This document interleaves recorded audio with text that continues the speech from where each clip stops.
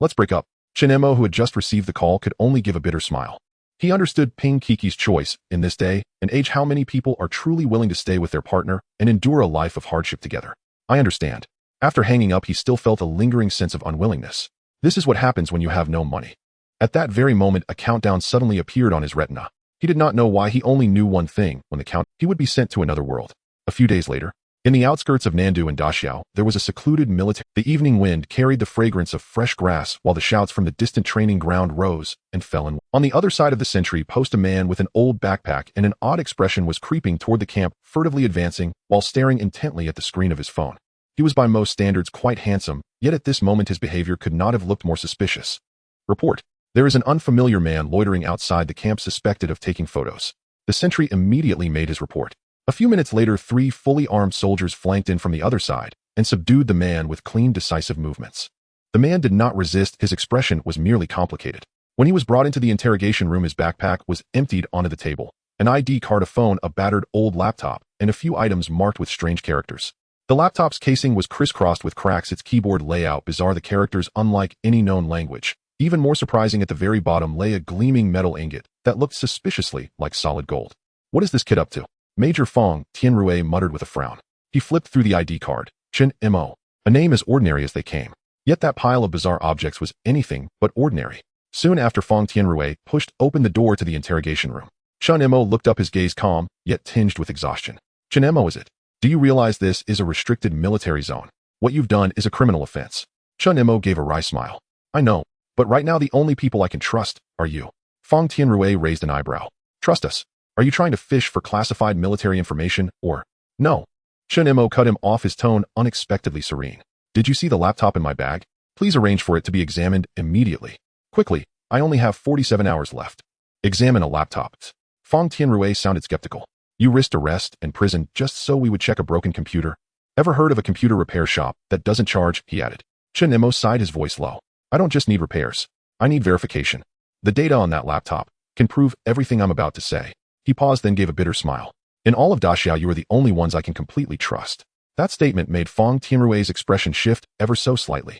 Looking at Chen Mo, at that unfeigned composure and the weariness in his eyes, a faint unease stirred in his chest. All right, Fong Tianrui replied in a low voice, then turned and left the interrogation room. He picked up his intercom, a hint of caution in his tone. Technical department. Send a few people over. Bring testing equipment. We have a special laptop here. Before long, several young technicians arrived. Wearing gloves, they carefully began examining the machine. It didn't take long before one of them frowned. Strange. Fong Tianrui immediately asked, what is it? This thing doesn't look like any commercial laptop on the market. The technician's tone carried obvious confusion and excitement. Its internal structure doesn't match any existing standard chip architecture. No Intel markings, not AMD either, and the motherboard looks odd. And this keyboard, it's not English and the layout is very strange. It resembles some kind of special symbol input system. He paused, his expression turning grave. It might even be a custom military model from some country. At the words, custom military, the atmosphere outside the interrogation room instantly turned rigid. Through the window, Fong Tianrui's gaze fell on Chen Mo. In that instant, he felt with certainty that this man, Chen Mo, was anything but simple, and that he himself had been drawn into something monumental. Night deepened. Fong Tianrui stood by the window watching through the one-way glass as Chen Mo dozed in the interrogation room. The man slept lightly, a constant unease between his brows as though he were still running in his dreams. Fong Tianrui's frown deepened further and further. This feeling. He had weathered countless emergencies, yet never before had he experienced such an intuition. This matter was anything but simple. He drew a deep breath and picked up a secure line. Hello, this is Fong Tianrui, he said, his voice low and urgent. We have encountered an extremely unusual incident here, one that may involve national security. Please immediately dispatch a team from the Security Bureau and bring computer experts. There was a brief silence on the other end, followed by a short reply. Understood. Less than an hour later, a dark, gray, unmarked special vehicle slipped silently into the base. In the night, its headlights were like 2 cold white blades slicing across the muddy ground. The doors opened and several special agents in black protective jackets, the Goen emblem on their chests, stepped down in unison. Their footsteps were crisp and controlled, their gazes cold and sharp. The man at their head was tall and straight, his eyes like a hawk's, his voice low and steady. Captain Fong, he asked, showing his credentials. Kong Feiyong, 9th Operations Division, National Security Bureau. This is Dr. Yu Jinghui, an in-house computer technology expert. Welcome, Fong Tianrui said, shaking their hands quickly, his tone heavy. The situation is rather unusual. I'll have to trouble you. The 3 of them went straight to the conference room. The lights were dimmed, leaving only a pool of illumination across the table. The machine they called a laptop lay quietly on the table, its shell worn and scorched as though it had survived a fire, yet still faintly exuding a sense of intricate precision. Yu Jinghui pulled on white gloves and bent closer, his brows knitting. The sense of age on this machine is very strange, he murmured. The casing material doesn't seem to be any common alloy, and there's no record of this model. Its appearance resembles a product from recent years, but the internals seem unrelated to any known manufacturing system. He took a small diagnostic device from a case, connected a data cable, and began disassembling the machine. Each tiny click of a loosening screw sounded like a countdown in the dead of night. TSS. When the final layer of metal casing was lifted away, the air seemed to freeze. Yu Jinghui's pupils contracted sharply. This. He drew in a sharp breath. Fang Tianrui and Kong Feiyong stepped forward almost simultaneously. What is it? Yu Jinghui's voice trembled, his fingers quivering slightly. The motherboard architecture does not match any existing standard on Blue Star. It's neither Intel nor AMD, and even the arrangement of solder points and power circuitry is completely different. He paused, his gaze so grave it could have condensed into cold sweat. Moreover, the CPU is not silicon-based. Fang Tianrui was stunned. Not silicon-based. Then it's carbon-based, Yu Jinghui almost growled. More precisely, it's a highly stable carbonanotype chip architecture. Even the storage modules are made of the same material. Even with the most advanced research capabilities on Blue Star, we are nowhere near this level of manufacturing precision. The room fell into a deathly silence. After a few seconds, Kong Feiyong spoke in a low voice. Are you saying this machine does not belong to Blue Star's technological system? Yu Jinghui nodded with difficulty. From its materials and circuitry to its system logic, this looks more like the product of another civilization. Another civilization. Fang Tianrui repeated under his breath, his heart tightening abruptly. Outside, the wind tugged at the military flag, making it snap and crackle. No one spoke again. In the conference room, only the indicator on the diagnostic device trembled slightly, emitting a series of beeps. The sound was cold, hollow, and piercing, as if transmitted from the future. Kong Feiyong turned slowly, his gaze drifting through the glass toward the interrogation room. The man, Chen Mo, was still asleep, his face serene, seemingly oblivious to the turmoil outside. Kong Feiyong's eyes narrowed slightly. He risked arrest just so we would examine this laptop. Yes, Fang Tianrui replied in a low voice. He said, it was only to prove what he is about to tell us. To prove he is not insane. Silence settled over the room once more. Click. The sound of the lock turning rang out with stark clarity in the silence. The door of the interrogation room swung open and light poured in. Major Fang Tianrui, Director Kong Feiyong, and computer expert Yu Jinghui entered one after another. Their expressions were grave, their steps steady and heavy. Chen Mo sat in the chair and lifted his head, the faintest trace of a smile playing at the corner of his lips. Well, his tone was calm, as though he had long anticipated this moment. Is that laptop not so ordinary? Yu Jinghui did not answer. Instead, he countered, that computer, where exactly did it come from? Chen Mo glanced at him, a complicated light flashing deep within his eyes. He spoke slowly, his voice low and steady. From another world. The air solidified. The moment those words fell, all three men furrowed their brows almost in unison. What did you say? Yu Jinghui was momentarily stunned, unable to believe his own ears. Another world? Do you even know what you're saying? Chen Mo replied coolly. Then you tell me. Given your understanding of Blue Star's technology, could Earth really build such a carbon-based computing system? He paused, lifted his wrist for a glance, and his expression suddenly grew even more austere.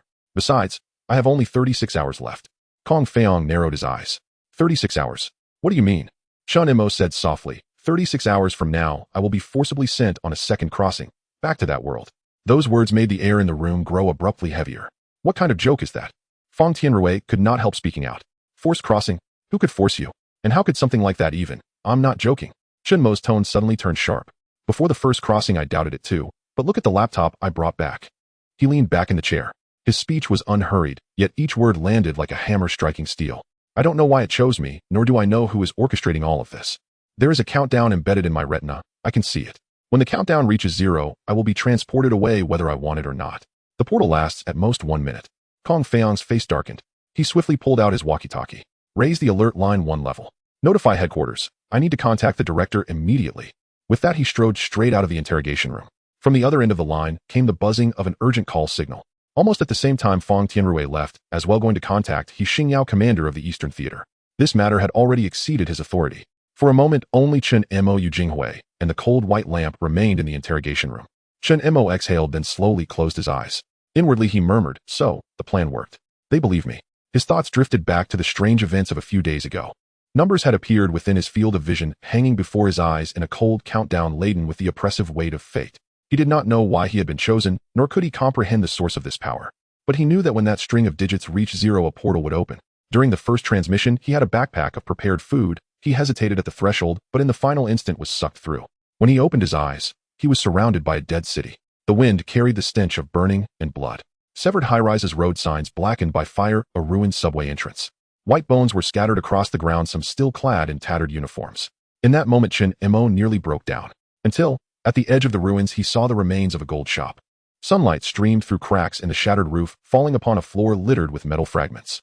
That gleam of gold in a world of dust and death was so dazzling, he could hardly keep his eyes open. For an instant, fear was replaced by a flicker of greed.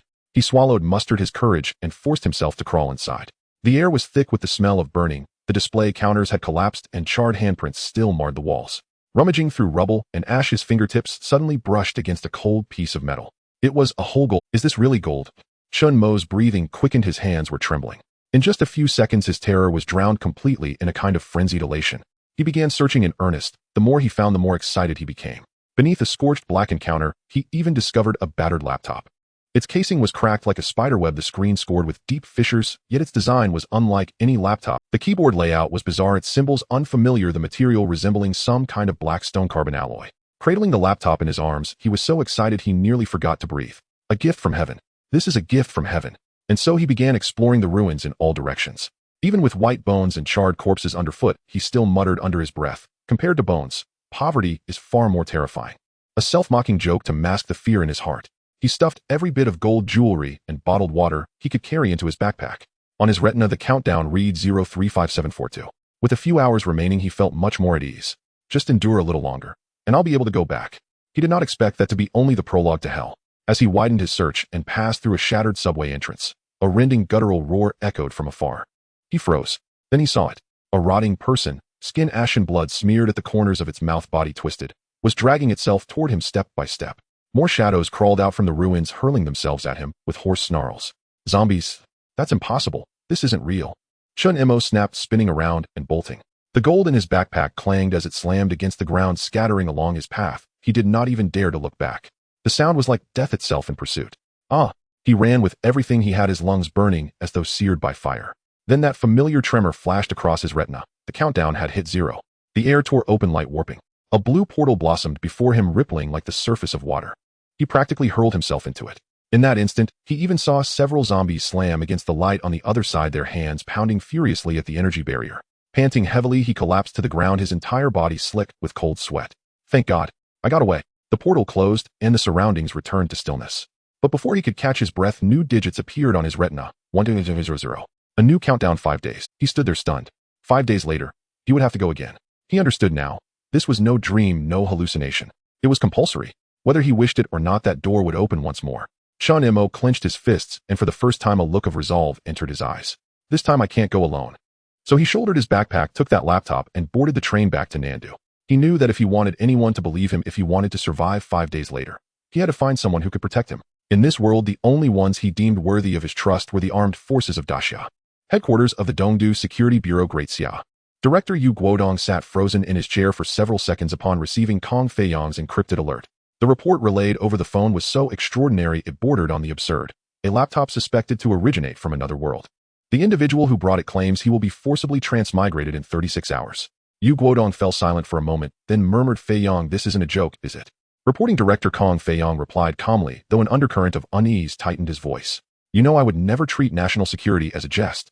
That single sentence crystallized the gravity of the situation for Yu Guodong. Understood. Minutes later, a helicopter lifted off into the sky. Simultaneously, General He Xingyao, commander of the Eastern Theater Command, received official military notification. Almost at the same instant, 2 pillars of Great Xia's power structure, Yu Guodong and He Xingyao, departed separately, bound for the Nandu military base. Meanwhile, inside the Nandu base, Kong Feiyang and Fang Tianrui continued their interrogation of Chen Mo. Though the atmosphere had softened considerably, a palpable tension still hung thick in the air. Fang Tianrui no longer regarded Chen Mo as a mere civilian trespasser who breached military grounds. He personally ordered Chen Mo's handcuffs removed and arranged for him to rest temporarily in his own office. He even instructed the mess unit prepare hot food and soup, discreetly without drawing attention. Shortly thereafter, a simple, yet steaming hot meal arrived. The 3 men sat around the office desk. The harsh glare of fluorescent light fell across Chen Mo's face, accentuating his exhaustion and nervousness. So you're saying, Fang Tianrui set down his chopsticks and frowned, the world you transmigrated into is a post-apocalyptic wasteland, infested entirely with zombies. Chen Mo nodded. Yes, a world utterly fallen.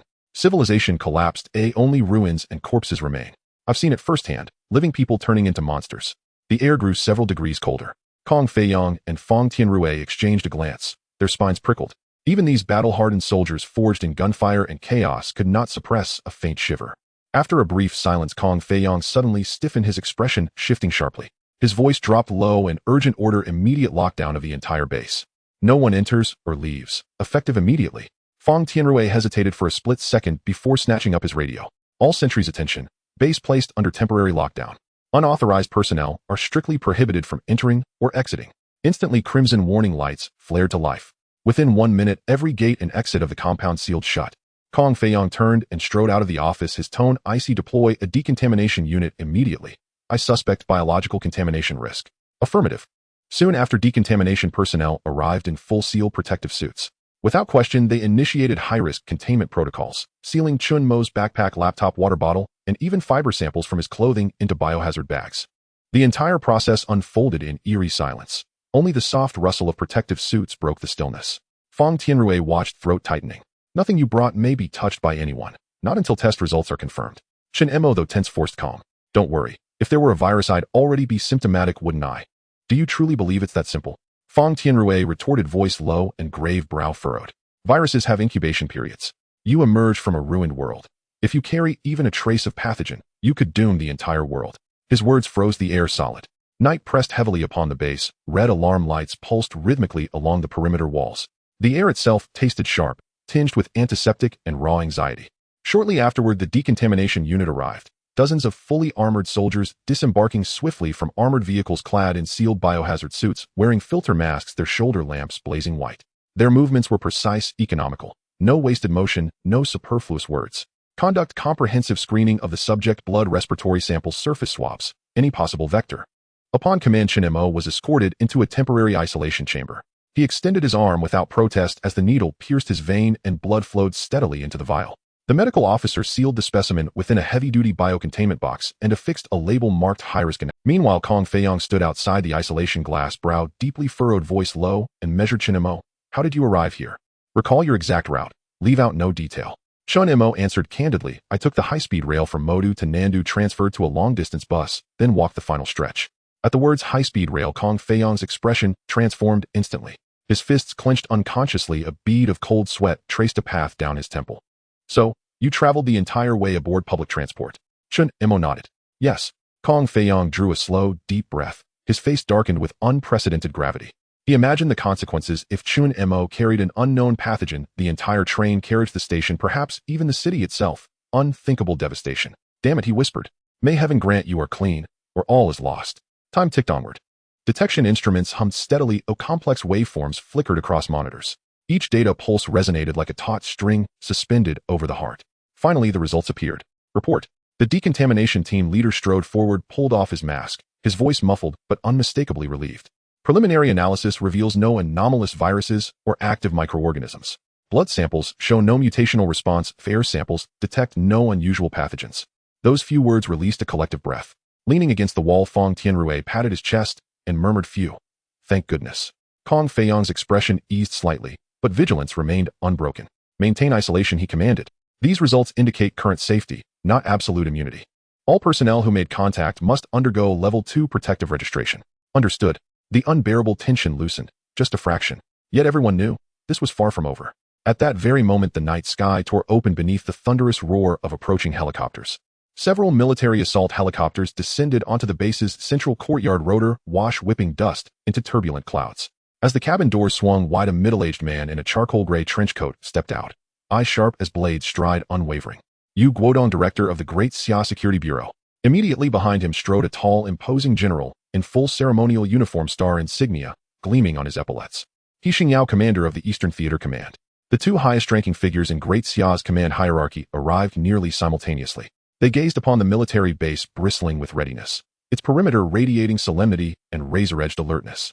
Even veterans of countless campaigns felt an unprecedented weight pressing upon them. The two exchanged glances, each seeing the same weightiness in the other's eyes. This incident had already exceeded any conventional contingency plan. As they were about to step into the military camp, they were stopped by Kong Feiyong's outstretched hand. "Director, Commander, please wait a moment." Yu Guodong frowned, his tone somber. "What's the situation?" Kong Feiyong stood at attention to report, his voice tinged with suppressed tension. According to Chen Mo's testimony, the world he traversed is an apocalyptic realm ravaged by zombies and the collapse of civilization. Considering the risk of an unknown virus, Fong Tianrui and I have ordered a lockdown of the entire camp, and no one is allowed to enter or exit without permission. He paused and continued, for safety, Sake, please wear protective gear before entering. Yu Guodong and He Xingyao exchanged a brief look, saying nothing. Both understood clearly. This was not an unnecessary precaution, but a necessary procedure. Minutes later, dressed in heavy protective gear, they stepped into the quarantine area under the guidance of 2 chemical defense soldiers. The air was filled with the acrid smell of disinfectant, and the white lights were as cold as an operating table. When they first saw Chen Mo, the 3 pairs of eyes briefly met. Chen Mo's expression was calm, even carrying a hint of fatigue and helplessness. He Xingyao furrowed his brow and said solemnly, "Young man, do you realize how dangerous your actions are? If you've truly brought a virus." Before he could finish, Yu Guodong raised his hand to stop him. Taking a deep breath, he softened his tone. "However, at least you chose the right place. If there is a real threat, the military is the only force capable of controlling the situation." They all understood if Chen Mo were indeed a malicious individual or had ulterior motives, just by bringing that zombie virus into a crowd, Blue Star might already be facing catastrophic disaster. Kong Feiyong then proceeded with his report. According to the current testing results, no active viruses or abnormal pathogens have been found, but we cannot rule out the possibility of a latent period. The world described by Chen Mo is indeed extremely dangerous. The cause of the disaster there remains unclear, but according to his description, the entire city has turned into ruins, seemingly inhabited only by zombies. In other words, Yu Guodong interjected quietly, the source and transmission method of the virus remains unknown. He sighed, his brow furrowing. "I hope it's not airborne and that there's no latent period. Otherwise, just based on his journey from Modu to Nandu, high-speed rail train stations crowds. If he did bring the virus, we are finished." The meeting room fell into a brief silence. Only the sound of the chemical defense equipment's breathing could be heard. At this moment, He Xingyao slowly spoke, his tone steady yet resolute. "We cannot place our hopes on chance." He walked to the table, pressing his hands against the metal panel, his voice as hard as steel. "We must act as if the worst-case scenario is true. Even if the possibility is only 1 in 1,000, we must prepare in advance. Immediately issue an order. Under the guise of a national nuclear strike defense drill, activate the first-level contingency plan." Kong Feiyong was taken aback, then his expression turned serious. He Xingyao continued, "All the highest-level underground nuclear shelters across the country must go into standby mode. The military and the Security Bureau will jointly select a portion of the citizens, prioritizing children and students, making up 70% of the total. The rest will be researchers and frontline troops. The period of entry is tentatively set at 1 week, and it must not be leaked." Yu Guodong's expression tightened. "Commander, he will such a scale cause social panic." He Xingyao's gaze was sharp as he replied solemnly, "It is precisely because we fear panic that we label it as a drill and only arrange for a portion of the personnel." He paused, his voice low yet firm. "I will personally communicate with the central authorities. Oh, I hope this turns out to be a false alarm." Yu Guodong and He Xingyao's gazes simultaneously fell on Chen Mo. In that moment, the room was so quiet that even the sound of breathing could be heard. A thin layer of sweat formed on Chen Mo's forehead, his fingertips trembling slightly, as if he were a string stretched to its limit. Just a little more pressure, and it would snap. Yu Guodong nodded slightly, his tone softening as he tried to make his voice less severe. "Don't be nervous. That portal you mentioned, can you confirm its existence? Can it really allow people to pass through?" Chen Mo swallowed hard, his throat dry. "Yes, but it can only be maintained for 1 minute. Once the time is up, the portal will be forcibly severed." 1 minute. He Xingyao's brow furrowed deeply, his mind quickly calculating. What about the spatial dimensions? Width and height? Can equipment be brought through? Chen Mo thought for a moment and replied, "Currently, it's about 1 meter wide and 2 meters high. Just enough for a person to pass through. The space is unstable and cannot carry heavy machinery." Yu Guodong marked a line in his notebook, his voice low. "That means heavy units cannot enter. We can't send in tanks, armored vehicles, or unmanned platforms." He Xingyao interjected, his tone serious. "The focus is not on machinery. The key now is the ecology and pathogen mechanism of the world on the other side. We must clarify, what is the transmission method of that type of zombie? Is it airborne? Is there a latent period? Are there mutated strains? As long as we grasp the rules of transmission, we can establish a defensive line." The atmosphere instantly became tense. Yu Guodong and Kong Feiyong exchanged glances. Both understood. This was not a routine intelligence mission, but a scientific assault that concerned the survival of all humanity. He Xingyao raised his hand, his voice issuing orders like a knife cutting through the air. "Immediately issue a mobilization order to the Eastern Theater. Deploy the Battle Tiger, Flame, and Thunder Special Operations Battalions, each team to select their most elite squad and gather at the Nandu base on standby." He turned to Yu Guodong, his tone decisive. "At the same time, the Security Bureau will select 3 research special mixed teams to accompany them. Must be politically reliable, psychologically stable, and top-notch professionals. Each team must include experts in virology, environmental analysis, and emergency medical response." It's not about numbers, it's about precision. We need versatile personnel who can handle samples on-site, understand protection protocols, and immediately produce analysis reports. Yu Guodong nodded, quickly adding, 3 teams operate independently, supporting each other. If one team encounters an incident, the other 2 can immediately take over, ensuring the data chain remains intact. He Xingyao added, all teams must be equipped with lightweight sealed armor suits, oxygen circulation systems, and communication terminals, documenting the entire mission process. The objective is singular: determine the essence of the virus and its transmission mechanism. He paused, his tone low, yet carrying an undeniable force. We must understand the virus transmission mechanism in the next transport. Chen Mo's Adam's apple gently rolled. He took a deep breath. He could feel that this was no longer just his fate, but the fate of the entire Great Xia, even of all humanity. As the orders were issued unseen behind the scenes, the arrangements for the special operations teams and research mixed groups were rapidly advancing. They quickly opened the encrypted terminal, where only a brief line of text appeared: deploy the most elite team to immediately assemble at the southern capital XX military camp. Special forces prepare for immediate deployment. Flame special forces enter first-level combat readiness. Thunderbolt special forces, all personnel ready and awaiting orders. The 3 squad leaders received the command simultaneously, their expressions turning serious. They quickly opened the encrypted terminal, where only a brief line of text appeared: deploy the most elite team to immediately assemble at the southern capital XX military camp. Task level top secret. There were no task details, no combat objectives. Only the code name and location. The most elite team. Top secret mission. The Battle Tiger leader murmured to himself, but did not question further. Their duty was to execute orders without knowing the purpose. In just 5 minutes, the 3 special forces units were activated simultaneously. The most elite team quickly donned their full gear and boarded the aircraft for departure. The helicopter's rotor blades sliced through the low-pressure night air, the roar echoing across the mountains and fields. The soldiers wearing steel helmets had night vision goggles with green lights flashing. An operation without gunpowder had begun. Meanwhile, another line of orders was rapidly spreading. Within the Security Bureau and the National Defense Research Institute, key researchers received notifications one after another. It was an extremely brief directive: there is a high-risk mission requiring volunteers. Are you willing to take it on?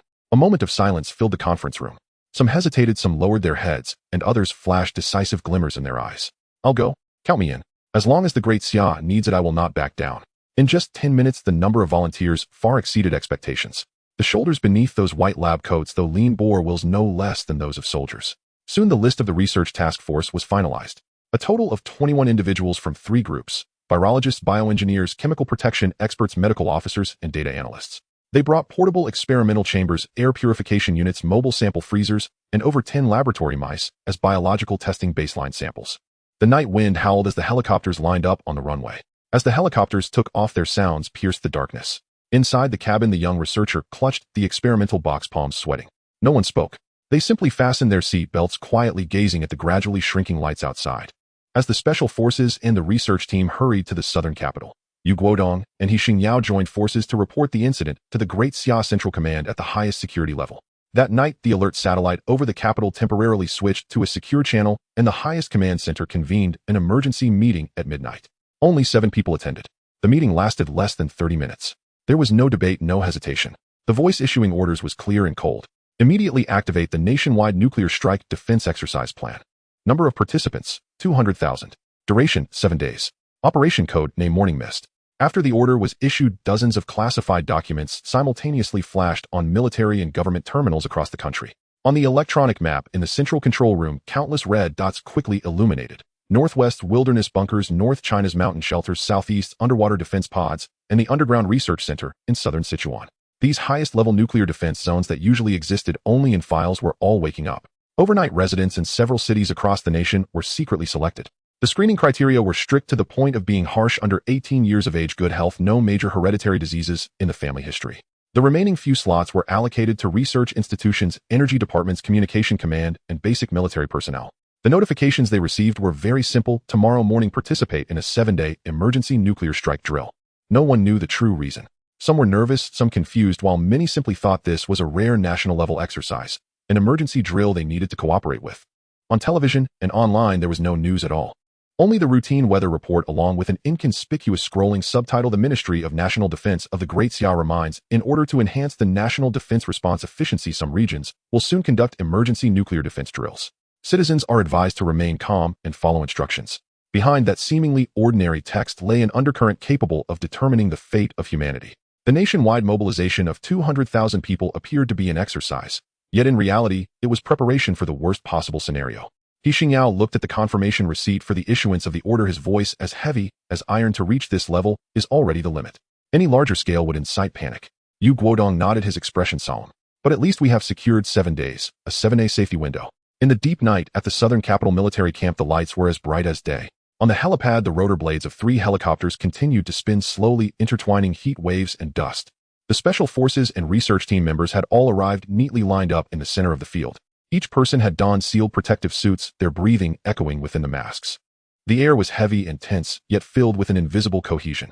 Moments later, the doors to the conference halls, 2 figures entered side by side. A man in a dark gray suit, his expression grave, and another in military attire with shining stars on his epaulets. Yu Guodong and He Xingyao. Almost simultaneously, everyone present straightened their backs. Yu Guodong scanned the room, his voice steady and powerful. Everyone, I am Yu Guodong, director of the Great Xia Security Bureau. As soon as he finished speaking, another deep voice followed. I am He Xingyao, commander of the Eastern Theater. The simplicity of the 2 sentences struck like iron hammers into each person's heart. No one spoke again. They all understood. Having these 2 appear personally at the front line meant that the level of this operation had surpassed any routine task. Yu Guodong's expression was stern, his tone deliberate. Before explaining the mission, I must emphasize one point. This will be an extremely dangerous operation. He paused, his gaze sweeping over the rows of warriors and researchers in protective suits. To what extent is the danger? I cannot provide a definite answer. But please understand, this is not just an experiment. It concerns the future of the Great Xia and even all of humanity. As he finished speaking, he raised his hand, and an officer beside him presented an iron box. Yu Guodong slowly opened it, revealing dozens of pens and notebooks neatly arranged along with several video recording devices. Now he continued, anyone willing to proceed with the mission, please write a will here, or record a video message. If the unforeseen occurs, the state will pass these on to your families. This record will serve as your last testament. Inside, it was so quiet that one could hear their own heartbeat. In an instant, everyone's expressions changed. They were accustomed to danger, but had never witnessed such a scenario of leaving a will before the mission is declared. This implied, even their superiors did not dare to guarantee their return. Some gritted their teeth, while others took a deep breath. After a brief silence, a special forces soldier stepped forward first. He removed his gloves, his fingers trembling slightly from tension, yet he did not hesitate. He picked up a pen and slowly wrote a few lines. Dad, Mom, I am unfilial. If I cannot return this time, please do not grieve for me. I am merely going to another battlefield. He finished writing, took a deep breath, signed his name at the end of the paper, and solemnly folded the letter, placing it into a metal box. Moments later, the second, third, fourth, one after another stepped forward. They did not applaud, nor did they see them off, but silently made way. Everyone knew that this might be the last time they signed. Some special forces soldiers wrote of their longing for their wives. You must take good care of the child. Do not let him remember me as a hero. Just let him remember, I love him. Some researchers wrote apologies to their parents. I have spent my life doing research, never allowing you to feel at ease with him. This time I truly have to make you worry. Others smiled at the camera jokingly, saying, don't cry, I'm just going on a long trip. When I return, I will take a long vacation and enjoy a hot pot. Some merely said a short phrase, Mom and Dad, I'm sorry. Their voices trembled, yet were clear and powerful. The camera's red light flickered, as if recording their final farewell. Their figures cast into rows of silhouettes under the bright lights. It was not fear, but a kind of calmness close. 10 minutes later, the letters and footage were collected. Yu Guodong solemnly closed the metal box and personally handed it to the aide. He stood tall, his voice low, yet carrying a reassuring strength. You are not going to die. You are going to fight for the chance of life for all humanity. After a moment of silence, Yu Guodong slowly stepped forward, his gaze sweeping across the neatly standing soldiers and researchers, his voice steady, yet undeniably powerful. Ladies and gentlemen, he paused. Not long ago, a citizen of Daxia accidentally grasped a power, capable of opening a time-space gate and traversing to another world. As his words fell, the entire room fell into a deathly silence. In that instant, many instinctively thought they had misheard. A time-space gate. Transversing. This sounded like a plot from a science fiction novel. But when they saw the 2 individuals standing on stage, Yu Guodong, the director of the Daxia Security Bureau, and He Xingyao, the commander of the Eastern Theater, that absurd thought was instantly crushed by reality. They knew these 2 figures would never joke about fantasies. Yu Guodong continued, the portal indeed exists. Its opening time, only 1 minute. He raised his eyes to scan the crowd, his voice low, yet clear. 1 minute later, the passage will forcibly close, and anyone who has not returned will be trapped there forever. A faint sound of gasps arose from the crowd. Even the battle-hardened Special Forces soldiers could not help but clench. As for why you were chosen, Yu Guodong paused. It is because on the other side of that door lies a world consumed by zombies. His words fell like a boulder into a lake, freezing everyone's expressions in an instant. Some researchers turned pale, while others instinctively straightened their bodies, their eyes shifting from fear to solemnity. Yu Guodong's tone slightly intensified. Chen Mo, the one who controls the portal, has already completed his first traversal. He has witnessed the destructive scenes on the other side and brought back solid evidence.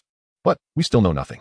The virus transmission, mechanism, mutagenic factors, and incubation period are all. The core task of your mission is to assist Chen Mo in traversing again to identify the source and transmission method of the virus and to bring back first-hand data. He raised his hand solemnly, making a gesture. This is not only a scientific task, but also the first contact between humanity and the unknown. An unspoken pressure permeated the air. The Special Forces soldiers' gazes gradually became resolute, and the researchers tightened the collars of their protective suits. One soldier murmured softly, "Another world. Zombies." Then he suddenly raised his head, his eyes sharp as blades. Following that, a uniform response echoed like thunder throughout the camp. Understood. The sound penetrated the night sky, vibrating the glass of the conference room. He Xingyao watched the scene before him, nodding slightly, his expression solemn. This group of people. They were not mere cogs in a machine, but individuals who, knowing hell lay ahead, were still willing to take a step forward. After the mission briefing, Yu Guodong and He Xingyao invited Chen Mo to join them. "Come on," Yu Guodong said in a deep voice, "let's meet the people who will fight alongside you next." The atmosphere in the conference room remained solemn, with the Special Forces team and the research group members lined up neatly, the white protective suits and camouflage battle armor intertwining into two cold beams of light under the lights. When Chen Mo walked in, all eyes fell upon him. The seemingly ordinary young man, yet he was the only key to their passage to another world. The first to step forward was a strong man with a resolute expression, speaking clearly and loudly. "Captain of the Battle Tiger Special Forces, Zhou Yang. We will definitely protect you on this journey, and I look forward to our cooperation." Following him, a sharp-eyed and steady officer stepped forward. "Captain of the Flame Special Forces, Wu Hao. Rest assured the weapons in our hands are not for show." Finally, a somewhat younger and calm captain stepped forward to salute. "Captain of the Thunder Special Forces, Zheng Jia. In this operation, I will serve as the temporary commander of the three teams. Rest assured my current task completion rate." The three stood at attention, almost simultaneously bowing firmly. Chen Mo's heart tightened, instinctively returning a somewhat unstandard military salute. "Please take care of me." Then from the research group, a middle-aged man wearing metallic-rimmed glasses and exuding calm confidence stepped forward. He appeared refined, yet carried an undeniable self-assurance. Su Yan, a PhD in multiple fields, including biology, virology, environmental science, and astronomy. His tone was calm, yet carried a sharp momentum. "I will oversee the overall coordination of the research group. Task objectives: confirm, analyze, and bring back. I hope all of us can return safely." As Su Yan introduced himself, the other researchers nodded in agreement. At that moment, the boundaries between white coats and bulletproof vests faded away. Yu Guodong scanned the entire room, his tone low. "Three Special Forces teams, each with 16 members, led by Zheng Jia. 3 research groups, each with 7 members, coordinated by Su Yan. All actions will follow unified commands, and Chen Mo, as the core of the traversal, will accompany the Thunder team." "Yes." The response echoed uniformly in the conference room. Chen Mo took a deep breath, looking at these faces, his expression shifting from tension to determination. "Thank you all." Though his voice was not loud, it carried a sincerity from within. Zheng Jia patted his shoulder, smiling as he said, "Don't worry, we are not going to die. We are going to save the world." Zhou Yang grinned. "If we really encounter zombies, remember to stay behind us."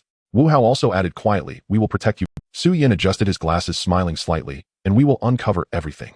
A few short exchanges, yet they illuminated the heavy atmosphere in the air. After Chen Mo encountered the members of the Special Forces and the research team, the tense atmosphere on site finally. He Xingyao, the commander of the Eastern Theater, looked around at everyone and said in a deep voice, "Chen Mo, how long until the next space-time portal opens?" Chen Mo raised his gaze, the cold numbers still flickering on his retina. "There are 24 hours left." Yu Guodong nodded, his voice steady and low. 24 hours. Understood. From now on, your only task is to rest well." He paused briefly and added with a hint of concern in his stern tone, "Remember, after the crossing, all actions will be directed by Captain Zheng Jia of the Thunder Team and Dr. Su Yan. They are all professionals. You only need to activate the portal, don't try to show off." Chen Mo immediately nodded, "Of course." He responded readily, but inwardly he chuckled wryly. After all, compared to these battle-hardened Special Forces members and the profoundly knowledgeable research elites, being a crossing tool himself, just not dragging anyone down, would already be a significant achievement. He Xingyao and Yu Guodong exchanged glances, both aware that before Chen Mo gained this activation ability, he was just an ordinary young man. They couldn't expect him to charge like a soldier, nor could they force him to bear responsibilities that weren't his. As long as he remained stable, followed orders, and didn't cause any accidents, that would already be a tremendous contribution. After all, the existence of that portal relied entirely on him. In the temporary dormitory that followed, Chen Mo truly quieted down for the first time. The military camp outside was still coordinating, the lights in the hangar never turned off, but he finally had the chance to sit by the bed and take a deep breath. He looked down at the protective suit he had been given, feeling a sudden sense of absurdity. "This is ridiculous," he muttered to himself. "A few days ago, I was still worrying about finding a job, and now it turns out that I have to save the world." He chuckled, his laughter tinged with self-deprecation and a hint of reassurance.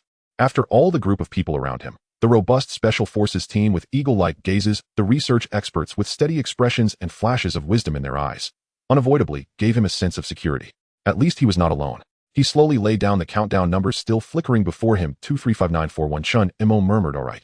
Then let's wait to witness the miracle tomorrow." And during this time, as Chen Mo fell into a deep sleep, the entire Great Xia was quietly in motion. From the southern capital to the capital region, from the coast to the plateau, at least 100,000 people were secretly mobilized to engage in an unprecedented and bizarre contingency plan. The title of that document left many dumbfounded: Guidelines for Surviving in a Zombie World. Many of the temporarily drafted personnel looked at the document, exchanging bewildered glances. This is a joke, right? Zombie World. Shouldn't that be the name of a screenplay from a film crew? Someone couldn't help but retort. Last time it was a meteorite hitting the Earth, now it's zombies. Is the state playing pranks again? But the red stamp on the order was real, so no one dared to laugh for too long. Due to the space-time portal project being strictly classified as top secret, these grassroots participants only knew that they were assisting the state in an extreme environment emergency drill. They didn't know the real reason behind it, thinking it was just another large-scale disaster prevention plan. Although the zombie survival manual appeared absurd compared to previous terrifying drills: Third World War Contingency Plan, Sudden Ice Age Contingency Plan, Rising Sea Level Contingency Plan, Global Sudden Downpour Contingency Plan, Meteorite Impact Contingency Plan, and even Extraterrestrial Civilization Invasion Contingency Plan. This one seemed relatively reasonable. Zombies are probably easier to deal with than aliens, someone said with a laugh. No one realized that the absurd document was actually prepared for a real existing world. Meanwhile, the military camp in the southern capital was brightly lit. Emergency materials from all over the country were being compiled at top speed, continuously transmitted to the base central through encrypted networks. Everyone was in motion, no one dared to take a break. Security Bureau Director Yu Guodong, Eastern Theater Commander He Xingyao, Security Bureau Section Chief Kong Feiyong, and Battalion Commander Fong Tianrui had hardly slept all night. They stood in front of the electronic sand table of the command center, watching the red countdown numbers flickering. Space-time portal opening countdown 231254. The air was thick with tension. The bitter taste of coffee mixed with the metallic scent of the cockpit, almost making them forget the time. He Xingyao repeatedly checked the equipment list of the Special Forces, while Yu Guodong continuously reviewed the zombie risk assessment report transmitted from the central. Every piece of data felt like a stone heavily weighing on their hearts. They did not show fear, but all understood. If this operation failed, the consequences could not be described merely by the words "mission failed." Yu Guodong looked at the countdown numbers, his gaze revealing a hint of fatigue, but more so an oppressive resolve. He could smile at Chen Mo and say "don't worry" and assure the Special Forces that the mission is prepared, but only he knew. What was pressing on his shoulders was the future of 1 billion people, the path of the Blue Planet. And this time Great Xia had no way out. Meanwhile, in the temporary hangar on the other side, the lights were bright. 3 Special Forces teams and members of the research group were conducting final equipment checks and task reviews. The air was filled with the smell of oil and the coldness of metal. Everyone was busy loading bullet clips, adjusting grenades, testing breathing apparatus, checking the sealing system of sample boxes. Though everything was proceeding in order, everyone's nerves were tense. To break this heaviness, Captain Zheng Zhou of the Thunder Team joked in previous missions the farthest was just going abroad. This time, however, it's straight out to the universe. Laughter gently echoed in the air. Su Yin pushed his glasses and revealed a hint of a smile. "I hope the world on the other side isn't too backward. It would be nice to learn some new technology from them. I heard that the laptop Chen Mo brought back last time had chips made of carbon-based architecture. If it weren't for the severe damage, I would really want to take a look." Another young researcher from the research group, Ku Yanggu, chimed in, "While checking the equipment opening, it would be useless. It would probably be incomprehensible in a short time. I studied the keyboard structure of that computer. Its writing system is completely different from ours on the Blue Planet. This time we should collect more textual samples to bring back, and after we return we can form a linguistics team for decryption. We might unlock more information about the civilization on the other side." Su Yin nodded, his tone carrying a hint of contemplation and yearning indeed. "Besides viral information, we should also look at the culture, technology, and environmental data over there. I'm very curious. What does the sky of the other world look like? Is there a moon as well?" However, from the fact that Chen Mo managed to return safely, at least it indicates that the atmosphere over there is breathable and the gravitational environment is similar to ours.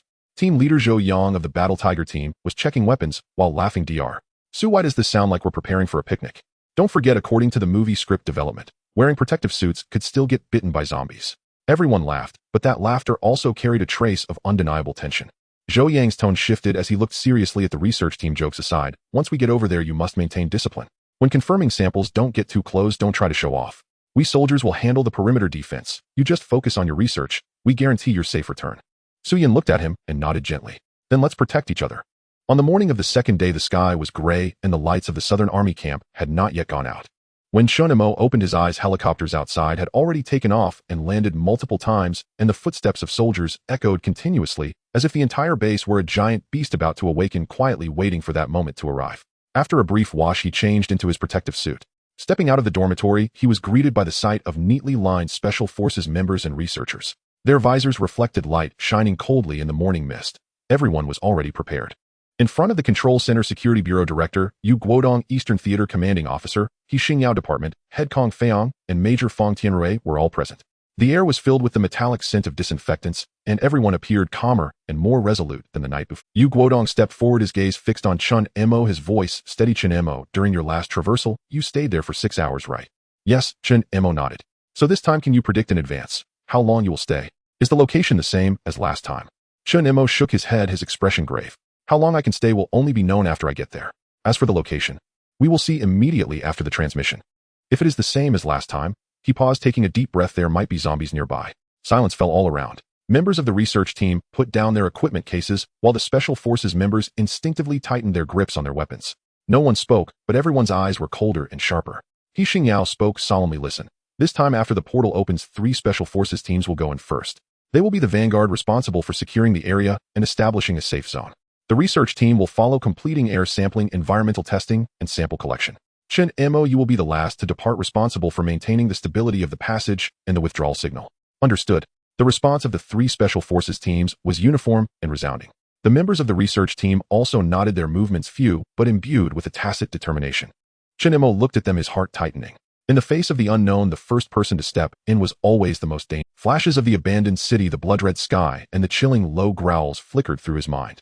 He wanted to say something, but after opening his mouth, he simply exhaled softly. This time he was not alone. Behind him were 3 entire Special Forces teams, 3 research teams, and the entire Great Xia silently watching them. The air seemed to freeze. The electronic countdown flickered on the console, 005958, 005957, inching closer every second. As the final moment approached, Chen Mo and the Special Forces team, along with the research team, were led into an isolation. The heavy alloy door slowly closed with a click. The lock engaged, completely isolating the room from the outside world.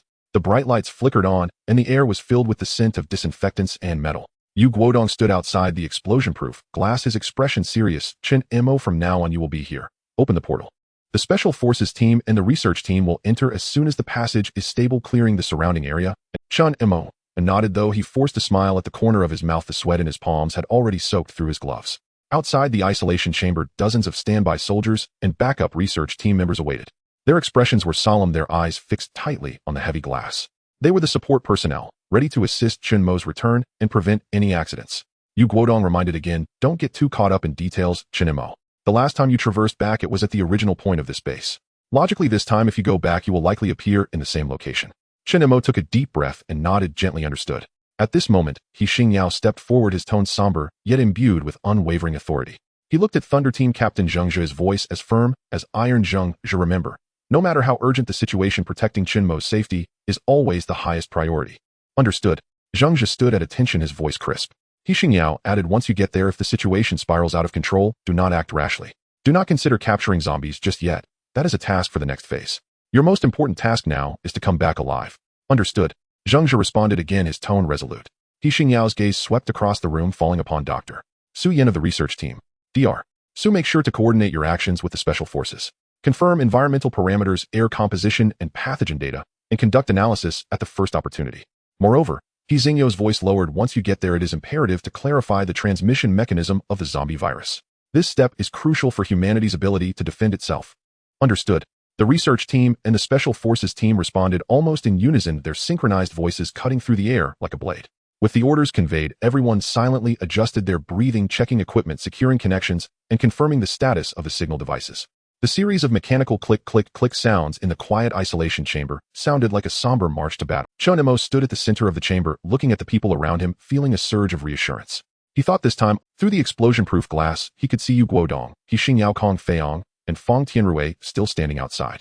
They did not speak, merely watching him and silently nodding. At that moment, Chen Mo suddenly felt a strange illusion, that the hope of all humanity rested upon his shoulders. In the final seconds of the countdown, everyone's breathing grew heavy. Activation initiated. Blinding blue light erupted instantly, as if rending the air open. A low hum, VVRR, resonated alongside rippling energy waves, and the temperature inside the isolation chamber plummeted abruptly. A cerulean white arc of energy coalesced midair, its lights spiraling, warping, and converging, gradually forming a gateway unlike anything known to this world. Over 2 meters tall and significantly wider than the first portal Chen Mo had ever opened, just 1 meter wide. Its surface shimmered like liquid ripples. clearly large enough now to accommodate armored vehicles. The ambient glow danced across the reinforced walls and blast-proof glass, leaving every onlooker breathless. Even the elite Special Forces operatives, already mentally prepared, could not suppress hushed awe. That moment felt nothing short of divine. Time was critical, no one paused to marvel at the portal's increased size. Thunder Squad, move out. Zheng, the moment his words faded, he stepped forward first. Blue light swallowed his figure whole, and in the instant the energy waves surged, his entire form vanished, as if drawn into an abyss. Right behind him, Tiger Strike Squad and Inferno Squad entered in swift succession. Steady-footed, precise, rapid. Each transit accompanied by a brief flash of light and a surge of displaced air. Research team, prepare and proceed. Su Yin strode in first, lugging a heavy equipment case.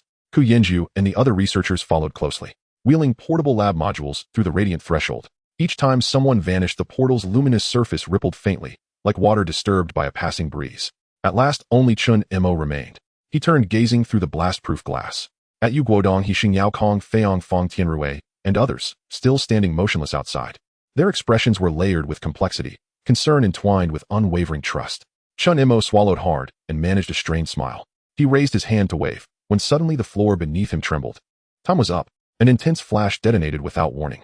The portal's energy waves pulsed outward.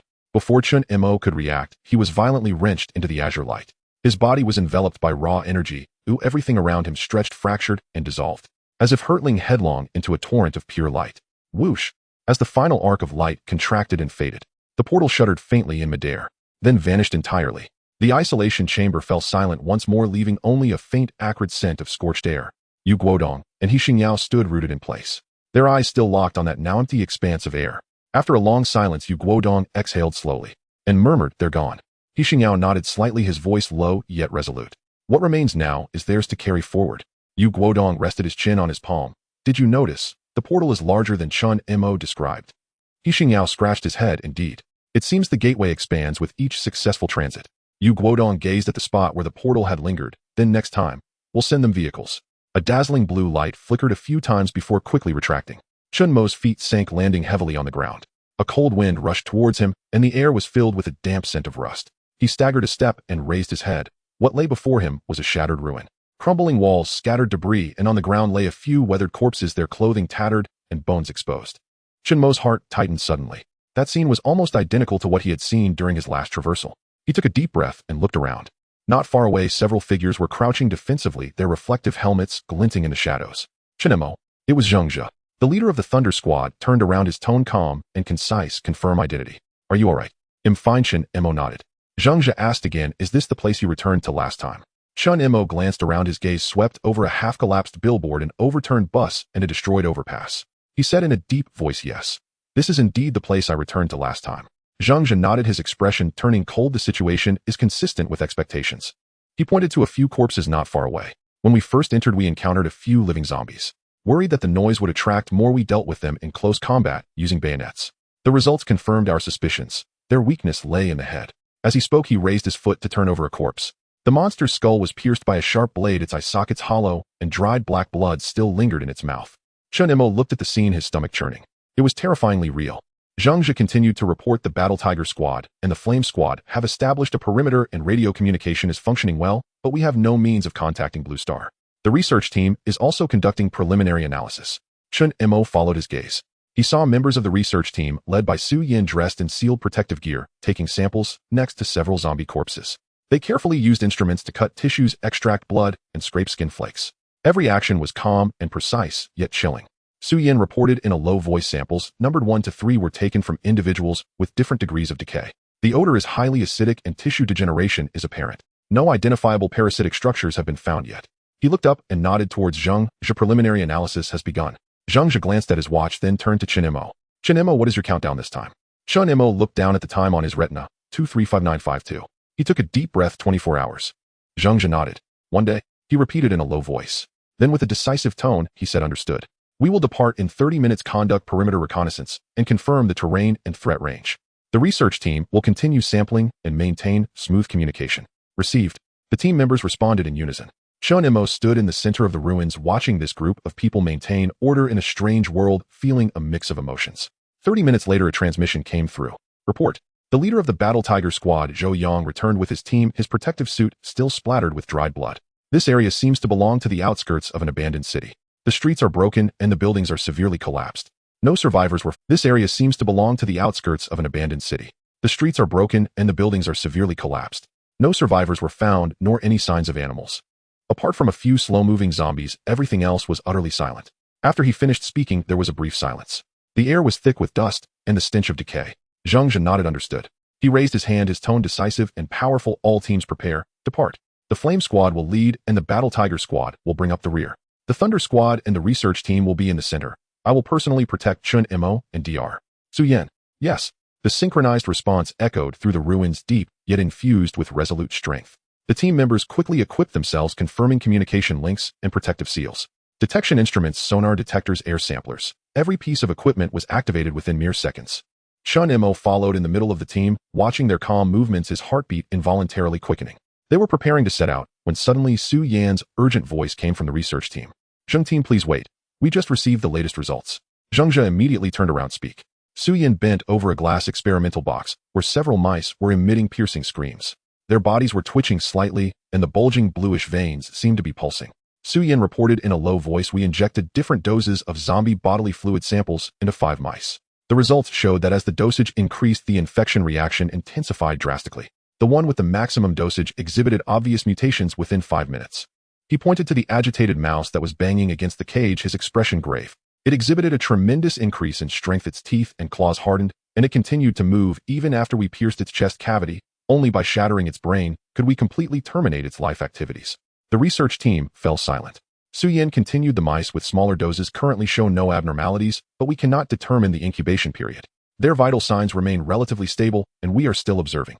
Insect and plant samples showed no infection reactions. This, at least, counts as good news. Zheng Zhe's expression darkened after hearing this. Understood. He replied solemnly, then turned to the entire team. Everyone pay attention. This indicates that the virus is highly active, and its transmission methods are unknown. Protective levels will be immediately raised to the highest standard. Under no circumstances should skin be exposed, and direct contact with any zombie bodily fluids or external liquids is prohibited. He paused, his gaze sweeping over each member of the research team, his voice low and powerful. Depart. Yes. With the order given, the team officially set out. They proceeded along the broken streets, surrounded by ruins devoured by time and disaster. Buildings collapsed, glass shattered, and the streets cracked like spider webs, while rusted vehicles lay haphazardly in the middle of the road, and a half-collapsed billboard creaked in the wind. The air was thick with the smell of stale blood and decay. Every step was accompanied by the crunching sound of gravel tightening one's chest. Chen Mo looked up at the dim sky, the sunlight obscured by thick dust and fog. The entire world seemed shrouded in a layer of deathly silence. He suddenly felt his throat dry. This place had lost all vitality. Zheng Zhe ordered in a low voice, maintain formation control noise. Yes. The Battle Tiger Squad quickly spread out tactical formations behind, while the Flame Squad was responsible for clearing obstacles and potential threats ahead. Before long, they encountered a few wandering zombies at the street corner. Those monsters moved sluggishly, their skin pale as wax, producing low hoarse sounds from their mouths. Deal with them, Zheng Zhe ordered softly. A few muffled sounds followed. Thud, thud, thud. The Flame Squad, leading the way, acted quickly and decisively, thrusting bayonets into skulls, pulling them out and wiping them clean in one fluid motion. They controlled their breathing, making no unnecessary sounds. Chen Mo watched this scene, his inner tension grew. That calm, precise efficiency made him feel for the first time he was not alone. As they moved forward, they passed a street corner when Su Yan suddenly stopped. His gaze fixed on a building that had not completely collapsed, and on the faded sign the words on the structure were unfamiliar. However, it appeared to be filled with books. Su Yan nodded, his eyes brightening a bit. It seems to be a bookstore. Books or written materials could be the breakthrough to understanding the language system of this world. If we can bring them back, we can start deciphering the written structure here. Zheng Zhe pondered for a moment, then called the vanguard through the radio. Zhou Wu, how we have a target point, a bookstore. We need to go in and collect materials. The Battle Tiger Squad will handle perimeter security, while the Flame Squad clears the interior. Received. Zhou Yang's voice was low and steady. Zheng Zhe turned to the research team and signaled, you follow closely behind. Control the time, complete the collection in 15 minutes. Understood. Su Yan replied. Soon, everyone streamed into the dilapidated bookstore. As the door swung open, a wave of stale dust hit them, the air laced with a musty scent and the acrid smell of decaying paper. Sunlight slanted through the shattered skylight, dust particles drifting slowly within the beams, illuminating the weathered pages and broken shelves that had succumbed to the passage of time. Su Yan was the first to step in, his footsteps light, but his tone betraying a hint of excitement. Everyone search in designated areas, focusing on complete books, maps, newspapers, and manuals, with priority given to printed materials and technological information. The research team members immediately split up. Some crouched down to organize scattered papers, others rummaged deep within the shelves, while some switched on recording equipment, carefully capturing the recognizable covers and text. Make sure to capture it clearly, keep the angle steady, Suyin reminded. These materials are too heavy to carry much, so save as much as you can in images. Chen Mo was also helping. He picked up a magazine that hadn't completely weathered away the blurred image on the cover, barely revealing a type of mechanical device. It seems the technological level of this world has at least reached the information age, he murmured. After all, the laptop I brought back last time used a carbon-based chip. Suyin nodded lightly upon hearing this. If that's the case, the technological tree of this world may parallel ours, but in a completely different direction. Researcher Ku Yin murmured from the side. The question is, why did their civilization collapse to this extent? No one answered. In the air, only the sound of footsteps and the rustling of turned pages could be heard. Several Special Forces members stood guard outside, occasionally transmitting low reports over the radio. The wind outside grew fiercer, creaking the door frame, adding an extra chill to the already silent building. Suyin looked up and scanned the surroundings. Let's see if we can find any usable electronic devices. If we can restore power, we might be able to extract more information. The research team immediately began their search. They rummaged over the counter and pried open the storage door, finding several terminal devices that still appeared intact: computers, tablets, and radios. Chen Mo stepped forward to help carry them, the cold metallic shell causing a slight tightening in his chest.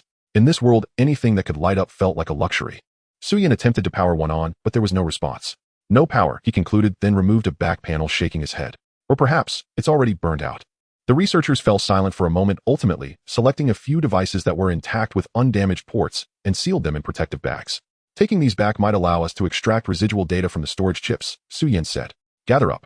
Zhang Zhe's voice echoed from the entrance, still calm, but with a hint of concealed vigilance. Just as Suyin confirmed that the last device was secured and everyone was ready to evacuate, crack, a faint cracking sound came from above. Everyone instinctively looked up, only to see the weathered wooden sign on the second floor of the bookstore sway in the wind, followed by a loud crash. With a tremendous sound, the entire sign fell crashing to the ground and kicking up a cloud of dust and splintered wood. The impact echoed sharply in the desolate city. The echo reverberated through the streets as if stirring ripples in the endless ruins. Zhang Zhe suddenly looked up, his tone as cold as steel. Not good. Special Forces team all on alert. As his words fell, the three squads, Battle Tiger, Blazing Flame, and Thunder, instantly took up combat formations. Team members took cover, guns raised, locking onto the surrounding street corners, infrared sights flashing faint glows in the darkness.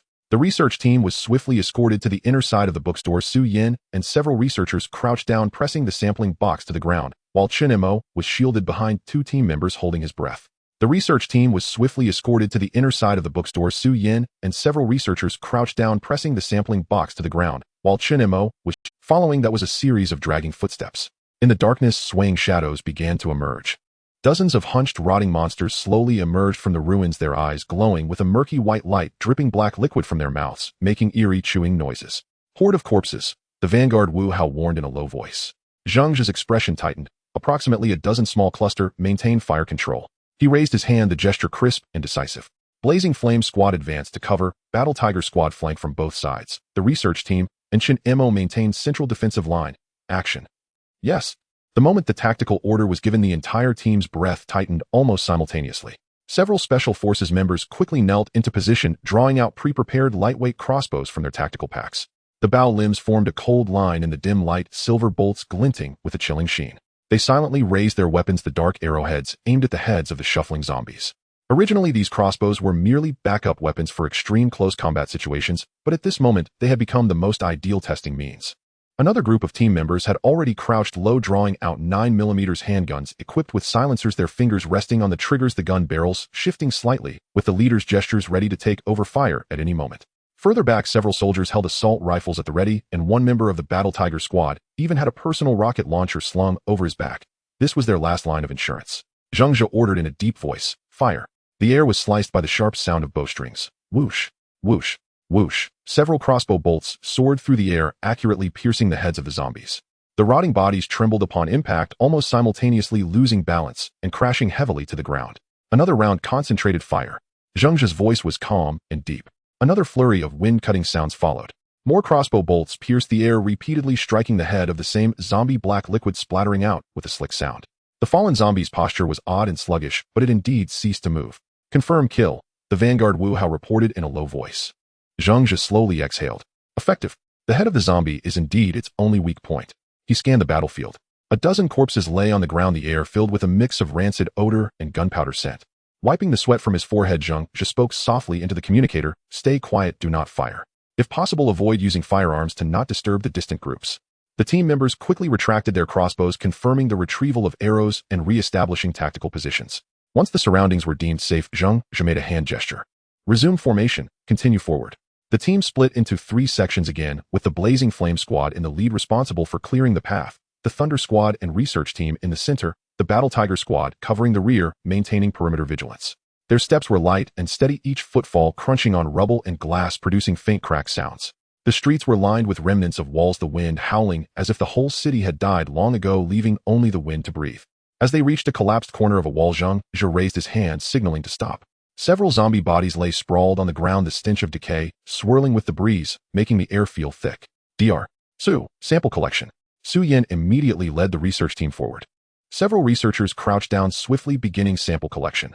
Cotton swabs scraping tissue, syringes drawing blood, each movement precise and restrained, as if treating a precious specimen rather than death itself. One researcher looked up to report, "The arrow pierced the skull, damaging the brainstem tissue, and neural activity has completely ceased. The penetrative ability of the crossbow is effective under standard protective layers." Su Yan briefly responded, "Record the data. Continue."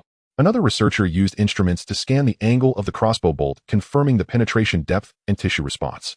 "The lethality is acceptable, but multiple hits are still required to achieve a kill." Zhang stood aside, observing calmly. After hearing the report, he nodded. "This means that the effectiveness is confirmed in close combat, but group combat still requires coordination." Su Yan wiped the sweat from his forehead, his gaze still fixed on the instrument screen. "Yes, it can be temporarily confirmed. Physical damage to the brain is the only way to rapidly terminate activity." He raised his head and looked around. "But one thing is clear. These corpses' blood is still flowing, indicating that the virus is highly active. Don't get too close, be cautious of protection." Zhang immediately responded, "Research team, fall back 2 meters. Battle Tiger team, maintain perimeter vigilance." "Understood." The team resumed formation. Su Yan and the others completed the sampling and sealed the samples in protective boxes. The instruments beeped, recording each serial number. After a brief pause, Zhang raised his hand again, "Advance." The team continued forward. The air was filled with a mixture of burnt and rusty smells, and the wind blew through the ruins, bringing a faint, low murmur. At that moment, a deep voice from Su Yan came through the communication channel. "Zhang team, I have a new discovery on my side." Zhang immediately stopped and raised his hand to signal everyone to be on alert. "Speak." Su Yan's tone was serious. "The experimental mice used for comparative experiments at the base, the batch injected with a medium dose of zombie fluid, have just shown signs of mutation." Chen Mo was taken aback. "Mutated again?" Su Yan nodded, his gaze calm. "The experimental mice injected with a high dose mutated within 5 minutes, while the medium dose took about an hour. Based on this progression, as long as the virus concentration reaches a critical level, any biological entity will completely lose control in a very short time." Zhang responded calmly, his tone cold. "Understood." His eyes became sharper. The mutation of the experimental mice undoubtedly reaffirmed one fact. Even the slightest wound could be fatal. "Everyone pay attention. Absolutely forbidden to be scratched or bitten, even if it's just a scrape. Report immediately." Zhang ordered, his voice like iron. "The research team must maintain a distance of 3 meters from the zombie corpses." Received. Each squad quickly adjusted their formation. The testing on Su Yan's side continued. He pointed at the screen of the portable terminal in his hand, where the image under the microscope was magnified thousands of times. Under the fluorescent cells sparkled like stars, and a long spiral-shaped object was writhing frantically. "According to preliminary analysis, this is a highly active parasitic virus that rapidly divides and replicates within host cells and will invade the nervous system in a short time." He raised his head, his tone steady. "The good news is, the possibility of airborne transmission is nearly zero. Currently, no suspended virus has been found in the tested samples. No infection response was detected in Chen Mo's body either." This statement made everyone breathe a slight sigh. Su Yan then added, "But the bad news is, even the batch of experimental mice injected with the lowest dose, the virus is growing at an exponential rate. At the current rate, in about 10 hours, they will also complete their mutation." Zhang tightened his grip on his weapon and took a deep "Understood." He waved his hand. "Team, continue to advance." As the team pushed deeper into the ruins, Zhang increasingly felt this city was eerily silent. No bird calls, no sound of wind rustling through the tattered paper, and even the low growls of zombies had vanished into the distance. It was as if the entire city had been pressed on the pause button at some moment. "This area, indeed, shows no signs of human presence." Zhang put down the binoculars, his tone grave. To widen the search area, he decisively ordered, "Deploy drones, scan all frequencies." Several special forces members immediately acted, opening their portable terminals to deploy small reconnaissance drones. Several silver reconnaissance machines soared from the launch tubes, their propellers cutting through the air with a low buzz sound. The real-time images on the screen unfolded. From the aerial perspective, the city resembled a massive corpse. Streets collapsed, vehicles tilted and parked amidst the ruins, billboards tilted and red rust spread, and at some alleyways faint traces of dried blood could be seen winding like a silent river into the distance. Chen Mo approached Su Yin and whispered, "Do you think there are still people alive in this world?" Su Yin did not answer immediately, merely gazing at the images on the surveillance screen, his expression calm to the point of indifference. After a moment, he softly replied, "Not sure. But from the structure of the city, if there are survivors, there definitely will. Otherwise, logically speaking, they would come to complete the purge." Purge? Chen Mo was taken aback. Su Yin slightly raised his head. Yes, if there were indeed a military government or organization, they would have sent troops to carry out purge missions long ago. But what we see now is an abandoned ruin. No blockade lines, no defensive positions, no broadcasts. As the search area expanded, time quietly passed. The light in the sky gradually dimmed. The shattered skyscrapers were dyed rust red by the afterglow, and as the wind swept through the street corners, it stirred up a flurry of paper and dust like the last sigh of the city's memories in the air. Nightfall. Zhang Zhe glanced at his watch, his expression grave. All personnel regroup, after ensuring the safety of nearby buildings rest in place. Nighttime operations are too risky. Soon after, they found a broken, yet relatively intact supermarket. The rolling shutter door was entangled with a long-dried chain, and the facade bore a faded, unreadable sign. Zhang Zhe led the team to clear the entrance, confirming there was no unusual activity inside before ordering them to camp. The shelves inside the supermarket were already empty, and the floor was covered with dust and shattered packaging. Everyone turned on their portable lights, beams of light slicing through the shelves, dust floating slowly in the beams, and the air filled with the smell of old plastic. Chen Mo leaned against a collapsed freezer, his voice low as if speaking to himself. "I never expected that in a city there would be no one. It could be this quiet." Zhang Zhe was assigning the order of vigilance duty, while Su Yin walked to the outside of the floor-to-ceiling window, looking out at the deep blue sky through the shattered glass. "There is a moon too," he murmured softly. It was a moon glowing with a faint silvery light hanging in the distant gray-white horizon, its light colder and sharper than that of the blue planet. "But the constellations," Su Yin frowned slightly, "completely do not belong to the Milky Way star chart. The positions, brightness, and even the arrangement of those stars are not right." Chen Mo walked over and followed his gaze to the night sky. In that silent darkness, the stars twinkled faintly, forming unfamiliar trajectories. Those were neither Orion, nor the Big Dipper, nor any known constellation. Nightfall had completely descended. The city was swallowed by darkness, leaving only the wind to wander through the shattered. A few portable cold light lamps flickered, casting a pale blue light throughout the supermarket's interior. Shadows danced on the dilapidated shelves, and the gray-white walls resembling a ghost breathing. Out of caution, they did not ignite any flames. Fire meant heat, scent, and also possible exposure. The group sat quietly among the shelves, eating their compressed rations. Every sound of tearing open a packaging was jarring. Chen Mo took a sip of water, hearing the sound of the plastic bottles recoil, spreading through the air, only to be swallowed again. Zhang Zhe leaned against a cold cabinet, and after checking the communication equipment, he whispered, "Fortunately, it's only 24 hours. If we get through this night, we can go back tomorrow." His tone was calm, yet no one truly relaxed. Everyone knew, in the nighttime of this world, safety was merely a fragile illusion. The temperature was not low. The air was dry, carrying a scent of scorching and dust. Even so, everyone still dared not remove their protective gear. Su Yin sat in a corner near the glass window, holding a telescope, gazing intently at the pitch-black street outside. Suddenly, he furrowed his brow slightly. Su Yin sat in a corner near the glass window, holding a telescope, gazing intently at the pitch-black street outside. Su Yin handed over the telescope, pointing to a distant street corner. Zhang Zhe took the telescope, adjusting his focus. In the night, something seemed off among the ruins. Su Yin whispered, "Do you see it? Those shadows that are moving?" Through the night vision lens, several twisted figures were swaying on the street. They moved with stiff but rapid strides, unlike the zombies encountered during the day. Their movements were clearly faster, and one could even see them skillfully climbing atop a wrecked vehicle, producing a harsh scraping sound. After nightfall, they have clearly become more ferocious. Su Yan's voice was deep. Their activity speed has nearly doubled, muscle reactions are quicker, and their strength is greater. If this is the natural periodic activation of the virus, then it implies the zombies enter a phase of heightened activity at night. Zhang Zhe's expression darkened. He replied softly, "It seems we really picked the right place. If we were still outside now, we would likely be in danger." Zhang Zhe glanced at the time, then lowered his voice to issue orders. "All members of the Special Operations Team stay alert and divide into 3 shifts for night watch. 3-hour shifts, no relaxation. Any unusual sounds, report immediately." "Understood." The soldiers moved swiftly, checking their weapons and assigning fire zones, then dispersing to the high points and cover around them. In the night, their outlines were slightly highlighted by the reflective strips of their protective gear, silent and vigilant. A light was turned back on in the research team's area. Su Yin put on gloves, crouched in front of a row of dilapidated shelves, and began to carefully examine the dust-covered packaging, bags, and cans. "I can't understand the text, but I can interpret the images," he murmured to himself, using tweezers to pick up a discolored snack package, placing the sample into a testing bag. Ku Yengu recorded beside him, jokingly, busy doctor in this apocalypse, are you still researching food? Suyin didn't look up. Food reflects civilization. From the ratios, additives, shelf life, and packaging materials, one can discern the technological and nutritional system. He brushed away the dust, revealing a blurred logo, a string of unfamiliar characters beneath, which was a smiling cartoon face. I can't understand the text, but I can infer the meaning. Suyin took out a portable component analyzer, placing the powder. The ratios of carbohydrates, proteins, and fats are close to the standards of Blue Star, and the distribution of trace elements is quite similar. Ku Yengu nodded while flipping through his records. This indicates their physiological structure is similar to ours. Suyan's tone was calm, yet contemplative.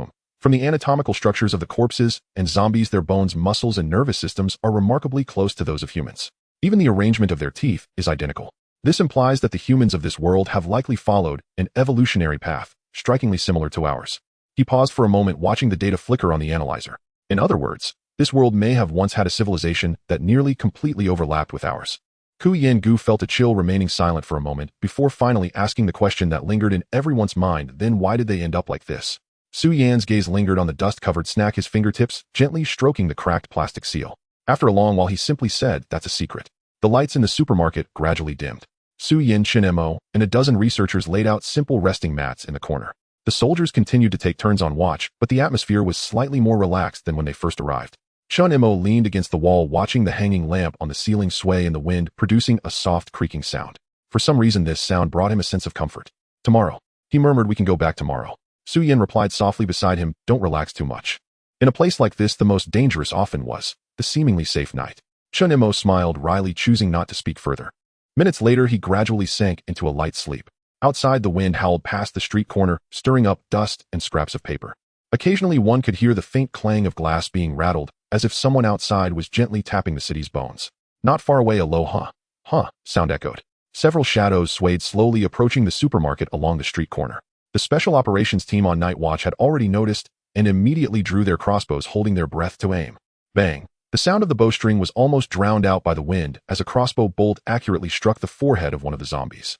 It paused, slowly falling down, dark liquid trailing along the ground. Nearby companions turned their heads at the sound, letting out low growls, but did not approach. They seemed indifferent to the death of their kind, swaying slightly in the dark before resuming their silent wandering.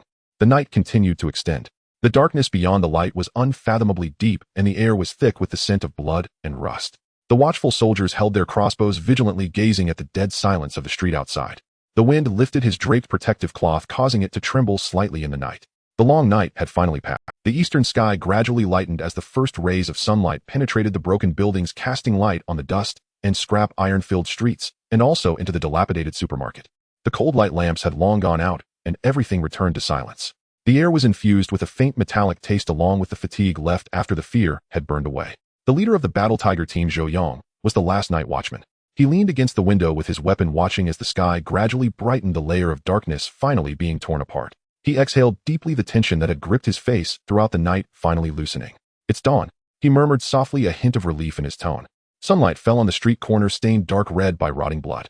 The wind swept through, carrying a faint scent of ash. In the distance, a few zombies were still moving slowly, but their pace was entirely different from the frenzied speed of the previous night. They walked sluggishly, their reaction stiff, as if the sunlight had sapped their strength. Zhou Yong observed this scene, reporting over the communication channel, Captain, after dawn the zombies' movements have evidently slowed. Their activity range has contracted, and the alert radius is temporarily safe. Zheng's voice came through the earpiece, deep and steady. Understood. All personnel prepare. Let the research team record the data on day-night differences. The action of the next day began in silence. Sunlight streamed through the shattered glass, the golden rays illuminating the dust and debris scattered across the ground, rendering the entire city pale and hollow.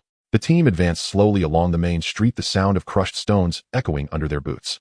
The air remained heavy, mingled with a stale, decayed scent. They stopped in front of a building that seemed to be a residence. The door was ajar, the wood had rotted away. Zheng made a tactical gesture, and two Special Forces members stepped forward to clear the entrance. After confirming there was no movement, the group entered. Inside, it was dim dust floating slowly in the beams of light. The walls bore traces of dried blood, and a faint scent of rust lingered. In the center of the living room sat a long-decayed corpse. The person's hands hung limply at their sides, and on the wall behind their head was a dried bullet hole accompanied by radiating bloodstains. A rusty handgun lay quietly on the ground. Chen Mo looked at the corpse, his throat tightening as he whispered, he committed suicide. Su Yin crouched down, carefully observing the surrounding arrangements and traces. Scattered on the table were several yellowed papers and a nearly buried notebook covered in dust. He put on gloves and gently brushed away the dust. The cover of the notebook was damaged with a series of unfamiliar characters printed on it, the handwriting twisted and complex, reminiscent of another civilization's script. Suyin flipped through a few pages.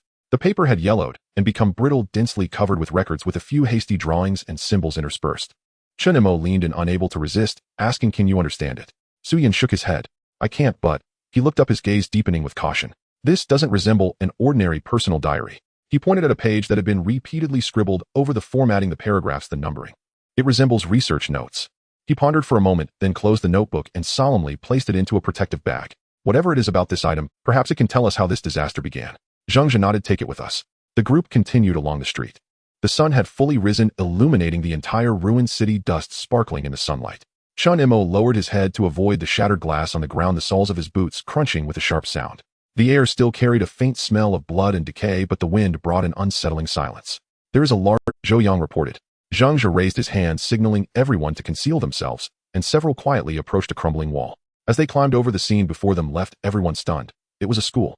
The playground was open and vast, the track cracked, the grass withered, and several collapsed classroom buildings stood to one side, a broken flagpole still fluttering with tattered red fabric. But what was truly suffocating was the multitude of figures on the playground. Hundreds, if not thousands, of zombies wandered slowly across the desolate field, aimlessly moving, falling, and getting back up. Sunlight shone on them, their skin cracked and blood darkened, and in that moment the playground seemed like a living graveyard. Chen Mo held his breath and asked, his voice trembling, "God, how many are there?" Zhang Zhe immediately raised his hand, quietly ordering everyone, "Conceal yourselves, no sound." Several team members quickly pressed against the wall, signaling with their hands. Suyin took out binoculars, carefully observing the horde of corpses on the playground under the dim light. He initially thought it was just an ordinary gathering, but when the lens swept across the central area, he suddenly froze. "Wait a moment." His brow furrowed tighter, his breath momentarily halting. "These zombies aren't all the same." Zhang Zhe looked at him. Suyin adjusted the focus, his voice low and steady. "Look at those few. Their skin is a deep greenish hue with pronounced muscle protrusions on their bodies, and they move at least twice as fast as the others around them." He continued observing, and in the lens those abnormal zombies were slowly wandering, their heads raised more frequently, their eyeballs not completely clouded, and they seemed capable of sensing movements around them. "Could it be? Zombies can evolve?" Suyin murmured, his tone laced with disbelief. As they continued forward, the wind howled along the streets, stirring the scattered flags and broken advertisements. Sunlight slanted down, casting a grayish-white cold light over the desolate city. The flame team took the lead. As they reached a street corner, the team suddenly halted. It was an abandoned alley. On the cracked asphalt, a child, about 7 or 8 years old, curled up, crying. The sound was small and intermittent, carrying a heart-wrenching tremor. Woo! The sound was too real, standing out starkly in this dead world. One of the young Special Forces members who was clearing the path felt a jolt in his heart, hesitating with his weapon in hand. He whispered, "Captain, that's a child." Wu Hao's gaze instantly turned cold. He said nothing, merely fixating on the small figure. As the wind blew, the child's body trembled slightly, their arm slowly propping up with an unnatural twisting sound. Wu Hao's brow furrowed tighter. The next second, whoosh, a crossbow bolt shot through the air, accurately embedding itself in the back of the child's head. The small body shivered slightly, convulsed a couple of times, then quietly fell to the ground. The air was deathly silent. The Special Forces member who had almost stepped forward stood frozen, his face pale, a mix of confusion and shock in his eyes. "Captain, he looked like just a child." "No, there shouldn't be any children here." Wu Hao stepped forward, kicked the body over. Sunlight shone on the child's face. The skin had long since turned gray and rotten, dried black blood at the corners of the mouth, eyes completely clouded, still bearing a hint of a stiff grin. That was not crying. It was an instinctive groan emitted from a rotting vocal cord. Wu Hao crouched down, pulled out the crossbow bolt, and wiped it clean. His tone was flat, showing no signs of disturbance from the earlier incident. Indeed, in this apocalyptic world, one must remain vigilant toward anything they encounter. Remember, in a world of zombies, if you do not stay on high alert, everything you encounter might take your life. The soldier lowered his head, his throat moving, unable to utter a word. Wu Hao coldly added, "Excessive sympathy can be reserved for after we return, but here, a second of hesitation is a second of death." After enduring continuous searches and taut nerves, the group finally reached an open area. It was a deserted. Between the shattered stones, withered grass sprouted, and at the center stood a broken monument, its surface bearing indistinct carvings, seemingly once inscribed with some belief or slogan, now buried under time and dust. Sunlight streamed down through the broken clouds, of faint golden light, reflecting off their protective gear, evoking a sense of long-lost, almost ethereal tranquility. "The terrain here is open and the view is good." Zhang Zhu observed for a moment and nodded, saying, "Let's choose this as the return point." He led the Thunder team to quickly set up defenses. Several soldiers brought in discarded advertising boards and metal railings, constructing makeshift barriers and traps around them. Barbed wire was pulled at an angle and shards of glass were buried in the ground as early warnings. "This way, next time we come back, we won't be easily attacked by the horde of corpses." Zhang Zhe directed while confirming the route. The researcher Su Yin was also checking the sample boxes nearby, ensuring that all collected tissues, liquids, and notes were sealed properly. He looked up at the sky saying, "It's about time." The air carried a strange stillness. Everyone realized this was their last hour in this world. Zhang Zhe organized his gear, his gaze still sharp. "Listen to my command. Chen Mo, you go first, ensure the passage is stable before transmitting to the research team. The second wave of the research team will prioritize bringing back all samples. The special forces will cover the rear." "Understood." Everyone responded in unison, their tone crisp and decisive. Time passed. Chen Mo stared at the countdown on his retina. As the last 10 seconds flashed, he took a deep breath. He raised his hand, and the faint light at his fingertips illuminated. The air suddenly twisted like a distorted water surface. A circle of blue and white energy halos flickered at the center, and the energy waves spread out slowly, tearing open a door of light in the center of the square. The blue vortex churned, the wind pressure suddenly rose, and dust was drawn upwards. Everyone raised their hands to shield their visors. Through the goggles, they could see within the twisting light surface a familiar shade of blue like the earth. Moved. At Zhang Zhe's command, Chen Mo was the first to step into the light gate, his body instantly engulfed by blue light. The research team followed closely, each carrying a sample box as they entered one by one. Finally, Zhang Zhe glanced back at the ruins. Then he led the special forces to rush into the light gate. Outside the isolation chamber, the military camp was tightly secured. Iron fences, sandbags, and machine gun turrets. All were on high alert. During the time Chen Mo was gone, the situation had not relaxed for a moment. He Xinyao personally ordered the most elite heavy-armored 88th Army Group in the Eastern Theater had secretly deployed around the outer perimeter of the military camp, with heavy armor and armored vehicles concealed in formation ready for action at any time. This was not a routine drill. He understood that such a level of deployment should not occur in the suburbs of Nandu. But it had come to this. Chen Mo had returned here last time, and a temporary relocation would bring even greater risks. Thus, this place had become a necessary outpost to defend. There had always been personnel on duty around the isolation chamber. The moment the time portal opened again, the duty officers immediately reported to the command center. The passage was stable, personnel were entering and exiting, and the visuals were normal. A group of figures emerged from the blue light. First was Chen Mo, his steps slightly unsteady, but he showed no abnormal reactions. Next was the research team, carrying the sealed sample boxes. Finally, 3 special forces teams followed, their weapons still slung at their sides, their battle armor stained with blood and dirt. They were all accounted for. The surfaces of everyone's protective suits had only a few splatters of blood and dust, with no strange fluorescence or viscous substances. Yu Guodong and He Xinyao exchanged glances, finally releasing a sigh of relief at the same time. Before they could say much, Su Yin stepped forward to present the first priority. Immediately conduct saturation disinfection with chlorine dioxide. Conduct a comprehensive treatment on personnel, equipment, and sealed samples. I have conducted preliminary tests, and saturation chlorine dioxide has effective sterilization effects on this virus. Any residual bodily fluids or fibers must be thoroughly disinfected. He Xinyao immediately ordered the chemical defense team and disinfection team to interaction at once. Disinfection passages, aerosol spraying, high-temperature separation of clothing, equipment sealing. A series of procedures rapidly unfolded, the actions orderly and methodical. Yu Guodong then formally announced, "Congratulations to you all for returning safely. However, there are 2 essential tasks to execute before returning to the camp: the strictest disinfection and isolation observation." Any objections? Chen Mo and the accompanying personnel nodded in compliance. They were fatigued with a hint of relaxation, but offered no rebuttal. They knew now was not the time to celebrate. Now was the time to sever all risks and hand the truth over to science and the military. Outside, the mist of the chemical defense chamber spread and the disinfection lights flickered. The military camp's blockade remained unyielding. Orders continued to operate between the dark night and dawn. After the comprehensive disinfection was completed, the air inside the isolation chamber was filled with a faint smell of chlorine, and the protective lights flickered with cold white light. Su Yin took off his heavy chemical defense suit, retrieved his recording terminal, and sample report. His expression as he took a deep breath and began to report. Based on our on-site observations and sample analyses, we can preliminarily. The structure of the zombie virus exhibits extremely high activity.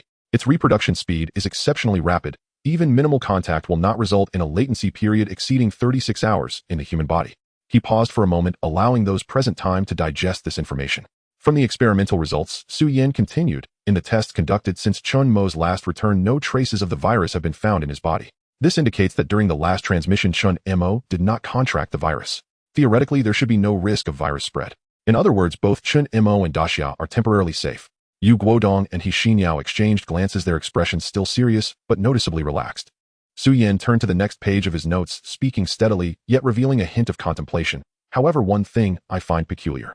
He looked at the 2, his gaze earnest. Considering the technological level and social structure of that world, the infection efficiency and transmission speed of this virus alone should not lead to the extinction of the entire world. Unless there are external factors we have yet to grasp. Yu Guodong frowned such as. Su Yin shook his head. It could be a secondary mutation or human factors. If the source of the virus is controllable, then there are manipulators behind it.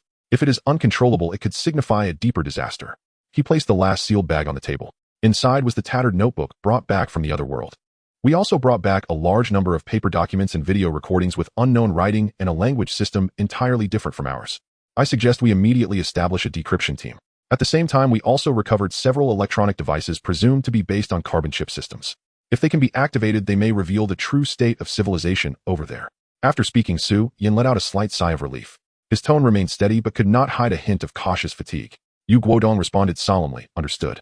I will immediately input the paper documents and video materials into the system to be decrypted jointly by the Central Research Institute and Military Intelligence Bureau.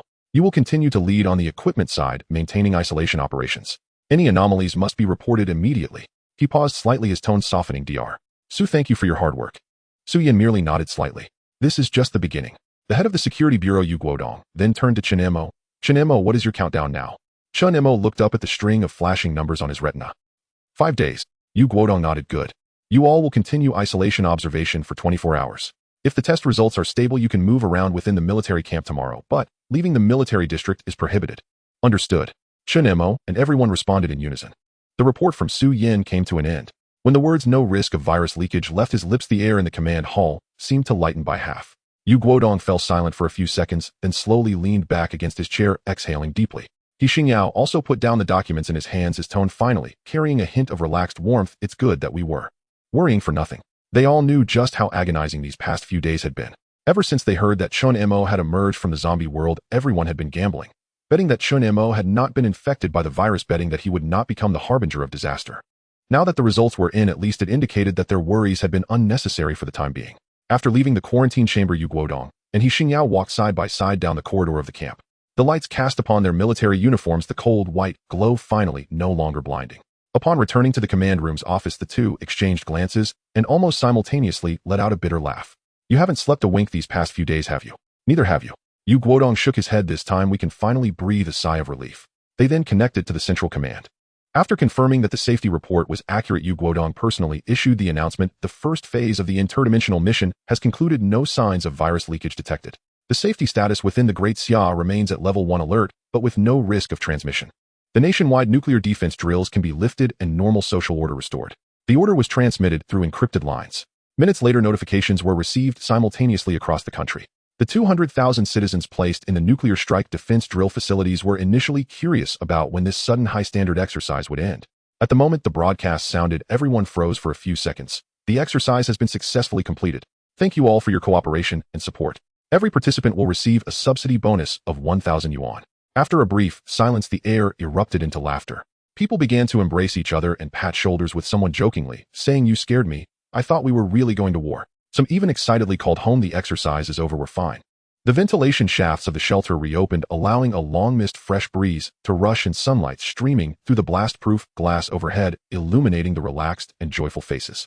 Meanwhile, deep within the military camp in the southern capital, Yu Guodong gazed at the mission success confirmation document sent back from Central Command, standing up silently and gently tapping the table. This battle was won beautifully.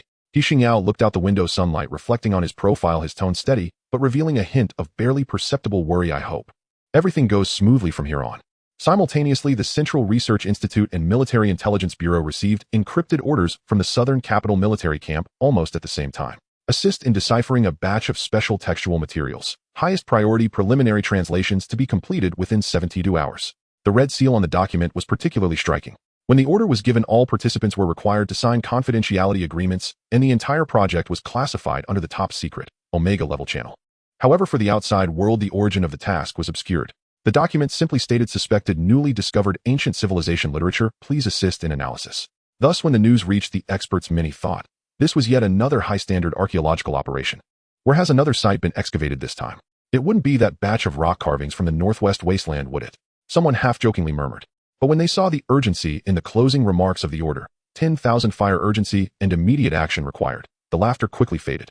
This tone didn't seem like a call for archaeological reports, it felt more like waiting for battlefield intelligence.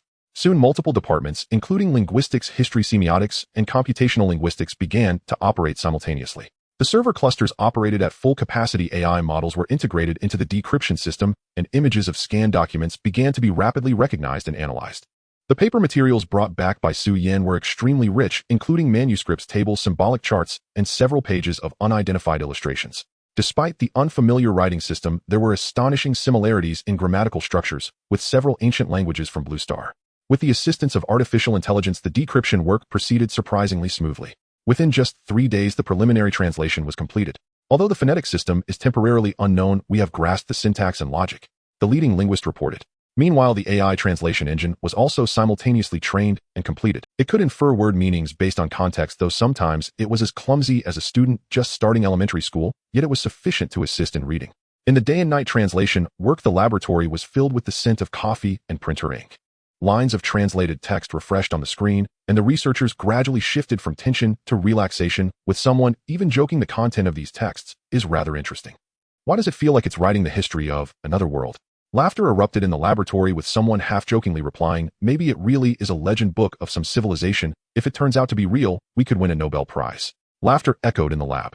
Meanwhile, the work to decipher those electronic devices from another world was also ongoing. Several expert teams worked tirelessly with data lines, power modules, and microcircuit scanners lined up on the experimental table.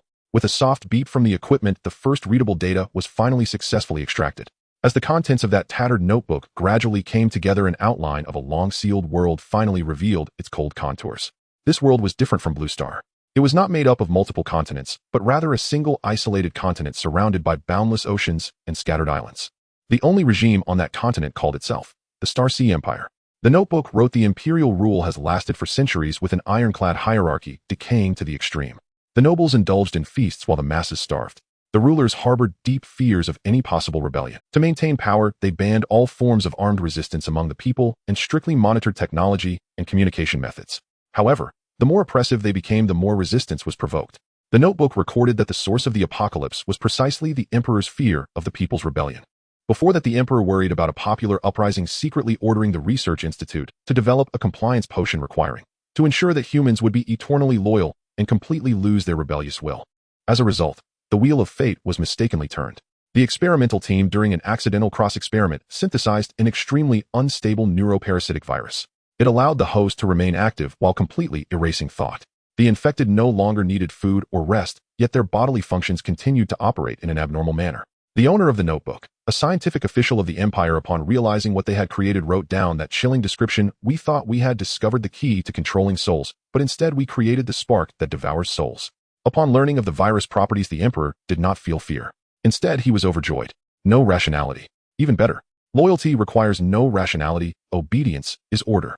He even ordered continued mass production, injecting the virus into death row inmates, transforming these unconscious perpetual motion machines into new labor forces. On the next page of the notebook, the handwriting was hurried and seemed to have been written extremely quickly. They put gags and steel gloves on these infected in the prison area, making them step on power generators rotating day and night to provide energy for the empire. When the emperor personally inspected, he laughed heartily. Even dead, they can generate power now. That's what I call loyalty. With the emperor's frenzied promotion of the zombie perpetual motion project, the spread of the virus could no longer be contained. The empire established energy factories nationwide, converting the infected in batches into so-called power individuals. These unconscious living beings were bound to an endless wheel, generating electricity by day and burning by night, the mechanical footsteps mixed with wails forming a bizarre rhythm of the empire. They believed they had grasped the secret of eternal power, unaware that it was merely the fuse to devour civilization. Initially, researchers noticed that the mobility and strength of some zombies had remarkably increased. They thought it was merely a mutation phenomenon of accidental individuals, and even classified these enhanced bodies as key research projects.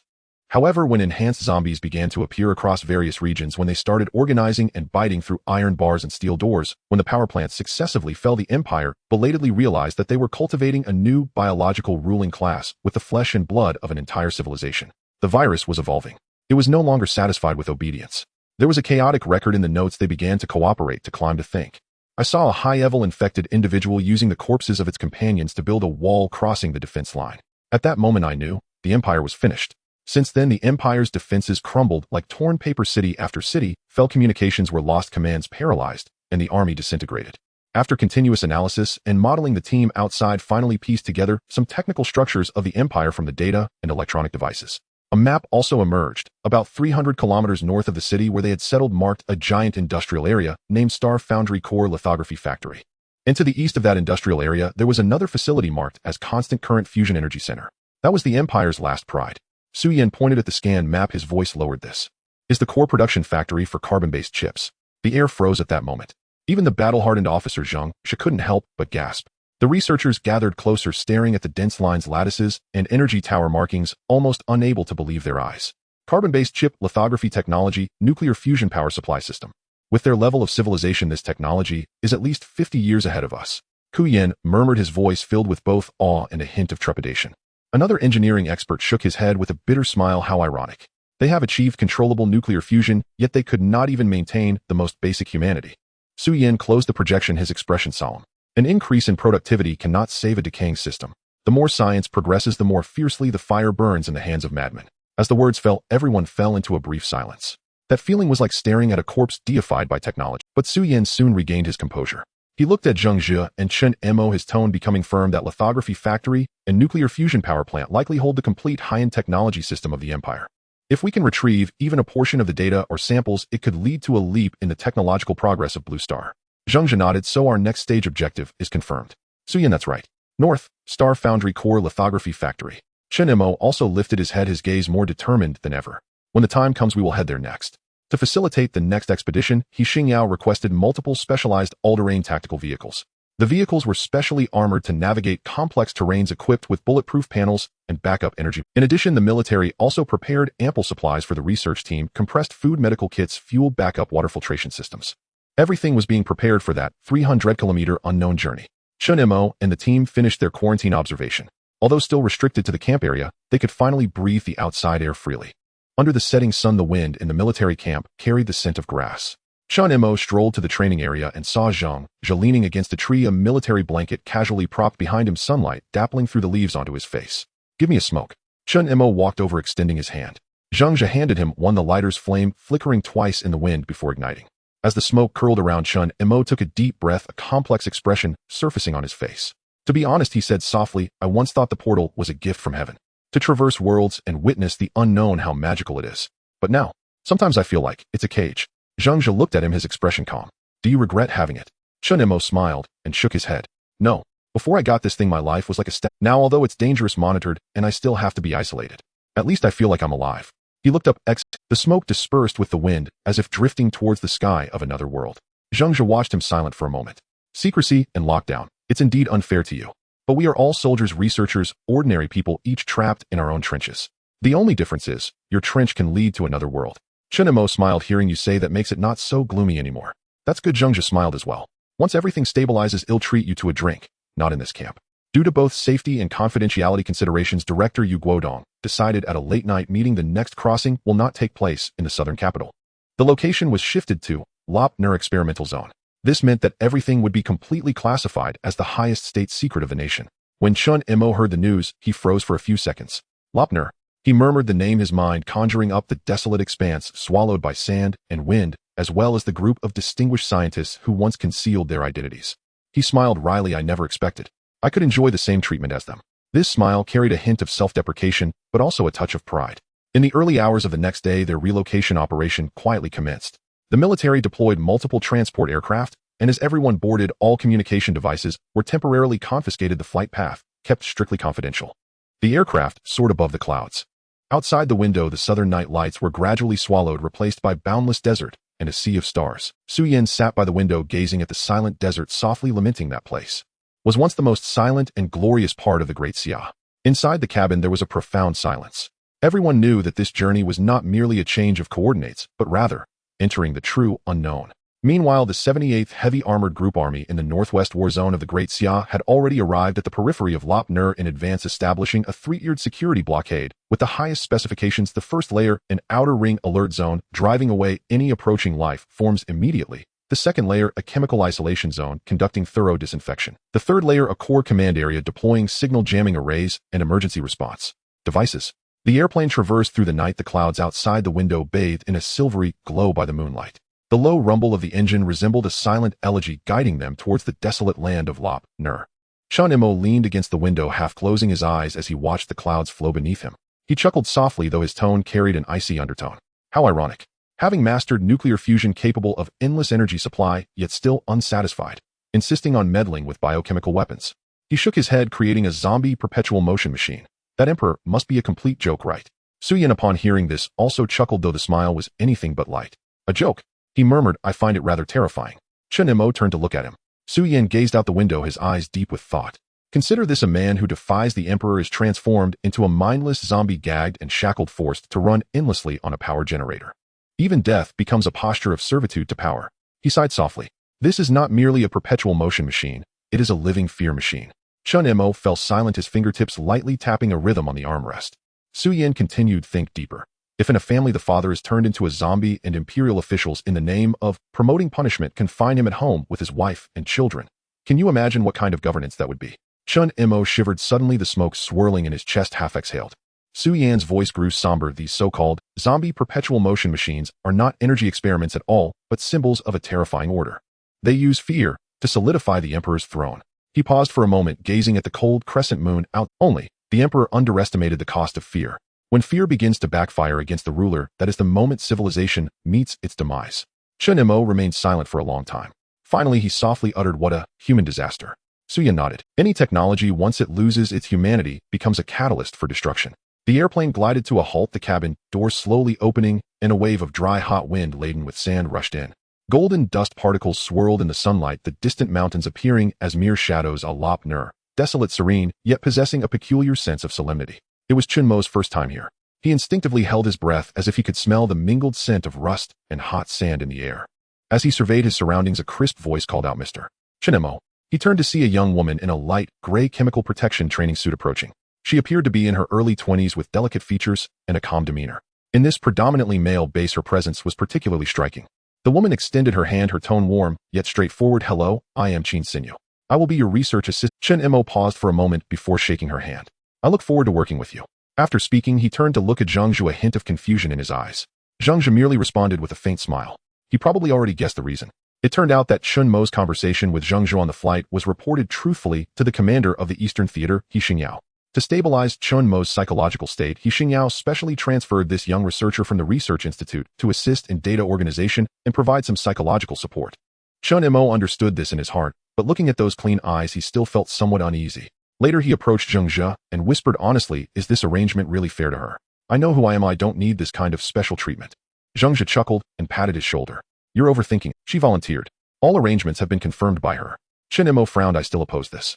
You know where we are headed. That is a hell where zombies run rampant. Taking a woman along will only increase the risks. Zhang Zhu fell silent for a moment and nodded. Understood. She will not participate in the crossing mission. She will only assist with data organization, psychological assessments, and communication records at the base. He paused, his tone softening slightly. Xiaoqin has considerable expertise in psychology. If you find yourself troubled during the upcoming mission, feel free to talk to her. Don't bottle up all the pressure inside. Chen Mo fell silent again. He merely raised his head to gaze at the barren horizon in the distance as the wind stirred fine sand sparkling in the sunlight. As the operation to transfer to Lop Nur was completed, the countdown for the second crossing had quietly approached. In the heavily guarded base, deep underground, the cold white lights illuminated the air, which was filled with the scent of disinfectant. The heavy metal doors were tightly shut, and every breath and conversation within was rendered particularly subdued. Suyin checked the equipment records, confirming the chemical protection system, while quietly murmuring, this time, I wonder how long we can stay. If we only have 24 hours again, we will have to seize every second. His words deepened the already tense atmosphere in the preparation area. On the other side, 3 special operations teams were ready for action.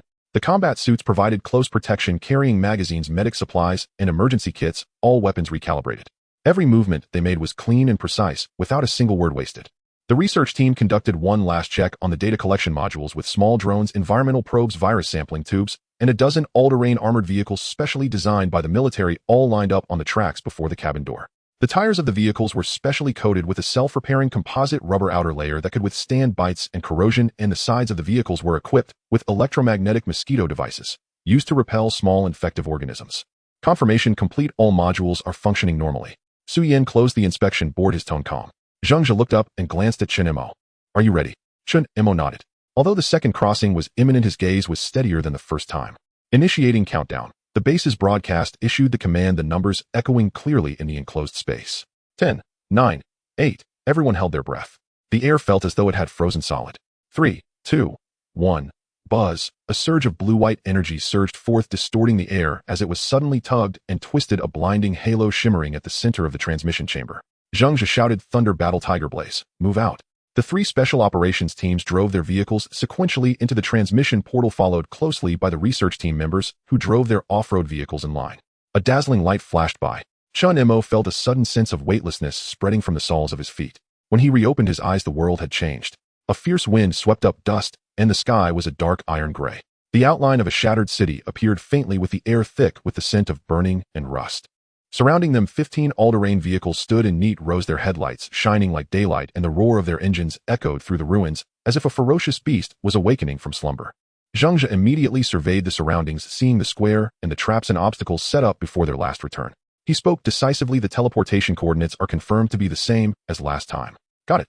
He then opened the intercom, his voice resonating firmly through the channel. "Proceed. According to the original plan, the Flame Squad will lead with 3 vehicles responsible for clearing the path. The Battle Tiger Squad will bring up the rear with 3 vehicles responsible for keeping formation. The Thunder Squad, along with the research team and the 9 vehicles Chen Mo occupied, will be in the middle. The target, the nuclear fusion power plant at the Constant Flow Fusion Energy Center, 300 kilometers to the north." "Understood." Wu Hao, Zhou Yang, Su Yin, and Chen Mo responded almost in unison. The entire convoy then spread out in formation. The Flame Squad's vehicles ignited first, engines growling as the tires crushed the gravel, kicking up dust. "Let's go." At Zhengzhi's command, the 15 vehicles started simultaneously. The heavy engine sounds roared through the ruins, causing the cracked bricks on the ground to tremble. Thick exhaust fumes mixed with dust, drawing a smoky line toward the north in the air. Shortly after the convoy departed, sporadic corpses appeared along the sides of the road. The zombies, disturbed by the roar of the engines, howled and lunged toward the convoy. The Flame Squad's off-road vehicles did not slow down, and the heavy anti-collision steel plates sent several zombies flying. Decaying blood splattered on the ground, crushed by the wheels. "The front is clear. Continue moving forward." Wu Hao's voice came through the headset. Chen Mo sat in the back of the vehicle, watching the scene outside, a sense of indescribable shock rising within him. This scene no longer felt like a movie, but rather like witnessing the moment when the human army truly stepped into another world. The 15 off-road vehicles formed a long line winding through the desolate ruins. The metallic roar mixed with the sound of the wind like a song of iron and blood from the blue planet, piercing through the silence of the land. The convoy continued north. The fierce wind swept up gravel among the ruins, colliding with the car windows with a hissing sound. The hatch on the roof opened, releasing a folded drone. The propeller buzzed and quickly ascended. It circled high above, relaying real-time terrain and heat source signals. On the screen, the desolate edges of the city continuously flickered with red dots, some stationary, others moving slowly. Su Yin glanced at the image casually, asking Chen Mo this time, "How long can we stay?" Chen Mo looked at the countdown on his retina. 3 days. Su Yin sighed, half helplessly, half self-deprecatingly, laughing. 3 days. This teleportation mechanism is too random, isn't it? If one day they just drop us here for a year, that would really be a nightmare. Chen Mo also laughed. "Don't jinx it." "But there is some good news." He paused after activating the teleportation portal 3 times in a row. "I started to sense the fluctuations of energy. If I teleport a few more times, maybe I can control the opening time." Su Yan's eyes lit up, really. His scientific curiosity momentarily overcame his fatigue. If we can truly master the opening time, that would be a qualitative breakthrough. We won't have to wait passively anymore. Chen Mo shrugged and smiled. "I hope so. At least, this is the first time I feel like a key." Ahead, Zhengzhi's voice came from the driver's seat, calm, yet with an underlying sense of alertness. "Stay vigilant. From the current traces, it seems the virus in this world has not spread thoroughly. Since the virus can be manufactured and leaked, it means there are still places, and there are living people." Su Yin frowned. "Living people? Isn't that a good thing?" Zhengzhi smirked slightly. "Not necessarily. In places like this, living people are often more dangerous than zombies." A silence fell over the vehicle. The engine's sound reverberated through the desolate wasteland as if the distance echoed the weight of this sentence. The convoy continued north, the wind and sand striking the off-road vehicles with a dull sound. Zhengzhi remained in a state of alert, his binoculars hardly leaving his sight. Suddenly his tone changed, lowering his voice, but clearly tense. "Look to the southwest." Everyone immediately became alert, and Su Yin and Chen Mo looked up simultaneously. Several kilometers away, a massive creature was dragging its twisted body, slowly moving through the ruins. It was a giant zombie. It stood nearly 3 stories tall, the muscle fibers beneath its skin bulging like stone cables, and with each step it took, the earth trembled slightly. The fragmented skull atop its head reflected sunlight, emitting a dim metallic sheen. The drone in the sky simultaneously captured the image, and the control panel screen flickered, displaying the enormous zombie below. "Oh my god!" Su Yin gasped. "This is truly astonishing. Zombies have evolved to this extent." Zhengzhi stared at the image in the binoculars, his gaze meticulously following the monster's movements. It seemed oblivious to their presence, slowly dragging some enormous debris as if transporting something. "Everyone be alert." Zhang Zhe decisively opened the intercom, his voice carrying a hint of cold pressure. Accelerate immediately. Avoid contact. He'll repeat, avoid any form of contact. The convoy reacted swiftly. The 3 off-road vehicles of the Flame Squad accelerated first, their engines roaring as they raised their RPMs, with the other vehicles quickly following suit. The abandoned vehicles on both sides of the road were toppled, some half buried by sand and dust, and the shattered windshields reflected blinding light in the sun. But they had no time to appreciate it all. One by one, the off-road vehicles deviated from the road, driving up weathered hills, forcibly carving out a new route across the wasteland. Dust swirled, and the entire convoy sped through the ruins like a steel dragon. Chen Mo looked back through the rear window, that giant zombie, still moving slowly in the distance, seemingly undisturbed by their presence. He breathed a sigh of relief. It seems it hasn't noticed us. Zhang Zhe put away his binoculars, his voice deep. Don't let your guard down. Such a large zombie indicates that the virus rate of evolution far exceeds our estimates. Su Yan's expression appeared especially grave under the gray-yellow light. He stared at the distant giant zombie, his tone solemn, yet each word seemed to strike at everyone's nerves. Perhaps that disaster was not simply the result of the perpetual motion machine project spiraling out of control. Think about it, even if the virus is terrifying, an empire capable of mastering nuclear fusion and carbon-based chip technology shouldn't be able to collapse like this in such a short time.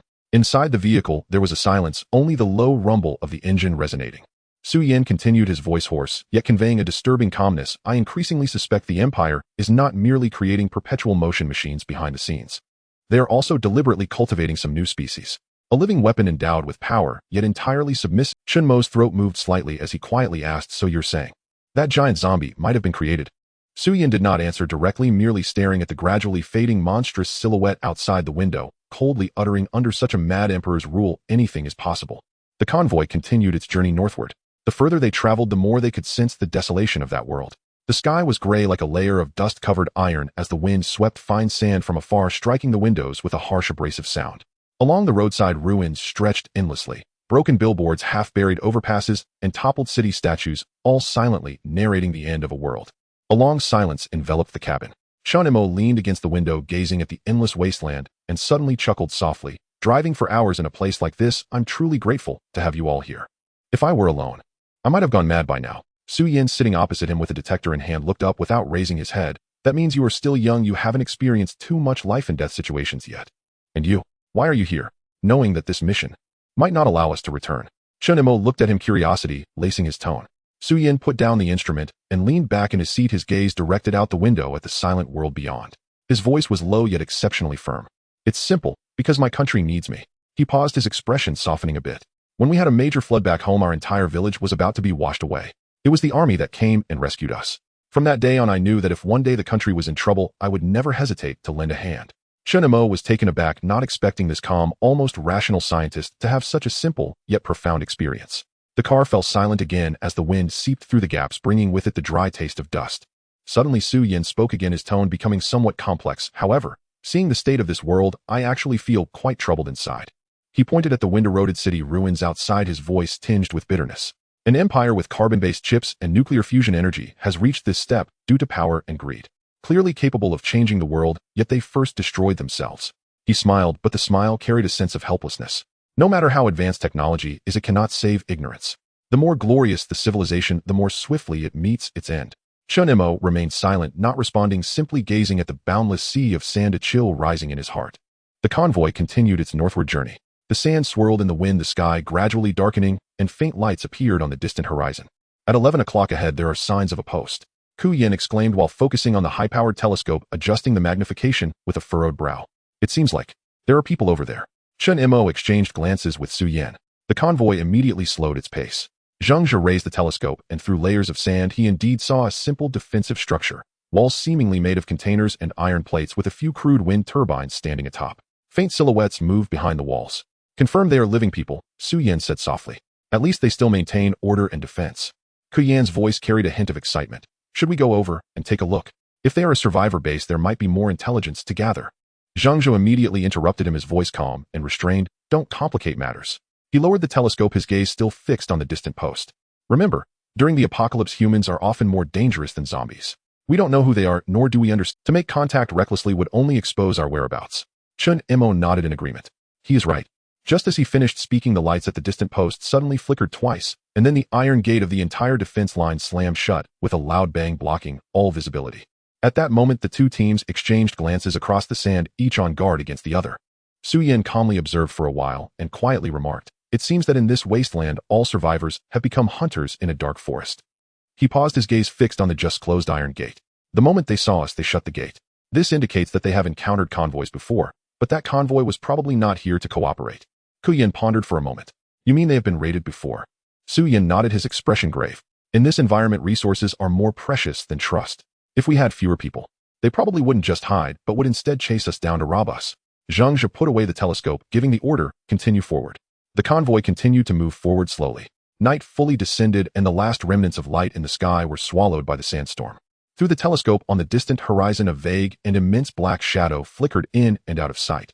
This was their destination, the Constant Flow Fusion Energy Center. The cluster of buildings loomed like a sleeping giant in the night, the silhouettes of the metal frames reflecting flickering electrical light. From afar, it seemed there was still residual energy shimmering. "The Constant Flow Center. We finally see it," Su Yin said softly. Chen Mo stared at the dark outline, feeling an inexplicable heaviness in his heart. "Do you think there might be enemies there?" Zhang Zhe lowered the telescope, speaking in a deep tone. "It's possible, but going there now is too risky. Nighttime operations limit visibility, the internal situation of the buildings is unknown, and entering recklessly would be gambling with our lives." He surveyed his surroundings and raised his hand to signal. "Stop. Release the drones, establish perimeter vigilance." Several miniature drones soared into the sky with red warning lights flashing in the night, forming an invisible safety circle. "The night is too dark. We will rest here tonight. Depart first thing in the morning." The convoy soon adjusted its formation. 15 all-terrain vehicles were divided into two circles. The outer circle consisted of the Special Operations Team's vehicles, while the inner circle was the safety zone for the research team and Chen Mo. Engines were turned off, and the sound of the wind reclaimed everything. The surroundings were terrifyingly empty, with only the occasional gravel scratching against the vehicle producing a crackling friction sound. Zhang Zhe organized, "The Thunder Battle Tiger and Flame teams will split into 3 groups, taking turns to keep watch during the night. Report any anomalies immediately." "Understood." The others dispersed, equipping infrared sights and setting up sensing devices. Once everything settled down, Chen Mo leaned against the car door, tearing open a pack of military ration biscuits, the dry texture making it somewhat difficult to swallow. The night was deep, the starlight obscured and indistinct behind the dust and mist. The wind blew from afar, carrying the mingled scent of metal and desolation. Chen Mo suddenly felt a tightness in his chest. He spoke softly, "Isn't it strange? I suddenly crave the tofu pudding from my hometown."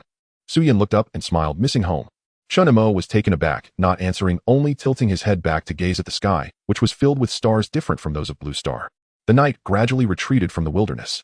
The drone surveillance footage revealed a calm night. No signs of large biological activity or unusual energy fluctuations. A faint light appeared on the horizon, and the dust stirred by the wind was tinged with a pale golden hue by the first rays of sunlight. "Start the vehicles, let's depart."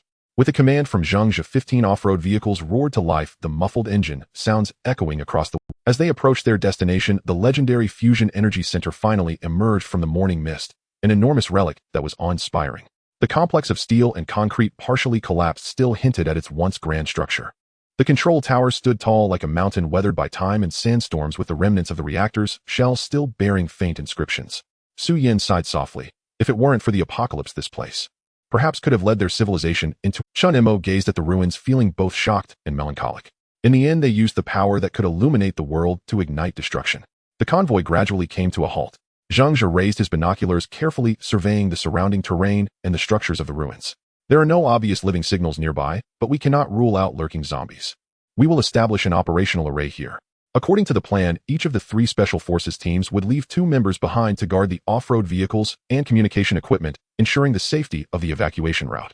Zhang Zhe confirmed the orders one by one. "The alert team will stay with the vehicle convoy. Report immediately if there is any movement.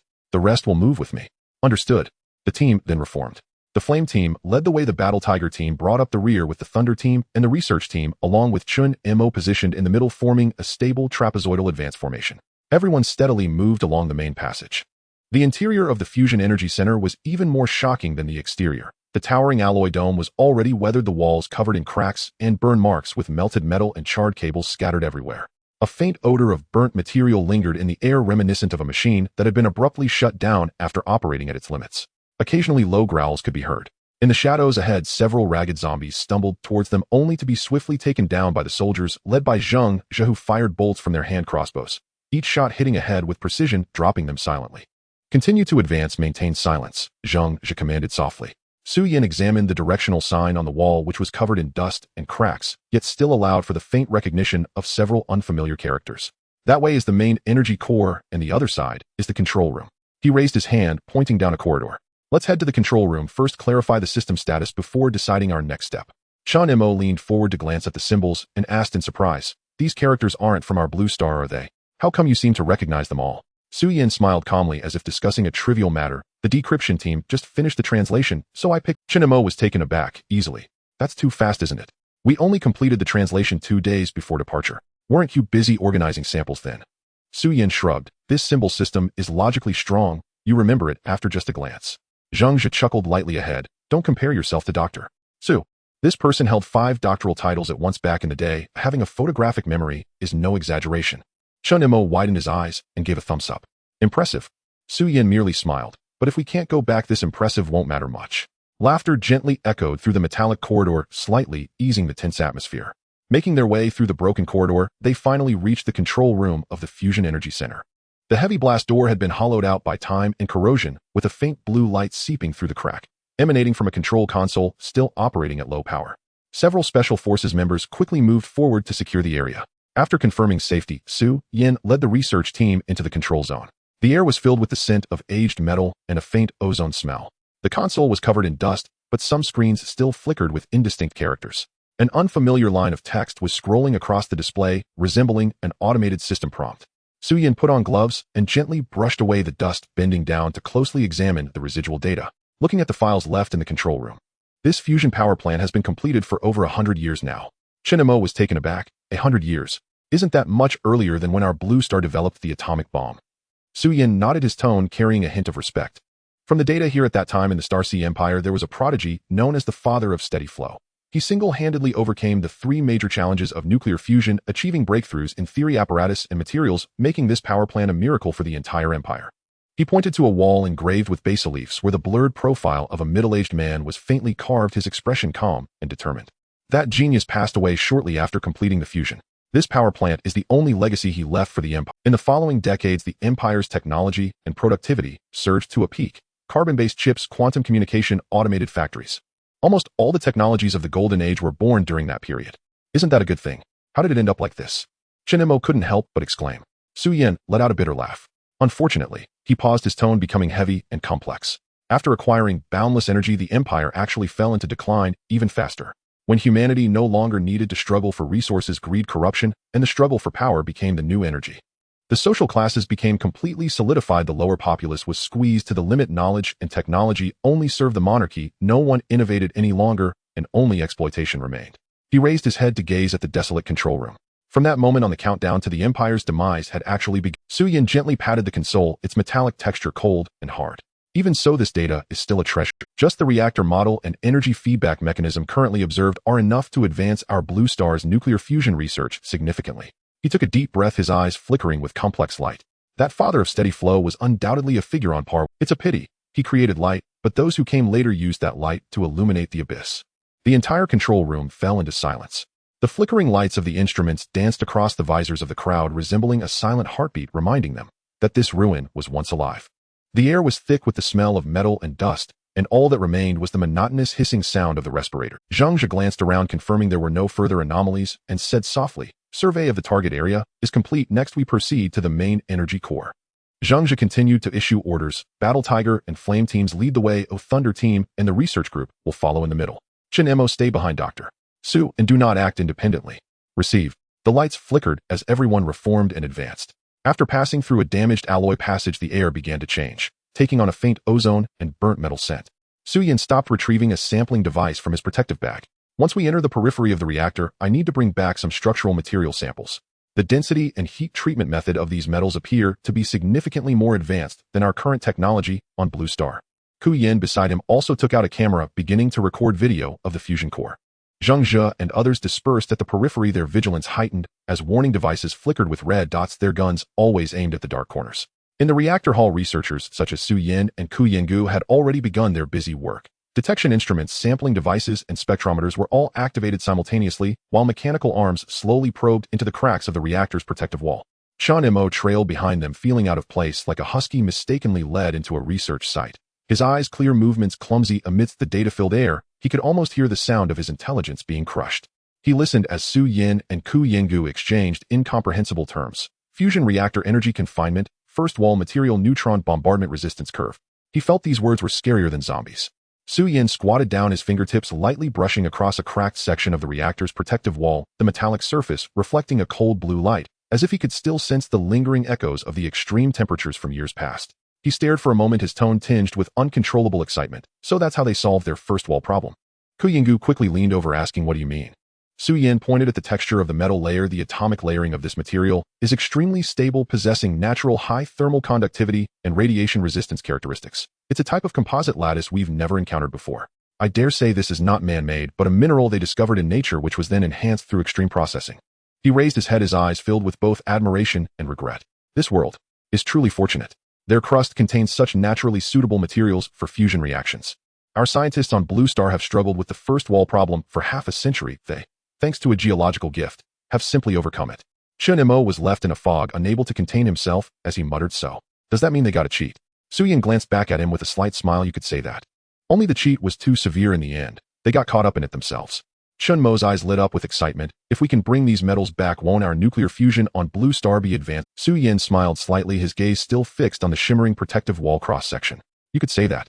They have independently resolved the issue of first wall materials. What remains is merely the magnetic confinement of high-temperature plasma." He pointed at the tokamak schematic on the wall, his voice gradually stabilizing. From the design traces, it seems they also adopted the tokamak scheme. However, what's strange is that their theoretical framework is not more advanced than ours. In fact, many aspects are less mature than ours. Yet they can achieve things we cannot. He sighed softly. "One can only say, the fortune of this world is truly..." Chen Mo was taken aback. "Fortune? Are you saying they were lucky enough to stumble upon nuclear fusion?" Su Yin chuckled, putting away the detection instrument and switching to a more vivid metaphor. "Let me tell you an example. In ancient Daxia, due to the lack of an additive for smelting sand, they excelled in porcelain craftsmanship, but could never produce truly high-transparency glass. So our ancestors looked up at the sky with their naked eyes to observe the stars. They looked down at the ground to shape the earth. They never imagined that microscopes and telescopes could reveal a broader world. In contrast, the West accidentally refined high-quality glass. Thus some looked down and saw bacteria, others looked up and saw stars. A cultural renaissance subsequently changed the fate of humanity." Chen Mo nodded as if enlightened. "So you mean, we're limited by materials?" Su Yin nodded, his gaze sparkling with rationality. "Exactly. Blue Star is constrained by materials, allowing only frantic theoretical research, attempting to bridge the gap in reality with thought. Yet no matter how intelligent a mind is, it cannot win against the gifts of nature. But they are different. They possess naturally suitable materials for fusion reactions, and I even suspect they have discovered room temperature superconductors. Thus they can easily achieve magnetic confinement. What we have struggled to calculate for half a century, they can realize with the gifts of the crust." Chen Mo clutched his head and let out a wail. "It feels like a mountain of knowledge is squeezing into my brain, but unfortunately my brain is too small to handle it all." Everyone burst into laughter.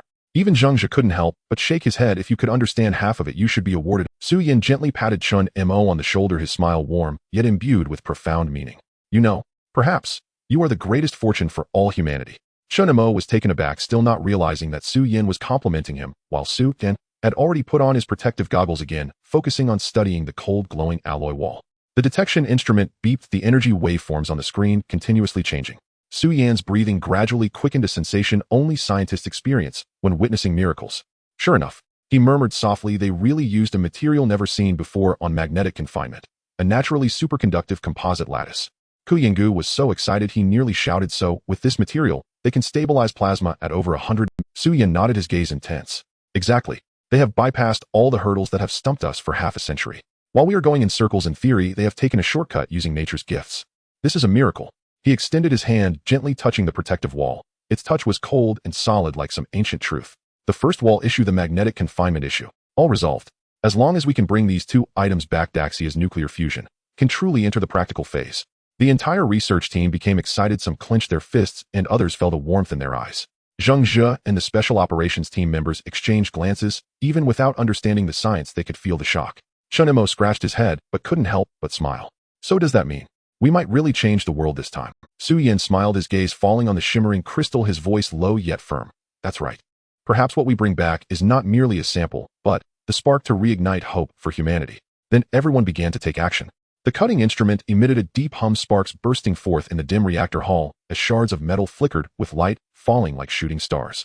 Su Yin and Ku Yengu focused intently on operating the instruments, precisely separating the samples from the protective wall, each piece numbered, sealed, and stored in vacuum. These may become the key to changing Blue Star's energy landscape. Chen Mo on the side acted as an assistant responsible for transporting, marking, illuminating, and handing tools, busy to the point of sweating, yet his expression was as excited as a child. He mumbled quietly while carrying a sealed box, "Does this count as participating in the greatest scientific project in human history? After we return, can I get my name on a paper?" Su Yin laughed. "A name? Of course you can, under the special thanks for transportation and physical contribution section." Chen Mo chuckled, scratching his head. "Then I can accept that." Laughter echoed in the cold metallic hall like the long-lost vitality, bringing life back to this desolate fusion plant that had been silent for 100 years. Just as everyone was sealing the samples one by one, preparing to pack up and leave, a sudden burst of urgent electrical noise came through the headset. "ZZZ. ZZZ, report. An anomaly has been detected at the external observation point." Immediately, the anxious voice of the remaining team member came through the intercom. "Commander, we have a situation. Several giant zombies are approaching, approximately 3 kilometers away, moving at high speed with at least 3 of them." The entire reactor hall fell into silence. Zhang's expression changed. "Confirm the location. Southwest direction. It is speculated that they were attracted by the drones or the sound waves from the previous vehicles. Expected to reach the combat zone within 3 minutes." The crackling sound in the communication made the air tense. Several members of the research team froze with their hands in midair. Chen Mo's throat bobbed, his voice dry. "Giant zombies. Are those the kind of monsters that are over 10 meters tall?" Zhang coldly replied. "They range from 8 to 12 meters. Drones captured footage of them before. Now they are directly approaching us." Su Yin looked up, his eyes sharp behind the mask. "They are not wandering. They have been attracted by something." Zhang immediately ordered, his voice low yet firm. "All research teams cease operations. Sample packaging. Evacuate immediately. Thunder, Battle Tiger, and Blazing teams. Within 2 minutes regroup and return to the off-road vehicle." Understood." The Special Forces members swiftly sprang into action, guarding, escorting, packing, and evacuating, all in one go. Chen Mo carried the sample boxes hard, racing almost out of his chest. Through the goggles, he seemed to see dust swirling in the distance. Something massive was traversing the ruins. The dull vibrations were striking each person's nerves. Zhang gritted his teeth and growled in a low voice, "Hurry. Everyone retreat to the vehicles. This place cannot be stayed for a moment longer." On the way back, Zhang's voice suddenly exploded in the headset. "The 6 remaining team members divide into 3 groups. Immediately set up anti-tank mines nearby. We will arrive in 1 minute. Received." After a brief response, the muffled sound of metal clashing came from outside the convoy. The 6 remaining team members acted quickly, almost completing the tasks while running, digging holes, setting mines, covering them with soil, and laying wires. Each part of the process flowing smoothly, racing against death with every second. In less than a minute, Zheng and the others rushed out of the reactor hall. The special team members had already taken the heavy sample boxes, carrying them on their backs while running and protecting the research team. Chen Mo gasped for breath, following at the back of the line, feeling the ground beneath him tremble slightly. Those were the footsteps of the monster. As they burst out of the last passage, the 6 remaining members were just pressing down the last anti-tank mine. "Done. Prepare to detonate." Zhang raised a hand, giving a clear command. "Everyone get in the vehicle. Increase the distance. Observe the power of the anti-tank mine." Everyone jumped into the off-road vehicle. The doors slammed shut and the engine roared. They created a safe distance. At that moment, the dust in the distance swirled, and the figures of 3 giant zombies finally became fully visible. Grayish-white skin stretched tight, like rock muscles, intertwined hollow eye sockets glowing with a dark red light. They crushed buildings, producing deafening roars. Distance at 1800, 800, 600, approaching the minefield. Zhang gritted his teeth, staring intensely at the image through the scope. Closer. A little closer. The air, in the next second, boom. The horizon was torn apart, flames and dust surged into the sky. The shockwave from the explosion made the windows of the off-road vehicle tremble. Chen Mo was jolted, gripping the door tightly. In the smoke and dust, the shadows of the 3 monsters still stood tall, not falling down, rather roaring as they stepped out of the sea of flames. "The mines can't kill them." Zhang growled. "Retreat. Everyone, accelerate the evacuation." The engine of the off-road vehicle roared, kicking up clouds of dust across the wasteland. The speed increased. The giant zombies were crazily pursuing, but they were clearly being left behind by several hundred meters. Through the rearview mirror, those massive monsters were still running wildly, each step sending slight tremors through the ground, the dust swirling like tides. Chen Mo panted, his tense nerves finally relaxing a bit. Seems like we're faster than them." Su Yin, however, did not relax. He watched the constantly fluctuating infrared images on the monitor, a glimmer of contemplation flashing in his eyes. "Team leader Zheng, I have a suggestion." Zheng turned his head. "Speak." "We currently have the speed advantage and can maintain a safe distance. Since these giant zombies can withstand anti-tank mines, we must understand their defensive limits. I suggest while maintaining a distance of 1 kilometer we use anti-material sniper rifles, sniper grenades, cloud bombs, and white phosphorus rounds, testing their resistance data throughout the process. As long as we can obtain complete data, we can develop an effective response plan when we get back. Chen Mo felt cold sweat breaking out. This idea feels a bit like dancing on a knife's edge. Zhang Zhe pondered for a moment, his gaze firm. Dr. Su is right, risks must be shouldered by someone. He turned to give orders to everyone. Convoy advance. Maintain a distance of 2 kilometers. I will leave this vehicle behind, maintaining a distance of 1 kilometer for weapon testing. In case of any accidents, Team Leader Zhang. Before Zhou Yang from the Battle Tiger team could finish, Zhang Zhe raised his hand, his tone calm, yet unyielding. This is an order, not a discussion. You all speed up. Zhou Yang, Wu Hao, listen. If anything happens on my side, command will be handed over to Wu Hao of the Blazing Team. Your only task is, bring everyone back alive. The air inside the vehicle suddenly fell silent. Even the sound of the wind seemed suppressed under a heavy layer of sand. Zhou Yang gritted his teeth softly. Let me do it. Our rear team was meant for this task. Wu Hao also gripped the steering wheel, a twitch at the corner of his mouth. Of course, it's our Blazing Team's turn to deal with the zombie problem. Zhang Zhe did not respond, only smiled faintly. That smile was calm to the point of being cold, like he had already tucked life and death into his pocket in advance. Stop arguing. This is an order. After a brief silence, Zhou Yang and Wu Hao answered in unison, understood. Chen Mo opened his mouth wanting to say something, but seeing Zhang Zhe's determined gaze, the words stuck in his throat, ultimately turning into silent breaths. The wind howled. The convoy ahead accelerated to create distance, leaving only Zhang Zhe's vehicle alone in the dust, slowing down to maintain a distance of 1 kilometer from the zombies. At the same time, the members inside the vehicle raised their weapons, aiming at the massive shadows rushing towards them. The first to fire was the anti-material sniper rifle. Zhang Zhe sat steadily in the back seat of the off-road vehicle, the gun securely fixed on the mount, the black hole of the muzzle aimed at the massive creature in the distance. The wind howled, sand swirling before the muzzle. The sniper held his breath. He pulled the trigger. Bang! The violent gunshot nearly tore through the air, causing the entire off-road vehicle to shudder slightly. Accompanied by a resounding metallic roar, the supersonic bullet pierced through the giant zombie's forehead. Several kilometers away, the waveforms on all monitoring devices surged simultaneously. Hit. Chen Mo and Su Yin looked through the telescope and saw the creature's head jerk abruptly, a deep dent forming in its thick skin and bone with flesh and black blood splattering. It hit. Zhou Yang gritted his teeth softly, but the next moment their cheer froze. The creature only slightly shook its head, letting out a low growl. Its speed actually increased. It's not dead. Su Yan's voice trembled. Chen Mo's throat felt dry as he tightened his grip on the telescope, an anti-material sniper rifle that can penetrate an armored vehicle, and it only made a dent in its forehead. He gasped, watching the wound on the creature's forehead visibly squirm and heal. Is it regenerating? Su Yin whispered. No, it's a burst of repair cells. This is not an ordinary body. This is not just a mutation, but a designed life form. Zhang Zhe peered through the scope and saw a deeper red light igniting in the creature's eyes. He coldly uttered, good, then let's take another shot. Load high-explosive armor-piercing rounds. Zhang Zhe decisively ordered, change ammunition, high-explosive armor-piercing. The sniper quickly loaded the heavy bolt, which clicked into place. As a flash of fire lit up, bang! The high-explosive armor-piercing round whistled through the air, and upon impact the giant zombies had erupted in a fiery explosion, flames and debris scattering in the air, thick smoke billowing, filling the air with a burning smell. But when the smoke cleared, the creature still stood unwaveringly. There wasn't even a mark on its skull, only the surface charred black, revealing a faint metallic sheen underneath. This zombie's forehead. Chen Mo's eyes widened, his voice trembling. Is it reinforced with high-strength alloy? That's not alloy. Su Yin stared at the telescope, speaking rapidly. That's a biological metallized tissue. They directly rewrote the cellular lattice structure with a virus. This life form is no longer even biological. Zhang Zhe said solemnly, continue firing. Suppressive fire. Once again, a series of deafening roars erupted, high-explosive shells pummeling the creature's head and torso, dust, swirling, flames soaring, but the creature continued to charge forward, seemingly more frenzied amidst the flames. This thing is tougher than a tank. Zhou Yang gritted his teeth, cold sweat beading on his forehead. Su Yin focused on the frame-by-frame playback data, his voice as cold as a blade. I finally understand why the Empire fell. Chen Mo turned to look at him. Why? Su Yin took a deep breath, his tone like a whisper squeezed from hell. Because they created an enemy that even their own artillery could not destroy. Zhang Zhe decisively changed ammunition. He already had an inkling the anti-material sniper rifle's armor-piercing rounds could not penetrate that alloy-like bone, and the shrapnel damage from the sniper grenade may not be effective, but could they afford not to try?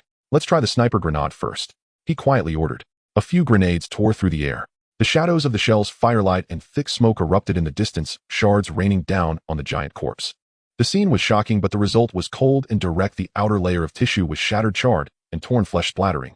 Yet beneath it, the exposed framework was not white bone, but a hard layer gleaming with a metallic sheen. Shrapnel merely scratched the surface, causing no fatal damage at all. After several loud explosions, the air was filled with the smell of gunpowder and blood. The giant zombie let out a low growl, continuing forward its pace unimpeded. Zhang Zhe frowned, his voice low. The sniper grenade only achieved surface effects. I estimate that it would take a 115mm or 155mm smoothbore cannon or weapons with stronger armor penetration and greater kinetic energy to penetrate it. The vehicle fell silent for a moment. No one felt excited anymore. Only the cold, hard reality remained. This thing before them had surpassed the scope of their conventional firepower to resolve safely. Meanwhile, Su Yin and the others were not idle. Recording equipment was running throughout, data being synchronized and stored. Every explosion and impact point was meticulously logged. Su Yan's tone was calm, almost mechanically steady. Maintain the shooting angle. After returning, we need to analyze the shock resistance coefficients of these giant zombies. Let's see, what exactly makes them so resilient? On the other side, Zhang Zhe did not give up. He picked up the communicator, decisively ordering mortars prepare. Target coordinates locked. Fire immediately after loading is complete. Received. A few mortar shells whistled out, trailing fire as they hurtled toward the giant zombie in the distance. Boom. Boom, boom, boom.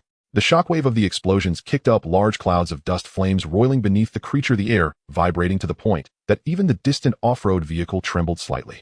But when the thick smoke cleared, the giant corpse continued to take slow steps. Its skin was charred, black muscles torn, yet there was no noticeable delay in its movements. Su Yin stared at the footage, his gaze icy. Individual kinetic weapons are nearly ineffective. The internal skeletal structure is extremely strong. Chen Mo sat stunned in the vehicle, his Adam's apple rolling slightly, unable to help but mutter softly into the intercom. This is just ridiculous. The mortar is merely scratching it. Scratching? On the test vehicle, Zhang Zhe sneered, putting away the telescope, and through the intercom, said, seems like it can't even be bothered to scratch it. Zhang Zhe ordered solemnly, since kinetic weapons have limited effects, let's try fire attacks instead. Individual cloud explosive rounds prepare. With that brief command, everyone held their breath. Cloud explosive rounds. One of the most terrifying weapons in the Blue Star individual system, once detonated thousands of degrees of high temperature, can instantly consume all combustible materials. Launch. Accompanied by a deafening roar, the air seemed to explode as if it had been torn apart. The scalding shockwave carried a deep hum, stirring up clouds of dust. Suddenly, a small mushroom cloud rose over the wilderness. Flames roiling, shockwaves sweeping across the armored convoy. Everyone felt the scorching wave of heat hitting their faces. When the flames dissipated, the outer tissue of the giant zombie was nearly turned to charcoal, muscles torn apart, its surface carbonized into a black shell, exuding a pungent, burnt smell. Everyone stared at the still writhing, charred figure, and for a moment no one spoke. Su Yin focused on the monitoring screen, his voice filled with suppressed excitement and rational calm. It's still alive, but clearly, its visual and olfactory feedback has been destroyed. Indeed, the creature swayed for a moment, turned around, and began to wander aimlessly, no longer pursuing the convoy. Chen Mo stared dumbfounded, and after a long pause managed to squeeze out a sentence, so. It can't be killed, but it can be blinded. Su Yin smiled slightly. Although high temperatures cannot completely kill them, they can destroy their sensory systems. This means, fire is currently the only weapon that can temporarily blind them. Zhang Zhe took a deep breath. Then remember, next time we encounter such a creature, prioritize fire attacks. Everyone nodded silently. Zhang Zhe had not yet joined the convoy when he ordered, take out the white phosphorus bombs and thermite bombs. Use drones to drop them and conduct a test bombardment on those giant corpses. White phosphorus bombs are cruel and efficient. Once attached, flames are difficult to extinguish, burning deep into the bones, and the smoke is toxic. Thermite bombs are even more brutal.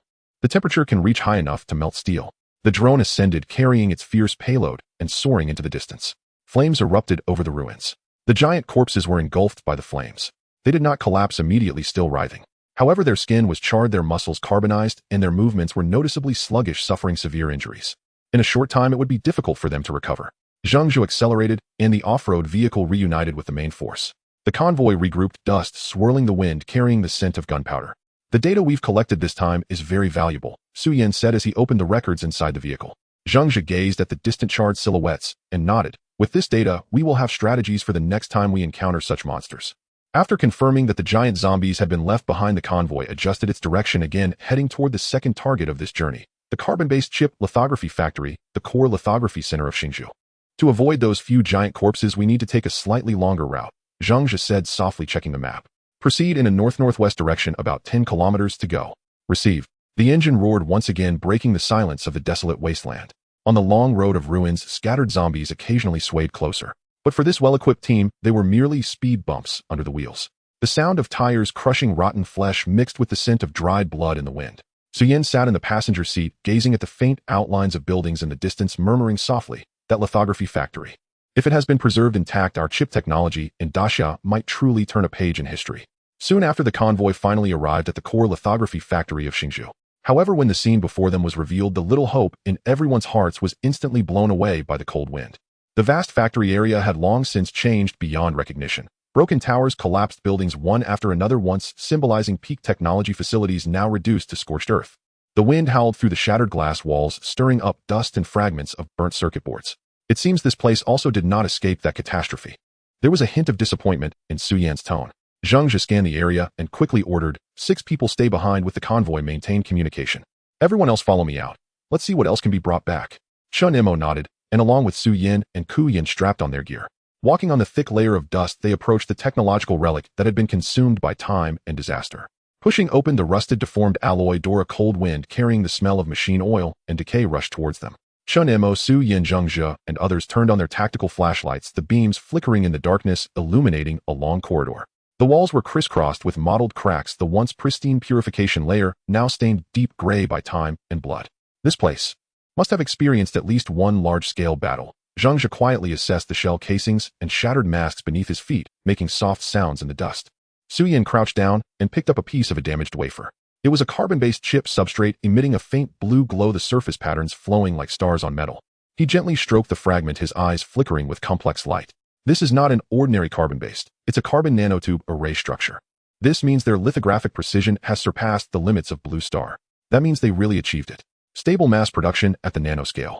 Chen Mo leaned in, unable to help. I'm afraid it's more than that. Su Yan turned his gaze to the remnants of equipment in the corner. The structure of that main control machine looks like a self-calibrating quantum positioning system. Their machines can correct errors by themselves. Everyone was shocked. Blue Star is still stuck at the throat of the Fivnanometer process line, yet this abandoned factory was a glimpse of another possible future for human civilization. As they continued deeper, the air became increasingly murky. The ground was covered with black scorch marks and scattered protective suits. Su Yan pointed ahead. That is the main control cabin. Pushing the door open, the sight before them made everyone hold their breath. Rows of massive lithography machines stood in the darkness, their bodies covered in thick dust, yet still retaining an almost sacred beauty of industrial order. In that silent factory, one could almost hear the echoes of workers busy a century ago. Chen Mo said softly, their world is indeed strange. Technology reaching the heavens, yet self-destructing in ignorance. Su Yan nodded, his expression growing more serious. Perhaps this is the destined outcome of a civilization without cultural depth. His voice echoed in the empty factory, sounding particularly desolate. They possessed boundless energy, but could not ignite their souls. Su Yan looked up at the silent machinery, his tone filled with both lament and warning. However, he paused. I still can't understand. Logically speaking, how could an empire whose spiritual realm still lingers in feudal hierarchies build such a technological system? They not only mastered the control of nuclear fusion energy, but also directly crossed the Silicon Age in the semiconductor field, stepping into the carbon-based era. Behind this, it relied not on talent, but on the unique gifts of this planet. Su Yan's finger lightly touched the shell of the damaged lithography machine, dust falling away to reveal a cold blue-silver metallic texture. They were able to break through the bottleneck that has constrained us for half a century, directly using carbon-based lithographic structures. This material, this craftsmanship truly evokes both envy and heartache. He chuckled softly, but it was a bitter smile. I previously brought in Blue Star's development trajectory, thinking it was merely a breakthrough of genius, but now it seems it was also thanks to the miracles of the planet itself. Their ecology, magnetic field, and even the structural arrangement of carbon atoms may be subtly different from Blue Star. After saying this, Su Yan took out a portable scanner, carefully wiping off the dust from the instrument, and began to probe the interface of the main chamber of the lithography machine. The instrument emitted a low humming sound. A red scanning line swept across the wall, leaving bright traces. Although the startup system is completely destroyed, the control logic still exists. At least, Su Yan squinted, pointing at the fluctuating data curves on the screen. We can discern its design principles. The core of this machine does not rely on traditional laser exposure, but on a carbon nanotube oscillation interference array. The principle is almost bizarre yet elegant enough to make one want to kneel. On the other side, as Su Yan entered the command room, he hardly had time to take off his protective suit before urgently shouting at the communications officer, "Quick, connect me to the secure line. I need a video link directly to the direct." Su Yan leaned over the massive photolithography machine, meticulously wiping away the dust and corrosion from its metallic surface, his fingertips tracing the motionless energy circuits, his tone gradually growing somber.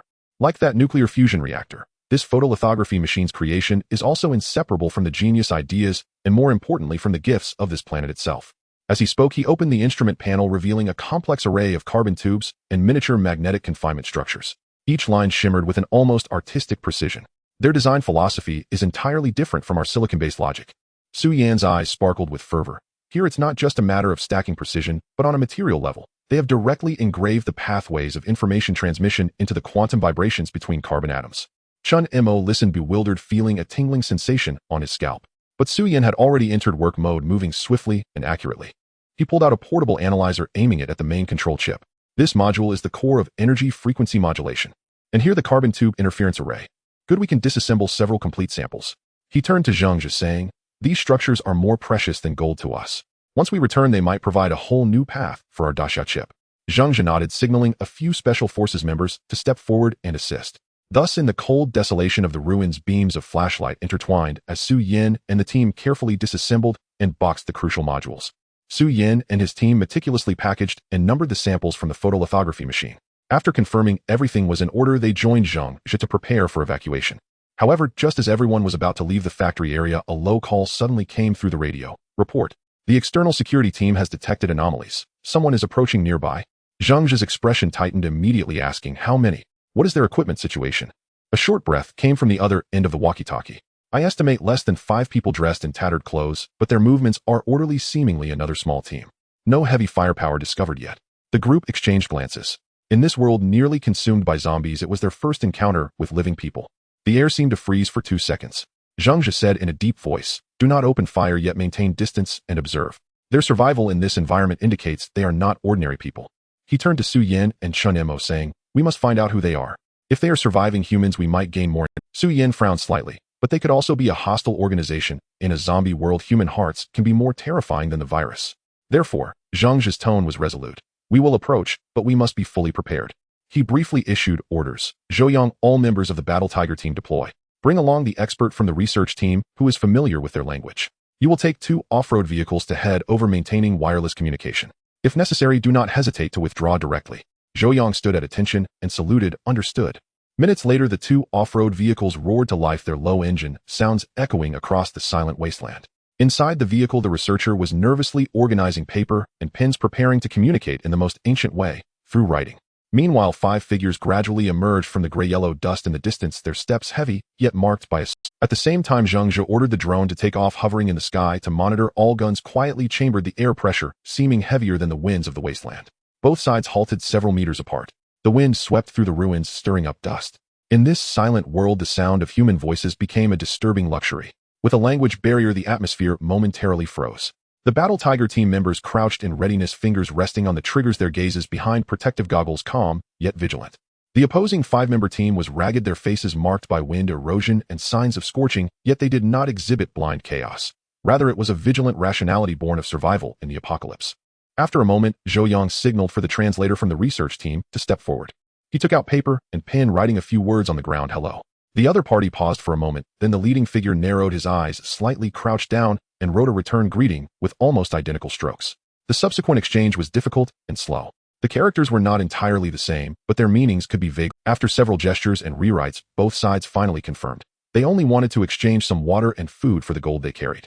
Zhouyang quietly discussed with his team members, quickly nodding to signal agreement to exchange, and they did not ask for gold.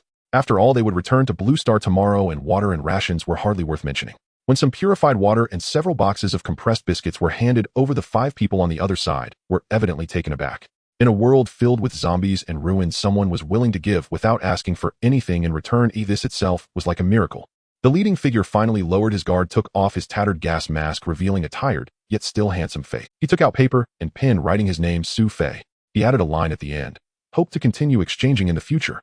Zhouyang nodded in response, writing yes. These few short words ignited a flicker of hope that humanity had not extinguished in the depths of despair. In the following exchange, Su Fei intermittently revealed some information. They were from a survivor gathering area in the north. The giant zombies Chen Mo and the others encountered before were indeed not the most terrifying. On land, there were some other places with even more terrifying zombies, but Su Fei had not seen them with his own eyes.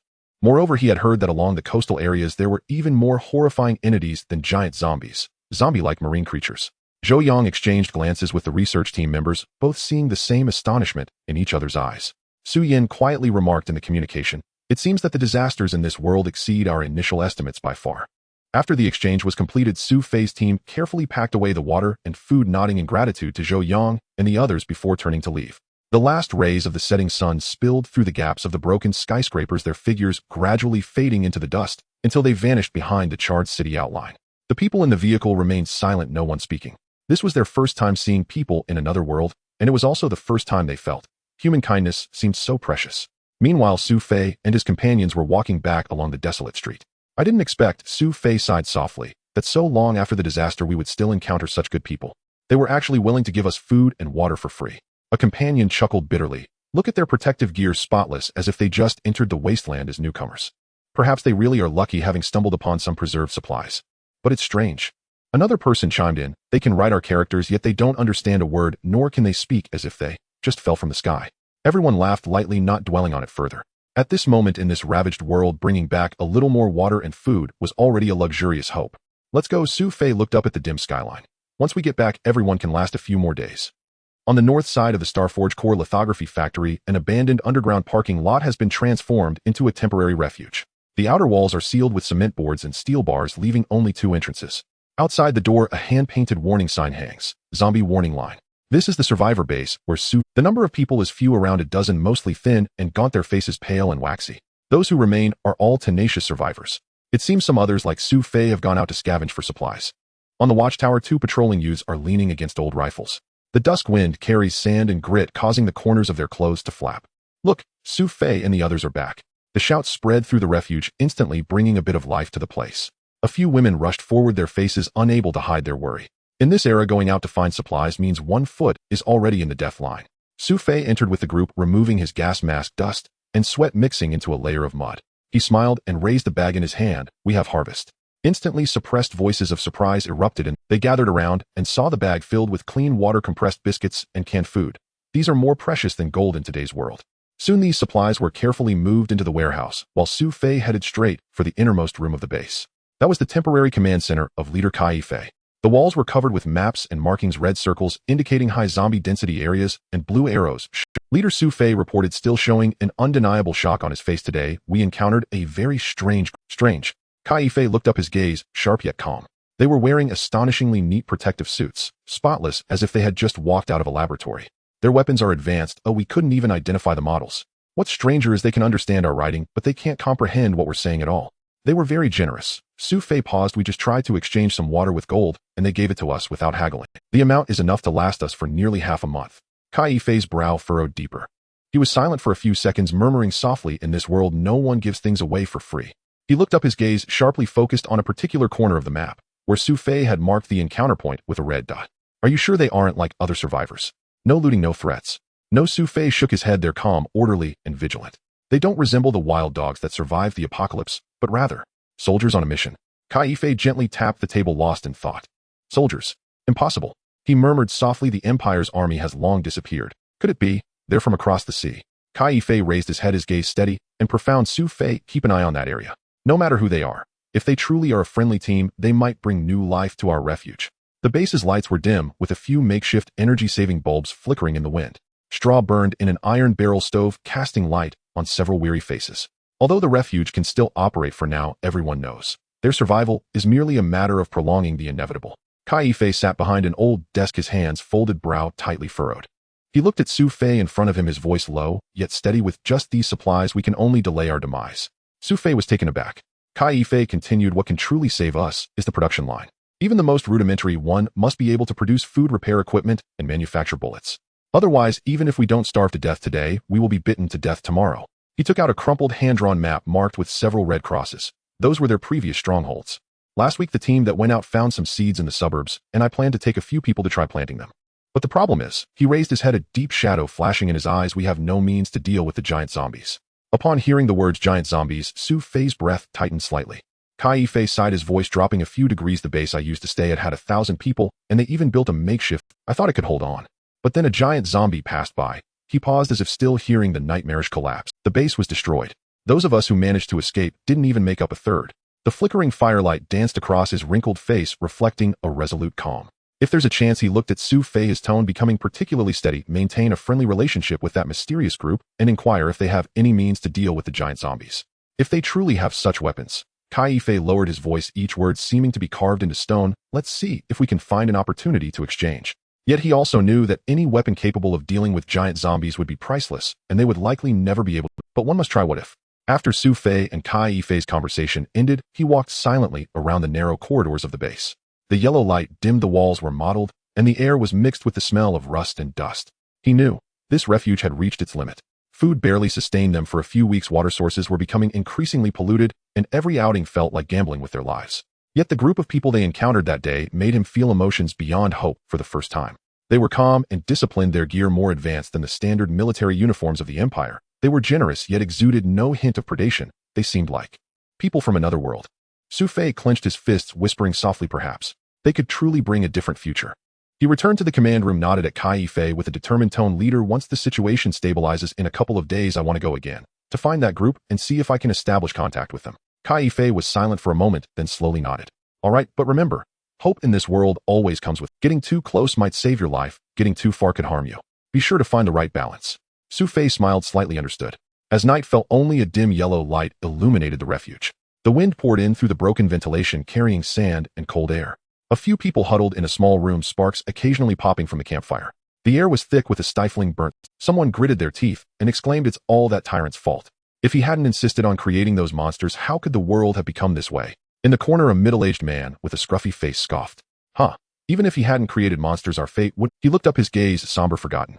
In the years leading up to the apocalypse, the Empire's taxes were practically levied on the air itself. You had to pay taxes just to eat and transport fees to go outside. If there were a breathing tax, I wouldn't be surprised. Wasn't life back then just as hellish? Children in slums couldn't even afford to apply for an ID. If you dared to speak a word against the regime, the Empire's electronic eyes could locate you within 10 minutes. My brother was taken away like that. Another young man clenched his fists. They said it was for improper thoughts, and we never found his body. Silence spread. The campfire crackled. The scruffy man sighed, so don't blame the monsters. Blame those who created them. Perhaps the Empire destroyed by these monsters is the true reckoning. It's just a pity for us. We still have to survive amidst the ruins. Inside the photolithography plant, the air still carried a faint scent of charred metal. After concluding contact with Su Fei and his group, Zhang Zhe repositioned the perimeter sentries. Several special forces operatives immediately sprang into action, carefully packing and securing instruments and samples salvaged from the ruins. Once safety was confirmed, Zhang Zhe led Su Yan and Chen Mo back into the facility for a final reconnaissance of the remaining zones. Su Yan's gaze was sharp, the recorder in his hand pulsed with intermittent light.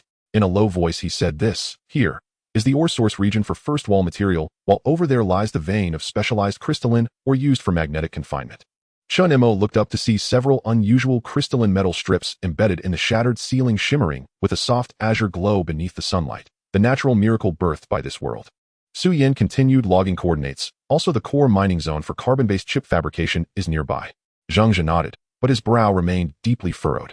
These sites are all relatively close, but we cannot extract everything in one trip. Chen Mo fell silent for a moment, then offered a wry smile. The portal's duration is far too brief. We barely managed to cross through its opening window and arrived in frantic haste. Transporting raw ore, utterly impossible. We'll have to rely on these samples alone, reverse engineering synthetic pathways once back home. In truth, we remain mere seekers of inspiration amid another civilization's ruins. He gazed upward at the horizon, swallowed by the zombie-infested world, his tone layered with complex reverence. Perhaps this world's civilization was fortunate, because it once held a miracle in its hands. Yet it was also tragic, for it failed to safeguard that miracle. Night descended like ink, and the wind whispered mournfully through the ruins. Chen Mo and the others returned to the vehicle to rest, ensuring rapid evacuation should an emergency arise. Beyond the windshield, the sky was crystalline. The Milky Way spilled across the heavens like shattered silver, so breathtaking it nearly eclipsed memory of the desolate world beneath their feet. Leaning against the seat, Chen Mo stared at that unfamiliar, yet strangely familiar starfield and murmured, never imagined. I couldn't even travel abroad in my lifetime. Yet here I stand, having stepped into an entirely different world. He smiled faintly, then sighed. Pity. This place teems with peril. Were it not for the hordes of zombies, I'd walk every inch of it to witness the civilization they left behind. Su Yan reclined in the front passenger seat, his eyes glinting softly behind his glasses. Truth be told, I feel the same. On only our second visit, we've already discovered 3 previously unknown minerals. Who knows what deeper secrets lie buried beneath this world's surface? If only we could stabilize the portal, then we wouldn't merely explore. We'd forge symbiosis between 2 worlds. A secure, enduring resource conduit. Su Yan offered a gentle smile, his voice softening. To witness such wonders firsthand is already the most extravagant miracle granted to our generation of scientists. Canned rations, compressed biscuits, and purified water, under this night's hush, constituted a rare, almost luxurious dinner. Huddled inside the SUV, the team ate swiftly beneath the dim glow of portable lights. Fatigue seeped silently into the air. Someone yawned, another slumped asleep against the seat. Outside, the wind howled across the wasteland, carrying ash-laden breath past the forgotten ruins of a fallen civilization. Zhangzhe sat in the driver's seat, glanced at his watch, then pulled out his comm unit. His voice steady and calm. Attention, all personnel. Special Forces teams will rotate in 3 shifts every 3 hours. Maintain a 500-meter perimeter. In acknowledged, the operatives moved with crisp efficiency. No superfluous words. One squad gripped their weapons and fanned out in the SUVs. The first light of dawn spilled across the wasteland, gilding the skeletal remains of the photolithography plant, its silhouette now appearing even more desolate than the day before. Chen Mo and the others disembarked, scanning the surroundings for threats. The shattered facility lay utterly still. Only the wind stirred, no new zombie activity, no sign of living creatures. Zhangzhe checked his watch and murmured, "Environmental sweep complete. This site offers unobstructed visibility and level terrain. Let's return here." Chen Mo nodded. Across his retinas, the countdown flickered into its final minutes, cold digits pulsing urgently like a racing heartbeat. Prepare. As the final second dissolved, the air warped violently. Azure energy arcs flared across the ground, coalescing into an elliptical gateway. Electric arcs crackled, dust spiraled upward, as an eerie spatial distortion flooded the entire facility. "Move out!" The SUV engines roared. The 3 Special Forces squads and the research team drove one by one into the luminous threshold. The moment the convoy crossed the azure light, it seemed to vanish, swallowed into another dimension. 1 minute later, the portal flickered thrice, then vanished entirely. Silence reclaimed the land, absolute and undisturbed, as if nothing had ever occurred. Hours later, Su Fei arrived at the photolithography plant with several survivors. They pushed open the rusted iron gate and surveyed the hollow expanse of ruin. Only strange scorch marks snaked across the floor, winding like cryptic runes. "They're gone," Su Fei whispered. A companion sighed, "Shame. We'd hoped to trade something more with them." Meanwhile, on Blue Planet in Lopner, deep beneath the sea of sand, the isolation chamber's lights shifted abruptly from red to green. The duty officer jerked upright, staring at the main monitor where a brilliant blue energy arc flared into existence. "Report. Portal activated." Almost instantly, over 100 pairs of eyes locked onto the central screen. Through the rippling spatial fissure, the roar of engines heralded the emergence of a dozen SUVs, still coated in the dust of another world. All vehicles confirmed returned. Initiate full-scale decontamination protocol. And instantly find disinfectant mist sprayed from the chamber, sealing, engulfing the space in a white haze. A delicate veil of vapor settled upon the metallic floor. The low hum of machinery resonated within the chamber, a solemn, sacred silence. When the last wisp of sterilizing fog dissipated, the chamber door slid open. Chen Mo and Su Yan emerged one by one, the condensation still faintly fogging their face masks. After multiple verification procedures, they finally set foot again upon Blue Planet soil. Outside the chamber, a line of officers stood at rigid attention. At the forefront approached a middle-aged man, dressed in deep gray military uniform, twin golden stars gleaming on his epaulets. He extended his hand, his voice both resonant and warm. "Comrade Chen Mo, welcome home. I am General Gong Yinfeng, commander of the Lopner Joint Defense and Research Command." Chen Mo blinked, momentarily stunned by the general's commanding presence and unwavering composure. "Speech, G. General, sir." Gong Yinfeng smiled, clasping his hand firmly, his tone sincere. "No formalities needed. What you and your team brought back from another world is nothing less than opportunity for Daxia."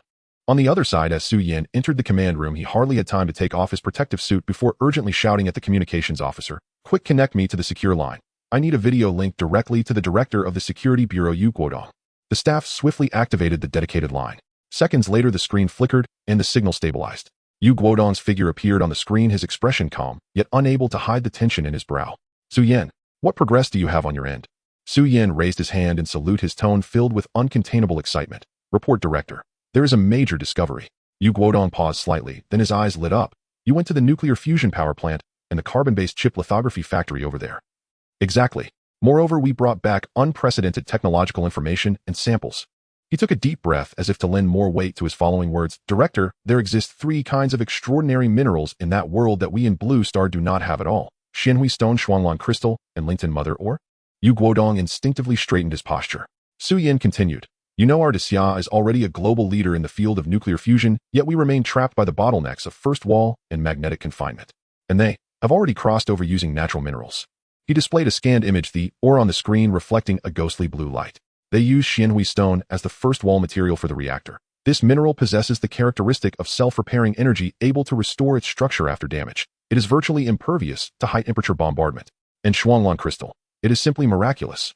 Su Yan's voice trembled. "It is a naturally occurring superconductor at room temperature and pressure. They use it to achieve magnetic confinement. They don't need our complex high-temperature systems at all." Yu Guodong's gaze shifted from surprise to shock. He instinctively tightened his grip on the pen, his voice low. This means that their fusion reactor can operate stably for extended periods. Su Yan nodded, almost blurting out, exactly. Moreover, the costs are lower and the structure simpler. Their civilization may have crossed our decades-long theoretical barriers solely with these natural wonders. Yu Guodong took a breath, suppressing his emotions. What about the carbon-based chips? Did you visit the lithography factory over there? Su Yan quickly switched to another image. Yes, director. The core mineral over there is called Linkton Mother Ore. It features adaptive conductivity and quantum resonance characteristics, naturally completing lattice quantum resonance, meaning they skipped the silicon-based era and directly entered the carbon-based information civilization. After reporting the key findings, Su Yan sighed deeply, his expression somewhat complex. What a pity. He looked up at Yu Guodong on the other end of the screen, his voice tinged with regret and rational calm. Currently, the duration of the portal is far too short. The three kinds of minerals over there, Xianhui Stone, Shuanglan Crystal, and Linkton Mother, or we have already precisely marked the coordinates of the mining sites. But even if we attempt to mine them, the portal's existence lasts only a mere minute. It cannot support large-scale transportation of materials. I have brought back samples of the core materials they used to construct the fusion reactor and carbon-based lithography factory. He pointed at a sealed alloy box on the table, continuing, Director, please send someone to receive them immediately. These samples may help us find breakthroughs in artificial synthesis. Yu Guodong nodded, his expression serious, yet resolute. I will send someone over right away. His tone showed no hesitation. He clearly realized the significance of this batch. Su Yan breathed a sigh of relief, but his tone soon shifted, his expression suddenly serious. There is one more thing, Director. Over there, we encountered a new threat. Yu Guodong frowned. What threat? Su Yan's gaze grew deep. Giant zombies. At least 3 stories tall, slow-moving, yet extremely resilient. We tested it ourselves. Anti-tank mines, anti-material sniper rifles, sniper grenades, mortars, all in effect. He paused for a moment, his voice growing heavier. We even used thermobaric bombs, white phosphorus incendiary bombs, and thermite bombs. And the result? It can char the outer tissue but cannot be killed. At most, it temporarily loses its perception. As he finished speaking, Yu Guodong's expression changed slightly on the other end of the video. He slowly set down the pen in his hand, a long-forgotten contemplation and restraint evident in his eyes. What you mean is, given their defensive capabilities, over 70% of our conventional weapons in Blue Star cannot effectively harm them. Su Yan nodded, his tone cold. That's right. If such creatures appear on a large scale, it would be another level of apocalypse. Their world likely perished due to this. After a brief silence, Yu Guodong slowly said, I understand.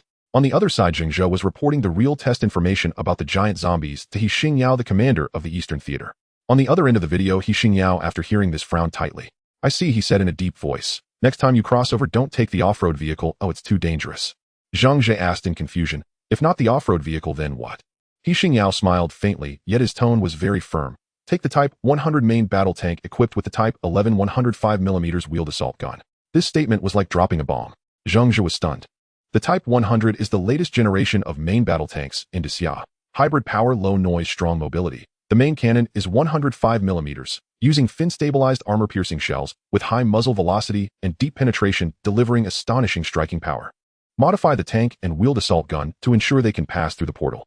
He Xingyao continued to issue orders, his tone unquestionable. Next time you encounter those giant zombies, just give them a shot. Let them taste the power of the 105mm. Zhang Zhe's voice carried an undeniable shock. He never expected the higher-ups would deploy such heavy firepower. He Xingyao then asked, by the way, have you heard of Z-468? Zhang Zhe was taken aback. Z-468. He Xingyao nodded. During the Cold War, the Eagle Nation tested a scheme for a single-soldier nuclear rocket launcher. We also made a backup codenamed Z-468. Zhang Zhe could hardly believe his ears. That is, he instinctively swallowed, guessing something, a single-soldier nuclear rocket launcher. He Xingyao spoke in a tone as calm as stating a fact. Exactly. It is equivalent to a tactical nuclear device with a yield of 50 tons of TNT. This statement struck like a heavy hammer. Zhang Zhe nearly lost his balance. He never expected that for your safety the commander would even include such extreme measures in the contingency plan. On the other end of the video, He Xingyou's gaze was cold. I am reluctant to activate it casually, but the enemies you face may have already exceeded the capacity of conventional firepower. Plans and bottom lines must be prepared. The fact that such a devastating weapon was brought out indicates Daxia's exceptional level of concern for them. Just as Qi Ming was lost in thought, a hurried sound of footsteps approached from outside, almost as if someone was running. Director, the Security Bureau has sent over new material samples. Highest priority, and we need to test them immediately. Qi Ming looked up, his brow slightly furrowed. New samples? What are they about? The assistant quickly stepped forward and handed him an alloy password box. A red top secret seal was affixed to the box. Qi Ming glanced at the accompanying instructions and his heart jolted. Xianhui stone can maintain a stable structure at temperatures exceeding millions of degrees. Shuanglan crystal possesses superconductive properties at normal temperature and pressure. He was stunned. This is impossible. His voice was low, yet it silenced all the surrounding researchers. Stable structure at temperatures exceeding millions of degrees. Normal temperature superconductivity. This is simply overturning the laws of physics. Qi Ming took a deep breath, suppressing his shock, and personally put on gloves to carefully place the samples into the testing. Ion beam scanning, structural spectroscopy, magnetic field response, thermal shock stress testing. One after another rigorous experiments were conducted. Time passed slowly. When the final results flashed on the screen, Qi Ming was stunned for a full 10 seconds. It actually is real. The entire laboratory erupted in excitement. Some clenched their fists in joy while others stared in disbelief at the data, repeating confirmations. Qi Ming slowly sat down, murmuring, "If we can master the principles of these two minerals, we might be just one step away from the commercialization of controllable nuclear fusion." However, he quickly calmed down, picked up the instruction page, and sighed. "The samples are too few, insufficient to construct an experimental reactor. Relay my orders. Immediately initiate a reverse research project to dismantle and analyze the crystal structures of Xianhui stone and Shuanglan crystal with the goal of artificial synthesis." He paused, and his expression suddenly became solemn and profound. Historically, more than once humanity has been propelled into a new era by some accidental mineral. The smelting of aluminum in the past was inseparable from ice crystal stone, which was more precious than gold before. The reserves of ice crystal stone on Blue Star are nearly exhausted, but that meager sample guided humanity. Artificially synthesized ice crystal stone opened the door to the Industrial Revolution. Qi Ming looked at the Xianhui stone, which emitted a faint glow, and slowly said, "Perhaps Xianhui stone and Shuanglan crystal will be the ice crystal stone of the energy revolution." The night wind at the Lop Nur base carried a touch of coolness. Chen Mo walked to the edge of the fence, leaned against a sand jujube tree, and slowly crouched down. In the distance was the edge of the wilderness. If at his feet was a sand trench carved by the wind. A few ants were transporting crumbs along the cracks in the ground. Under the light, they went back and forth repeatedly, quiet, mechanical, yet their persistence evoked a sense of pity. "What are you looking at?" A gentle voice came. Chen Mo looked up. Qin Sinyu, wearing a light gray trench coat, walked over gracefully, the moonlight casting a tranquil and clean glow on her profile. Chen Mo smiled slightly, saying, "Watching the ants." He pointed at the ground. "Look, they're blocked by the fence and can only circle around in this small area, repeatedly moving things as if they could never escape." Qin Sinyu paused slightly, sensing the helplessness in his words. "Do you feel trapped too?" Chen Mo did not answer immediately. He remained silent for a few seconds, slowly sitting on the ground with his back against the tree trunk. The wind tousled his hair, and his voice was low, carrying a suppressed loneliness. "Yes, I lost both parents at a young age. It was the state that allowed me to study and have food to eat. I have always told myself to repay this kindness. But now I sometimes truly feel like a canary in a cage. I can sing and fly, yet I can never escape this overshadowing sky." Qin Sinyu crouched beside him, listening quietly. The wind swept by, bringing a faint scent of dust. "Don't worry," she said gently. "The state never intended to imprison you. It's just that after that incident returning from the zombie world, no one could confirm whether there was an infection risk. The higher-ups had to take the worst precautions." She paused, looking at Chen Mo's tired, yet still bright eyes. "Now as the virus research deepens, you will soon regain your freedom. They are not imprisoning you. They are protecting more people, and also protecting you." Chen Mo looked up at her, the gloom in his eyes gradually dissipating, revealing a hint of grateful smile. "Thank you." Qin Sinyu smiled and asked, "By the way, how long until the next crossover?" Chen Mo raised his hand. The retinal HUD interface flickered slightly, and the numbers coldly jumped. 7 days, I guess." 7 days. She nodded, her gaze slightly contemplative. Then she softly bid farewell and turned to leave. After returning to her dormitory, she took out her confidential phone and dialed Yu Guodong's direct line. "Director, Chen Mo's recent condition seems off." There was silence on the other end of the line for a few seconds. Qin Sinyu continued, "He has been traveling back and forth between two worlds repeatedly, with the other side being a hell of zombies. After returning, he has been isolated at the base for a long time. His mental state is tense and his emotions are clearly low, showing signs of mild depression. I suggest providing him with appropriate relaxation and psychological counseling." Yu Guodong gently twirled a pen between his fingers, his tone steady and deep. "Understood. By the way, how long until his next crossover?" 7 days. "That's just right." Yu Guodong pondered for a moment, his voice low and powerful. "I approve him to go out for relaxation for 5 days. You, along with the captain of the Thunder Team, Zhang Zhe, and 2 of his subordinates will accompany him. Provide him with a relaxing environment. Leave Lop Nur as if on vacation. Must return in 5 days." He paused and added, "I will give him a card with 100 million in activity funds. Money is not the point is to let him feel again. He is still trusted. During this time he can go wherever he wants as long as he doesn't go abroad. If there are any situations exceeding the assessment, report immediately, and I will arrange reinforcements." "Understood." Qin Sinyu hung up the phone, feeling a warmth in her heart. The night was deep. Qin Sinyu found Chen Mo smiling as she handed him a black gold card. "Chen Mo, congratulations on your vacation." She spoke cheerfully, "Just come back in 5 days. This card is for you. It has 100 million in it. Use it freely." Chen Mo was taken aback. 100 million? That's worth more than my life. He instinctively took the card, his fingertips trembling slightly. After a moment, he suddenly realized. This vacation. Was you fighting for me, wasn't it? Chen Mo smiled, without speaking, just tilting her head, slightly revealing a playful expression. The state certainly cares about you. You are the core of the crossover plan, the fortune of Daxia. Her eyes sparkled with light, carrying a hint of genuine comfort and encouragement. Chen Mo looked at her smile, and for a moment somewhere soft in his heart was touched. The moment the footage of Zheng Zhue and the others ambushing the giant zombie was sent to the highest security weapons research facility, the air in the conference room seemed to be paused. Everyone fixed their gaze on the screen, the sound absorbed, leaving only the thud of sand and the clank of metal. The clip was very brief. The off-road vehicle splashed mud as Zheng Zhue and the others threw out box after box of weapons from the roof: anti-material sniper rifles, sniper grenades, mortars, and there were also cluster bombs, white phosphorus shells, and thermite explosives capable of creating extreme heat and burning effects. Bullet marks, charred craters, and half-melted clothing. Everything appeared both coarse and powerless. The effects of real combat were even more brutal. When the landmine exploded, it merely shook the ground. The zombie shuddered like a giant beast stung by a mosquito. The anti-material sniper rifle hit its shell, leaving circular bullet marks, and the bullets ricocheted back. The mortar shell exploded in a cloud of smoke, failing even to impede the giant corpse, which continued to pursue the convoy. Only the cluster bombs, white phosphorus shells, and thermite explosives had some effect, but even that was limited. They damaged the zombie's sensory system, causing the creature to lose its will to chase. For a short time, its body covered in char. But damaging sensations does not equal killing.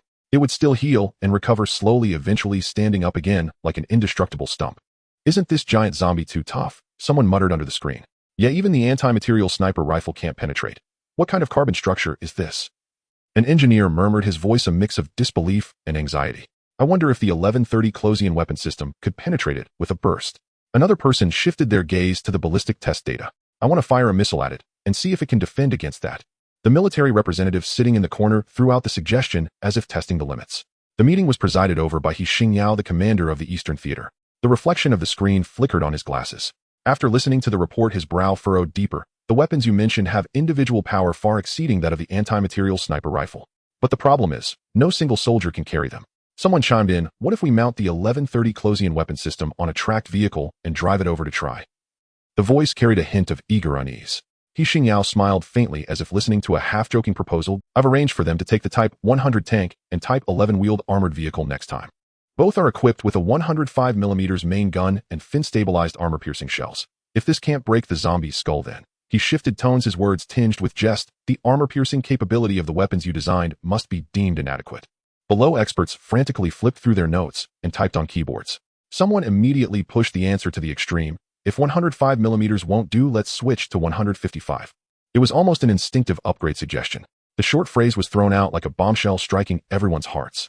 He Xingyao continued solemnly. I have already approved the individual nuclear rocket launcher, activating the technological reserves of the individual nuclear rocket launcher pre-research from before the Great Xia. The radiation dissipates quickly after the explosion. As long as we control the lethal radius according to protective suit standards, the risk can be managed. The conference room fell silent like a grave. Someone coughed, others covered their mouths. An elderly expert's face changed. A nuclear rocket launcher, saying that sounds a bit insane. Before the atmosphere could cool, another young expert pushed the conversation towards the end of the laboratory. If conventional explosives aren't enough, we can try all-nitrogen cationic salt explosives, metallic hydrogen, or even directed energy and laser weapons. Any possible solution that could increase penetration and thermal damage should be attempted. His speech was rapid, as if desperately laying out options to alleviate the collective fear of decision-making. The meeting at the weapons research facility continued. The sealed conference room was filled with a tense atmosphere. Each word seemed to dance on a knife's edge. Metallic hydrogen has a high energy density, but the risk of control is too great. Then let's try all-nitrogen explosives. The detonation speed can go up. Let's go for laser weapons. Directed energy is cleaner. One technical term after another exploded in the air like a series of high-temperature fuses flashing with dangerous light. Everyone's eyes were red, as if they were not in a meeting, but wrestling with death. All were betting on whether the next breakthrough could truly bring that giant creature to its end. But these matters were no longer for Chen Mo to worry about. That evening, he officially received the rest notification. Just two simple words felt like a pass to step away from the battlefield. The military transport plane glided over the desert of Lop, near yellow sand, swirling engines roaring. As Chen Mo boarded the plane with his pack, a golden-red glow was igniting on the horizon. Accompanying him onto the plane were four familiar faces: Chen Zheng, the leader of the Thunder Team, and his two teammates. The cabin shook as the aircraft slowly ascended. The sand dunes outside were stretched into long shadows by the sunset, a desolate golden sea retreating layer by layer. Finally, I can see the magnificent mountains and rivers of the motherland. Chen Mo sighed softly, his tone carrying a long-lost relaxation. Qin Sinyu turned her head a slight curve at the corners of her mouth. This time, you don't have to think about the survival of the world, just enjoy yourself. Zhang Zhe leaned against the cabin wall, arms crossed, squinting with a smile. You relax properly, don't think about those Chen Mo chuckled, saying little, just gripping the documents and a map that had been folded several times. He knew that the world on the other side was still waiting for him. But at this moment, he wanted to live in this side first. Their first stop, Mount Tai. The plane landed at the Taiyan military. The night was deep and the city lights flickered in the distance. The convoy moved north, the off-road vehicle's lights slicing through the night at the foot of the mountain. In the distance, Mount Tai stood quietly shrouded in mist like a sleeping giant. The mountain's outline was traced in sharp lines by the moonlight. At that moment, Chen Mo felt a strange illusion, that it was not a mountain but an ancient will quietly observing the rise and fall of the mortal world. From that world to here it feels like crawling back from hell, Chen Mo murmured. So we must reach the summit. Qin Sinyu replied with a smile. Chen Mo nodded, seeing the world from a different perspective might lighten the burden. Zhang Zhe, carrying a climbing backpack, patted his shoulder. I don't believe you're really going to relax. The night wind rose, and the mountain path twisted and turned. Their footsteps echoed on the stone steps, the wind carrying the scent of grass, and trees, moonlight scattered on the rocks glimmering faintly. Halfway up the mountain, Chen Mo stopped. He looked back at the lights below, and suddenly froze. In his mind flashed another scene. The ruins of another world, ashes, broken walls, and a blood-red sky. The air there was dead, without wind or sound. And at this moment, he heard the chirping of insects and smelled the scent of trees. The wind on his face was warm. He whispered, this world is truly beautiful. At dawn they arrived at the South Heaven Gate. The wind howled through the valley like the sea. The sky gradually lightened, the clouds roiling beneath their feet. When they stepped onto the Jade Emperor Peak, the morning glow burst through the clouds. Golden light poured over the mountain peak, illuminating the heavens and the earth anew. Chen Mo closed his eyes, taking a deep breath, the suppression in his chest finally finding an outlet. Facing the eastern horizon, he suddenly shouted with all his might, I'm back. The voice was swept away by the wind, echoing in layers between the mountains like a long-awaited declaration. Qin Sinyu raised her camera and pressed the shutter. In that moment, the light was just right, and the wind tousled his hair. She looked at the person in the photograph and suddenly said softly, this is what it means to be human, not a tool, nor an accessory to a portal. Chen Mo did not hear her. He simply stood in the wind, quietly gazing toward the rising sun, light appearing in his eyes. After descending from Mount Tai, the mountain wind gradually ceased, morning light filtering through the clouds, and the air was infused with the fragrant scent of earth and pine. Qin Sinyu put away her jacket, approached Chen Mo, and smiled, asking, where do you want to go next? Chen Mo pondered for a moment, his gaze drifting over the distant mountain ridge, and softly replied, to the magic city. Qin Sinyu raised an eyebrow, going back to take a look. Chen Mo nodded, a hint of complexity in his expression. The magic city was where he once lived, worked, and struggled. It was also the source of his most embarrassing and helpless memories. Having experienced life and death in another world, returning now felt entirely different. The three members of the special operations team silently followed behind. They spoke little, their movements exuding a calm vigilance. To outsiders, it appeared more like the protective escort for an important figure. In fact, Chen Mo's current identity was indeed of utmost importance. He was the only one capable of freely traversing both worlds, and on the military's highest confidentiality list, his codename was listed alongside the nuclear command system. Thus, this journey could not possibly follow commercial aviation channels. They directly boarded a military transport plane, taking off from Taiyan and heading straight to the Magic City. As the cabin door closed, the low rumble of the engine reverberated against the cabin walls. The plane slowly taxied for takeoff, the metallic body vibrating slightly. Chen Mo leaned against the cabin wall, smiling as he remarked, having a private jet for travel, do you think I'm considered part of the privileged class now? Qin Sinyu turned to look at him, her eyes playful. Compared to the value you bring to the country, isn't this treatment rather If we're talking about privilege, I would be the one riding on your coattails. After all, I've never flown on a military plane before. This time, I'm just the chicken and dog that rises with you. Chen Mo chuckled, shaking his head. You shouldn't say things like that about yourself. Zhang Zhe, listening on the side, rarely showed a smile, saying, this mission isn't dangerous at all. Oh, everyone is like they're on vacation, yet you two seem to be having a great conversation. This is not a mission, Chen Mo countered with a smile. It's a vacation. The military has officially approved it. Zhang Zhe feigned seriousness, responding with a hum. Then the three of us are bodyguards and tour guides, who our salary should increase. For a salary raise, you should talk to Commander He, Qin Sinyu replied, smiling gently. The atmosphere in the cabin gradually. Outside the window, the clouds rolled like waves. Sunlight pierced through the gaps, casting a tranquil glow on their. Chen Mo leaned back in his seat, watching the light outside the porthole, a peculiar feeling suddenly rising within him. He was truly returning to reality. That feeling was both unfamiliar and gentle. He closed his eyes, letting the sound of the wind and the rumble of the engine meld into a low background noise, flashes of ash, fire, and ruins from the other world passing through his mind. Then everything was swallowed by the golden sea of clouds. Chen Mo, Qin Sinyu softly called him. He opened his eyes and smiled, replying to him. When we arrive in the Magic City, let's visit some of your old haunts. Her tone was gentle. You should make peace with your past self once. Chen Mo was momentarily stunned, a slight smile lifting the corners of his mouth. Okay. The plane landed smoothly, the tires creating a low rumble as they touched the runway. The moment the cabin door opened, the sea breeze carrying a hint of moisture rushed in, an essence unique to the Magic City: salt, gasoline, and the clamor of the city. Zhangzhe had already contacted the ground forces. 2 black sedans were parked on one side of the airport. One was driven by Zhangzhe himself, carrying Chen Mo and Qin Xinyu. The other was accompanied by 2 members of the special operations team, providing front and rear protection. The convoy left the military district, entering the city's main thoroughfare. In the evening, the Magic City was aglow with lights, the neon flickering. Outside the car window was a city both familiar and strange. Chen Mo had toiled, struggled, lost sleep, and shed tears here. Returning now, a strange sense of disorientation welled up within him. Chen Mo rested against the window, softly saying, "It's strange. My body is still the same, and less than a month has passed, yet I feel as if I've become a different person." Qin Xinyu tilted her head to look at him, asking, "What's different?" Chen Mo gazed at the flow of cars outside the window, his eyes somewhat vacant. "In this city, I was always rushing to catch the subway, squeezing onto buses, working overtime, and writing reports. Back then, I thought hard work would lead to success. But what was the reality? It never followed the script. My girlfriend from university left because I couldn't earn enough money or afford a house. She ended up with a financial guy who drove a BMW. At that time, I rented a place in the suburbs with a commute of an hour and a half each way, totaling 3 hours. Can you believe that?" He shook his head with a bitter smile tinged with self-mockery and a dull pain from old wounds. Qin Xinyu did not respond immediately. She simply reached out and gently patted his shoulder. That gesture felt like a signal. "I hear you." Chen Mo continued, his tone suddenly turning somber. "That time was really... I would write proposals during the day, stay up until 2 or 3 in the morning, and still have to smile during meetings the next day. Sometimes I was too lazy to go home and would just sleep on the office floor. The most ridiculous part was that I wasn't the exception. Many people in the company were just like this. Everyone was desperately squeezing into a small cubicle, and no one dared to stop. The most ridiculous part was that I wasn't the exception. Many people in the company were just like this. Everyone was desperately squeezing into a small..." Chen Mo's voice was so soft it was almost inaudible. "This past month, isolated, observed, facing the dangers of zombies in another world.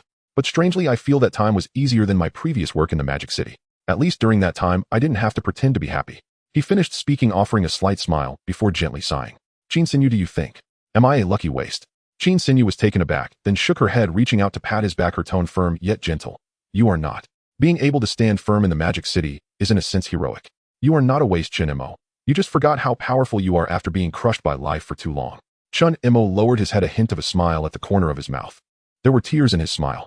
"Yes, I am remarkable." He looked out the window, those tall buildings shimmering with a cold light in the night. "But I hope that one day everyone in Daxia can be luckier than I am. They won't have to fight for houses, money, or quotas, and they won't be crushed by life to the point of gasping for breath.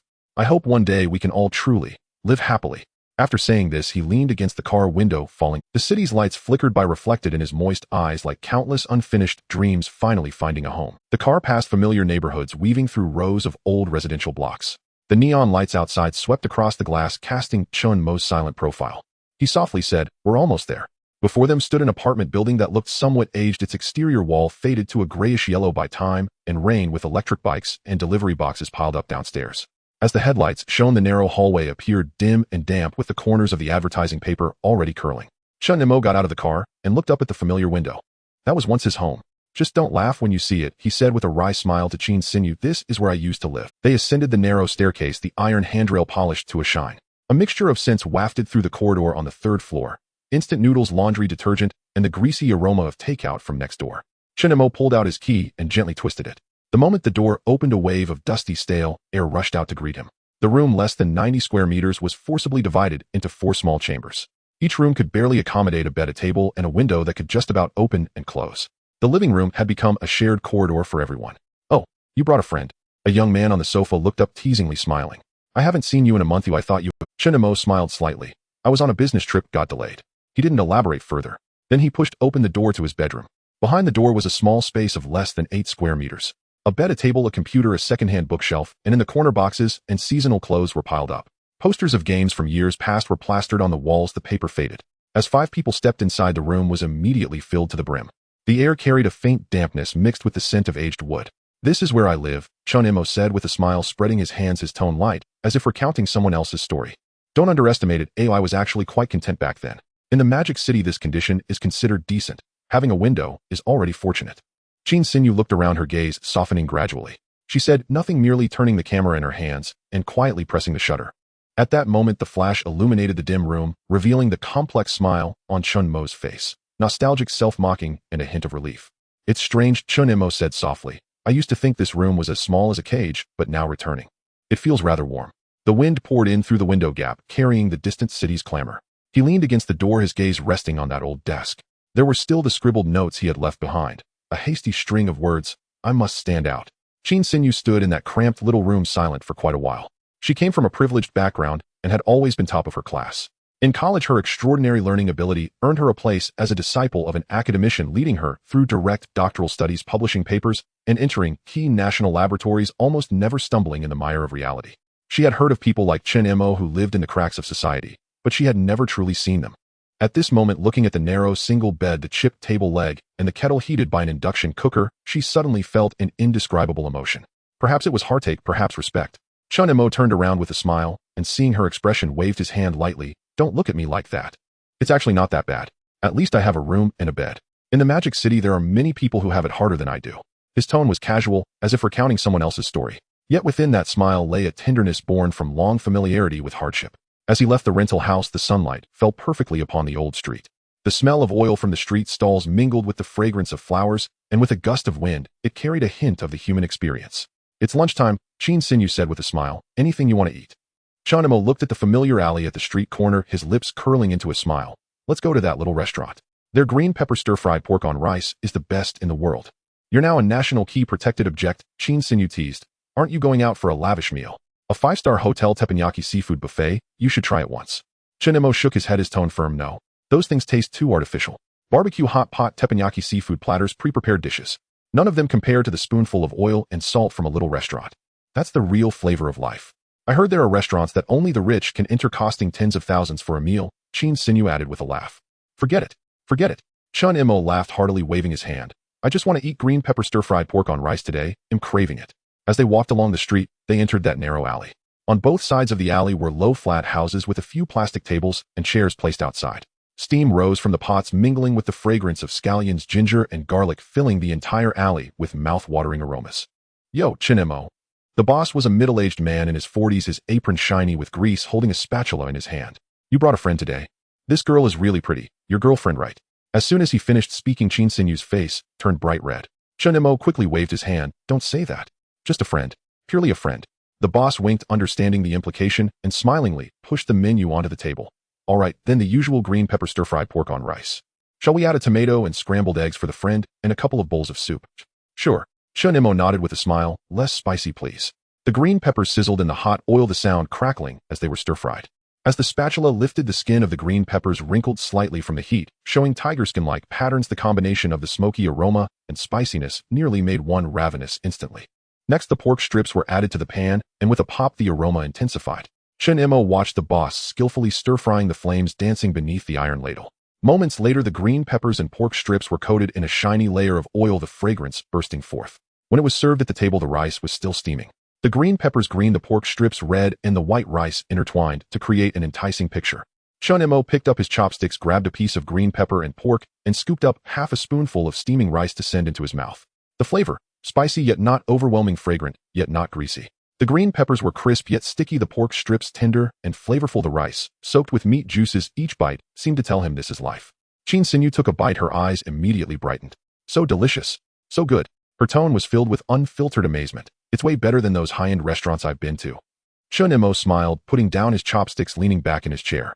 You see, good food doesn't have to be in shopping malls or those opulent places. In these alleys, amidst the rising smoke and the sounds of spatulas clanging, there's also a taste of the human world. Chen Mo nodded, her gaze softened with more warmth. Perhaps this is the taste of life's warmth. Chen Mo smiled slightly, choosing not to say more, only taking another scoop of rice and chewing slowly. The clamor from the street outside seeped in, someone shouting in the distance, cars whizzing by, and at that moment they both felt that the bowl of green pepper stir-fried pork on rice was more precious than any luxurious banquet. Chen Mo looked at his satisfied expression and couldn't help but smile. She suddenly understood. Perhaps this ordinary happiness was what Chen Mo truly wished to protect. After satisfying their hunger and thirst, Chen Mo suggested going for a walk. The smell of cooking oil in the alley was dispersed by the wind, while the golden rays of the setting sun illuminated the old walls. Qin Xinyu walked beside him with a light step, while Zheng Jie and 2 team members followed at a reasonable distance, maintaining a standard state of vigilance, like 3 shadows always guarding them from the dark. The red light at the street corner flickered, and the sound of traffic mingled with the commotion of the crowd. Just as Chen Mo was about to cross the road, he suddenly heard a piercing screech of brakes. A red sports car stopped at the intersection. The window slowly rolled down, revealing a heavily made-up face. In that moment, Chen Mo was stunned. Ping Chichi, his girlfriend from university. The girl he once accompanied to eat takeout, squeezed into the subway and discussed the future with. Now she wore a low-cut short dress, her hair dyed shiny, and a gold chain hung around her neck, with several glaring tattoos on her arms and collarbone. Those once pristine and transparent places were now covered by colors and smoke. In the passenger seat, she was swaying, her lipstick, her eyes filled with contempt and jealousy. "Oh, pretty impressive," Ping Chichi scoffed lightly, a sharp smile gracing her lips. "Not long after the breakup, you've already deceived another young girl. You acted fast this time."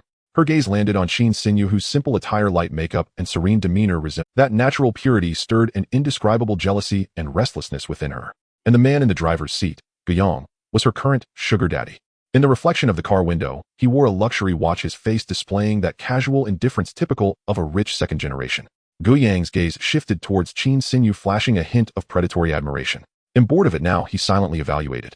The air grew stagnant. Chen Mo stood there, his expression calm to the point of indifference. Had become vulgar. And bored of it now, he silently evaluated. The air grew stagnant. Chen Mo stood there, his expression calm to the point of indifference. He felt no anger nor resentment. He merely glanced at her lightly, as if she were a stranger. "Long time no. It seems like you're doing quite well." Ping Chichi was momentarily choked by the word "well," her smile twisting for an instant before she feigned disdain and laughed. "You're still as stubborn as before. But your new girlfriend is pretty good, just don't get dumped again, okay?" Chen Mo did not look at the car again. He simply held Qin Xinyu's arm and calmly turned away. "Let's go." His voice was as light as a breeze. "It's not worth wasting time." Just as they were about to walk away, a heavy bang sounded behind them. The sports car door was suddenly pushed open.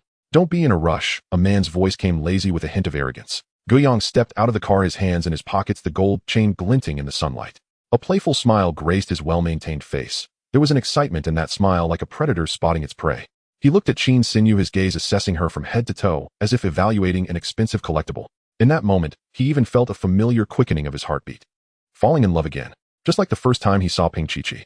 Back then, with just a luxury car, a fancy watch, and the phrase "come with me," he made that ordinary university girl willingly leave Chen Mo. To please him, Ping Chichi learned to wear heavy makeup and revealing clothes. Even when he made all sorts of ridiculous demands, she smiled and complied, only hoping to get a little more money, a bag, or a momentary affection. But that sense of novelty had long been played out. Now the woman beside Chen Mo, with her cold demeanor and clear eyes, was the one who truly captured his heart. "Beautiful lady," he grinned, revealing what he thought was a suave smile. "Let's get acquainted. My name is..." But he didn't finish his sentence. Qin Xinyu didn't even turn her head, coldly retorting, "What are you to be worthy of knowing me?" At that moment, the air seemed to freeze instantly. The smile on Guiyang's face froze. That superiority he held was publicly shattered for the first time. A hint of coldness flickered in his eyes. This woman dared to speak to him like that. Ping Kiki's expression changed dramatically in the car. She sensed the familiar dangerous aura from Guiyang, her heart tightened, and she hurriedly got out of the car, wrapping her arm around his, softly advising, "Bro, don't get angry. That woman is ungrateful. Oh, let's not stoop to her level, all right?" Her voice quivered slightly, her tone soft enough to almost dissolve into the air. However, the next moment, slap. A crisp slap landed on her face without warning. Ping Chichi staggered back from the impact, covering her face, tears instantly streaming down her cheeks. Guiyang's face darkened ominously, his eyes flashing with malice. "You think you can teach me how to act?" His roar tore apart any semblance of pretense. Passers-by on the street, Ping Chichi trembled all over, biting her lip, too scared to move. Chen Mo turned around, his gaze coldly sweeping over. Zheng Jie had stepped forward, alert, fingers twitching, ready to respond to any sudden situation. Chen Mo said nothing, merely casting a faint glance at Guiyang. That glance held no anger, yet sent a chill down one's spine. "Let's go." On the surface, Guiyang appeared to be a glamorous, rich, second-generation luxury watch sports car and a sculpted smile. But in reality, the forces behind him were not to be trifled with. His father was once a notorious gang boss before turning legitimate, creating even deeper and more toxic waves. Guiyang returned to the car, pulled out his phone, his tone turning as cold as a knife. "Hate along, it's Xiaoyang. There's a woman who's too unappreciative. Get her tied up and bring her to me for a few days of lessons. Don't worry, don't let it get too messy, make it look good." The voice on the other end quickly replied, "Yes, young master." The passenger seat, Ping Chichi was holding her reddened face, but her eyes were blooming with delight. She felt smug inside. "Once we catch her, just watch me stomp on her a few times. Let her know what it means to be noble." Inside her heart was resentment and a desire for revenge that had been nurtured like poison, thrown out, yet avoided. In another shadowy corner of the street, DeLong, one of Guyang's subordinates, was sitting with a couple of burly men simply gathering equipment, gloves, black hat, straps, and car keys. DeLong was an old subordinate who had followed Guyang's father during the legitimate transition with a fierce temper and swift actions. He hung up the phone smiling without a hint of warmth. "The young master has some work for us, tidy up, and let's head out tonight. As per the usual rules, fast, steady, and discreet. Don't let outsiders see."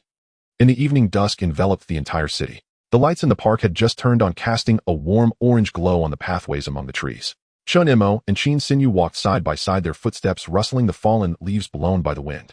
Chen Mo, feeling unusually relaxed, was sharing amusing anecdotes from their university days. Those late nights spent rushing reports, missing the last bus, and cooking instant noodles in their rented room. Chen Mo listened attentively, occasionally smiling, and sometimes lost in thought. Just then Zhang Zhe strode over from a distance, his expression alert.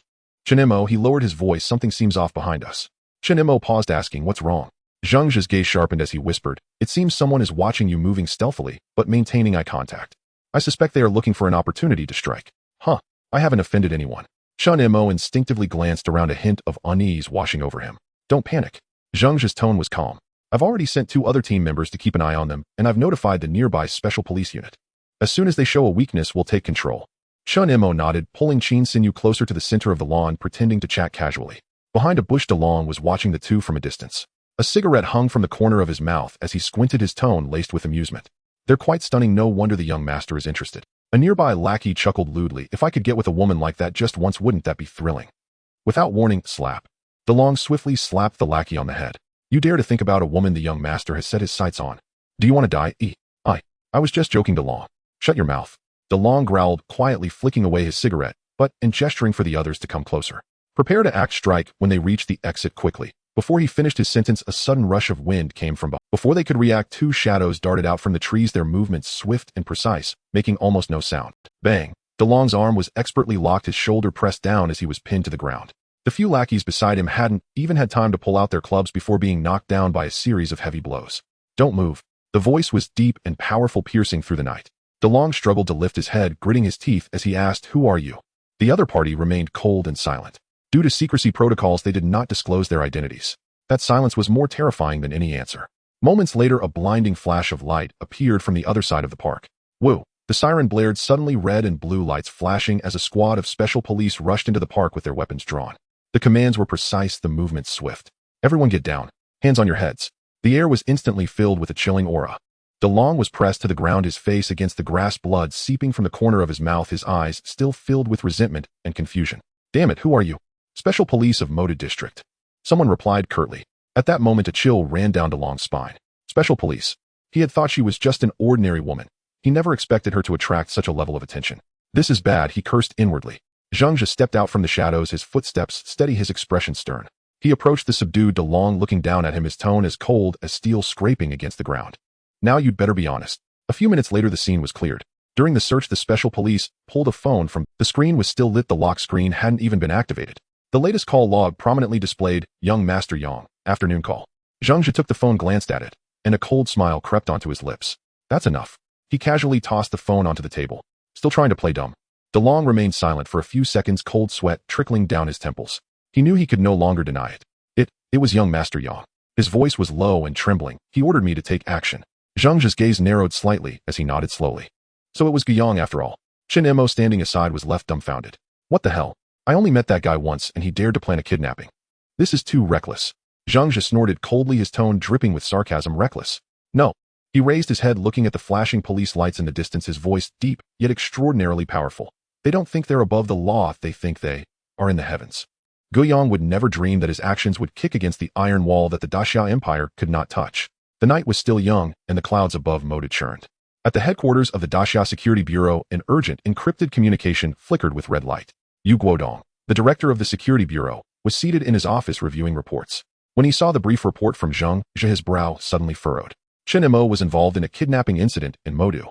Just a few words sent a shockwave through his heart. Who dares to target Chen Mo in Modu?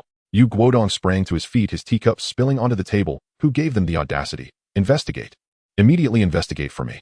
The intelligence officer beside him sprang into action, commands racing through the encrypted channels cascading down from the center. Security Bureau, public security system, internet monitoring, and financial tracking all activated simultaneously. In less than 20 minutes, all information regarding Guiyang and his father, Guhui, was thoroughly uncovered. Records were quickly pulled up on the screen. Gu Hui, a member of the local Chamber of Commerce in Modu, chairman of a... In reality, he had a background in organized crime from years prior with numerous associates involved in illegal activities, some even linked to unresolved homicides. However, he had managed to wash his hands clean over the years, protected by influential figures climbing to a high position. When Yu Guodong read this section, his fingers slammed down, shattering the teacup. Absurd. He slammed his hand on the table, his voice shaking the entire conference room. How can a former crime lord live freely after going straight? Who's backing him? Investigate. Leave no related. Soon the internal network of relationships was unraveled piece by piece.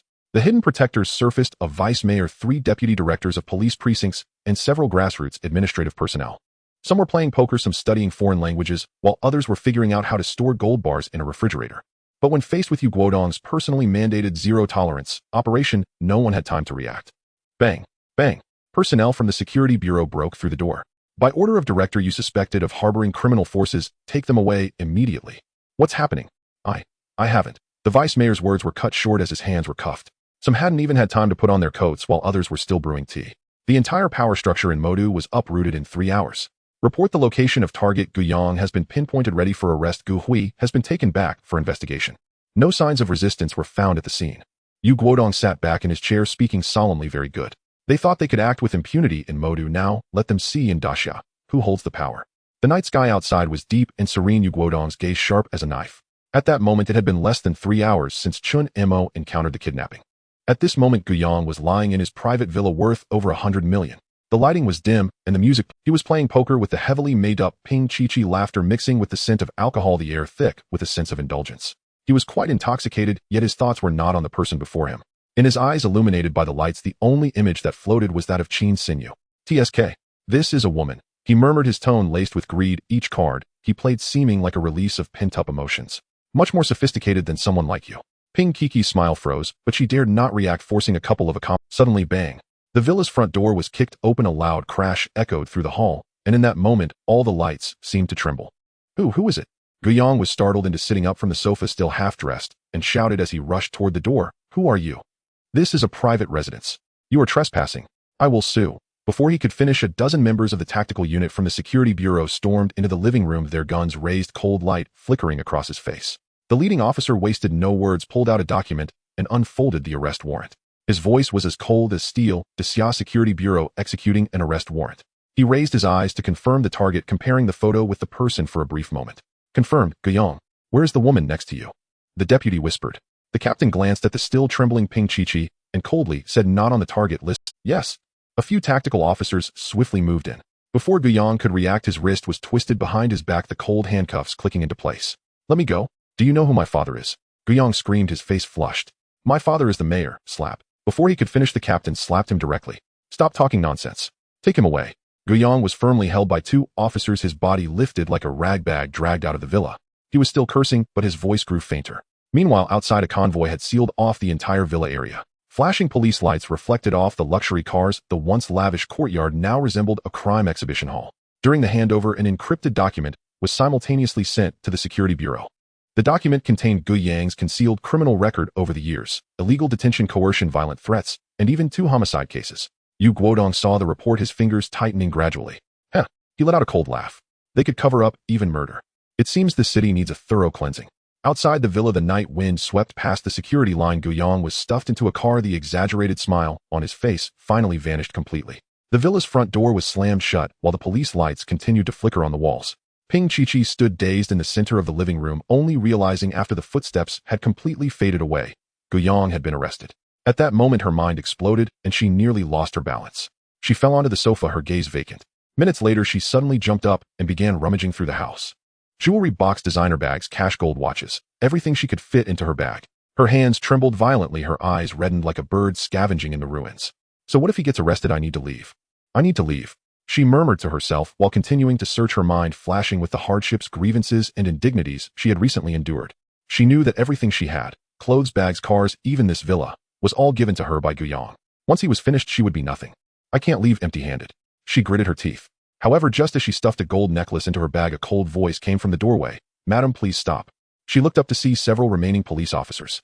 One of them stepped forward, his tone calm, yet firm. These items are all stolen goods listed for confiscation. You cannot take them. Ping Chi-Chi froze, her bag slowly dropping. In the next second, a wave of complete despair surged from her heart, swallowing her like a tide. I was just. Her voice trembled. These things were originally mine. Please cooperate. The officer's tone remained indifferent. Minutes later, she was escorted out of the villa. Standing outside the front door, Ping Chichi looked at the mansion that once made her believe she could rise to greatness, now left with only cold lights and security lines. The wind was cold, and the night in Mo was very quiet. She hugged her empty bag, a chill rising from her feet to her heart. The neon lights at the street corner flickered, and her makeup had long been washed away by tears. She finally understood. The so-called love, reliance, and wealth were nothing but bubbles. She squatted down, covering her face and weeping bitterly. Her cries were scattered by the wind, and the night swallowed everything. Ping Chichi knew that her greatest support had completely vanished. The iron door of the prison slammed shut with a bang, the heavy metallic sound echoing in the corridor, carrying a sense of cold finality. Under the gray-white light, Guiyang was shoved into a cell by the prison guards. When he looked up, he saw a familiar face inside, their father Guhui. In the moment they locked eyes, the air froze. Guhui's hair had already turned gray, his gaze as dark as an old well. Dad, you were arrested too. Did you get into some trouble? Can we still get out this time? Guiyang forced a smile, his tone still somewhat naive. Guhui snorted coldly and turned his head away. Don't call me Dad. I don't have a foolish son like you. I committed a crime. Guhui scoffed and looked up. I've been very honest lately. It's you. Did you provoke someone you shouldn't have? Let me tell you, not only have I been arrested, but all those officials close to me are also finished. Guiyang blinked, still not realizing the seriousness of the situation. Could it be they chose the wrong side and were implicated? We couldn't be suffering from a disaster we didn't cause, right? A disaster you didn't cause. Guhui's voice suddenly rose, his old hands clenched into fists, knuckles turning white. How could I have given birth to such a fool like you? In all these years, when have you seen things move this quickly? This time the sky has fallen. Who on earth did you provoke? Guiyang appeared nonchalant. I didn't do anything. I just asked DeLong to kidnap a woman. Before he could finish, bang! Guhui kicked him in the chest. The iron bed shook with a buzzing sound. What did you say? You let someone kidnap a woman? Guiyang was kicked to the point of coughing, his face pale. I was just making a joke. That woman was too arrogant. I wanted to scare her. Scare her. Guhui was furious, almost rushing to strangle him. You scoundrel. I've worked hard over the years to wash myself clean, to settle matters, and spend money just to leave you a clean path, and you jumped into the mud pit yourself. The flickering lights in the cell, the shouting match between the two father and son, mixed with the echo of the iron door, sounded particularly jarring. A few days later, the case was fully investigated. As the investigation deepened, all the company's accounts and underground industries under their names were sealed. Charges of illegal detention, extortion, violent assault, and causing death one by one with solid evidence.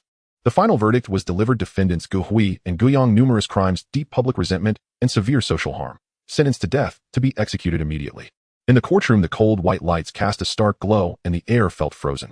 The presiding judge's voice was steady and indifferent. Defendants Guhui and Guiyang involved in organized crime, illegal detention, extortion, and violent assault leading to death. Their crimes are numerous, the evidence undeniable, and public resentment runs deep. Sentenced, death penalty to be executed immediately. In that moment, the entire courtroom fell silent. Guhui's mind buzzed as if struck by a heavy blow. His mouth opened and closed several times before he finally managed to utter, "No, I'm not satisfied. I refuse to accept this." The prison guard stepped forward to escort him. He attempted to struggle, but was firmly restrained by the officers on either side. Beside him, Guiyang had already collapsed to the ground, his entire being drained of strength, lacking even the energy to protest. As the two were dragged out of the courtroom, the flashes of cameras illuminated their disheveled and absurd figures like two jokes crushed by the weight of the times. Back in prison, the iron door slammed shut once more with a resounding bang. Silence. Guhui felt as if he were ignited by fire, rushing forward, delivering punch after punch onto Guiyang, each blow infused with heart-wrenching fury. Who the hell did you offend? 10 days. 10 days. I've spent half my life in this racket, and I've never seen an investigation conducted so swiftly. With each word he spoke, his fists grew heavier. In less than 10 days, they declared the death sentence.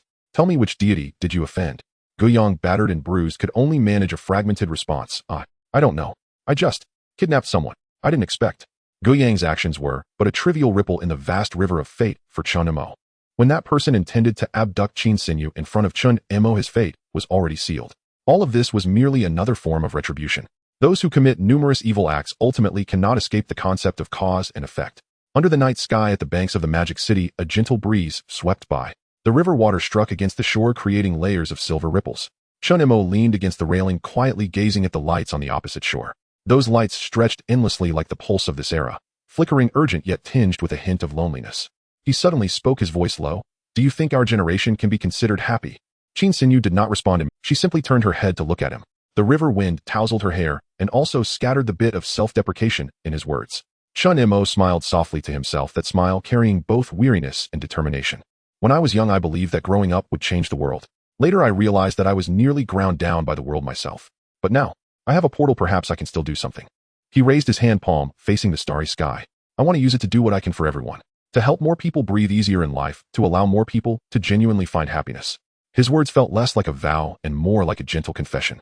Qin Xinyu tilted her head slightly. At that moment, the lights dancing on the river reflected in her eyes, her lips curling into a faint smile. She whispered, "Then let's do it together." 5 days of vacation passed in the blink of an eye. That brief tranquility had not yet been savored when Chen Mo embarked on his journey once more, returning to the desolate land that belonged to him. Lopner. The private plane landed steadily on the military runway, scorched by the blazing sun. The wind and sand rolled, the air distorted in the heat waves. As the cabin door slowly opened, the dry wind rushed in, carrying the familiar scent of salt and dust. Chen Mo squinted, looking at the boundless wasteland. There was no clamor, no greenery, only the blazing sun, sandstorms, and endless silence. Yet it was in this wasteland that the door to another world was about to open once again. Chen Mo took a deep breath, the hot wind slightly stinging his throat, and the calm within him was swiftly replaced by tension and a sense of mission. He knew the new crossing task was about to begin. Qin Xinyu was still by his side, wearing sandproof goggles, her expression focused and resolute. After Zheng Jie joined up with 2 other soldiers traveling with Chen Mo and the Thunderbolt team, they prepared for departure together with the Battle Tiger and Flame teams. The atmosphere in the entire base tightened once again. Inside the research center, the lights blazed. Dr. Su Yin and his research team were busily moving through the instruments, complex streams of data flickering on the screens. When Chen Mo and his group arrived, Su Yin immediately welcomed them, his face reflecting an uncontrollable excitement and fatigue. "You came back just in time." He adjusted his glasses on the bridge of his nose, speaking rapidly. "We've deciphered new clues." Chen Mo's expression tightened. "Speak." Su Yin brought up a 3-dimensional map on the control panel, 3 red dots flickering on the virtual projection. "Those 3 special mine locations are where we returned last time, called the Gray Steel Urban Belt, which was also the industrial heart of the former Star Sea Empire." Chen Mo's eyes brightened. "No wonder the carbon-based chip photolithography factory and the fusion power plant are both there. Then let's set off this time to explore further." Subsequently, everyone began preparing for departure. Above the Lopner base, the yellow sand rolled with the roar of military aircraft intertwining with the engine sounds of ground vehicles, creating a low, somber prelude. As before, Qin Xinyu was arranged to stay behind at the base. She stood in front of the explosion-proof door, watching Chen Mo this time. "Be careful." Chen Mo nodded, gently offering a reassuring smile. As Chen Mo descended alongside Zheng Jie, Su Yin, and others arriving at the newly expanded underground isolation chamber, the scene before him left him almost stunned. The originally narrow experimental passage had now been completely transformed. The steel door leading to the chamber was half a meter thick with layers of explosion-proof, and airlock doors interlaced, red warning lights flickering on the walls, and the air was filled with a faint scent of machine oil and metallic heat. And when the final alloy door slowly opened, the scene that appeared before everyone was a vast underground hangar. The lights were bright, and the ground reflected a cold metallic sheen. Inside the hangar were neatly parked 6 Type 100 main battle tanks and 6 Type 11 wheeled assault vehicles. Each vehicle was painted with a special camouflage pattern, their gun muzzles glinting under the lights like a row of sleeping iron beasts. Chen Mo gaped for several seconds, unable to help but grin. "Are we upgrading from off-road vehicles to heavy firepower units?" Zheng Jie raised an eyebrow, patting the armored side of the tank. "Last time that giant zombie didn't even flinch at anti-material weapons. This time we won't adhere to martial ethics. 105mm tail fin armor-piercing shells are at the ready. Let's see how it can withstand that." Su Yin added with a smile beside him. "Don't forget, these vehicles have been modified. Electronic protection, AI, automatic loading, and active defense systems." Chen Mo whistled, half in surprise and half in emotion. Goodness. With this setup, even the former regular army of the Star Sea Empire would have to give way. Zheng Jie smiled slightly. "Then let's go see. This time who is tougher." Soon Chen Mo and his companions drove the Type 100 main battle tank and Type 11 wheeled assault vehicle, crossing the time portal once again, arriving at the ruins known as the Gray Steel urban area of the Star Sea Empire. The heavy steel tracks rolled over the scorched earth, dust swirling and rising before the cannon muzzle of the tank. The sky in this area still bore that dark red hue, the air filled with the metallic scent and the aroma of sulfur dust, while collapsed steel towers in the distance resembled giants devoured by time, half buried in the ruins. Chen Mo sat at the command seat of the tank, looking out at the world beyond the armored glass. For the first time, a sense of solid safety blossomed in his heart. He raised the radio frequency, his voice tinged with a hint of jest. "Shall we? How about we go out and find those giant zombies? Let's see if they can withstand the might of our righteous 105mm main cannon." The voice of Su Yin came through the radio, carrying a touch of rational restraint and a hint of excitement. "Hold on. Confirm the time window. How long can you stay during this transfer?" Chen Mo glanced at the countdown on his retinal display. 5 days. That's enough, Zheng Zhe replied calmly and excitedly. Then let's test their defensive limits. This time we are not escaping, we are attacking. The convoy slowly advanced. The gray city ruins unfolded in the distance, broken overpasses stretching ahead, and metal signboards from the old era swayed in the wind, inscribed with unfamiliar characters to Chen Mo. A Type 11 wheeled assault vehicle moved to the front and the drone launch bay on the turret slowly opened. Whoosh! 2 reconnaissance drones soared into the sky, tracing bright arcs against the dim sky. Real-time images streamed onto the screen. Team leader Zhou Yang of the Battle Tiger team focused on the image data, changing rapidly. Northwest 15 degrees, analyzed the image data. Possibly, before he could finish, the camera zoomed in. In the land of ashes, a group of colossal creatures was moving slowly. They were a horde of giant zombies. Their bodies remained large and hideous, the charred tissue covering their surfaces still bearing the marks of the previous assault by cloud-penetrating bombs and white phosphorus flames, yet beneath that charred skin new tissues were writhing, healing, and rebirthing. It was as if some bizarre organism was remodeling itself. They actually recovered. Su Yan's voice over the radio was tinged with undeniable shock. What astonishing regenerative ability. The activity of those cellular tissues far exceeds the known biological limits. Zheng Zhe squinted, gazing into the distance. That's perfect, he said coldly. Last time we were merely probing. This time let's attempt to wipe them out directly. Zheng Zhe steadily extended his hand, pushing the main cannon control lever. In that instant, the atmosphere in the cabin grew tense, the air filled with the scent of oil and metal, as if even time was drawn into the crosshairs. Target giant zombies. His tone was low and steady. Loading. Tail stabilizing, armor-piercing shells. Loading complete. The loader responded swiftly, his tone crisp and decisive. Zheng Zhe took a deep breath, his fingers lightly resting on the firing button, his eyes cold as steel. Good. He slowly exhaled, watching the massive, writhing figures in the distance, a slight smile appearing on his lips. Let them experience what human firepower truly means. Boom. The 105mm main cannon roared, the muzzle flame exploding like thunder, the air instantly being swept up in a white wave. The high-explosive, armor-piercing shell whistled as it cut through the sky, leaving a dazzling trail against the gray-red heavens. Hit. In the distance, the head of a giant zombie was forcefully pierced through. The violent impact caused it to stagger backward. The carbon metallic exoskeleton blasted open, leaving a smoking hole, dark tissues writhing and steaming at the edges, as if a torn machine was trying to self-repair. Not dead, but the defenses have been breached. Chen Mo exclaimed in astonishment. Keep attacking. Zheng Zhe commanded in a deep voice. Second round loading complete. Fire. The cannon fire was continuous, several armor-piercing shells accurately hitting the same point. With each hit, a deafening metallic crack echoed. Third shell, fourth shell, fifth shell. With the final explosion, the giant zombie finally could not hold on, its massive body crashing to the ground, dust billowing into the sky, the shockwave lifting debris from the ground, shaking the nearby ruins' walls to collapse. After a brief silence in the cabin, Zheng Zhe revealed a satisfied smile, his voice tinged with a hint of amusement. Not. It seems our righteous 105mm main cannon is still the most persuasive diplomatic language. In the vehicle, Su Yan couldn't help but laugh. This power is far superior to that anti-material weapon from last time. From several kilometers away, those colossal beings, the giant zombies that had once left the special forces helpless, were finally eradicated. Above the battlefield, drones circled, recording. On screen, the flashes of the 105mm main cannon lit up one after another, each armor-piercing shell tracing a blazing trajectory through the air, hitting the target with precision. Boom, boom, boom. The continuous cannon fire echoed across the wasteland, smoke rising, fire bursting like crackling thunder. Even though those zombies had regenerative skin and metallic bones, under this wave of true human firepower, they were still blown to pieces. One massive body after another collapsed, the ashes scattered like rain, ultimately transforming into a realm of silence. Confirm all targets have been eliminated. Su Yan's steady voice came through the radio. In the vehicle, a low cheer erupted. Chen Mo, sitting in the tank's commander's seat, felt a surge of excitement. Let me give it a try. The soldier next to him smiled, handing over the main control lever. Here, be steady. Don't hit the drone. Understood. Chen Mo focused, gripping the control lever tightly. When that familiar crosshair aligned with the half-collapsed zombie in the distance, he took a deep breath. Fire. The cannon's flame burst forth, the tank leaning slightly backward. The shell whistled out, piercing directly into the target's chest. And in an instant, dust and debris flew. Chen Mo lowered the control lever, a smile forming at the corners of his mouth. So this feeling is quite exhilarating. Zheng Zhe in the other vehicle laughed heartily. This is our righteous firepower. It would be strange if it weren't exhilarating. As the last giant zombie crashed to the ground, the ruins of the gray steel urban area fell into a brief silence. The air was thick with the smell of burning, the smoke yet to dissipate, while the distant sky was tinted dark red by the cannon fire. Target cleared. Zheng Zhe set down the communicator, his tone still calm. But everyone knew. This was their first time completely suppressing fear itself in this world. Just as everyone prepared to withdraw, Su Yan stepped forward. He stared at the few colossal corpses in the distance, his eyes flickering with a complex light.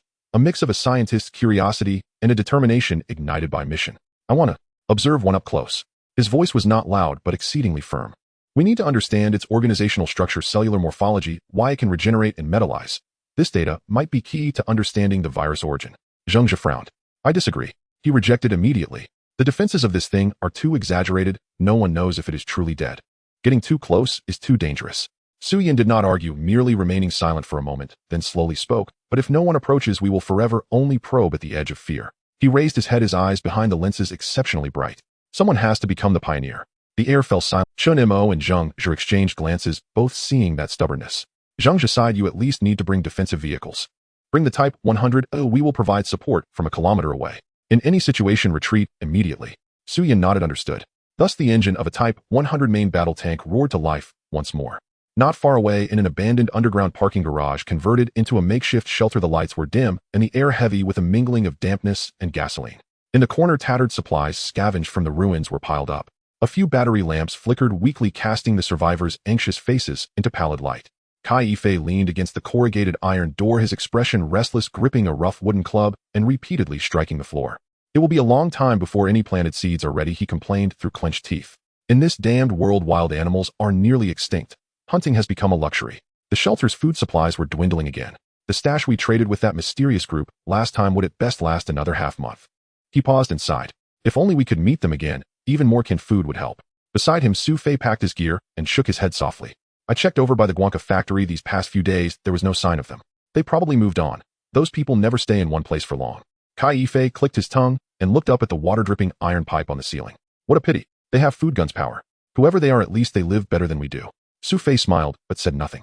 At that moment, the ground trembled slightly, and a distant boom rolled through the under. A low, resonant explosion came from afar, its sound rumbling through the earth like thunder. Dust fell from the ceiling, and the lights flickered. The people in the shelter were instantly alert. What was that? Someone cried, looking up in panic. Su Fei immediately hushed them quiet. Listen for the direction, Kai Yifei said, frowning as he cupped his ear. From the south. It sounds like cannon fire. Su Fei's expression changed at once. Cannon fire. That's not the sound of ordinary weapons. Since the Empire's collapse, that sort of firepower has not been in the hands of common folk. Kai Yifei's face tightened. Could it be that mysterious group again? Su Fei said in a low voice, we cannot rule out that possibility. He turned and instructed, it'll take a few people to scout. If it really is them, there might, perhaps, be another chance to trade. Kai Yifei nodded, his expression conflicted. Be careful.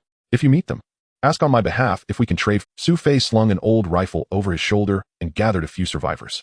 They pushed open the heavy iron door of the shelter, and a cold wind laden with dust poured into the underground. Let's go. With Chen Mo nearby in the ruins of the Huigang urban belt, a Type 100 main battle tank slowly rolled across the charred earth, its treads crunching over rubble with a low clack as the dust it raised churned under the scorching sun. The tank halted, and its hatch opened. Su Yan, clad in full protective gear, clambered out of the turret. His silvery gray protective goggles threw back a cold sheen. He carried a sampling box on his back and a heavy portable chainsaw in his hand. This is the spot where one of the giant zombies fell. His voice crackled over the comms, hoarse from breathing. The corpse lay beneath a partially collapsed overpass, its surface blackened and still emitting faint wisps of smoke. The stench of decay mixed with the scent of burning like a hellish feast that had only recently ended. Su Yan approached cautiously, his steps steady and light. He tapped the surface of the body with his hand. A metallic clang rang out. This texture, he murmured, a mix of reverence and scientific exhilaration in his voice.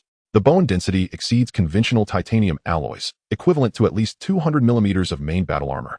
What on earth is this creature? His speech slowed as if speaking to himself. To produce such metallic structures at a biological level is beyond the logic of evolution. With that, he crouched and powered up the chainsaw. The gear's words slicing the silence, the blade bit into that black hard carapace. Sparks flew, intensifying the acrid smell of scorching. A kilometer away, Zheng Jie and his special ops team had already stood on full alert. All turret fire control systems were trained on the corpse. In the optical sights, Su Yan overlapped with the body, cold reflections intersecting. The tension was taut to breaking. Zhanhu squad confirm lock. Main gun standing by, ready to fire. Zheng Jie's voice was low and steadied like, Dr. Su Yan, continue. Any anomaly, and we will support you immediately. Understood. Su Yan replied faintly. The roar of the chainsaw echoed through the comms. As he carefully finished the dissection and removed several tissue samples and bone fragments from the giant corpse, preparing to bring them back to the base for further study, several figures lay prone in the shadow of distant ruins behind a collapsed wall. They were Su Fei and the few shelter members he had brought. They clutched crude homemade rifles, their faces taut with caution and anxiety. Brother Fei, look, a young survivor whispered, aren't those the good people we met last time? They seem to be back. Su Fei frowned, staring intently at the distant area. Amid the ashes, several steel behemoths stood silently, gun barrels lowered, their austere silhouettes blurred by dust. No, he said softly, growing more alert. Last time they drove only off-road vehicles. These people now are driving tanks. The survivors exchanged glances, their faces paling slightly. Could they still be the same group? Su Fei drew a deep breath. It's uncertain. Whoever they are, don't approach rashly. They'll go forward to scout. If anything happens to me, pull back immediately and tell our leader to be on guard. Understood, Brother Fei. The group concealed themselves and held their breath, watching. They did not know that a reconnaissance drone circling high above had already captured their movements in full. Reports several biological signals, detected distance 1 kilometer. Confirm they are the survivors we contacted at the Guanca factory last time. Upon hearing the report, Zheng Zhe cut into the comms DR. Su Yin, that group who contacted us before has appeared again. It appears they are still alive. Perhaps we can continue communication, Su Yin replied, without looking up as he sorted sample. This time you will make contact. Take Ku Yingwa with you. He has recently learned to read and write their script and can manage basic spoken communication. He can act as a translator. Understood. Zheng Zhe issued the order swiftly. Zhanhu squad would continue to guard Su Yan's area. All fire control remained trained on the zombie, remains to prevent any accidental reanimation. Meanwhile, Ku Yingwa donned protective gear and set out in a Type 100 tank with Lion squad. The engine roared. The treads crushed through the ruins as the iron beast slowly made its way towards Su Fei and his group. Su Fei watched as the massive tank roared to life, the sound of its engine echoing through the ruins, carrying a heart. His heart sank. They've discovered us. The survivor beside him immediately tensed up. Brother Fei, what should we do? Should we retreat? Su Fei lowered his voice, his gaze fixed on the slowly approaching iron behemoth. At this distance, we won't have time to escape. Don't panic, observe their movements. If they are truly foes, remember, do not expose the location of the shelter. Several people held their breath, hiding behind the crumbling walls, the air taut as a fine wire. The tank halted. The hatch opened, the heavy alloy door emitting a low resonant click. The first to descend was Ku Yinju and the leader of the flame team, Wu Hao. They were fully encased in protective suits, the chest emblems standing out prominently against the dust. Chen Mo had also been ready to disembark, but the voice of Zheng Zhu immediately came through the comms. Wait until the threat is confirmed before proceeding. Understood. Chen Mo nodded patiently, awaiting the signal. Over at the ruins, Su Fei recognized the two figures and momentarily froze. Those were the mysterious people he had encountered outside the lithography factory. The same protective suits, the same emblems, and that calm demeanor that unmistakably belonged to someone more than an ordinary survivor. His wariness gradually eased. It's them, Su Fei murmured. It seems they are indeed the kind-hearted ones. In this apocalyptic world, to offer supplies without asking for anything in return is almost a miracle. Ku Yinju noticed their tension, raised his hands, signaling no malice. Then he shouted in fluent but slightly accented local dialect, "We are friends, not enemies."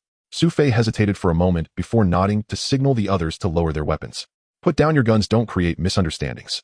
Several survivors complied, slowly placing their old rifles on the ground. Wu Hao stepped forward, quickly checking for threats, then raised his hand to signal safe. At this moment, Chen Mo finally stepped down from the tank.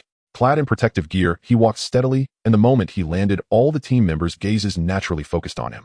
Even without understanding their language, Su Fei and his companions could tell this young man was their leader. Zheng Zhe, Wu Hao, and Ku Yinju formed a protective perimeter around him, shielding him completely, and the respect and caution they displayed made it almost palpable how significant Chen Mo's position was within the team. Su Fei understood.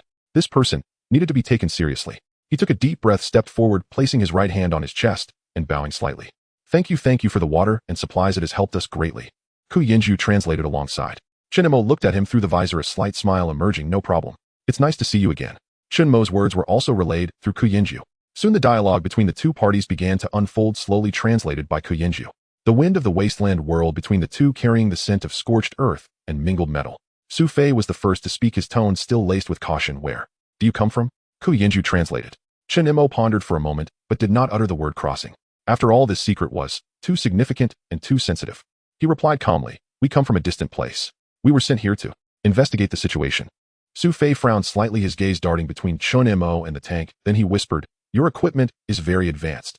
It doesn't seem to belong to the Imperial Army. Chen Mo chuckled lightly, his tone calm and composed. That's right, it's all developed by us ourselves. Developed by yourselves?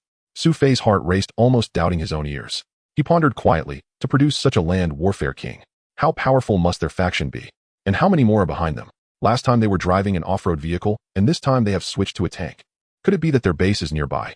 He suppressed the questions in his heart and refrained from further inquiries. The wind blew past them, stirring up a swirl of fine sand.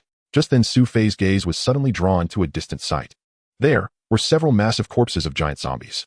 Collapsed on the scorched earth, they resembled destroyed hills. Su Fei's pupils constricted, his voice trembling slightly. That is a giant zombie. You actually managed to defeat such monsters. The survivors behind him were equally stunned, their mouths agape. In their memories, those things were unbeatable. They were the nightmares of the apocalypse, one of the reasons for the Empire's downfall. Su Fei's expression grew solemn, his gaze fixed on the distant massive corpse, his voice tinged with an unhidden tremor. That kind of giant zombie was one of the main forces that destroyed the Star Sea Empire. He began slowly, his tone revealing a long-held fear. It said that in the scorching plains of the south, there was once a group army of 50,000 men fully armed with heavy artillery lined up, yet they were completely pierced through by a horde of giant zombies. The entire defense line collapsed entirely within just one day. He paused for a moment, taking a deep breath. It said that during that battle, other special types of zombies appeared, each with different forms and abilities. However, I am not a witness, just someone who heard soldiers who survived talk about it. Even they said that was not a war, that was a massacre. Su Fei lowered his head, his voice growing dimmer. Our leader's previous shelter was breached by a giant zombie. The entire underground city only held out for 10 minutes. Chen Mo furrowed his brow slightly. He could sense the timeless despair in the other's account. After a moment of silence, Su Fei spoke again, his tone cautious, yet sincere. We still have some gold and gems or other supplies we can trade. We want to exchange for more food. The supplies in the shelter are running low. Ku Yenju translated. Chen Mo glanced at him, then smiled, his tone gentle, yet filled with determined strength. No problem. If you need food, we can provide it. Food. We are not lacking. At that moment, Su Fei and the others could hardly. They exchanged glances, their eyes moist. Last time, those people from afar had selflessly offered food, and they had come to regard them as a miracle. Unexpectedly, this miracle had descended once more. Su Fei trembled as he said, "Thank you. Thank you very much." He clenched his fists, nearly shaking with excitement. You are the only light in this hellish world. Chen Mo simply smiled gently. To him, these supplies were merely a small act of kindness. Returning to Blue Star, where the Great Xia has hundreds of millions of tons of grain each year, enough to feed billions, this little assistance was merely an extension of goodwill. But deep in his heart, there was a clear boundary. If goodwill is mutual, then treat it with sincerity. If someone harbored ill thoughts, he raised his eyes to glance at the 100-type tank, standing quietly not far away. The cold muzzle was aimed at the vast dust and ruins. After receiving the food gifted by Chen Mo and the others, Su Fei was completely stunned. The sealed packages of rice, compressed biscuits, canned food, and purification tablets were more precious than gold in the wasteland of the apocalypse. He opened his mouth, but choked up and couldn't say anything. Since the world fell into ruin, they had long grown accustomed to deceit and the survival of the fittest. For half a bag of grain, a person from a shelter could turn against you. For a sip of water, and a can of knife could be plunged into the back of an acquaintance without hesitation. Even some who had completely lost their sanity considered humans as food. Yet the people before him, they made no demands, no trades, and even their defenses seemed gentle. That kindness from another world awakened a long, dry corner of Su Fei's heart, suddenly stirring up a long. He took a deep breath and wiped the dust from the corner of his eyes. Thank you. Truly thank you all. He paused and pointed northward. Under that ruins to the north is our shelter. If you pass by, please do come and take a look. We would welcome you very much. Chen Mo nodded and smiled. All right. Not long after, Su Fei left with a few companions, their backs laden with food and supplies, glancing back every few steps, as if afraid this was just a dream. Until those silhouettes vanished on the ash-strewn horizon, Zhang Zhe withdrew his gaze and said in a low tone, in such a world, kindness isn't necessarily a good thing. Chen Mo turned his head, his expression calm as the wind howled through the gaps in his goggles. Perhaps, he said softly, but sometimes a small act is simply handing someone an umbrella. He gazed in the direction Su Fei had disappeared, a hint of sentiment in his tone. Every time we come to this world, we bring supplies far beyond what was planned. Giving them some doesn't affect us. But for them, it might be the chance for many to survive another winter. He smiled slightly, his tone resolute. If a bag of grain or a kind word can lessen the despair in this world, then it is. Then Chen Mo withdrew his gaze from the north, his tone turning calm, yet sharp. Don't worry, I'm not a naive good. He smiled faintly. If it were something we needed, I wouldn't give it away for free. He shifted his tone suddenly, becoming serious. Moreover, Chen Mo's eye sharpened in that instant. We need to engage with the local people in this world. These survivors have stable mental states, showing no signs of violence or madness, unlike those uncontrolled marauders. If subsequent interactions confirm they are trustworthy, we can initiate cooperation. Zhang Zhe nodded, he knew that every step Chen Mo took was well thought out. His seemingly gentle kindness hid a meticulous strategy. Meanwhile, Su Yan's work had finally reached a milestone. He led a research team and successfully extracted the muscle fibers, bone fragments, and metallic cells from a giant zombie. The samples were carefully placed into multi-layered protective containers, each labeled with a red warning tag. Sample collection complete. Su Yan reported via communication, his voice mixed with fatigue and excitement. We can return or proceed to the second phase of resource collection. Zhang Zhe decisively ordered change direction southeast to the mining area. Collect Xianhui stones, Shuanglong crystals, and Lington Mother ore along the way. The more we bring back, the faster our research will progress. Understood. The convoy restarted. Several Type 100 main battle tanks and Type 11 wheeled assault vehicles moved in parallel across the wasteland, their steel tracks crushing the scorched earth, the roar echoing through the ruins. They passed through broken walls and entered an area known as the Gray Steel Mining Belt. Sunlight pierced through the dust, illuminating the metallic crystal-laden rock layers shimmering with an unusual blue-silver glow. While observing the energy spectrum, Su Yin recorded this vein exhibits strong energy fluctuations. The purity of Xianhui stones is extremely high and the surrounding magnetic field is exceptionally stable. This was evidently once an imperial extraction center. Just as they were busy sampling, several low growls came from a distance. "Alert!" Zhengzhe shouted.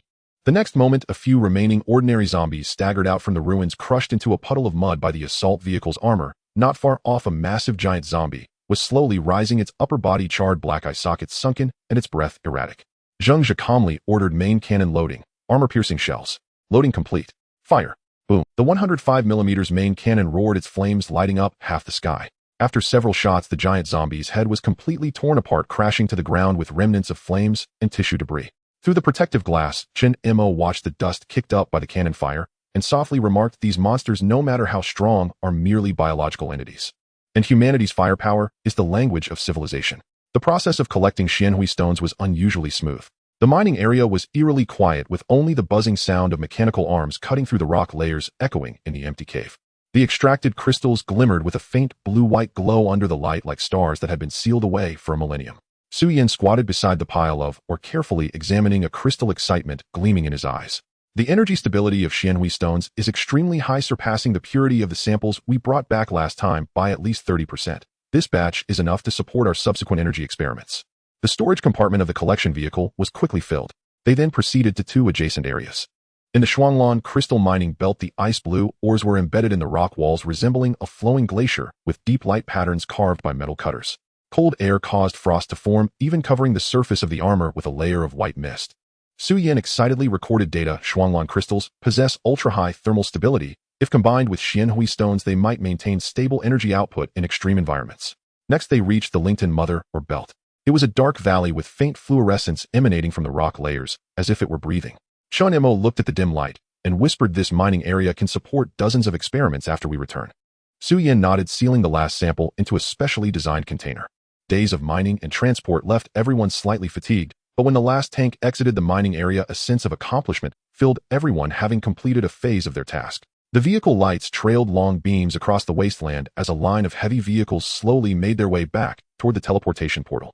Inside the vehicle, the once tidy space was now filled to the brim with ores. The energy reflections from the Xianhui stones, Shuanglan crystals, and Lington Mother ore danced on the cabin walls, creating layers of soft light like an artificial sea of stars.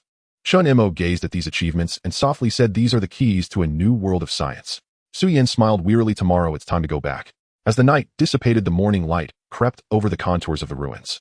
The tasks of gathering resources from the three mining veins had been completed, and Chen Mo and his team gathered not far from the Gray Steel City, preparing for their return. The air still carried the scent of mining dust as the tank treads rolled over the charred land, producing a dull metallic sound. All samples and ores were loaded, and everyone took their positions, waiting for the portal to appear. On the retina, the familiar countdown was pulsing, 3, 2, 1. However, at the moment the countdown reached 0, the image did not flicker away as usual. Instead, a radiant light slowly spread out. The air distorted. A stable and brilliant rift in spacetime appeared before everyone. It did not tremble or sound an alarm, as if obediently responding to Chen Mo's call, quietly rotating. Chen Mo's pupils suddenly constricted. Instinctively, he raised his hand, and the edge of the rift slightly contracted, only to expand again at the slightest movement of his thought. "What is this?" he murmured in disbelief. Zhengzhe immediately became alert. "What's wrong? Why are—" Chen Mo took a deep breath, his tone filled with uncontrollable excitement. "I can freely control the opening and closing of the portal now." The air seemed to freeze for a moment. Su Yin instinctively adjusted his glasses. A flash of terror and fervor crossed. "You mean, you can open it any time?" Chen Mo nodded. "Yes, no longer needing to wait for the countdown, and now I can cross over at any moment." Su Yin stood frozen, and after a while he uttered a sentence. "Do you know what this means?" Chen Mo fell silent. Meanwhile, Su Yin had begun to speak incoherently to himself. "This is no longer an accidental crossing. This is a stable interdimensional passage. It is a strategic level breakthrough. This means the new era of the Great Xia is here." Zhengzhe was also stunned, gazing at the slowly rotating portal, his eyes gradually becoming fervent. Then Chen Mo and his group stepped into the portal. The space trembled slightly, blue and white light flickered, and in the next second they safely returned to the Lopner base. Meanwhile, alarms sounded in the research center, and Su Yin nearly shouted into the communicator director. This is Su Yin. Major breakthrough. Chen Mo can now independently maintain the stability of the portal. The time for the transport channel is no longer restricted. We can continuously send equipment and personnel to the other world. On the other end of the communication, the director of the Security Bureau Yu Guodong was momentarily stunned. What a... Immediately following, a document on the desk was flipped over with a loud bang. As he stood up abruptly, his eyes flashing with uncontainable excitement. Report to the Central Command immediately. At this moment, the Great Xia has truly stepped onto the threshold of a new world.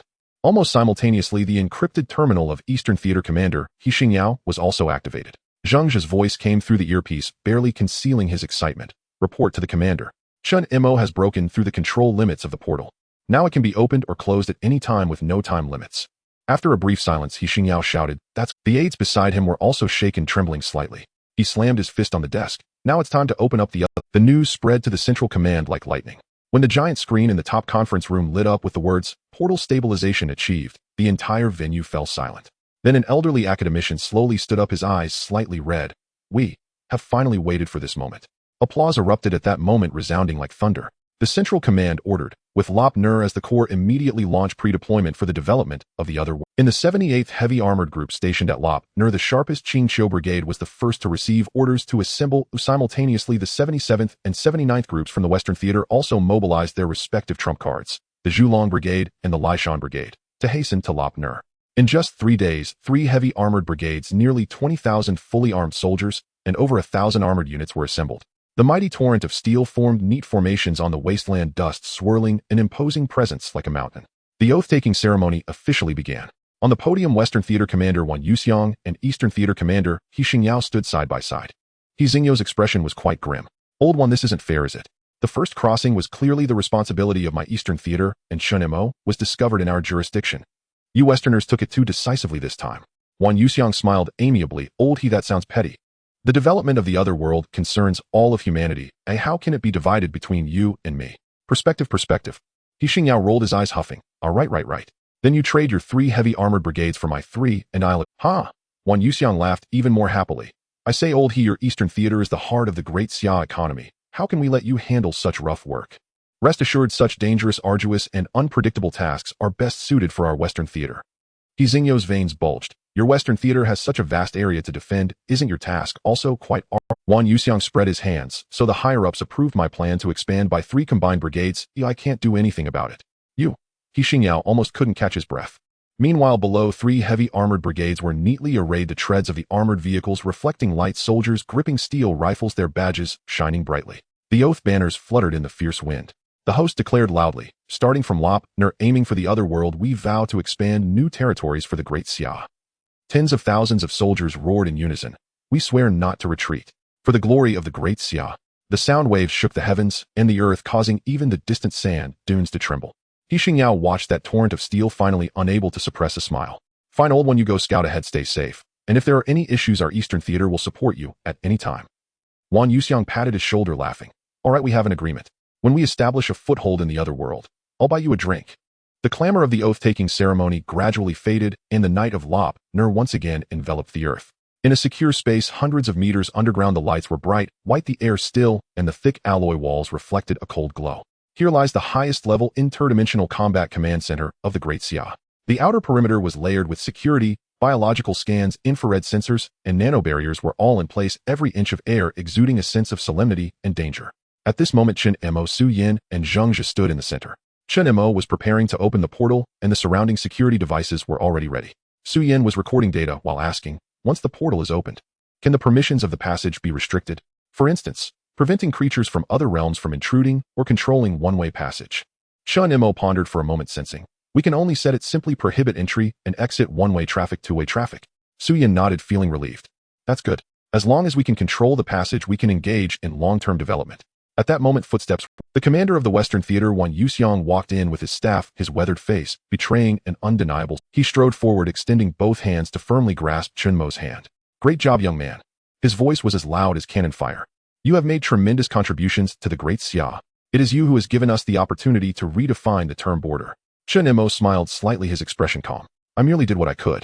Wang Yuxiang laughed even more heartily, patting Chen Mo's shoulder with a tone full of exuberance. From today on, the development work of the other world will be led by our Western Theater. Rest assured we will not let this opportunity go to waste. Beside them, the commander of the Eastern Theater, He Xingyao, turned pale. He still held on to his unfinished tea, the leaves swirling at the bottom of the cup. Old one, you speak so lightly of it, he forced out with a smile that didn't reach his eyes. The first crossing was initiated by my Eastern Theater, and we were the first to discover Chen Mo. How did it become your Western achievement at such a critical juncture? Wang Yuxiang shrugged, laughing openly. Oh, come on, old he, this isn't stealing credit, it's division of labor. Your Eastern Theater needs to guard the coast and develop the economy. You can't leave your post, can you? This dirty and laborious work with high risks our Western Theater can take on. He Xingyao gritted his teeth, almost roaring inside. Isn't this just being openly NTR'd? What a bold move. He cursed silently in his heart, yet still managed to force a smile. At this moment, Chen Mo was awaiting orders, preparing to activate the portal. He glanced back at the two commanders' confrontation and chuckled. Combined, these two nearly 100-year-olds are still bickering. Meanwhile, outside the Lop, near the desert under the night sky, was illuminated by lights. Dozens of construction machines were roaring in operation, tracks grinding over the sandy ground, boom arms rotating in the wind, sparks flying, illuminating the workers' masks worn yellow by the wind and sand. Several construction teams were urgently called in, and all signed strict confidentiality agreements. They did not know what they were building, only that the security here was unprecedentedly tight. Around the camp, armed patrols circled, even drones needed to pass encrypted signal verification to enter. Oldly, what on earth is this for? A young worker couldn't help but ask quietly. The team leader, smoking a cigarette, squinted towards the enclosed area in the distance where a massive circular pit was being dug, underground steel frames and concrete support structures crisscrossing in the night light. After a moment of silence, he replied softly, I'm not sure either, but looking at the scale, it seems the country is working on something significant again. What do you mean? The young man was even more curious. I once heard from an old superior. The leader exhaled a puff of smoke. Decades ago, he came to Lop Nur with the engineers. At that time, no one knew what they were doing until later it was declassified. They realized it was an atomic bomb test site. The wind around them suddenly intensified. Someone couldn't help but draw a sharp breath. So, are we doing something? The leader frowned and spoke sternly. Mind your discipline. Don't make wild guesses or talk nonsense. The country tells us to do it, we do it. What needs to be known will be known, and what shouldn't be asked, don't ask. Everyone immediately fell silent, leaving only the roar of the machines. Soon the massive underground complex began to take shape.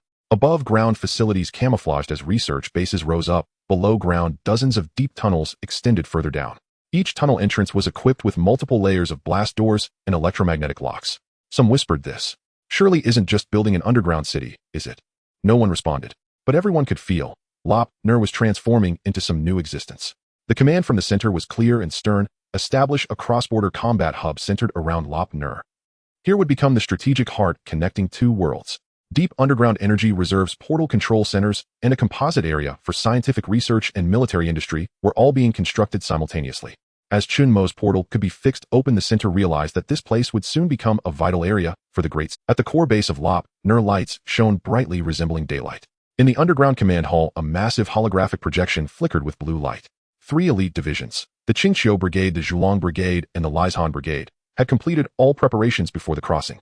Heavy armored vehicles were lined up, their tracks grinding the ground with a deep rumble. The soldiers were fully armed, their helmets reflecting light, and beneath their masks were tense expressions. The entire space was enveloped in a heavy metallic atmosphere and a chilling aura.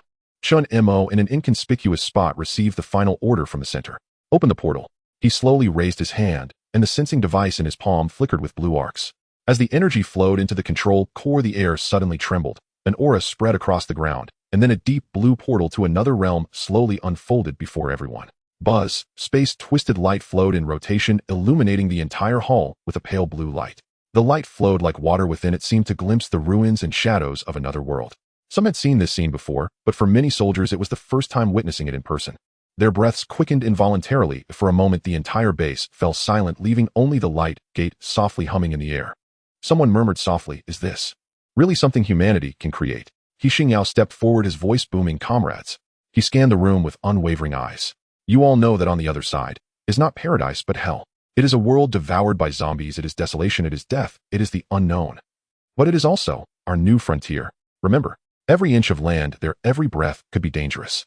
You represent not just the troops, but also the banner of the great Xia. His voice echoed in the hall, shaking every heart like a war drum. Then Wang Yuxiang, the commander of the Western Theater, raised his right hand, giving the order. Let's go. Qingqiu Brigade, Zhulong Brigade, set off. Lisan Brigade, set off. The three resounding military orders rang out almost simultaneously, followed by the roar of steel. The three heavy armored composite brigades lined up in an orderly formation, the tanks' tracks and the engines of assault vehicles starting simultaneously.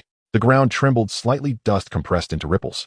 Under the gaze of Chen Mo and Su Yin, the first Type 100 main battle tank slowly drove into the portal. The blue light flowed over the surface of the tank, and then the entire tank silently vanished into the light gate. Then came the second, third infantry formations closely behind. Countless torrents of steel merged into a dragon before the light gate, one vehicle after another, one squad after another, continuously stepping into the other world. At that moment, the blue light reflected on every soldier's armor, igniting the dawn leading to the unknown. Chen Mo gazed at the portal leading to the other realm and softly said, "Let's cross over. That is the new era belonging to humanity." Fang Yuchen, the commander of the Bai Zhe Combined Battalion under the Qingqiu Brigade. The moment the order was issued, he felt something was amiss. This operation seemed rather unusual. Could it be another surprise drill? He muttered to himself. After all, the national strength of the Great Xia is currently unparalleled, and the situation at the western border has long been stabilized. Aside from the minor disturbances caused by the blind elephants at the border a few years ago, there have been no large-scale military operations for many years. But this time the command was suddenly issued. All troops assemble, proceed to the Lop Nur, and carry out a special mission. The urgency and secrecy conveyed in the tone made a sense of unease rise within him. Upon arriving at Lop Nur, they were required to gather in a confidential area. A thick stack of classified documents was handed to him, marked with the bright red top secret. Fang Yuchen signed his name, and when he heard the key words in the briefing, he nearly jumped out of his chair. A portal. Another world. He doubted whether he had misheard. Are we supposed to cross over? No way are missions in this era that sci-fi. Could it be that they really burned in aliens, but with a cigarette on the far side of the moon? How could they suddenly be engaging in interdimensional warfare? He couldn't help but mutter quietly, attracting muffled laughter from his colleagues. Could it be that they really burned in aliens, but with a cigarette on the far side of the moon? How could they suddenly be engaging in interdimensional warfare? Environmental pollution, rampant zombies, ecological collapse. Everyone must be strictly protected, or once bitten or scratched by an infected entity, they will undergo transformation within hours. At that moment, all laughter completely vanished. Fang Yuchen looked at the task instructions in his hand, feeling a heavy pressure rise within him. For the first time, he truly realized what they were about to face was not an ordinary battle, but the line between human civilization and destruction. Subsequently, the briefing continued. Objective: establish a frontline base, protect research and extraction teams, and seize crucial resources for the development of the Great Xia, Xianhui Stone, Shuanglong Crystal, and Lington Mother Ore. Fang Yuchen's hand involuntarily clenched into a fist. To ensure a better life for the people of Great Xia, to make the nation prosperous and peaceful, he knew this battle was their responsibility. On the eve of departure, he stood in the underground core passage of Lop Nur, witnessing the legendary time-space gate slowly opening. A ripple spread through the air, dazzling blue light flowed like water, casting shadows on every tense face. Fang Yuchen's eyes widened, his breathing nearly halted. This is too sci-fi. At that moment, he finally realized what they were about to embark on was not but rather the first true cross-border expedition in the history of Great Xia. Meanwhile, the deep night of Lop Nur was no longer silent. Hundreds of heavy trucks were traveling back and forth day and night. Giant construction lights illuminated half the desert. The roar of concrete pumps and the sparks of steel welding made this originally desolate no man's land seem to come alive again. Although the entire project was classified as top secret and all construction personnel signed confidentiality agreements, the troop movements of the combined battalion were also conducted in the early hours using unmarked convoys for cover. Yet the massive scale of the project and the continuous flow of supply convoys could not escape the notice of some keen observers. Thousands of kilometers away, an intelligence center in the capital of Eagle Sauce was brightly lit. CIA Director George Carter was sitting at the conference table, coldly flipping through a recently arrived report. On the screen behind him, a captured image from a satellite showed. In the Lop Nur area beneath a cloud-covered zone, there were faint signs of building heat sources, and their energy signature far exceeded that of ordinary military facilities. George squinted slightly. Lop Nur, they tested an atomic bomb there decades ago. Are they stirring things up? This is quite interesting. He tapped the table lightly, his tone somber. Let's hear the details. The intelligence officer immediately opened the briefing. Current detected activities include large-scale underground construction, unknown metal structures, and suspected troop movements of a certain scale. However, until specific information arrives, we cannot determine what they are building and for what purpose. George snorted. Typical Great Xia style. Quietly getting work done, and by the time you react, they've already created something that can change the world. He closed the document, leaning back in his chair deep in thought. Keep a close watch on Lop Nur. His voice coldly echoed in the conference room. Whatever they are up to, I want to know first. On the other side, as the Qingqiu Brigade, Zhulong Brigade, and Lai Shan Brigade successively crossed through the portal, a steel torrent thundered down upon that desolate land. The air of the other world was murky and cold, dark red clouds floated in the ash-filled sky, and the ruined skyscrapers stood like tombstones in the distance, silently narrating the demise of this civilization. But at this moment the sound of human engines echoed once more across this wasteland. Following the arrival of the three brigades, they rapidly commenced combat deployment. The Qingqiu Brigade was responsible for fortifying the northern defense line. The Zhulong Brigade established an armored defense line in the eastern mining area centered around tank formations. The engineer and artillery units of the Lishan Brigade were responsible for the southern front, simultaneously constructing supply and communication nodes. The entire area formed a standard triangular defense system centered around three key mineral deposits. Area 1 cleared. Drones took off. As the command was issued, over 100 tactical drones soared from the transport platform, swiftly arranging themselves in a swarm formation above the gray mist. They utilized a new generation of high-endurance energy capable of remaining airborne for 72 hours, and were managed by AI for uninterrupted battlefield monitoring and real-time data transmission. Surface clearance, completed communication signals, stable. The three brigades have established interlinking in the combat zone. The voice of the communicator carried a restrained excitement. Surface clearance, completed communication signals, stable. The three brigades have established interlinking in the combat zone. The voice of the communicator carried a restrained excitement. At the same time, a makeshift launch pad was rapidly assembled behind the Lishan Brigade's defense line. Alloy supports rose from the ground, and ground crew members methodically secured support rings and connected fuel lines. Rocket arriving, countdown 5 minutes. In the next moment, the portal shimmered. A massive long-range transport rocket was steadily delivered. The rocket's body gleamed with a silvery metallic sheen, and the surface bore the bright red national emblem of Great Xia. This was the latest generation multipurpose rocket, Qiming 17. It utilized high-energy ion propulsion and an intelligent attitude control system capable of launching 17 satellites in a single shot. The 17 satellites included optical reconnaissance satellites, geological survey satellites, climate imaging satellites, communication relay satellites, and a strategic satellite dedicated to space interference monitoring. The launch control officer reported softly, all systems have completed self-checks. Fuel is sufficient. Orbit parameters are synchronized, waiting for orders. Authorized launch. The countdown began. 3, 2, 1, ignition. Boom. Flames shot forth. The rocket pierced through the gray mist and shot straight into the heavens. Thick smoke billowed and shockwaves reverberated through the ruins. As the three synthetic brigades began their full deployment in the otherworld, the desolation of the wasteland was utterly shattered. A swarm of drones swept through the sky's radar, scanning in circles, capturing every ruin and canyon onto the holographic screens. At that moment, the pulse of the entire war zone lay in the hands of the Great Xia military. However, their actions, unbeknownst to them, had stirred the slumbering nightmares. At the edge of the gray mist, a roar pierced the silence. Then deep growls echoed one after another. Hundreds and thousands of zombies, seemingly attracted by some aura, crawled out from the ruins, caverns, and sewers, densely converging towards the formation of the Qingqiu Brigade. Satellites and drones quickly captured the anomalous heat sources. On the infrared images, a blood-red moving hot spot was spreading. Inside the Joint Command Center, alarms suddenly blared. Report. A large concentration of biological signals has been detected 20 kilometers east, preliminarily identified as a horde of zombies. The number exceeds 3,000. In the Western Theater, General Gong Yanfeng, commanding the operation, remained expressionless, his gaze cold. What is the ammunition supply situation? Sufficient. The engineering battalion has completed the construction of temporary storage after crossing over, and the supply lines are clear. All artillery positions have completed ammunition loading. Gong Yanfeng nodded slightly, his voice as sharp as a knife. Relay my orders. The long-range artillery units are to immediately lock onto the target and conduct saturation fire coverage. We must annihilate them in one round, leaving no survivors. Understood. Outside on the artillery positions, 155mm and 105mm self-propelled howitzers were lined up in neat rows. The cannon barrels pointed skyward as the gunners quickly adjusted angles, corrected wind speed, and input coordinates. Firing parameters calibrated. Coverage radius of 2 kilometers, no blind spots. Very good. Prepare for 10 rounds of strikes. All high explosive shells. Fire. Boom. The air shattered with the sound of explosions, and the earth roared.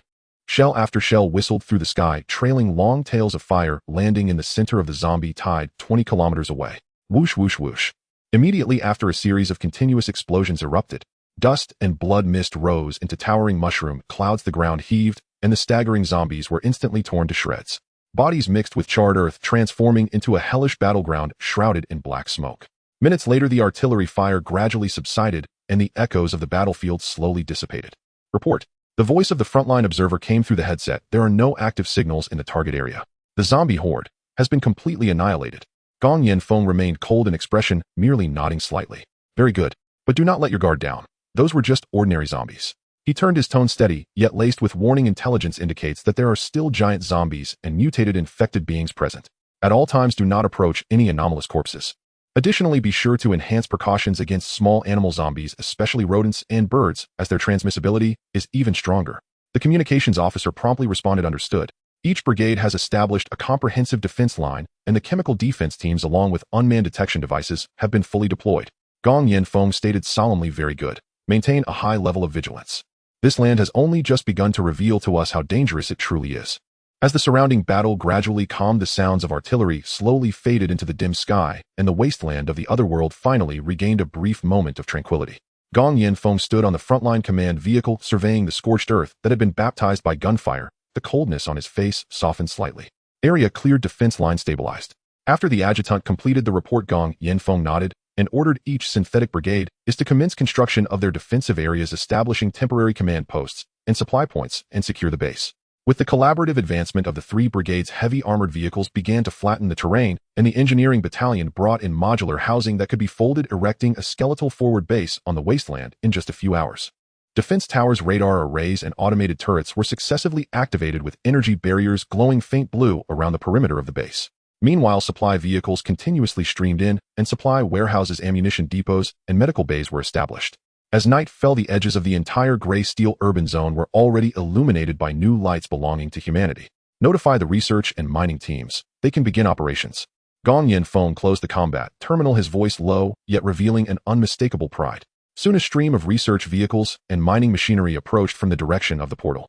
These vehicles were not ordinary models. Each was equipped with radiation shielding and high-energy scanning devices capable of operating continuously for dozens of hours in extreme environments.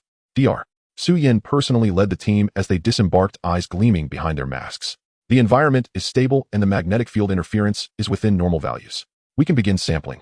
The research team split up the spectrometer, scanning the mineral layers. Xianhui stone, frostwave crystal, and spirit carbon mother ore. The three mysterious minerals brought back by Chen Mo were now quietly buried beneath this land forgotten by time.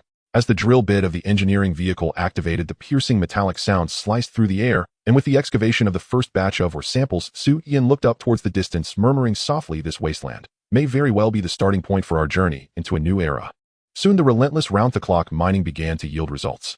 Blocks of Xianhui stone, frostwave crystal, and spirit carbon mother ore were excavated by mechanical arms from the veins and underwent initial packaging and energy stabilization in temporary smelting bays. Subsequently, these glimmering ores were packed into specially designed vacuum alloy boxes and continuously transported back to the Great Xia through the portal, now covered by heavy fortifications and blast-proof installations. At that moment, the supply line crossing worlds was officially established.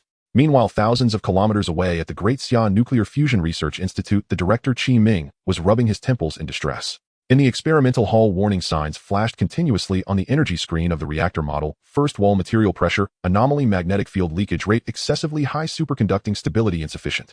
Qi Ming let out a heavy sigh. Materials like Xianhui stone and frostwave crystal have indeed remarkable properties. They can withstand high temperatures, resist radiation, and maintain quantum resonance stability. But unfortunately, they're too scarce. The samples are insufficient, and reverse research cannot progress at all. Even if we work overtime, it will take at least 3 years to produce a semi-finished product that can be used in the reactor.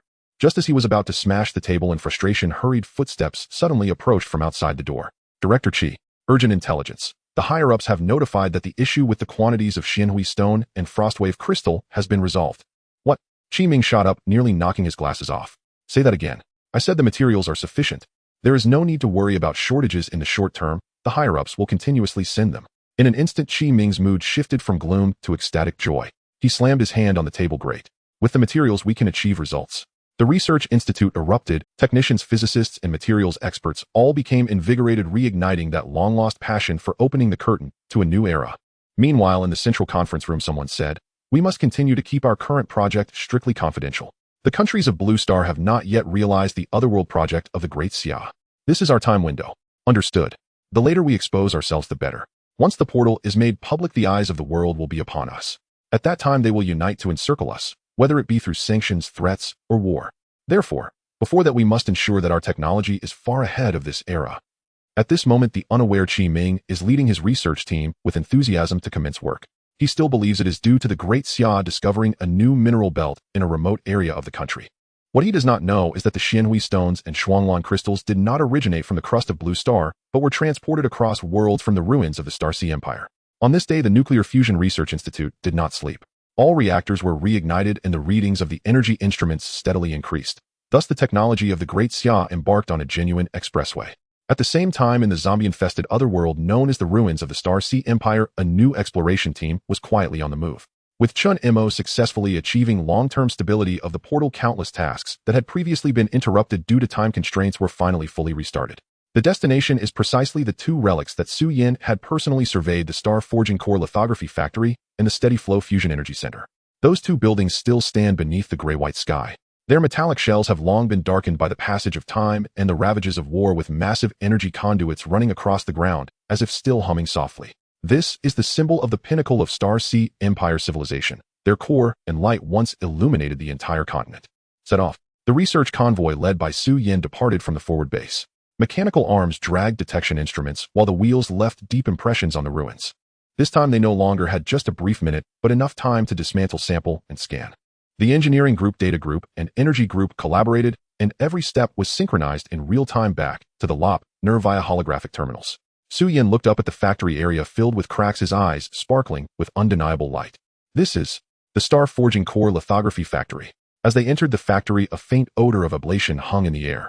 Abandoned mechanical arms quietly hung on the overhead tracks, and the energy symbols still flickering on the walls proved that this place was not merely a production line, but rather a massive energy matrix.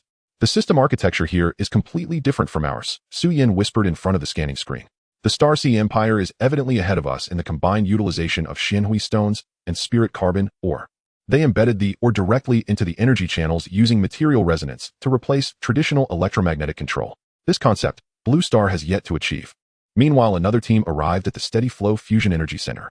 It was a massive energy ring with towering magnetic confinement pipelines winding for hundreds of meters, covered in an unknown alloy.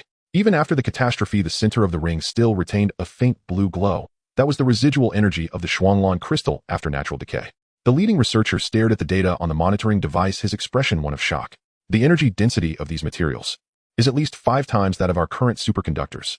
He quickly jotted down notes with a tone that was almost trembling. The Star Sea Empire may be behind us in theoretical physics, but they have already forged another path in material applications. They are not advancing through equations, but are reshaping technology through the logic of mineral and energy fusion. As the relic data and energy information brought back from the otherworld were encrypted, organized, and sent back to the Great Xia, the Nuclear Fusion Research Institute was immediately thrown into a state of commotion. Director Qi Ming repeatedly reviewed the confidential documents in his office. On the screen was a scanning image of a gigantic circular structure. The energy pipeline spiraled out, and the material analysis results of the core area were clearly marked: main components, Xianhui stone composite phase, Shuanglan, crystal high-temperature superconductor. Qi Ming's breath caught, and the pen in his hand nearly slipped. Is this a nuclear fusion reactor? He murmured, his expression gradually becoming serious. But its structure completely exceeds our current theoretical models. He quickly pulled up comparative data and cross-checked it with the existing parameters of the Great Xia's Xia fusion reactor plan. The results left him stunned. Xianhui stone replaced the traditional first wall structure, while Shuanglan crystal served as the quantum superconducting core for the high-energy channel. The combination allowed the reactor to operate in a state of almost zero energy loss. Qi Ming leaned back in his chair, muttering to himself, this is not something any country can produce. On Blue Star there is simply no such material composition and design logic. His temple throbbed lightly, and a chaotic yet awestruck emotion swirled in his chest. Could it be that we truly discovered some kind of alien relic on the far side of the moon? He smiled wryly and shook his head, but that absurd speculation was like a nail driven into his mind, impossible to shake off. To confirm, he attempted to submit a request report to his superiors requesting to understand the origin of this data. A few hours later, a response came back. Only 2 words: confidential. No explanations, no additions. Even the source label of the document was re-stamped as confidential, level raised. Qi Ming stared at those 2 words in silence for a long time. His rational mind told him, this is a national-level discovery. But the scientific intuition deep in his heart was shouting, these technologies do not belong to Blue Star. He raised his head and chuckled softly, his smile carrying an unmistakable excitement. Could it be that we really obtained this from another world? Relying on that unprecedented batch of otherworldly data and rare mineral samples, the nuclear fusion research team, led by Qi Ming, finally broke free from the long night of being stuck at a bottleneck for the past few years. In the experimental hall, the giant magnetic confinement ring slowly rotated under the cold light, with energy pulses leaping like blue lightning in the vacuum tubes. The monitoring data on the control console rapidly climbed, with energy loss dropping to an unprecedented level. The technician shouted excitedly, report. The plasma stability time has exceeded expectations by 2 times. The magnetic field strength is normal, and the energy wall is intact. The Shuanglan crystal superconducting chamber is operating well. Qi Ming stood in front of the central observation window, watching the increasingly bright ring of light, his eyes flashing with a blend of excitement and awe. At last, it's running smoothly. The researchers present all understood that at that moment the Shiha nuclear fusion reactor project officially transitioned from paper design to the implementation phase. Qi Ming looked up at the fluctuating energy curve on the screen, a rare smile appearing on his face. With the addition of Xianhui stone and Shuanglan crystal, our energy confinement efficiency has increased by at least 3 times. The plasma leakage rate is below 0.02, a full order of magnitude lower than the internationals. He turned to his team members, his tone resolute and passionate. Give me 3 months. I will ignite Shiha. In the hall, all the researchers held their breath for a moment, then thunderous applause erupted. The stable portal set the entire Daxia into motion. Research, military, industry, diplomacy. All departments were advancing at full speed. And in the base in the Lopner area shrouded in night, the lights twinkled like stars, and the sound of machinery echoed from deep underground, heralding the dawn of a new era. At night the wind was gentle. Chen Mo lay alone on the lawn outside the base with the vast starry sky above him. The Milky Way flowed shimmering with a faint cold light. He reached out his hand, seemingly trying to grasp the starlight, but when his palm fell, it only touched the cool breeze. Footsteps approached from behind. It was Qin Sinyu. She wore a white lab coat, and her footsteps made a faint rustling sound on the grass. Seeing him lying there, her lips curved into a slight smile as she crouched down. Stargazing. Chen Mo smiled, his tone carrying a hint of laziness mixed with a touch of melancholy. Yeah, it's beautiful. But I was thinking. He turned to look at the brightly lit research area in the distance. Everyone in the entire base is busy. The soldiers are training, the research team is studying, yet I seem to have nothing to do. Except for opening portals, I don't know how to do anything. He chuckled bitterly. Doesn't that sound like I'm useless? Qin Sinyu paused for a moment, then gently looked up, her gaze soft yet resolute. But do you know? Every person here, including me, has something to do because of you. Chen Mo was taken aback. Qin Sinyu smiled slightly, her tone gentle yet firm. Without you there would be no portal. Without the portal, all our efforts, all our research, all our hopes could never begin. So don't say you're idle. Here in this base you are the most important person. Chen Mo sighed softly, his gaze still fixed on the starry sky. The night breeze brushed against the tips of the grass, stirring his hair, bringing with it a touch of melancholy. He slowly began, his voice low and calm. When I was in school, I actually had a very childish dream, wanting everyone in Daxia to live better. He smiled, a hint of self-deprecation in his expression, but after entering society, I realized that I couldn't change the world, not even my own life was easy. At that time I was truly quite lost. Until one day, I made peace with myself. Chen Mo raised his hand, as if trying to grasp the brightest star in the night sky. I told myself, as an ordinary person, to live a good life is already a difficult task. He paused for a moment, then smiled softly. But when I discovered for the first time that I could open a portal, I truly believed I had become the chosen one. That feeling was like fate suddenly giving you a push, telling you, you're meant to save the world. Qin Sinyu listened quietly, the breeze lifting her hair, and the starlight twinkled in her eyes. Chen Mo continued, but when I first stepped inside, seeing the ground covered with zombies, the desolate wasteland, and that one mouth that almost bit me, I finally understood. I was not the chosen one, I was just an ordinary person who survived by luck. He exhaled softly, his gaze becoming deep and resolute. So later I chose to go to the military and confess. I knew that on my own I could never accomplish something like developing another world. My individual strength was far too... He turned to look at Qin Sinyu, a glimmer of light in his eyes. But now the portal is stable. Scientists are researching, soldiers are guarding, workers are building. All of this has finally transitioned from me alone to all of us in Daxia. He smiled, a clean and sincere smile. I feel like I am truly doing something that can make everyone's lives better. Qin Sinyu moved a little closer, sitting beside him with her knees together, hands hugging her legs. The night breeze gently brushed her cheek, and she looked up at him, her smile as gentle as the starlight. Then keep doing it. Because the you at this moment is truly remarkable. On the other side of Daxia, the night enveloped the technological special zone. In the silver gray research building of the Computing Institute, the lights burned through the night. Bai Yufan, the director of the Daxia Computing Institute, was sitting at an experimental table piled high with materials and circuit boards, his brow furrowed, his eyes bloodshot. He sighed, staring at the flashing test results on the screen. What should we do? The Eagle country has such strict restrictions on our lithography technology. He rubbed his temples, laughing self-deprecatingly. Although we managed to chew down the DUV lithography machine, its manufacturing cost is absurdly high. Moving forward, EUV. How that's simply as difficult as climbing to the sky. The deputy director beside him whispered, Director, I heard they united the entire Western world's power to create the EUV back then. Bai Yufan smiled bitterly. Exactly, just the light source system and mirrors would be enough to keep us busy for a while. He shook his head, his tone weary. What we lack is not technological enthusiasm, but materials and conditions. Just as he was still pondering how to cross that technical wall, the office door was suddenly pushed open. A researcher entered, cradling a sealed box, and exclaimed excitedly, Report, Director. You have to see this. What's going on? Bai Yufan frowned. The researcher lowered his voice and said mysteriously, a new mineral sample codenamed Spirit Carbon Mother Ore. The test results. It possesses natural self-adaptive conductivity and quantum resonance characteristics.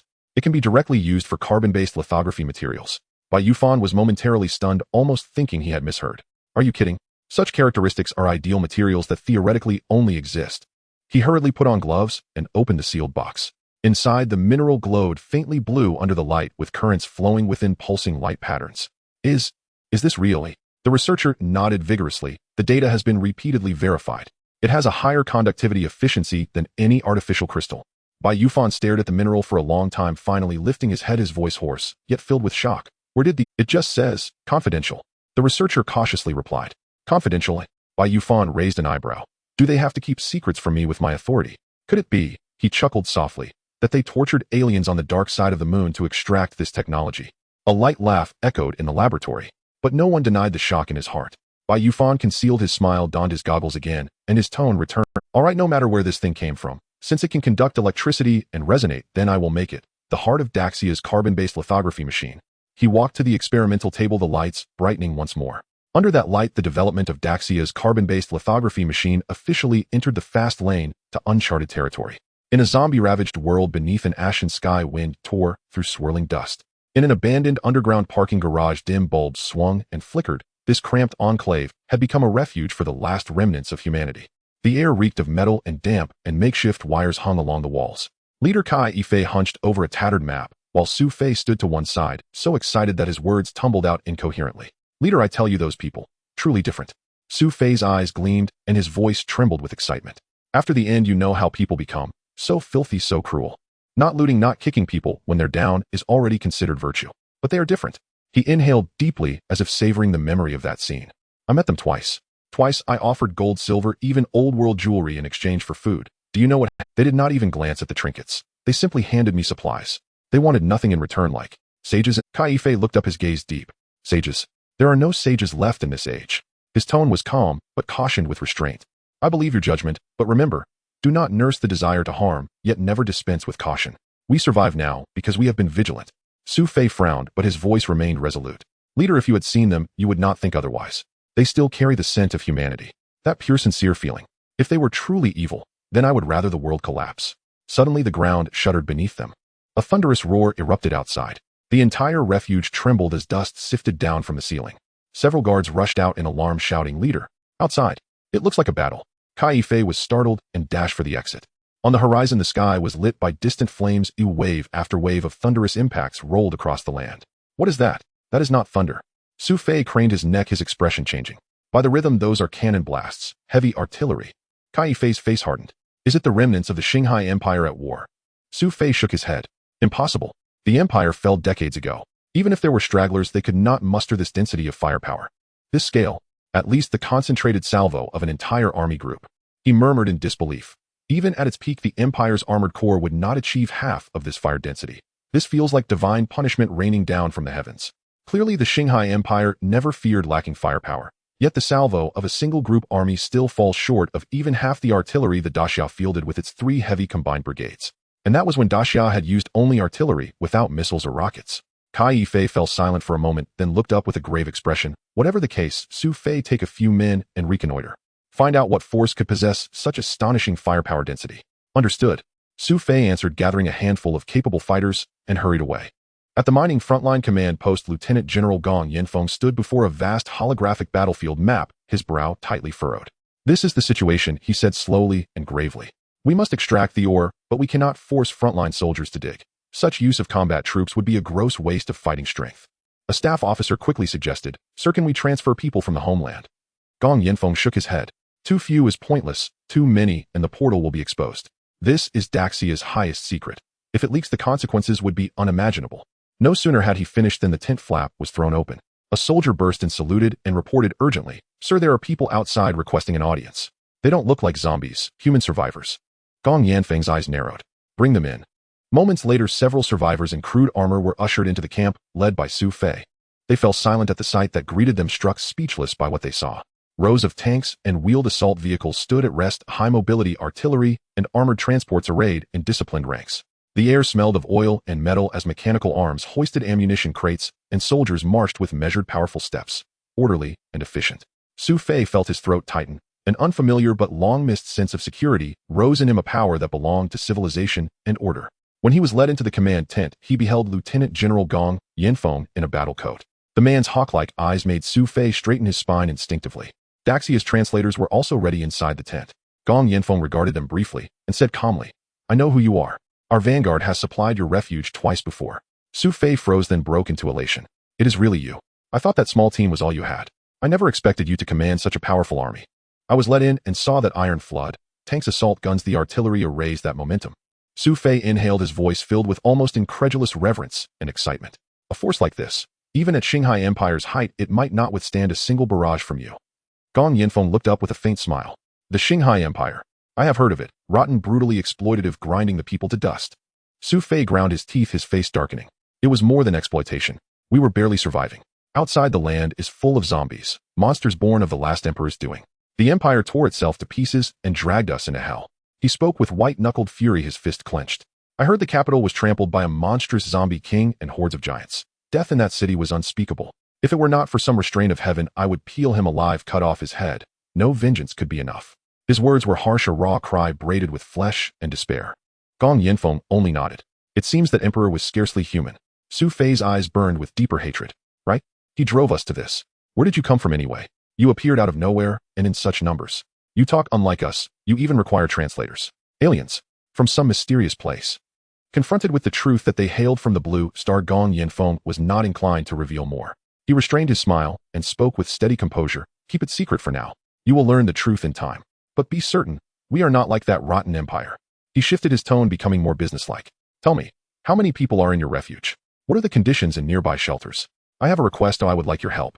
In his head, he had already calculated pulling large numbers from outside was risky and might expose the portal's secret. These local survivors were numerous, controllable, and knew the terrain. Ideal labor recruits. Su Fei answered candidly. "Our refuge holds about 3,000 to 4,000 people, but our food is nearly gone. I know a bit about nearby shelters. Some have decent conditions, but others are in dire straits." Gong Yanfeng nodded, his voice cool with military calculation. "Supplies are not the problem. We need you to help with labor. Do not worry about safety. The work system is strict, an 8-hour shift, 5 days on and 2 days off. Compensation will be measured by labor credits and properly recorded." He estimated plainly, "By my calculations, a day's work will earn enough to trade for a person's week of rations." When Gong Yanfeng spoke these words, his voice was not loud, yet it resonated with strength. The air within the tent seemed to grow quiet. What they did not know was that on the other side of that portal, an entire industrial chain of the Great Xia was silently supporting them. As long as the blue portal remained lit, food, equipment, medicine, and energy would be delivered continuously. In this wasteland world where even basic sustenance was a luxury, such a promise felt more real than any myth. Work 5 days and take 2 off. A day's work can be exchanged for a week's rations. Su Fei was stunned for a few seconds, his eyes almost gleaming. It was a long-lost hope, a beam of light suddenly breaking into a world nearly crushed by despair. Gong Yanfeng smiled and added, "In addition to rations, we have prepared some daily necessities and entertainment products, allowing you to truly live like a human." As he spoke, he stood up, gesturing for Su Fei to follow him. The two crossed a railway and entered a spacious warehouse. The lights in the warehouse turned on one by one, illuminating piles of neatly stacked equipment. "Here we have washing machines for laundry. Over there is an electric kettle for boiling water, clean and safe with no need to worry about infections. There are also televisions, game consoles, fans, and simple air conditioners, all brand new." Su Fei was left speechless. He could hardly believe these items truly existed. The smooth shells, tidy packaging, and screens flashing blue indicator lights. These were almost symbols of another civilization to them. He turned to the translator beside him and asked with a trembling voice, Can these also be exchanged?" Gong Yanfeng smiled slightly and nodded. "Indeed, they all can." At that moment, Su Fei was almost overwhelmed with excitement, his heart racing and his eyes shining with a long-lost light. He understood that this was not just food, but hope, a signal that rekindled belief in the future. "I must go back and tell the leader immediately." Su Fei looked up, his voice brimming with uncontainable joy. This could be the greatest opportunity for our shelter." He thought to himself that as long as they acted first, they could seize the lead in survival before other shelters could react.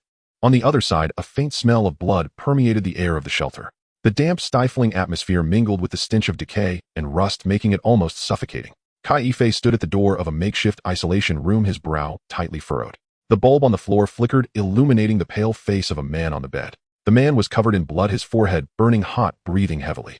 His thigh was wrapped in coarse cloth, but dark red blood had already seeped through and the wound was turning black, typical signs of infection. Beside him a woman was holding him and crying incessantly, cradling an 8 or 9-year-old girl in her arms, whose tears carved clean tracks through the dust. Kai-Fei sighed, his voice barely above a whisper. Alas, it's infected. He paused, his expression complex. We can only leave it to fate. Leaving it to fate in the shelter almost equated to waiting for death. The woman lifted her head, her voice trembling. Please think of another way. He just fell, he shouldn't die. Kai-Fei shook his head, a look of helplessness written all over his face. You know, we are doing our utmost just to provide everyone with daily food.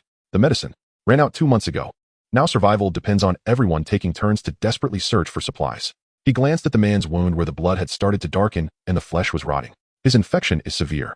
If only we had antibiotics, but alas. He let out a bitter laugh, his voice hoarse. I am also powerless. The woman's gaze instantly shattered. She choked as she held her husband, her voice tearing apart. If he goes, what will happen to me and the girl? I will do my best to take care of you, ensuring at least 1 meal a day. But, he shook his head, I cannot give any special treatment to anyone. There are thousands of mouths in the shelter. If one bowl is added, another must be taken away. The woman's sobs grew more desperate, and the little girl began to cry as well. The unconscious man stirred slightly, a faint murmur escaping his lips, as if struggling in a dream. Kai-Fei turned away, unable to bear the sight any longer.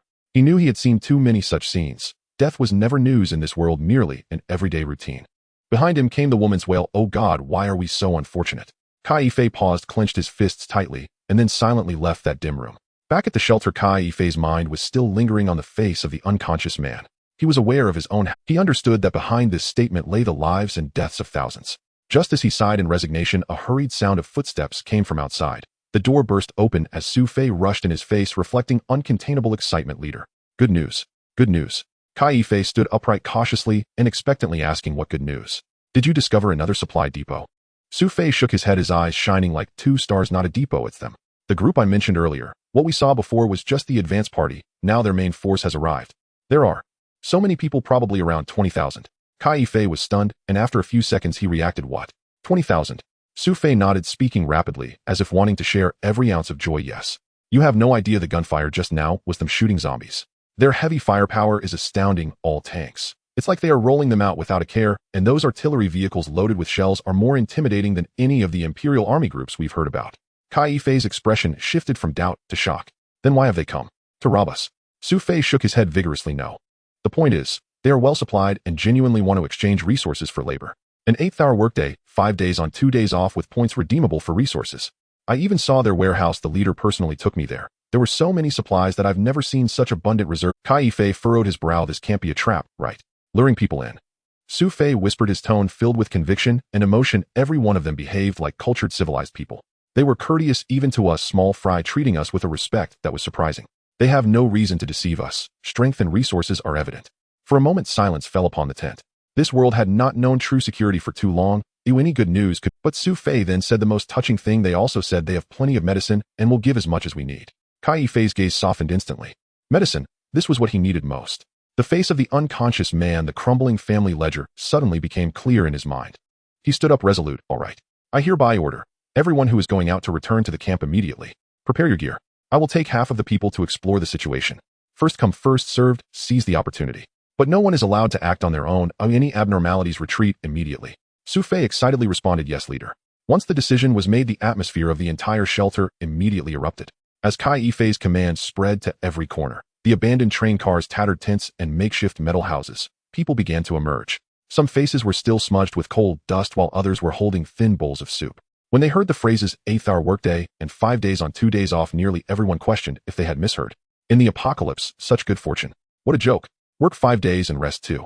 Even when the Empire was still around, we worked every day without receiving any food. Indeed, back then the Empire would still levy a head tax, squeezing the living into the dead. Now we can choose our working hours. If it's true, it's worth a look. The crowd murmured, filled with surprise, doubt, and a hint of eagerness. Kai-Fei stood atop an abandoned truck, his voice hoarse, yet resolute, echoing throughout the shelter. I know you all will doubt. But Su Fei has seen it with his own eyes. They are a real army, not a gang, not remnants of the Empire. They have order, firepower, food, and medicine. If what he says is true, then we are seeing the light of civilization once more. He scanned the crowd, his voice deepening. Those willing to follow me, raise your hands. A moment of silence ensued. Then one hand was raised. Following that, a second, a third. Ultimately, nearly everyone raised their hands. Leader, we trust you. Even if we die, we want to see it together. Live and die together. The shouts rose and fell, echoing in the empty underground parking lot, shaking dust from the walls. Kai-Fei took a deep breath, suppressing his excitement. Good. Then we will take the seriously injured with us. There are medicines and doctors over there. Perhaps we can save their lives. Soon after, makeshift stretchers were brought out carrying several seriously injured individuals, one of whom was the man with his wife held their daughter, her eyes finally shining with a glimmer of hope. Mother, do they really have medicine? Yes, my dear. Kai Yifei's gaze darkened as he raised his hand. Everyone who can walk form up and advance. Our target. On the other side, inside the frontline command tent, Major General Gong Yanfeng was reviewing operational logistics reports with the latest satellite images and troop deployment maps spread out on the table. Several advisors surrounded him, their expressions serious. Sir, one of the advisors spoke first. If we gather the local survivors to assist in mining and infrastructure, we can manage their living supplies without much issue, but we must ensure strict precautions and isolation. If bad people, or even infected individuals mingle among them, even a single oversight could lead to disaster. Another added. Indeed, sir. Our own people are disciplined, cooperative, and trust each other, but these survivors from another world. Their backgrounds are unclear, and we cannot be sure of anything. Gong Yanfeng nodded slightly, tapping his fingers on the table, his tone steady, yet carrying an undeniable pressure. Any management must be built on safety. He lifted his head, his gaze sharp. I have already drafted a plan. The survivors will be settled in the outer areas of our frontline base, separated from the troop-stationed areas, establishing a distinct living zone. Each living zone will be equipped with high-definition cameras, automatic alarm systems, and thermal monitoring, achieving 24-hour uninterrupted surveillance. The advisors nodded repeatedly, but Gong Yanfeng had not finished. At the same time, he continued, the placement of personnel cannot be too concentrated. If infections or riots occur, the spread will increase exponentially.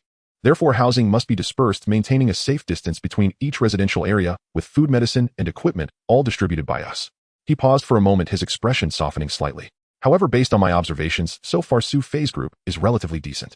They have organization and order, and most importantly, they still remember what it means to be human. We can start by engaging their shelter gradually, making contact, assessing, and screening. If they prove reliable, we can allow them to appoint someone to manage their own, with locals managing locals, making it easier to gain trust and stability. The few inside the tent exchanged glances, showing expressions of agreement. Yes, sir, this arrangement is reasonable. Gong Yanfeng stood up, his gaze passing through the tents, seams towards the steel base being constructed in the distance. Construction vehicles were bustling back and forth, cranes slowly rising while soldiers and construction workers were reinforcing the defensive walls. He took a deep breath, his voice low and firm. Notify the engineering battalion. Starting today, we will begin constructing model homes in the outer living area. All houses will be designed according to epidemic prevention standards with high-level isolation construction. We not only need to establish a defensive line, but also to establish order. Soon after the frontline command received news, report, sir. Su Fei, representing the shelter, has arrived at the outer defense line with about 1,000 survivors. Gong Yanfeng closed the document, his tone steady. Understood. Let the resettlement team execute according to the plan. The messenger added, they brought some seriously injured individuals and a few infected. The situation is critical and requires immediate treatment. Gong Yanfeng nodded. No problem. Isn't the medical company accompanying them? Let them take over the treatment immediately. Here, even though it is another world since we have arrived, it is also the territory of the Great Xia. We will not let any salvageable civilians die at our doorstep. Meanwhile, on the other side, when Su Fei and Kai Yifei witnessed the medical personnel in white protective suits swiftly rushing forward, efficiently lifting the injured, administering 4 drips, disinfecting, and bandaging, they were completely stunned. In this world, no one would save lives unconditionally anymore. Yet these individuals showed no hesitation. Especially when the infected man was injected with medication, and after his wounds were cleaned, his temperature gradually decreased, and his breathing stabilized. His wife and daughter knelt down and cried on the spot. Thank you, thank you, thank you. In that moment, everyone in the shelter had tears in their eyes. For the first time, they realized, in this world shrouded in ruins and blood, civilization truly still existed. In the evening outside the temporary resettlement area, Su Fei stepped forward, his voice sincere. Sir, we are all ready. When will we start work? We can't feel at ease without working. The soldier responsible for maintaining order smiled, handing over the document. Don't rush. Today, you will rest first. Later, we will take you to the resettlement point for registration and distribution of supplies. This is the living and safety management guidelines. Every point must be adhered to. Please read and sign. Good, good. Su Fei nodded repeatedly. When they were led into the resettlement area, a whole row of brand new model homes came into view. Neatly arranged white walls and red tiles, clean streets, and even tidy signs stood at the entrances. The crowd instantly erupted in excitement. Is this really where we will live? Wow, this house looks even more advanced than the Empire. I had forgotten what a home really is. Someone pushed open the door, and a wave of warm air rushed out. Inside, the lighting was soft, the floor was covered with clean tiles, and there was even a water heater and an electric stove in the corner. Heavens, can we take hot showers here? I can't be dreaming, right? That night, the distribution line stretched from the warehouse to the street corner. Each person received a sealed meal box. When the lid was opened, steam and aroma wafted out. It's meat. It's really meat. I can't believe it. I've almost forgotten what meat tastes like. And vegetables. There are actually vegetables. Some were so moved they cried, while others carefully divided their portion to share with the children nearby. Kai Ifei watched this scene, his heart unable to calm for a long time. He turned to look at the tall flag of the Great Xia fluttering in the distance, his voice choked, yet filled with unprecedented resolve it seems. We have truly encountered a new civilization. The next morning a faint light broke through the gray sky. Su Fei and the others had already eaten their fill. Under the guidance of the Great Xia soldiers, they entered the mining area in batches. Some pushed mining carts, some sorted stones, while others assisted in transporting equipment and laying temporary tracks. The soldiers' commands were concise and orderly, how every movement was precise and efficient. Su Fei and the others watched in astonishment. This was true organization and order. Meanwhile, on the other side of the logistics area, a group of women were receiving training from military medics. The medics, dressed in white protective suits, demonstrated bandaging, hemostasis, and disinfection using a mannequin. This is iodine used to clean wounds. If someone has a high fever, first take their temperature. Do not administer medication indiscriminately. If someone is injured, report it immediately. No concealment allowed. The women listened intently. They had never seen such systematic teaching before, diligently taking notes and eager to memorize every word. Su Yin observed from a distance, smiling slightly. Very good, these people are intelligent and grateful. Once they become proficient, they can help alleviate some of our medical burdens. Meanwhile, Su Fei was also busy. He dispatched a messenger team back to the old shelter to gather the remaining people. When the messenger returned to the dilapidated parking lot, the air was thick with decay and despair. A few people were still huddled around a fire, drinking a dark, unidentifiable mush. The messenger grimaced and kicked over the broken bowl, the mush splattering on the ground. What are you doing? One person shouted angrily. The messenger snorted coldly. Why drink this stuff that even dogs wouldn't sniff? Come on, they'll take you to eat meat. Meat. The group exchanged glances as if they thought they had misheard. Really? There's actually meat. There are houses, medicine, and hot water for baths. If you don't come now, you won't get a chance when they're done. The few short sentences struck everyone's hearts like thunder. There is meat, hot baths, and work points. We can exchange for things. They couldn't believe it, but their feet moved on their own. Before long, the original shelter was completely empty. That abandoned underground parking lot, filled with dust, hunger, and despair, no longer had a single shadow. In its place was an empty silence, along with a bowl of spilled mush in the corner, cold and solidified, as if symbolizing the end of those difficult times. Night fell. In the temporary command room of the advanced base, the lights were bright. General Gong Yanfeng stood in front of the sand table, his expression grave. The 3D projection map before him displayed the gathering points of survivors within a radius of dozens of kilometers. Report, sir. The staff officer began. The proposal to enlist local assistance in production has been submitted to the Central Command. Gong Yanfeng nodded. What did they say? The Central Command indicated. The plan is feasible, but safety must be the top priority. Gong Yanfeng repeated solemnly. Safety. His gaze turned cold. There are many survivors in this world. If they can be properly settled, they will become valuable human resources. However, if they are left scattered and disordered, they will inevitably become a ticking time bomb. Under the coordination of Kai Ifei and Su Fei, the Great Xia military began a systematic consolidation of the nearby shelters. Drones patrolled the skies, and armored vehicles confirmed positions one by one. Some shelters, though life was tough, still maintained a bottom line. They helped each other, shared food, and retained their humanity. Those people were ordered by Gong Yanfeng to be directly incorporated into the resettlement system managed uniformly by Kai Ifei and Su Fei. These people are seeds of hope. Gong Yanfeng looked at the list and said blandly, they are worthy of trust. And, however, not all shelters were like this. Some shelters had already descended into complete depravity. Their leader called himself the Duke, ruling the survivors through violence, even feeding on humans and using slaughter to maintain order. When this information was presented to Gong Yanfeng, the conference room fell into a dead silence. A few seconds later, Gong Yanfeng coldly uttered 4 words: eliminate them on sight. In the Qingxiu Brigade by Zhe combined camp leader Fan Yuchen stood atop an armored vehicle, the cold wind whipping past. Wearing a helmet, his tone was as icy as the wind. Target. Shelter in Zone 4 numbered Z47. The leadership of this shelter has been slaughtering civilians and living off them. Their crimes are unforgivable. Orders issued: deploy encirclement lines 10 kilometers away. I prioritize rescuing the innocent, the rest, kill without mercy. Received. The armored vehicle roared, its tracks crushing the heavy gray soil, a torrent of iron, like a vengeful steel dragon. Fan Yuchen's gaze was frigid, his voice transmitted through the communication channel resonating throughout the camp. We come on behalf of the Great Xia, not to invade, but to bring back order, to restore humanity. All soldiers pay attention. Tonight, we will make this world remember what civilization means. Set off. In the Z47 shelter, the air was already saturated with stench and fear. The leader, self-proclaimed as Sang Biao, was fat and rampant, always wearing a mocking grin. Not bad, managed to trick a new batch of people. More backup rations to add.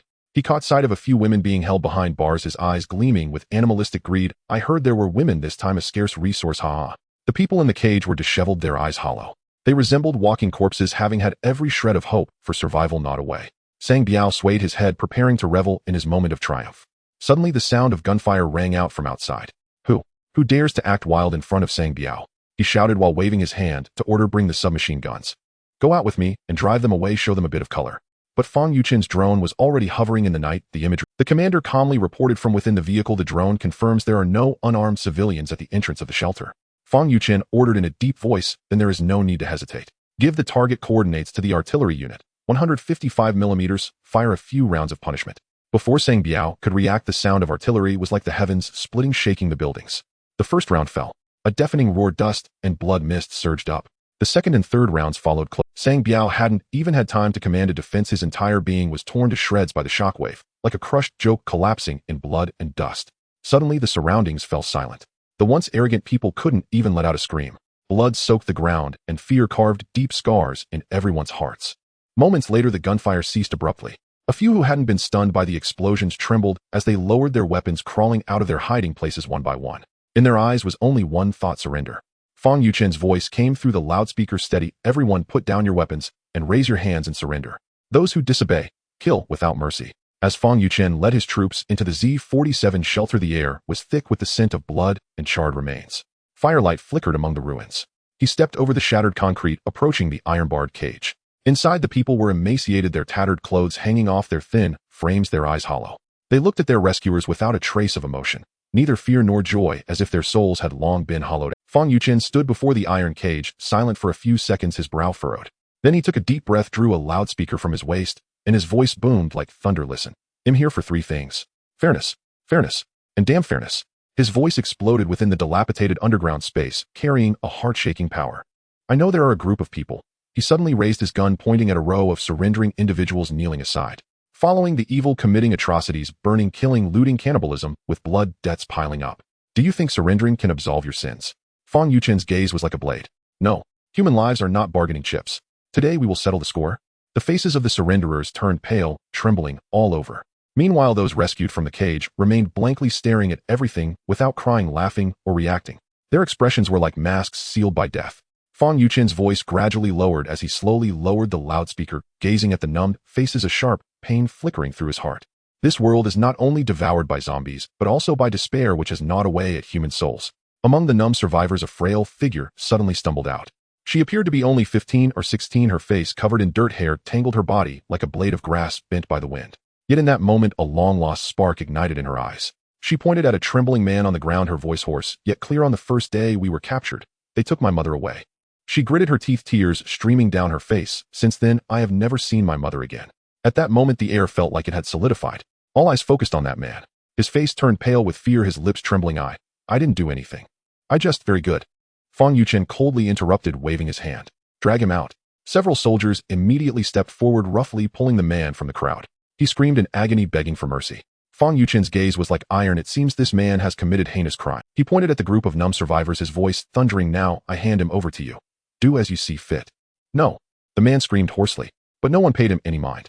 The soldiers threw him into the crowd. In that moment of silence, it felt like a deep breath before a storm. Then a roar shattered the silence. The girl was the first to charge forward, her fists smashing into the man's face. Return my mother.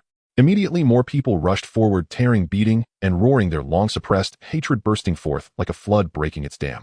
Blood splattered as cries and shouts intertwined. The executioner's screams were quickly drowned out by the crowd. Minutes later, everything fell silent. All that remained on the ground was a mass of indistinct flesh and blood. Fang Yuchen stood quietly to the side, not intervening. He knew this was their way of reclaiming the dignity of being human. Soon more and more survivors stepped forward. They began to identify the kneeling villains, one after another, dragged out and judged by the crowd. Those who had once been as numb as corpses gradually came to life in the flames of anger and justice. Their eyes regained their brightness. That light was not hatred, but awakening. When the last villain was judged, the entire ruin seemed to regain warmth. The crowd fell silent for a moment, and suddenly a weathered man slowly stood up. When the last villain was judged, the entire ruin seemed to regain warmth. The crowd fell silent for a moment, and suddenly a weathered man slowly stood up. You are not like those who call themselves saviors. You are truly saving people. I want to join you to follow you. Is that? This sentence ignited the dormant spark. More people echoed, I want to go too. I'm not afraid of working. As long as we can survive, as long as there's a tomorrow. Commander, take us with you. Fang Yuchen looked at this group of people who had struggled too long in the wasteland. A long-lost emotion surged in his heart. He responded loudly, his tone firm yet gentle. Yes. I will take you to a new shelter. There, as long as you follow the rules and work on time, you will have enough to eat, a good place to sleep, and live a human life again. These words made countless people instantly tear up. Those were tears of hope. Once they thought this world was left with only hunger, death, and despair, but now for the first time they saw the two words, go. Fang Yuchen waved his hand. The team began to move. The wind blew through the cracks in the ruins, stirring up dust and sweeping away the nightmares of the past. They returned to the frontline camp of the Great Xia. When the first batch of people stepped into the orderly sample housing area, as smoke rose and the aroma of food wafted, everyone was stunned. Is this really for us to live in? There's electricity, hot water, meat. Many people were so excited they knelt on the ground, tears mixing with laughter unstoppable. Kai Yifei and Su Fei approached, watching this scene, their hearts aching and eyes moist. There were many similar events. Nearby shelters that still upheld the bottom line of being human were all named, received, and reorganized by Gong Yanfeng. Those who could cooperate were unified for resettlement. Those who were beyond redemption were judged according to their crimes. The camp quickly became bustling. Formations, tents, and rows of sample houses were put in place, along with temporary medical cabins, warehouses, canteens, and distribution points, all in an orderly manner. A tide of people surged in. The elderly, the weak, the sick, children, women with their belongings, and emaciated individuals, all with long-lost anticipation in their eyes. The Great Xia's mining teams and engineering units worked closely together, straightening and thickening the mineral transport lines. Xianhui stones, Shuanglan crystals, and spirit carbon mother ore flowed in an endless stream, packaged, sealed, and sent back to the Great Xia through the blue portal. The mining speed was swift. Efficiency was extremely high. The labor force of tens of thousands combined with the military's mechanization led to a rapid increase in progress. But in a hidden place deep within the continent, in a charred forest belt, stood an unusual zombie. At times he was lucid, at times he was out of control, alternating between madness and rationality. He repeated, "I did not slaughter civilians. I only wanted to overthrow the emperor. The deaths of those people have nothing to do with me. It's all the emperor's fault." Then he suddenly laughed loudly, "Ha ha ha, emperor. You used my whole family for experiments back then. Oh, today, I have returned from hell for revenge." Then he began to cry, "Dad, Mom, Xiaoyan, I have avenged you." It was actually a zombie with consciousness. Hanging from the treetop was a zombie covered in ashes. Its clothes were tattered and its golden crown was shattered. It seemed to be the last emperor of the Star Sea Empire. His limbs were pierced by iron stakes, moving stiffly. There were no cries, only the sound of the wind passing through the tattered fabric of his body, emitting a whimper. Beside him, that zombie stared at the hanging zombie, muttering, "Old man, you got off easy. Why don't you have consciousness? It makes torturing you feel meaningless." The words carried a cruel sense of vindication, but there was also a kind of indescribable distortion. After hatred had been thoroughly drained, only a hollow sense of victory. The core base of the Great Xia in the Lopner region. Under the night sky, the base is brightly lit, and the wind and sand pound against the protective shield, producing a low hum. Chen Mo sat in the command cabin, staring at the countdown projected on his retina. 72 hours of flickering with a faint blue light. He immediately connected with the director of the Security Bureau, Yu Guodong. "Director, over here. A new countdown has appeared on my retina. In 3 days the portal will open again. I have a feeling. This time the destination will be a brand new world." Once he finished speaking, there was silence on the other end for a few seconds. Then came Yu Guodong's shocked voice. "What?" "In the past few days, the scientific community of the Great Xia has remained immersed in ecstasy. Thanks to Chen Mo's stable portal, the Great Xia has been continuously bringing back ores and data from the zombie world. The technology has made significant breakthroughs. The Shiha fusion project has successfully ignited the experimental pile. The entire country's technological line seems to have been pressed on the accelerate button. And now Chen Mo is actually going to another world. That means the territory of the Great Xia may transcend even." Yu Guodong steadied his breath, his tone becoming solemn. "Chen Mo, wait for me. I will immediately dispatch Zheng Zhe and others to Lopner. The first exploration of a new world must ensure your absolute safety." Meanwhile, in the training field of the Thunder, Zheng Zhe was leading his team in high-intensity tactical drills. Sweat dripped down his sturdy neck and dust flew up from the ground. "Captain Zheng." A communications soldier rushed over. "Emergency notice. Chen Mo will open the portal to the new world in 3 days. The higher-ups ordered you to lead the Thunder team to Lopner, providing full escort for Chen Mo preparing to cross together." Zheng Zhe's eyes narrowed and he immediately stood up. "Understood. Prepare immediately, we leave within 3 hours." Meanwhile, at the Frontline Research Institute in the zombie world, Dr. Su Yin also received a secret order. "Dr. Su, the Central Command, Chen Mo, will head to the new world in 3 days. Please lead the research team back to coordinate with Chen Mo." Su Yin removed his goggles, his face filled with uncontainable excitement. A new world. Wonderful. Perhaps there will be more advanced technological civilizations over there. Quickly in Lopner, the morning light filtered through thick clouds falling on the sandy ground, and the transmission device hummed. The Thunder team's armored vehicle stopped at the side of the runway, and Su Yin and the research team rushed over with equipment. Chen Mo looked up, seeing 2 familiar faces. Zheng Zhe stood tall in military uniform, his gaze sharp. Su Yin adjusted his glasses, a glimmer in his eyes. The 3 exchanged glances, smiles appearing simultaneously. "Chen Mo," Zheng Zhe stepped forward, patting his shoulder. We're going to fight side by side again. This time, Su Yen smiled. I hope to see a grander world than last time. Just as Chen Mo and the others were fully preparing to head to the new world. On the other side of the earth, the Eagle Sauce. In the Oval Office, the head of Eagle Sauce was in a furious rage. His face was flushed, and he slammed his fist on the mahogany table, scattering documents everywhere. Shortly after Eagle Sauce released an official statement, a stone stirred up 1,000 layers of waves. Once the news broke, the AI companies, gaming companies, and server manufacturers of Great Xia instantly erupted. The research and development groups, programmer forums, and gaming development circles were filled with wails. What? A graphics card that originally cost 3,000 is now selling for 1,000. Is there no way to live? An AI training cluster's budget has directly tripled. It's over. The price of graphics cards is more precious than gold. This isn't selling chips, it's robbery. Meanwhile, the capital market also caused a stir. Various analysts spoke passionately on television. This is a high-risk gamble. Eagle Sauce wants to curb the technological rise of Great Xia, but it may backfire. The head of Eagle Sauce was completely furious. In the conference room, he slammed the table, his voice shaking the national flag on the wall. Why do all analysts not support my sanctions against Great Xia? Why do they say we will lift a stone to hit our own? I refuse to believe this evil. He glared at his aides, his tone gritting his teeth. Immediately let the Ministry of Finance and our friends on Wall Street take action. Soon dark currents began to surge. Eagle Sauce's official capital and financial giants jumped into action. Traders worked overnight. Wave after wave of good news was quietly released. The global AI craze is reigniting. The U.S. stock chip sector will welcome its golden age. EUV equipment exports are restricted and corporate profits are expected to triple. Ordinary people confused were swept along, rushing to enter the market. Forums, television stations, and social media platforms were filled with passionate slogans. Buying means profiting. Chips are the future. Eagle Sauce is invincible. Stock prices soared and the climb rose steadily. The striking green on the screen finally curved the corners of the Eagle Sauce leader's mouth. This is more like it.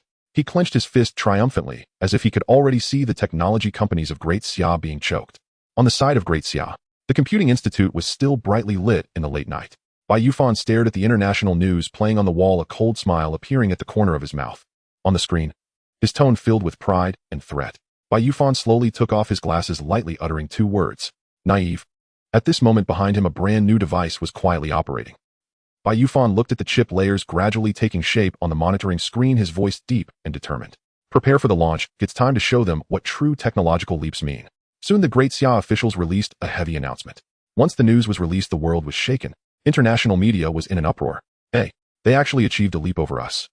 This isn't a matter of years, it's a leap over generations. Eagle Sauce's intelligence agency and technology committee were completely blown away. The head of Eagle Sauce screamed in fury on the spot. Impossible. How could they have more advanced chip technology than us?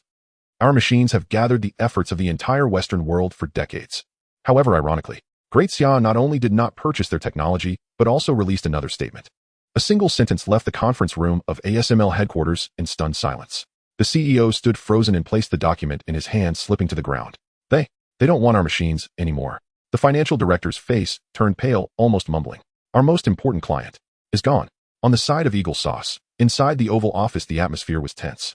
The chief of Eagle Sauce stared at the report in his hand, his face flushed and veins bulging. How is that possible? They must be bluffing. What gives them the right to break through carbon-based chips in just a few months? He slammed the table, scattering documents everywhere. Immediately arranged the public relations team. Create a narrative that they are spreading fake news. Then, gritting his teeth, he commanded, let Wall Street continue to drive up chip stocks and instill confidence in the market. As long as the stock price rises, no one will believe them. A few hours later, the chief of Eagle Sauce dialed into the ASML board's video conference. He forced a confident smile, saying, those people from the Great Xia are just using old tricks. They are bluffing to raise prices. You all should quickly contact them and lower the price on EUV lithography machines. They will definitely want them. I know these Easterners too well. The ASML executives exchanged glances, no one daring to speak. The chief of Eagle Sauce continued, notify NVIDIA. Impose a complete ban on high-end graphics cards. I want to cut off their supplies and make them understand what the pain of technology really means. An aide quietly reminded Mr. President, what if they are telling the truth? Truth. The chief of Eagle Sauce sneered, his tone full of disdain. How much have we invested in lithography machines? EUV systems, lenses, light sources, vacuum chambers. Each one has cost us decades of money. Their annual R&D budget for chips is less than 1/5 of ours. With them, I don't believe it. The advantage is mine. Meanwhile, on the other side of the earth at the Great Xia Computing Institute, Bai Yufan gently closed his terminal screen. A faint smile appeared on his lips. Thanks to that batch of spiritual carbon mother ore and the lithography machine technology from classified materials, otherwise we would have been held back by them for many more years. He looked up at the night sky outside the window, confidence glimmering in his eyes. Now, Their blockade is nothing. Meanwhile, discussions were raging on the internet in Great Xia. Am I dreaming? How did we wake up to carbon-based chips and lithography machines? Is this real? It can't be another scheme to scam research subsidies, right? Don't forget the Hanshin incident from back in the day. The voices of doubt continued to surge online, with sarcasm, skepticism, and conspiracy theories flooding in. Isn't this just a gimmick? Just a video to fool the common people? We'll see when they start mass production. However, at 8 o'clock that night, the opening scene of the national news broadcast silenced everyone instantly. The carbon-based lithography machine lighting ceremony global live broadcast. In the footage, a massive silver device stood in a dust-free chamber with blue energy, pulses flickering like a sea of stars. The quantum interference arms slowly unfolded, and in the vacuum chamber, threads as fine as hair intertwined and sparkled. The Longshin generation chip slowly taking shape under the gaze of all the viewers. Every layer of crystalline circuit was clearly visible, resembling a work of art. The applause erupted on site. The host's voice trembled with excitement. Great Xia has become the first country in the world to master carbon-based lithography technology. What followed was a series of heavy announcements. The CPU and GPU products based on the Longshin generation were officially released simultaneously. CPU starting with 32 cores, all large core architecture, no hyperthreading. Flagship model, 512 cores. Price only 2,000 yuan. GPU performance rivaling NVIDIA's 5090 with up to 128 gigabytes of video memory, natively supports multi-card parallelism, price the same, 2,000 yuan. The news exploded across the internet. Am I not dreaming? 2,000 bucks. Wake up. This is a graphics card, not a cabbage. NVIDIA is going to cry in the bathroom. Buy. This kind of technological nationalism must be pursued. The netizens who were used to being the wait-and-see party were completely broken this time. E-commerce platforms were instantly overloaded, with servers crashing 3 times. Within 1 minute, the Longshin generation CPU and GPU were sold out. After the pre-sale channel opened, in just 5 minutes the order volume exceeded 50 million. Foreign media were left speechless by this sudden technological shock. The New York Chronicle, they didn't just catch up, they surpassed us. The Financial Times, while we were still raising prices, Great Xia had already rewritten industry standards. Nikkei News, the silicon-based era is over, the carbon-based epoch has arrived. Bai Yufan looked at the rapidly refreshing data on the screen and let out a long breath. It's over. He smiled as he looked out at the night. The technological era truly belonging to Great Xia has begun. At this moment, the financial center of the Western world was completely in turmoil. ASML, NVIDIA, EMD, Intel. Those names that once symbolized the myth of technology saw their stock prices plummet like cliffs. The red clines fell sharply, alarms blared in the trading hall, and the analysts' faces were paler than the stock prices. How could this happen? Is the carbon-based chip they released real? Longshin. Is that a monster that crawled out of hell? In just a few hours, ASML's market value evaporated by over 600 billion euros. NVIDIA plummeted 47 in a single day, marking the largest drop in the company's history. AMD and Intel were referred to by investors as double useless CPUs. Worse yet, this crash was triggered by the chief of Eagle Sauce's personal order just days earlier. Drive up chip stocks, show the world our confidence. Countless ordinary investors rushed into the market at that moment, full of passion and trust. Now they were all left. New York, Silicon Valley, Chicago. Overnight, the stock market ran red with blood. Some collapsed and shouted in the trading hall, some fainted on the spot, while others left notes before jumping from tall buildings. I believed in their confidence. News broadcasted overnight. Financial market panic escalates. Silicon Valley is plunged into an unprecedented crisis. On the side of Eagle Sauce, the chief was watching the live stock market charts, each line of blood red mocking him. He sat stiffly in his chair, his lips trembling, muttering to himself, impossible. Impossible. How could they have such? He slammed the table again, but this time his hand trembled. The chip blockade order he had signed with his own hand had now become the obituary of his political career. At this moment, the world understood. The silicon-based era was truly over. The carbon-based epoch of Great Xia was reshaping the entire technological order of the world with overwhelming force. On the side of Great Xia, in a game streamer's live room, the bullet screen had exploded into a sea. He was the first person to receive the finished product of the Longshin CPU, Longshin GPU. At this moment, millions of viewers were waiting in front of their screens, eager to witness this miracle. In front of the camera, 2 hosts were placed side by side. On the left was the top configuration of 9950X 3D RTX 5090, priced at nearly 30,000 yuan. On the right was the domestically produced combination of Longshin CPU, Longshin GPU, costing only a mere The host laughed heartily, slapping the table. Brothers, today we are going to get serious. Let's see if it's a horse or a mule. Bring it out to run. The barrage of comments flooded in. Here we go. First test of the Longshin. I want to see the crushing scene. Glory to the Great Xia charge. Then the test officially began. First item, CPU multi-thread performance test. The score curve on the screen. Brothers, pay attention. The 512-core Longshin is benchmarked against the 32-thread 9950X 3D. Huh. As soon as the score was released, the crowd erupted. The Longshin score is 16 times higher than the 9950X 3D. Second item, GPU 3D rendering performance test. As the energy curve of the Longshin GPU lit up, the memory read and write speed was like lightning. When the final score was announced, the host jumped up. Holy crap! 128 gigabytes of video memory is no gimmick. And the score completely crushed the 5090 by a whopping 68. Third item, game performance test. The host consecutively launched 5 games: Survival in the Wild, 2077, Starfield, Eternal Calamity, and Battlefield 6. Frame rate data appeared on the screen. Longshin platform average frame rate 614 FPS. 9950X, 3D 5090 platform 241 FPS. The barrage instantly flooded the screen. This isn't just leading, this is a generational crush. I suspect the Longshin isn't a GPU, it's a soul weapon. 30,000 against 4,000 and 30,000 lost. The host looked at the data feeling a bit dazed, then slammed the table and shouted, "Brothers, my review is..." He took a deep breath, grinned widely. By it all. Domestic invincibility. At that moment, countless viewers flooded the barrage. By it all. By it all. The entire network of the Great Xia boiled over at that moment. This was not just a victory in scores, but a soul-level counterattack belonging to the technology of Great Xia. The Western tech circle was plunged into a deep winter. As the Longshin CPU and GPU flooded the global market, the once lofty Western chip giants faced an unprecedented sales slump. Warehouses were filled with unsold 5090 graphics cards and 9950X 3D processors. Executives from NVIDIA, AMD, and Intel held emergency meetings every day, but the only decision made was to lower prices. The 5090 was slashed from over $2,000 to $1,000. Intel and AMD also launched clearance prices. Yet still no one showed interest. Retailers sighed. Today's consumers would rather queue for 3 days and nights for Longshin than touch these old antiques. The global market changed overnight. Crowds gathered in front of Great Xia's chip stores while Western electronic market. The chief of the Eagle country stomped his feet in anger in his room. What do we do? Our chips can't be sold. A staff member cautiously suggested, "Mr. President, perhaps we should consider." Shut up. The blonde president slammed the table, impulsively ordering, "From now on, fully ban the export of Great Xia. No individual or enterprise shall import, use, or sell CPUs and GPUs produced by Great Xia." As soon as the order was issued, the Eagle country was in an uproar. Why can't we buy it? Their performance is strong, their price is cheap. Why must we buy expensive garbage? It's the last madness of the monopolists. On various social platforms, the curses poured in like a tide. Free market. So it turns out to be freely digging more money. Meanwhile, a new gray industry chain rapidly emerged, smuggling Longshin. Countless Eagle country citizens began to buy CPUs and GPUs from Great Xia through underground channels at high prices. Though prices skyrocketed to double, it still couldn't meet the demand. Ports, underground warehouses, private airports. Batches of Longshin were secretly transported in. On the black market, a joke became a popular saying, "NVIDIA, that's for the poor." A netizen from the Eagle country shared screenshots of Longshin computers in a forum, captioning, "It's twice as fast as my previous 5090, and it only cost half the money. Great Xia's products are simply the best." In just a few days, this post was shared millions of times. The comment section was nearly drowned out by a chorus of agreement. Great Xia technology, YYDS. Longshin, a name that changes the world. On the other side, Lopner.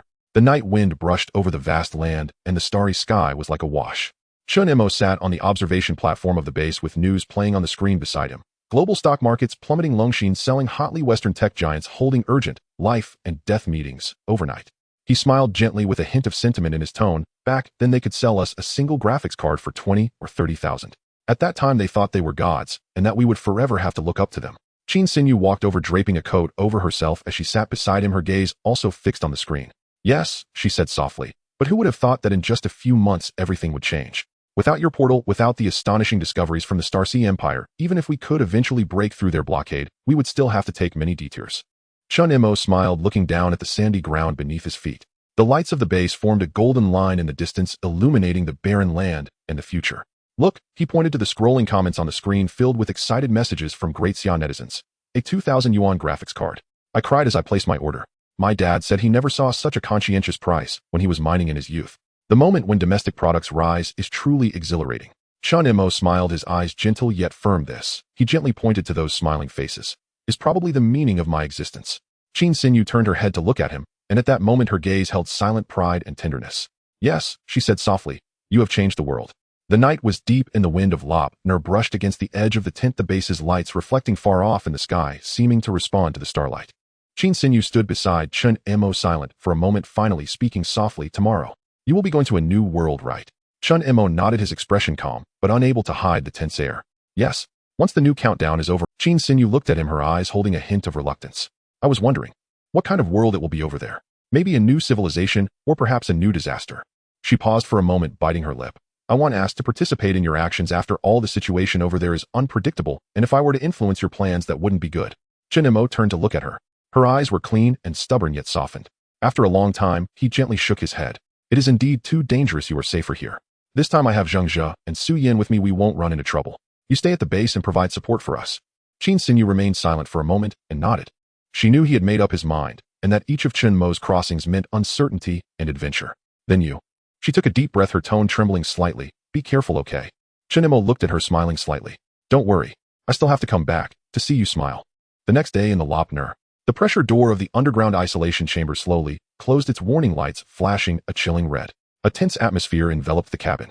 Chen Mo, Zheng Zhe, Su Yin along with Kuyin Go and 16 Special Forces members from the Thunder Team were all set to go. This time, they were facing an unknown world. No satellite reconnaissance, no maps, no intelligence whatsoever. Having more people might actually become a burden. Thus, the final decision was made. An elite squad would carry out the mission. The Thunder Team, led by Zheng Zhe, with each member wearing the latest generation of exoskeleton armor and carrying multifunctional modular weapons. Su Yin and 2 members from the research team were equipped with research collection boxes and signal analysis devices. Chen Mo stood in the center, adjusting the transponder on his wrist. On his retinal interface, the countdown numbers were flashing. 10 seconds remaining. Check your equipment. Communication is normal. Ammunition is sufficient. 3 energy packs on standby. Zheng Zhe ordered in a deep voice. Confirmed. The 16 soldiers responded in unison, their voices echoing in the sealed chamber, tightening everyone's heart. Su Yin pushed up his glasses, speaking calmly. If the air is unbreathable on the other side, remember to switch to the backup oxygen source immediately. Chen Mo took a deep breath and glanced at everyone. Time's up. Prepare to depart. As the countdown reached 0, the air in the center of the chamber was suddenly torn apart. A dazzling blue light exploded. The ripples of spatial folding shimmering in the air. The portal slowly opening before everyone. Thunder Team proceed with reconnaissance. Zheng Zhe took the lead, stepping into the light portal. Moments later, his voice came through the communication device. The environment is stable. Oxygen is breathable. No hostile reactions. It's safe. Let's go, Chen Mo commanded. Su Yin, the research team, and the other members of the Thunder Team successively crossed the flickering blue portal, V disappearing on the other side of the light. Outside the transport chamber, Yu Guodong gazed at the fading light, took a deep breath, suppressing the tension in his heart, and said in a deep voice, Chen Mo, you must return safely. As the blue light dissipated, everyone landed steadily. Surrounding them was an unfamiliar plain. The sky was overcast, and the wind carried a faint metallic odor. In the distance, the undulating ridges revealed the outlines of a ruined tower and peculiar vegetation swaying in the wind. Su Yin quickly deployed a portable scanner, its faint light flickering on the ground. The atmospheric pressure is normal, the air is breathable. Chen Mo, confirm your countdown.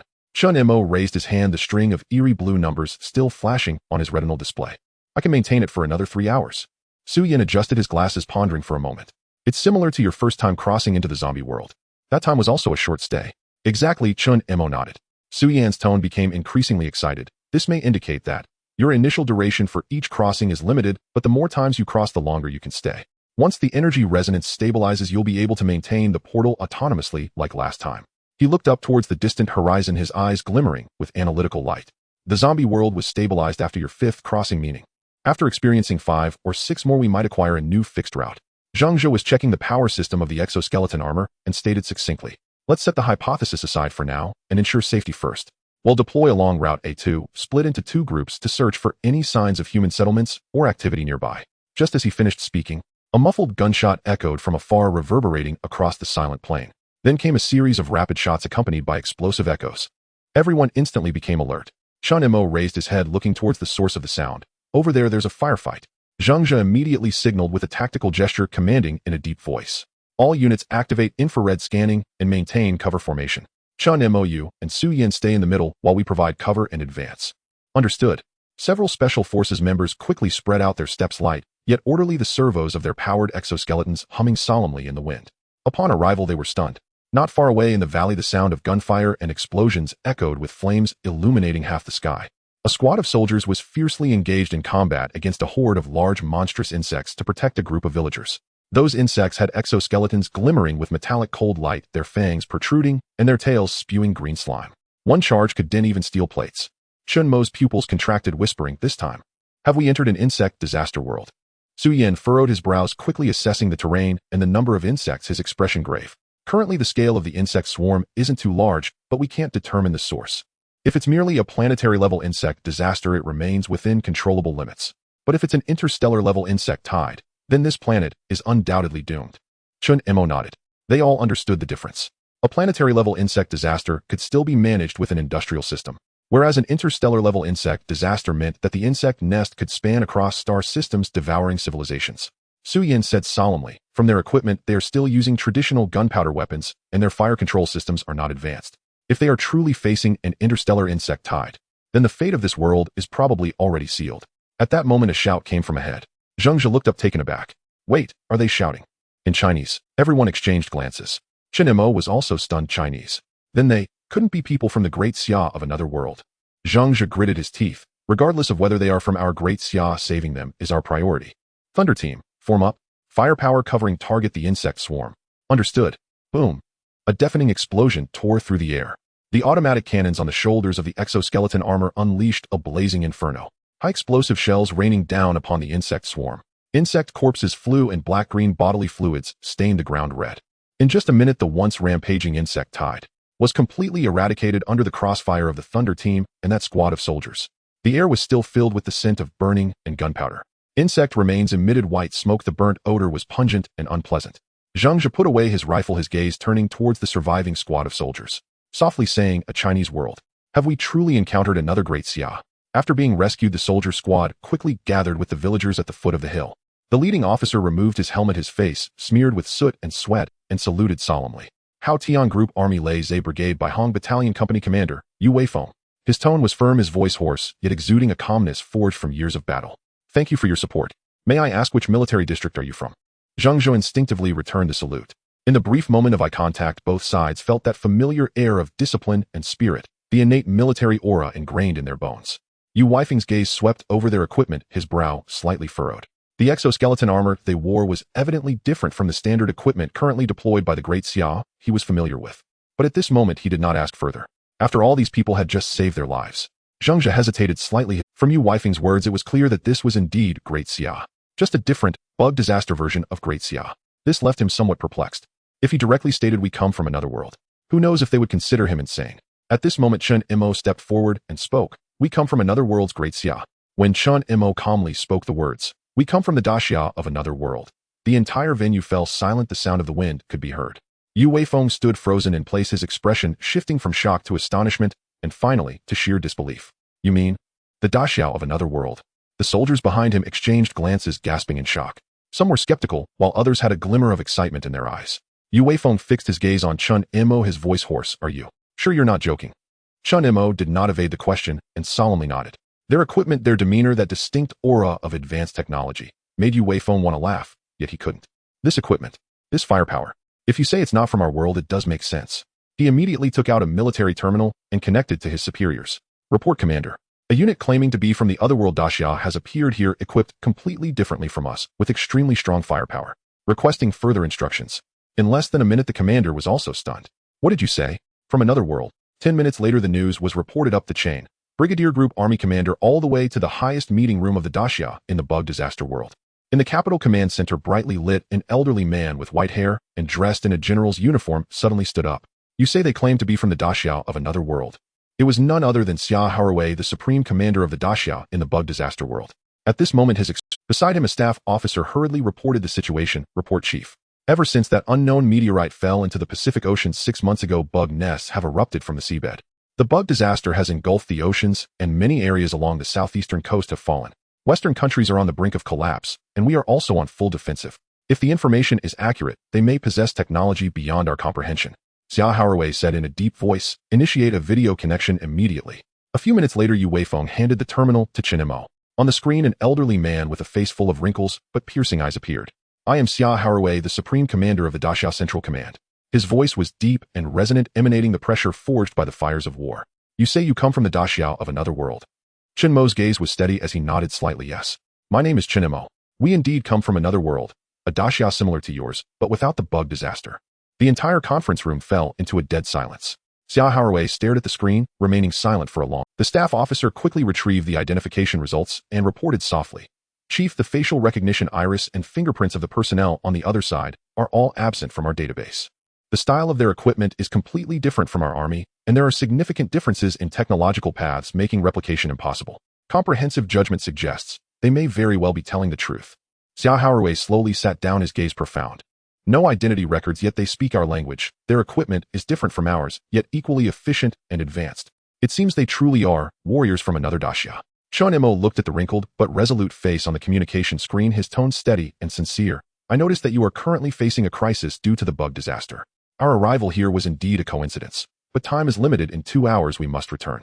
We expect to come back. Xiao Haorui nodded slightly, a hint of regret in his expression. So tight on time. Then you probably won't make it to the Central Command headquarters in time. At that moment, Su Yin stepped forward, speaking briskly. Then let's proceed with the technology information exchange first. We will share our current research directions and technological achievements, and when we come back next time, we can directly conduct joint research. This statement brightened Xiao Haorui's eyes as he immediately nodded. Good. This idea is excellent. He turned to instruct the staff beside him, immediately organize a document of our core research projects focusing on energy weapons defense systems and mecha technology. Before long, the chief research expert, Dr. Wan Ziyuan, appeared on the other side of the screen. He looked like he hadn't slept for several days, yet his eyes were still bright. This is part of our current research summary from Daxia. Wan Ziyuan directed the terminal towards the camera. After the outbreak of the bug disaster, we have consolidated all our research efforts under the Dawn Project, focusing on high-energy particle weapons, defensive barriers, mecha technology, and reverse analysis of bug genes. The materials were urgently compiled and not comprehensive, but at least they would give you an understanding of our current level. Su Yin also unhesitatingly synchronized the prepared materials, a summary of technologies on carbon-based technology systems, superfusion energy cores, and applications of spiritual carbon and Xianhui stone energy, as well as technologies such as synthetic starch hypersonic missiles, 0.55 roton destroyers, and nuclear-powered electromagnetic catapult aircraft carriers. As the materials were exchanged, both sides' research terminals popped up system confirmation prompts. At that moment, the technological trees of the bug disaster world and Blue Star Daxia completed their first connection. Chen Mo glanced at the time on his watch. In about an hour, we will have to leave. Xiao Haorui's voice sounded heavy on the communication. Comrade Chen Mo, I represent the Daxia of the bug disaster world, thanking you for your arrival. You have brought hope. Chen Mo smiled slightly. We share a common origin and should help each other. When I return, we will discuss the next steps for cooperation. Is there a relatively safe base nearby? He inquired. Yu Weifeng immediately replied yes. 30 kilometers from here, there is the frontline base of our Luai's brigade. Its terrain is stable and defenses are complete, making it very suitable as a temporary return point. There are also vehicles nearby, we can take one. Good, then let's go there. Under the escort of Yu Weifeng, Chen Mo, Zhang, Jisu Yin, and others along with the villagers previously protected by Yu Weifeng boarded the vehicle and set off on their return route. The mountain winds stirred up dust, and the distant sky was still shrouded in the remnants of war. When they arrived at the base, the final countdown on their retinas also reached 0. A dazzling blue light gate slowly opened in the open space. Chen Mo glanced back at Yu Weifeng and said softly, see you next time. With those words, he and the others stepped into the light gate, their figures disappearing into the air amidst the flickering blue light. Only Yu Weifeng remained standing in place for a long time, gazing at the empty sky, softly murmuring, hope. You really can come back. In the bug disaster world, Daxia Central Research Center. The night was deep, yet the whole research building was brightly lit with screens flickering and instruments humming, resembling a sleepless steel furnace. Dr. Wan Ziyuan stood before the main control console, his fingers trembling slightly as he flipped through the materials just transmitted from the other world.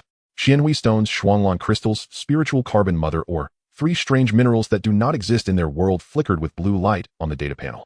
He murmured this. This cannot be explained by material science. This is a miracle that transcends the limits of civilization. He continued to review the materials. There's also synthetic starch. Now that the bugs are rampant, this technology is additionally 0.55 roton destroyers and nuclear-powered electromagnetic catapult aircraft carriers are concerned, but unfortunately today's oceans have become forbidden zones. He suddenly turned around, his voice trembling with excitement. Comrades, it seems that the mecha technology system we have long dreamed of can finally be established. Instantly, the entire experimental hall erupted with excitement. The research personnel who had appeared weary after 3 days and nights of work rose one by one, their eyes red. Can it really work? As long as the energy density data of the Xianhui stone is fine, our reactor design can achieve self-sustainability. The mecha project is going to be revived. The Luai's project is going to restart. The air was filled with a mixture of excitement and tears. In the world ravaged by the bug disaster, they had often fantasized. If only they could possess a true mecha army, perhaps they could tear open a gap for humanity in the sea of bugs. Meanwhile, in the great Xia of Blue Star, Su Yin was sitting in front of the holographic table at the research center, his gaze focused as his fingertips deftly operated. The research materials transmitted from the other world were gradually unfolding before him. When he spotted the document titled Luai's Mecha Experiment System, his pupils suddenly contracted. They have actually developed a complete mecha theoretical system. He quickly scanned through hundreds of pages of documents, the sound of his heartbeat nearly drowning out the hum of the computer.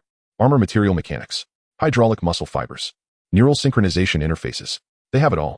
Su Yin couldn't help but stand up, his breath quickening. The only bottleneck is energy. The energy density is too low. The mecha can only sustain combat for 5 minutes. In the next moment, he slammed his hand on the table, letting out a laugh. That's perfect. This is our strong suit. His eyes rekindled with a long-lost fervor. If I build a microfusion reactor core using Xianhui stone and Shuanglong crystals supplemented with the quantum energy conduction properties of spirit carbon, or their mecha will no longer be a 5-minute toy, but a steel giant capable of prolonged combat. As he recorded his ideas on the holographic screen, he murmured, they have structure, we have energy, they have a combat system, we have materials. When the technologies of two worlds merge, the true mecha era will commence. On the screen, the technological trees of the two civilizations were displayed side by side, gradually overlapping and complementing each other. A new annotation floated to the center: cross-boundary joint project Luai's Xianhui plan, codenamed Dual World Joint Mecha Project. Su Yin slightly raised his head, blue light flickering in his eyes. Their ability to reach this point relies not only on intelligence, but also on that unyielding will in the face of impending extinction. He flipped through the materials and saw the annotation of the Great Xia research report from the infestation world. Stellar titanium alloy, an ultrametal with 10 times the strength of tungsten steel, maintaining its toughness even in extreme cold. Su Yin softly read aloud, stellar titanium alloy. A genuine admiration appeared on his face. No wonder they could support the mecha system. The disasters of this world have also forged their own miracles. Meanwhile, the countdown on Chen Mo's side had also— the cursor on the retina flickered with a cold blue light. A countdown of 5 days. He took a deep breath, knowing full well that this time what they faced was not merely exploration, but rescue. In the command conference room of the Great Xia Central, the atmosphere was exceptionally tense.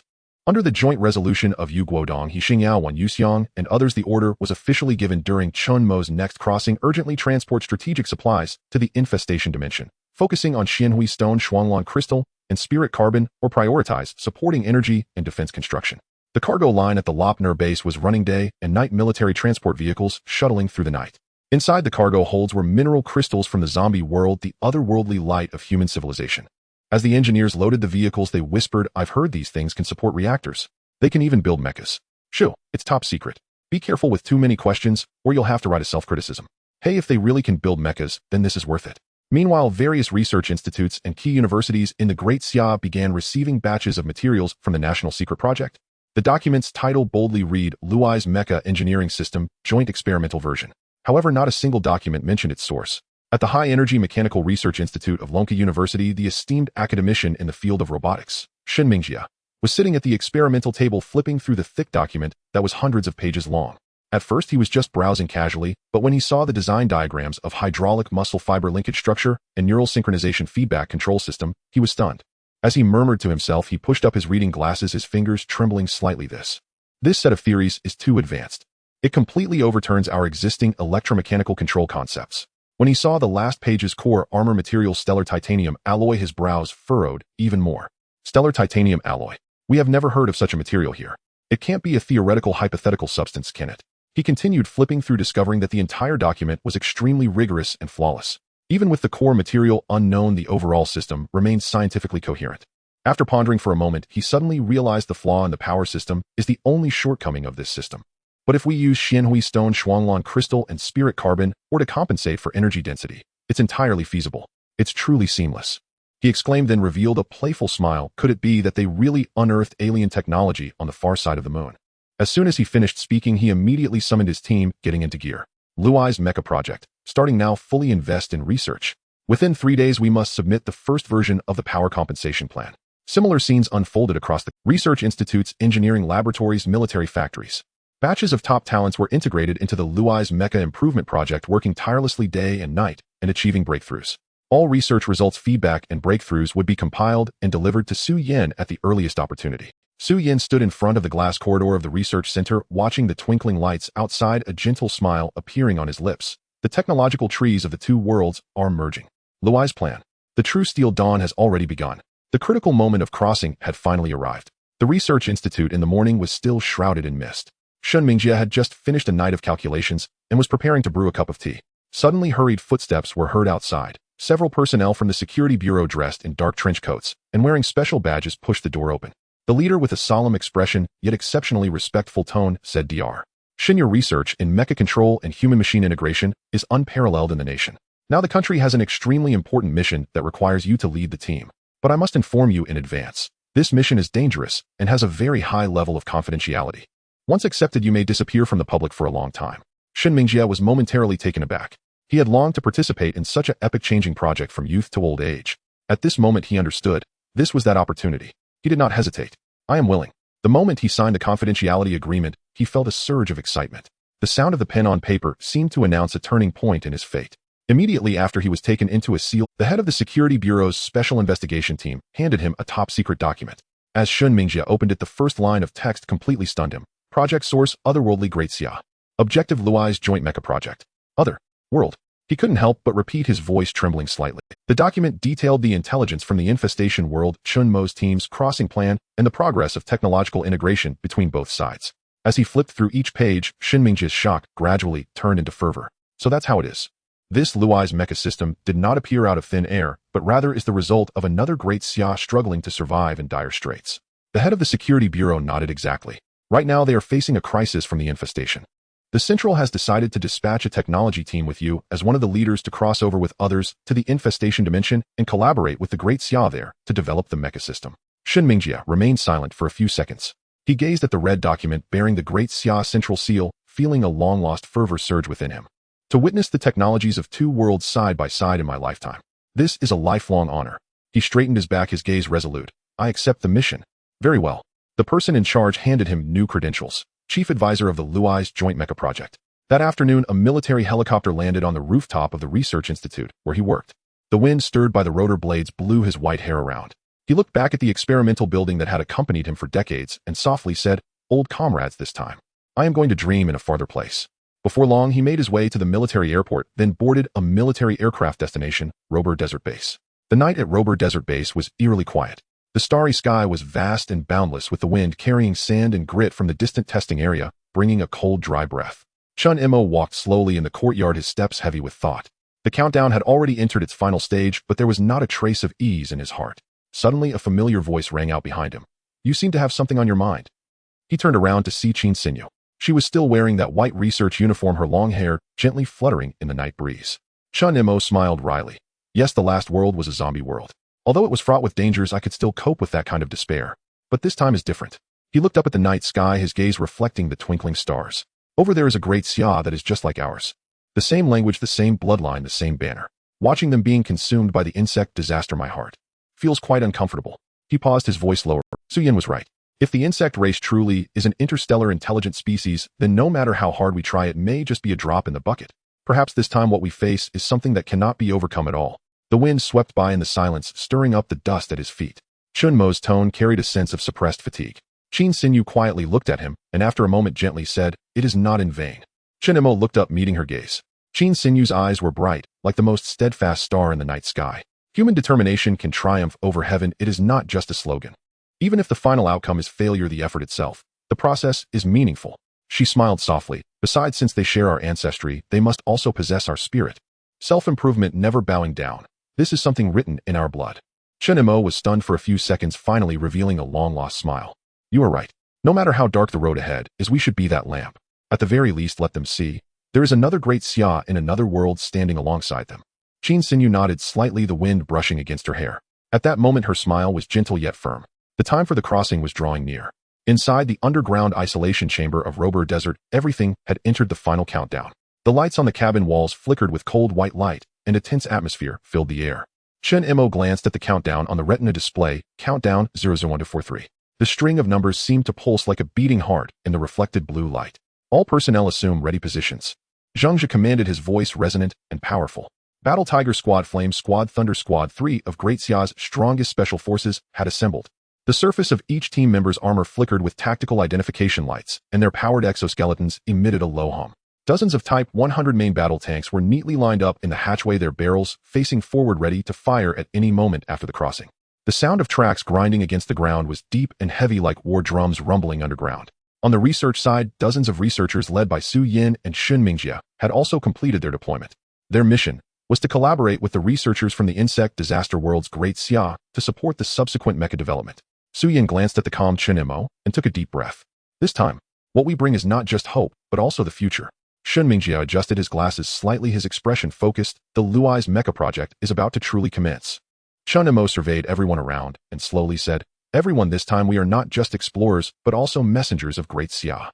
Let the technologies of the two worlds stand side by side. Let the spark of humanity not be extinguished by any disaster. Meanwhile, in the insect disaster world, in the outskirts of Jinling, a temporary military base was embroiled in a bitter battle. The insect tides surged like a black tsunami from the horizon, dense and obscuring the sky. Yu Weifeng stood at the front of the defense line, his armor already stained black with insect blood. Fire continuously at fire coverage zones 1 and 2. Don't let those airborne insects get close. Captain, the insect assault is too fierce. The comrades can barely hold on. A soldier covered in wounds rushed forward, his voice hoarse. Yu Weifeng gritted his teeth and shouted angrily. Even if we can't hold on, we must. This base, even if there's only one person left, must not fall into the hands of the insects. Remember what Chen Mo said, they will return from here. He raised his assault rifle high and shouted to everyone, as long as we are here, the base is here. As long as we are here, the base is here. The shouts rose and fell, intertwining with the roar of cannon fire, as a group of flesh and blood built the last barrier against the tide of insects. The sky was illuminated crimson by the flames, and the scene of insect blood and shattered armor intertwined into a hellish tableau. Meanwhile, at the far end, in the underground isolation chamber of Robur Desert, the last second of the countdown ticked away. 00000. The portal opens. Boom. The blue-white energy vortex suddenly lit up the night sky like a fallen star, its dazzling light illuminating the entire Robur Desert base as bright as day. A violent energy storm kicked up dust on the ground, and the soldiers instinctively raised their arms to shield themselves, their faces showing uncontainable shock and anticipation. Countdown start. The announcement echoed in the command hall. Chen Mo, transmission stable. You can enter. Thunder Squad, depart. Zheng Zhe bellowed angrily, leading his team of 16 driving Type 100 main battle tanks, followed by Battle Tiger Squad and Flame Squad. The armored vehicles thundered into the light, gate their tracks grinding the earth, shaking the entire base slightly. Closely following them were Chen Mo, Su, Yan Shun Mingjia, and the core members of the research team inside the vehicles. Behind them, trucks loaded with supplies sped in their cargo holds filled with boxes of Xianhui stones, Shuanglan crystals, and Linkcarbon mother ore. These were the hopes crossing worlds. The blue-white energy waves were almost boiling at that moment, and everyone understood. Every second was a race against time. Hurry, 30 seconds left. The taillight of the last transport truck vanished into the light curtain, and the energy of the portal began to destabilize, ripples spreading like waves on water. Ending countdown, 10-9-8. The light began to contract, and a wave of low rumbling filled the air. Buzz. The portal suddenly closed, leaving only the sound of the wind and a ground filled with the residual heat of energy. The base fell into a brief silence. Everyone held their breath, staring at the now extinguished void. General Wan Yuxiang of the Western Theater stood at the edge of the shelter in the distance, his gaze deep as iron. He slowly took off his military hat and murmured softly, Chen Mo Zheng Zhe Yan. You must return safely. The roar of Chen Mo's Type 100 main battle tank echoed as it surged forth from the shimmering portal. Boom, boom, boom. Deafening artillery fire erupted simultaneously, swallowing the world in thunderous fury. The air reeked of scorched metal and acrid smoke. The ground heaved and buckled beneath the blasts. Countless alien insects shrieked, writhed, and tumbled from the sky amid blinding conflagrations. Over the radio, Zheng Zhe's voice crackled urgently. Chen Mo, stay safe. We're under full-scale insectoid assault here and holding the line with all available forces. Then another voice cut in, hoarse yet resolute. You finally arrived. It was Yu Weifeng, commander of the Chen Mo raised his gaze toward the forward trench. There stood Yu Weifeng, his bulletproof cloak stained black with blood and mud. His eyes unyielding as tempered steel, leading the last few dozen soldiers. In a desperate, immovable stand at the very tip of the front line. Every soldier bore wounds. Some wrapped crude tourniquets around gushing limbs while reloading ammunition. Others gripped heavy machine guns with one hand, their other arm gone, ending only in ragged bandages. Chen Mo's chest tightened sharply. He understood these men held this military base not for victory, but to carve out a safe landing zone for them. All units, prepare. Deliver suppressive fire across the front line. Zheng Zhe bellowed. Dozens of Type 100 tanks pivoted in unison, fire control systems locked on target, their barrels blazing like captured stars.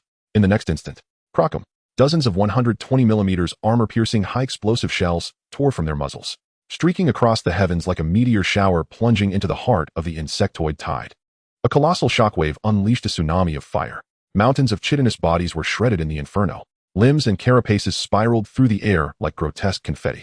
Main guns reloaded. Fire again. Cannon roars merged into a continuous thunderclap. Machine gun tracers lashed across the battlefield like serpents of flame. Spent shell casings rained down like metallic hail.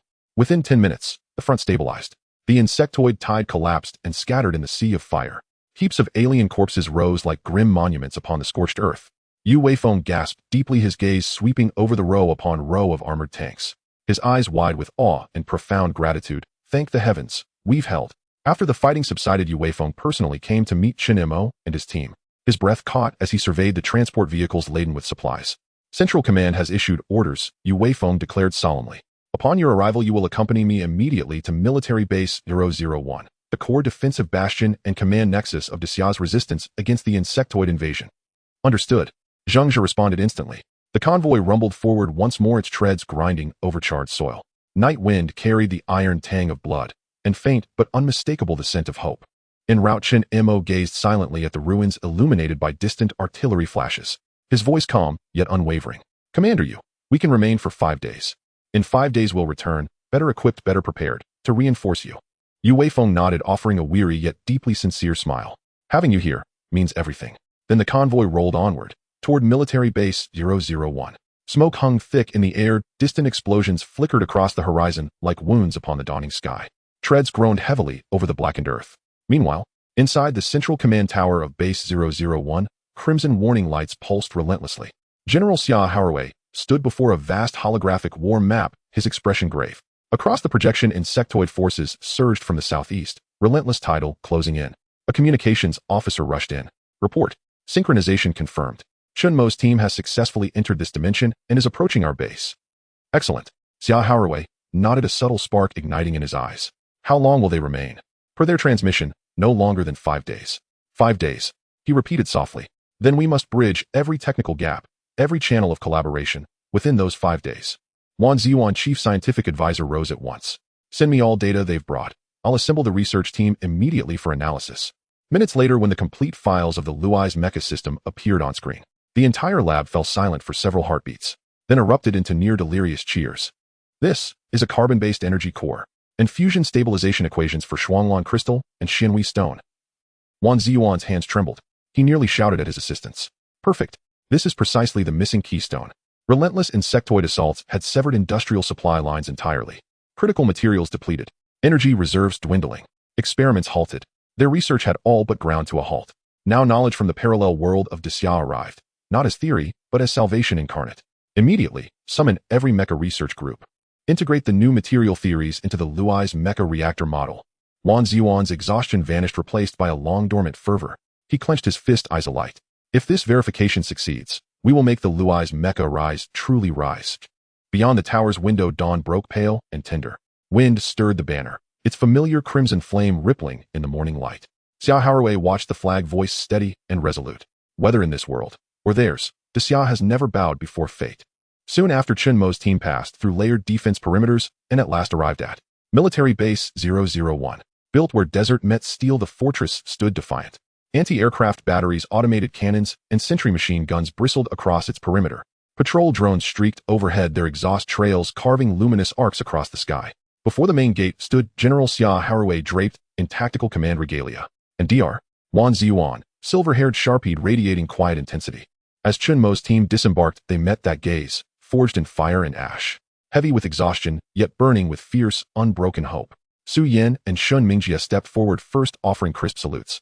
General Xia, Dr. Wan, we bring the supplies and samples you urgently require.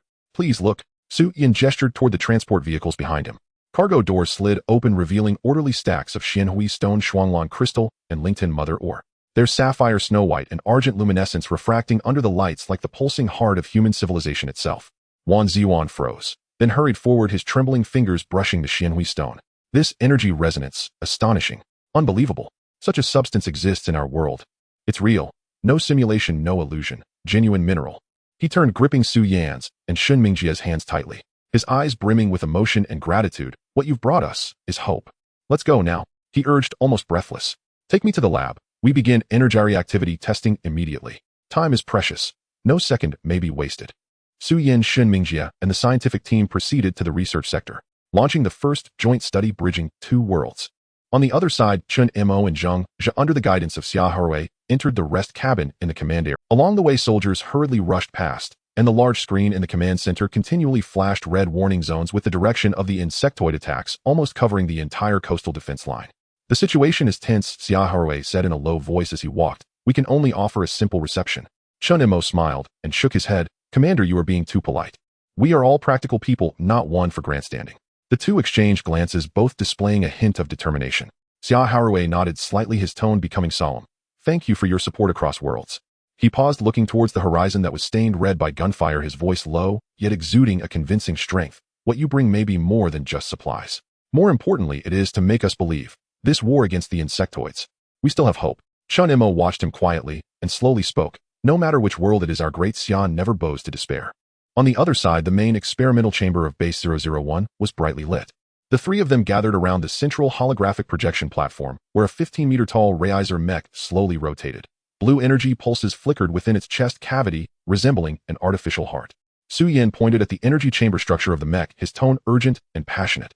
Your Rayizer mech design is very advanced, but the energy supply is unstable. In the insect disaster environment, this short duration cannot sustain the front line. If we introduce the frost crystal's condensation flow layer combined with the energy gathering reaction of the Xinhui stone, energy efficiency can be improved by at least 4 times. Shun Mingjia quickly brought up the modeling results on the virtual terminal, and as several lines of code flashed, the energy curve in the model instantly surged. Look, this design can stabilize output and avoid the stalling problem caused by energy fluctuations. Dr. Wan Ziwan watched the two operate, his entire being excited, as if he had become 20 years younger. He suddenly slapped the table. Wonderful. Truly wonderful. It turns out that the quantum condensation effect of the frost crystal can replace our original energy gathering pipeline. Previously, we used starlit titanium alloy to forcefully endure pressure, which led to severe energy loss. Now this approach, perfectly complementary. Su Yin operated while speaking. Your starlit titanium alloy is an incredible material with high strength and good ductility. I want to coat its surface with a layer of spiritual carbon mother or nanofilm, which can enhance conductivity and achieve self-healing composites during combat. Wan Ziwan's breathing quickened, his eyes shining. If this can be realized, then this is not just a mech, but a kind of war weapon with life characteristics. Shun Mingjia smiled, adjusting his glasses. We have always pursued this goal. The three exchanged smiles. Then they simultaneously extended their hands and pressed the confirmation key for the energy system integration test. In the next moment, the lights in the entire laboratory instantly dimmed, and the central reactor model illuminated with a blinding blue light, with circles of energy waves radiating outward from the model's shell. On the monitoring screen, energy output steadily rose. 200, 300, 400. Wan Ziwan clenched his fists, his voice trembling. We did it. Energy system integration successful. Su Yin smiled slightly. From today on, the Rayizer mech truly has a heart. With the successful verification of the model, the entire industrial area of Military Base 001 erupted in excitement. Warning lights in the factory lit up one after another, and mechanical arms began to operate with fierce golden light erupting from the furnace, the air filled with the scent of heated metal. The Rayizer mech prototype officially commenced construction. That 15-meter-tall steel giant finally stepped from the blueprints and projections into the realm of reality. For the past few months, the core energy system of the Rayizer mech has been the biggest bottleneck. Unstable energy and low reactor efficiency forced the prototype to remain on the production line. However, now with the arrival of the 3 miraculous materials, Xinhui Stone, Frost Crystal, and Spiritual Carbon Mother, or Su Yin, and Wan Ziwan jointly overcame the final barrier. The energy pulse core steadily activated. This meant that the Rayizer mech could finally move in earnest. In the interval of the experiment, Su Yin and Wan Ziwan walked side by side down the rumbling factory corridor. The sound of steel clashing echoed from all sides as a half-finished skeleton of the mech slowly rose beneath the hoisting arm, resembling a sleeping giant beast. Su Yin looked at the massive figure, his tone filled with sincere respect. Your starlit titanium alloy is truly an amazing material. Its hardness is astonishing, energy impact resistance, and it also balances flexibility. To be honest, we can't produce such metal on our side. When we go back, can we take some samples? Wan Ziwan was momentarily taken aback, then smiled.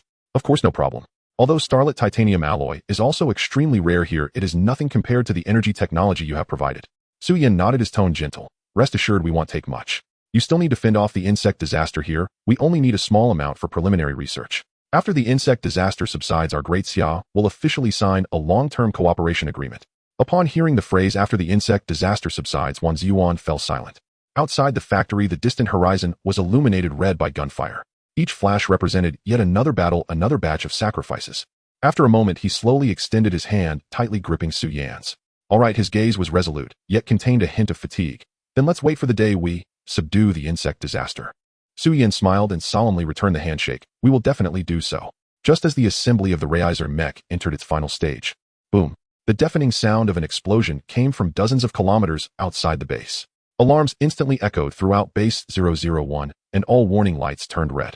The insectoids are attacking again. Target, the critical defense area in the southeast. An urgent report came through the communication channel. The swarm is massive. Suspected new heavy armored species has appeared. Requesting reinforcements. In the command hall, Xiaoharu's expression darkened as he stood up abruptly. Is the defense difficult? The chief of staff replied solemnly. Yes, the third defense line is being suppressed and is expected to fall in 10 minutes. Meanwhile, another urgent communication came from the research area. Wan Ziyuan's voice was full of excitement and tension. Report to the commander. In 10 more minutes, the Rayizer mech prototype can be activated. The stability of the energy core has reached the standard. We can go to the battlefield to verify its combat performance. Xiaoharu pondered for a few seconds, then decisively ordered, all right, tell the front line, reinforcements will arrive in 20 minutes. Let them hold the line at all costs to withstand these 20 minutes. He turned and looked at the combat commander. The reserve troops set off immediately, providing full firepower cover. No matter what, we cannot let that defense line fall. Yes. The combat personnel immediately sprang into action, tanks and armored vehicles roaring out of the hangar. The ground trembled, and the rising dust was reflected in the faint light of the base's protective shield. At this moment in the research area, Wan Ziyuan, Su Yin, and Shen Mingjia were working tirelessly. The blue light pulses of the energy core became increasingly stable, and the last layer of the mech's outer shell, the spiritual carbon mother film, was undergoing nano-level integration. Completion rate at 98%. Energy chamber temperature control stable. Mech neural synchronization system connected. Su Yan's gaze was fixed on the monitoring screen, his voice low and powerful.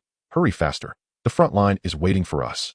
Finally, with a crisp prompt sound, it was announced. Rayizer mech prototype system ready.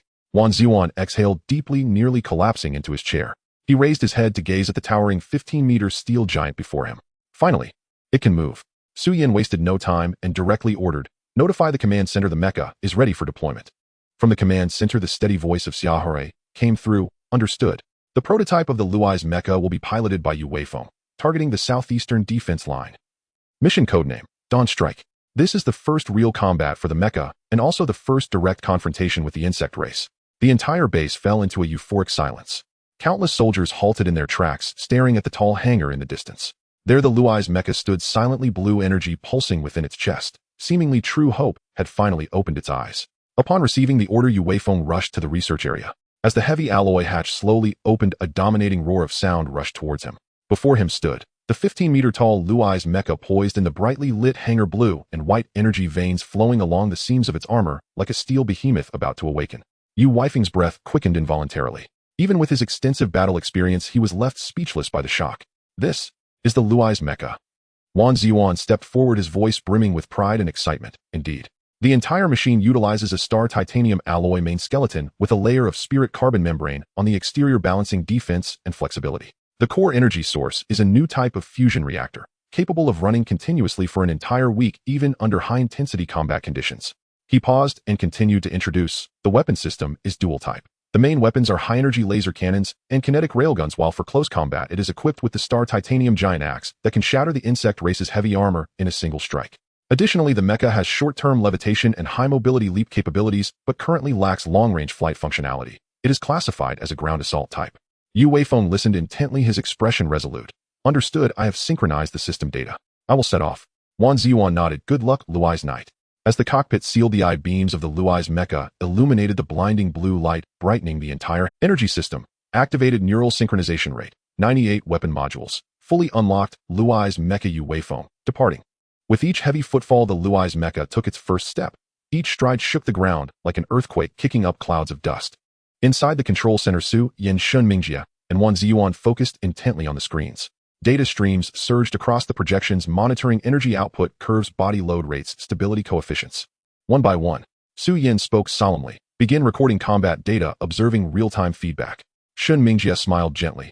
Our baby is finally on the battlefield. Wan Ziyuan clenched his fist, his eyes bright. After this battle, the Luai's mecha will no longer be merely an experimental model.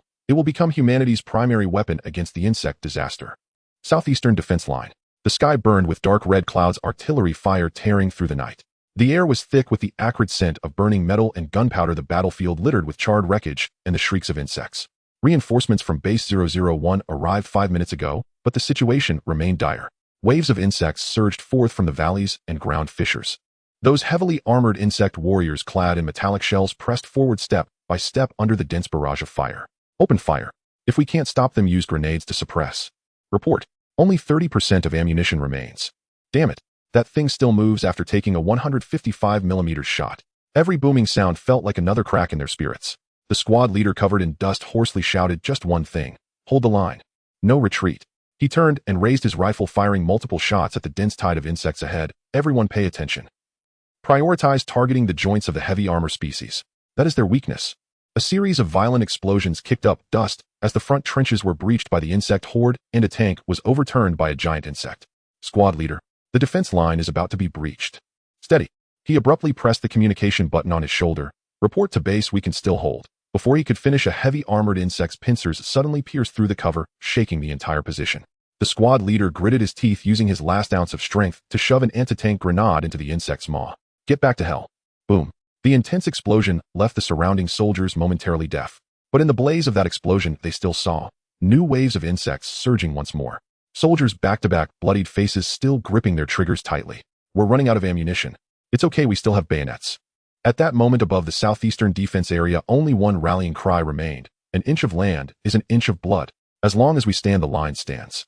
Just as the defense area was about to be completely swallowed by the tide of insects, suddenly a deep rumble resonated from the sky. It was the sound of air being forcefully compressed and torn apart. Everyone instinctively looked up, witnessing a dazzling blue and white light falling from the heavens, accompanied by a deafening sonic boom as a 15-meter-tall steel shadow crashed down into the center of the battlefield. Luai's mecha prototype. It's a mecha. Our mecha has arrived. The soldiers could hardly believe their eye. The massive body pulsed with energy, the reactor in its chest glowing like a heartbeat as the ground sank half a meter upon its landing, the swirling dust directly sweeping the front row of insects away. Inside the cockpit, Uefone gripped the control stick, his voice deep and powerful. Don't worry, reinforcements have arrived. As soon as he finished speaking, the Luai's mecha raised its right arm, the mechanical augmentation bursting with sound. Target locked. Heavy armored species. Boom. The star titanium giant axe, carrying a terrifying arc of energy, cleaved down from the air, splitting the heavy armor's shell in half. The giant axe swept back the air, splitting into a shockwave as dozens of insects were instantly shredded into pieces. Then the shoulder turret unlocked, the dual high-energy laser cannons powered up. Target insect swarm, dense area, energy gathering. Fire. A blinding white light cut through the battlefield as the insect swarm was instantly vaporized by the high temperature, leaving behind scorched earth and steam. Uefeng's gaze sharpened as he activated the thrusters. The entire mecha leaped into the center of the insect tide. Come on. Keep coming to die. The Luai's mecha transformed into a blue and white storm, the giant axe swirling in the air like a massive meat grinder. Roars, explosions, and the clashing of metal melded into one as the advance of the insect tide was forcefully turned back. The soldiers on the line were left gaping. Is that our Daxia mecha? Heavens, this is the true shield of humanity. Luai's mecha. Well done. With the addition of the Lazy mecha, the southeastern defense line has finally stabilized. The swarm is being forcibly suppressed, and hope rekindles at the front line. Meanwhile, in the command center of Base 001, on the screen, the live footage of the Lazy mecha flickers continuously. The beams of high-energy weapons tear through the swarm, and the flames of the explosions reflect on everyone's faces. Su Yin, Shin Mingjie, and Wan Ziyuan all hold their breath, staring intently. After a moment, Shin Mingjie cannot help but smile, saying this fighting power is incredible. As long as the energy supply is sufficient, the Lazy mecha is humanity's ultimate barrier against the insect race. If we can mass-produce them, our civilization will be secure. However, Wan Ziyuan did not smile.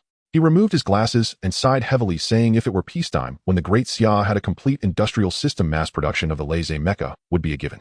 But now, he looks at the global situation map on the wall. Large areas of red represent the territory of the insect race, which has nearly devoured the world. Since the outbreak of the insect disaster, the global supply chain has already collapsed. The Americas have fallen completely, Europe is barely hanging on, and the island nations have been utterly extinguished. On the entire Earth, only our Great Xia is still struggling to hold on. Yet even so, our fighting capability is weakening day by day. Resource scarcity, disrupted transportation, and destroyed infrastructure. We can barely maintain even the most basic manufacturing lines, let alone large-scale mecha production. Moreover, the key issue is that the Lazy mecha requires highly compatible neural synchronizers. They must have strong willpower, stable minds, and rapid reflexes. But now with the flames of war everywhere, we cannot systematically screen for them. Su Yin and Shin Mingjie exchanged glances and nodded. Su Yin said solemnly, if it's a supply chain issue, once the portal can be maintained for a longer period, we can directly assist you with manufacturing. Core components, energy units, armor modules, we can supply them. Shin Mingjie continued, as for neural synchronizers, we can also assist in screening. Select those with resilient wills and fearlessness towards sacrifice, send them to your world to become true mecha knights. Wan Ziyuan suddenly looked up, a glint of light flashing in his eyes. Are you willing to help us? Su Yin smiled and patted his shoulder. As fellow citizens of the Great Xia, we stand united regardless of the world. Shin Mingjie also nodded, saying we not only want to help you survive, we also want to end the insect disaster together. Wan Ziyuan was so moved he nearly choked, saying then, I entrust this to you. In the end, Su Yin, Shin Mingjie, and Wan Ziyuan threw themselves into a new round of technological breakthroughs overnight. The laboratory lights shone throughout the night. They discussed the shortcomings of the laser mecha exposed on the battlefield, joint energy consumption, neural delay, thermal recovery, item by item repeatedly simulating. Every adjustment of parameters sparked a debate. Every finalized plan felt like a gamble on their lives. While typing on the terminal, Su Yan said the response speed of the main control service must be increased by another 15%, otherwise close combat will suffer. Chen Mo frowned in rebuttal that would consume too much energy, the heat dissipation won't keep up. Wan Ziyuan suddenly interjected, how about we try dual-ear neural feedback, using spirit carbon mother or to divert energy flow fast and stable. The three of them spent an entire night almost pounding the table in simulation. By dawn, the new laser mecha model gradually took shape in the holographic projection, faster, steadier, stronger. At the same time, Wan Ziyuan handed over a thick blueprint. This is the manufacturing blueprint for the equipment to screen neural synchronizers. Once you return, you can build according to this and select talents who can fully integrate with the mecha's neural interfaces. Su Yan nodded seriously and accepted the blueprint. Rest assured, we will start the screening process as soon as possible. Meanwhile, in the base command hall. At this moment, Chen Mo was standing next to the combat sand table following the highest commander of the Great Xia in the insect disaster world, General Xia Haraway. The surrounding atmosphere was busy with alarms and communications rising and falling. Logically, he should not be present at such a high-level meeting. But General Xia insisted that he stay. He is the source of hope, General Xia once said. Those who possess the portal should hear our battle song. Heavenly Dome Army, the southeastern defense line, must be secured. Earth Veins Army seal off the northwestern valley. The main force of the insect tide is gathering there. On the enormous electronic map, red dots spread like a tide, and every confirmation meant another section of the defense line ignited. Chen Mo stood silently by, watching, his heart heavy with an indescribable weight. When the meeting ended, he stepped forward. General Xia, if things become impossible, you can use the portal to bring some people to us. It is safe there, and we— General Xia was slightly taken aback, then smiled. In that smile there was no hesitation, only calmness and pride. I understand your good intentions. He looked up at the battle situation map, his gaze sharp. But the responsibility to defend our territory is ours, and ours alone. If we abandon our land for mere survival, then are we still citizens of the Great Xia? He paused, his voice low, yet resonant. The Son of Heaven guards the nation's gates. The monarch dies for the state. Should there come a day when we truly cannot hold on, please leave an indelible glory for our Great Xia in your museum. Chen Mo was stunned. In that moment he saw not just a general, not just a commander, but the last backbone of this. 5 days passed in the blink of an eye. During these days Yu Weifeng hardly slept at all. He piloted the laser mecha, becoming the sharpest blade on the battlefield. No matter how dense the swarm, as long as the mecha appeared, it would slice through like a wave. A single man with an axe, a city with a gust. Each attack was accompanied by a thunderous explosion of energy. Each return saw the mecha's armor covered in scorch marks and residual blood, yet it still stood tall like a mountain. Laser strikes. The insect race retreats. This phrase had become a slogan on the front lines. Meanwhile, on the other side of the base, Su Yan, Chen Mo, and Wan Ziyuan worked tirelessly day and night. They recalculated the energy output curve, armor stress structure, and neural synchronization feedback delay of the mecha based on the combat data relayed by Yu Weifeng.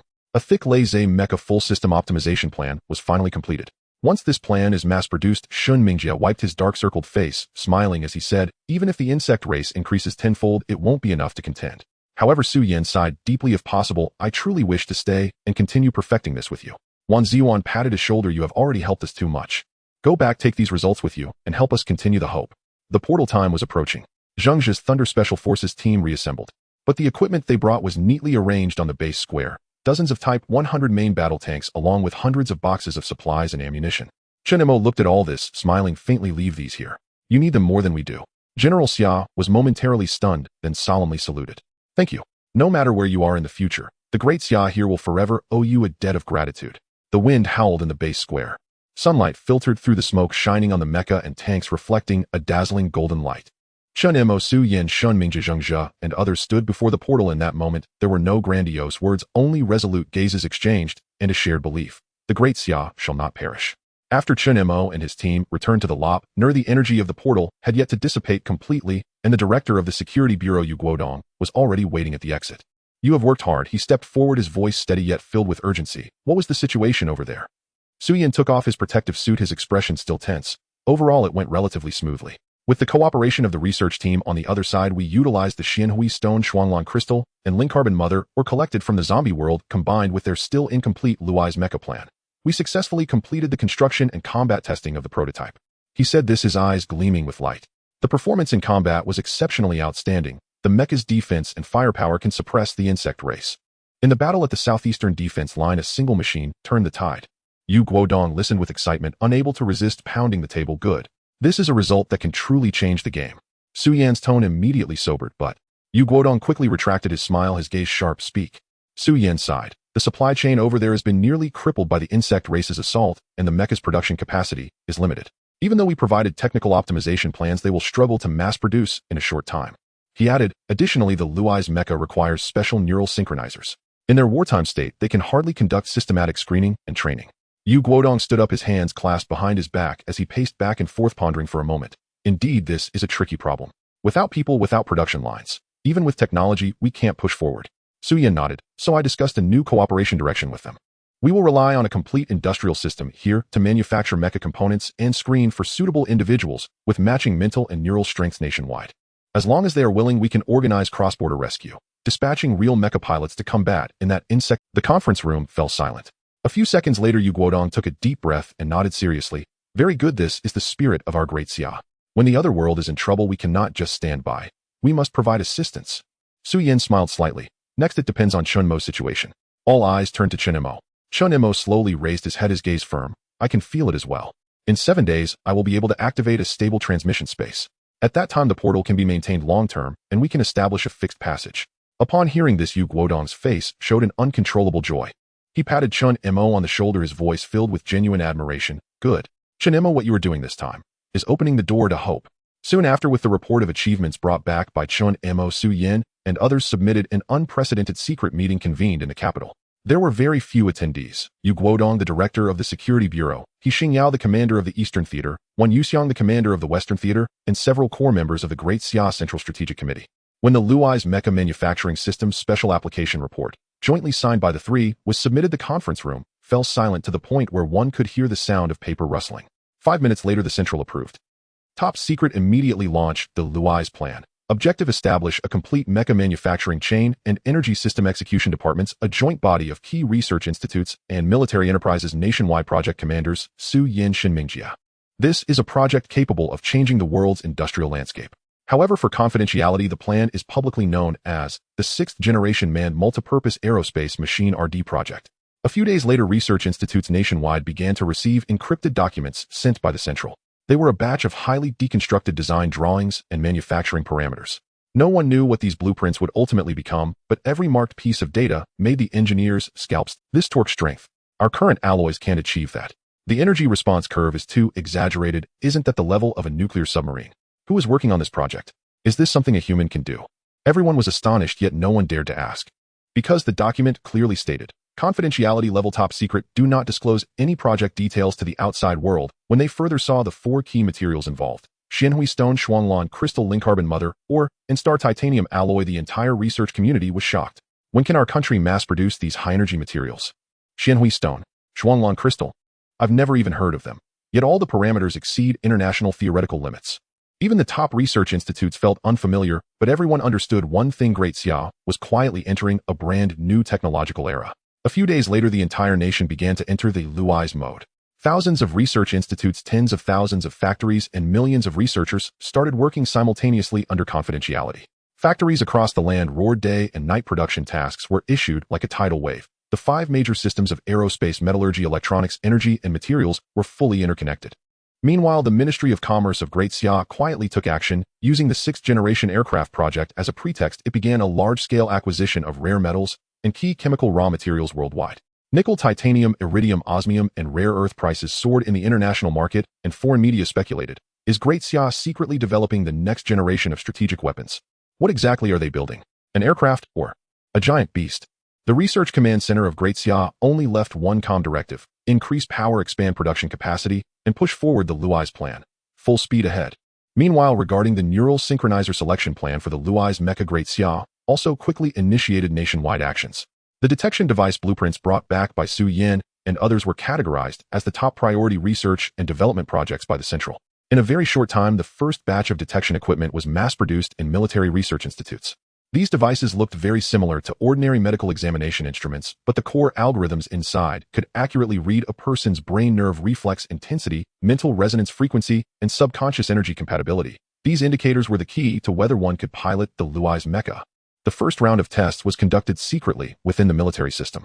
Millions of active soldiers queued for testing, with each military district's special operations brigade and aerospace unit conducting tests simultaneously. When the test results were summarized before Su Yin, he fell silent. Hundreds of thousands of people, and only a few dozen made the cut.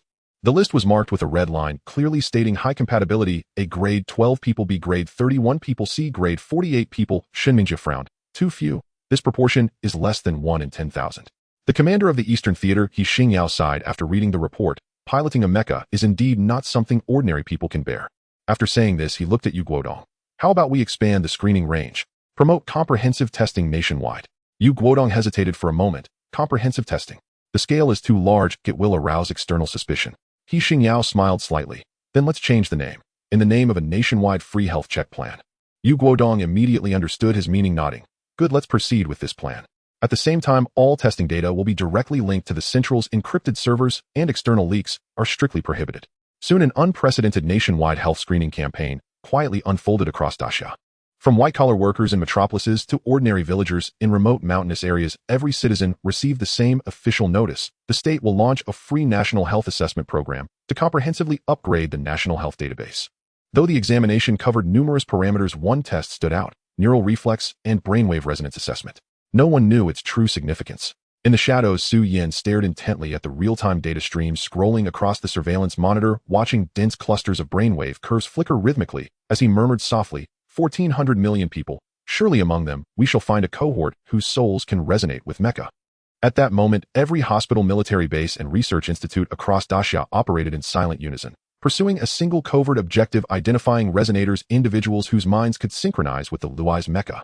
While Daxia advanced its Luai's mecha manufacturing infrastructure under the public guise of the 6th-generation manned multipurpose aerospace vehicle development program, tensions surged across the Pacific Ocean. In the Oval Office of the Eagle Nation's presidential residence, the Eagle Nation's chief executive slammed his fist onto the conference table, his face flushed crimson. Tell me, what exactly is Daxia doing? Why has it suddenly mobilized the entire nation as if preparing for interstellar warfare? The director of intelligence adjusted his glasses, speaking with measured caution. Mr.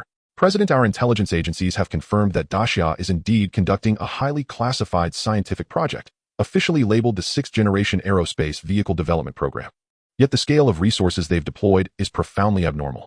Over a dozen top-tier national research institutes and more than 1,000 defense industrial enterprises are operating in coordinated synergy, and they are aggressively procuring rare metals and energy raw materials worldwide. What do you suspect they're building? We cannot yet confirm. But one hypothesis persists: they may be deliberately fabricating a strategic illusion to lure us into an aerospace arms race, much like the Star Wars initiative of decades past, aiming to exhaust our economy. A brief silence fell over the chamber. Then the chief executive struck the table once more and scoffed coldly. Do they think I'll fall for such a ruse? Not a chance. But their posture is deeply unsettling. Either they've achieved a genuine breakthrough, or they're bluffing with extraordinary audacity. He rose, pacing twice around the table before issuing a sharp command. Order the Ministry of Energy and Allied Nations to slow down all smelting plants and refineries. Let's see how long their bravado lasts. The announcement sent shockwaves across the globe. International headlines erupted instantly. Eagle Nation imposes energy export restrictions on Daxia. Global energy supply chains shaken. Strategic rivalry between the two economic superpowers intensifies. Capital markets convulse. Within hours, global oil prices surged, rare metal futures skyrocketed, and stock exchanges plunged into chaos. The Eagle Nation's stock market tumbled 3, while Daxia's indices also experienced immediate volatility. Financial anchors stammered on air. This may mark the beginning of a new Cold War, not over ideology, but over technology and energy. Yet no one anticipated this very energy blockade intended to cripple Daxia would become the first catalyst of the Eagle Nation's unraveling. In Daxia's central command chamber, a stunned silence held for 3 full seconds upon receiving news of the Eagle Nation's comprehensive energy export restrictions. Then the vice premier slammed his palm onto the table. What kind of move is this? A 7-inch fist. A self-destruct gambit. Classic "I won't thrive, and neither will you," chuckled a strategist, unable to suppress a laugh. A wave of cynical laughter swept the room. They think cutting off energy will strangle us. Perhaps they're still reading from the script of 20 years ago. Meanwhile, an urgent classified document sped directly from Central Command to Daxia's Nuclear Fusion Research Center, bearing the seal top secret. Subject: Shiha Initiative. Ignition authorization approved. When the notification reached Chi Ming, the project's chief director, he nearly laughed aloud. It's finally here. The main structure of the Shiha nuclear fusion power plant had already been completed in quiet secrecy weeks earlier. To avoid triggering international media frenzy, it had remained officially mothballed. a final trump card reserved for precisely such a moment. Now the Eagle Nation's self-imposed energy sanctions provided the perfect occasion to unveil it. Chen Mo adjusted his spectacles, his voice vibrating with barely contained exhilaration. They wish to cut off our oil supply. Then let them witness how Daxia without oil will illuminate the entire Earth. Simultaneously, under directives from Daxia's highest echelons, certain entities began short-selling U.S. equities. That very night, Daxia's official media released a seismic announcement. The Shiha Initiative nuclear fusion power plant will achieve first plasma ignition this week. A live global broadcast will accompany the event. The internet erupted. The Eagle Nation and European capitals descended into disarray. Headlines blazed across every major outlet. Daxia announces nuclear fusion ignition. Humanity's energy paradigm may be irreversibly transformed. Eagle Nation's energy blockade unwittingly forced Daxia's ultimate ace into play. Financial markets whirled violently. Daxia's new energy sector surged. Across-the-board stocks hit daily limits. Solar energy storage battery and advanced materials companies saw overnight trading halts. Meanwhile, petroleum, natural gas, and coal stocks collapsed en masse across Eagle Nation exchanges. The financial world spun into pandemonium. Sell everything. Eagle Nation energy stocks are worthless paper. Buy new energy now. Go all in. Within hours, global capital flooded into Daxia's markets. A world-scale energy revolution, ignited by nuclear fusion, had officially begun. When word of Daxia's imminent fusion ignition reached the Eagle Nation's presidential residence, the chief executive froze mid-sentence, nearly leaping from his chair. They're igniting nuclear fusion. He slammed the table again, his voice cracking. Impossible. This must be it. We haven't even achieved experimental level stability. Yet they're moving straight to commercial ignition. His advisors exchanged uneasy glances, the air thick with suppressed disbelief and absurdity. The intelligence advisor whispered cautiously, Mr. President, our analysis suggests they've been constructing it in secret for some time, merely withholding public disclosure. They couldn't possibly conceal something this profound. This is a miracle in the annals of human energy history. We've spent decades stuck at theoretical papers and simulations. How could they possibly? He paused abruptly, suspicion dawning. Unless they discovered something on the far side of the moon. Extraterrestrial technology. Silence fell over the chamber. After a beat, a silver-haired senior advisor murmured quietly, even if they did discover something, you know well enough what happened during our own lunar landing. The astronauts who went there, in truth. Silence. The chief executive's face darkened. He knew full well how many truths had been buried beneath the pageantry of that historic first human landing on the moon. To win the Cold War first, countless scenes had been staged. To resurrect that memory now was nothing short of a public humiliation. Watching the Eagle Nation stock market plunge relentlessly on screen, energy, defense, and semiconductor sectors collapsing in tandem, the chief executive's fury burned so fiercely it seemed capable of igniting the documents before him. I refuse to believe it. Absolutely refuse. This is pure posturing. Daxia's people are bluffing. Nuclear fusion. A joke. If they truly could ignite it, they'd have announced it long ago. He drew a sharp breath, forcing composure, then roared at his aides, deploy agents. Hackers. Intelligence units. By any means necessary, find me proof. I demand one answer only, that their fusion ignition is a fraud. And Daxia, having strategically positioned itself to short the Eagle Nation's markets, reaped enormous gains. However, just as President Chen Mo furiously issued orders and the intelligence team had yet to mobilize, on the other side of the Earth at the Daxia Project nuclear fusion power plant, a moment destined to be recorded in history arrived. Time in Longdu, Friday, 1:00 a.m. sharp. The eyes of the entire world were focused on that northwestern. In the command hall, the atmosphere was so tense that one could almost hear their heartbeats. Director Chen Mo took a deep breath, his tone steady and powerful. The reactor cooling system is stable. Magnetic confinement device activated. Ignition procedure execute. Execute. As the countdown reached 0, a massive plasma confinement chamber instantly lit up with a blue and white circular energy halo. It was as if a miniature star was awakening deep within the Earth. Hundreds of plasma streams swirled, intertwined, and merged within the vacuum chamber, ultimately converging into a dazzling blue fireball. Shiha nuclear fusion ignition, successful. In that moment, the night sky of Earth was illuminated as if by in satellite footage, a blinding beam of light rose from the northwestern part of Daxia, piercing through layers of clouds, illuminating half the sky of Asia. The globally synchronized live broadcast fell into a brief silence. Then it exploded. It ignited. Nuclear fusion has truly ignited. Endless energy. This is the dawn of a new era for humanity. Shiha, the true stellar project. Countless viewers cried and laughed. Scientists from various countries were moved to tears. Some stood up to applaud, while others wept bitterly. Meanwhile, at the presidential office of Eagle Sauce, President Chen Mo stared intently at the blue light on the screen, his eyes reflecting the newly born artificial star. His lips trembled, his voice hoarse. They really did it. In the conference room, there was dead silence. The aides looked ashen. No one dared to mention the words bluffing. At this moment, the energy history of humanity was rewritten. The global landscape was reshaped. The stock market of Eagle Sauce plummeted in an avalanche. Energy stocks, military stocks, and oil futures all hit the limit down, leaving Wall Street in mourning overnight. In Daxia, however, the stock market opened with a bang, with new energy materials and manufacturing all hitting their upper limits. On the streets, people hurried to share the news. Countless people gazed up at the sacred blue light in the night sky, all harboring a single thought: Shiha ignited. Daxia has truly ushered humanity into the stellar age.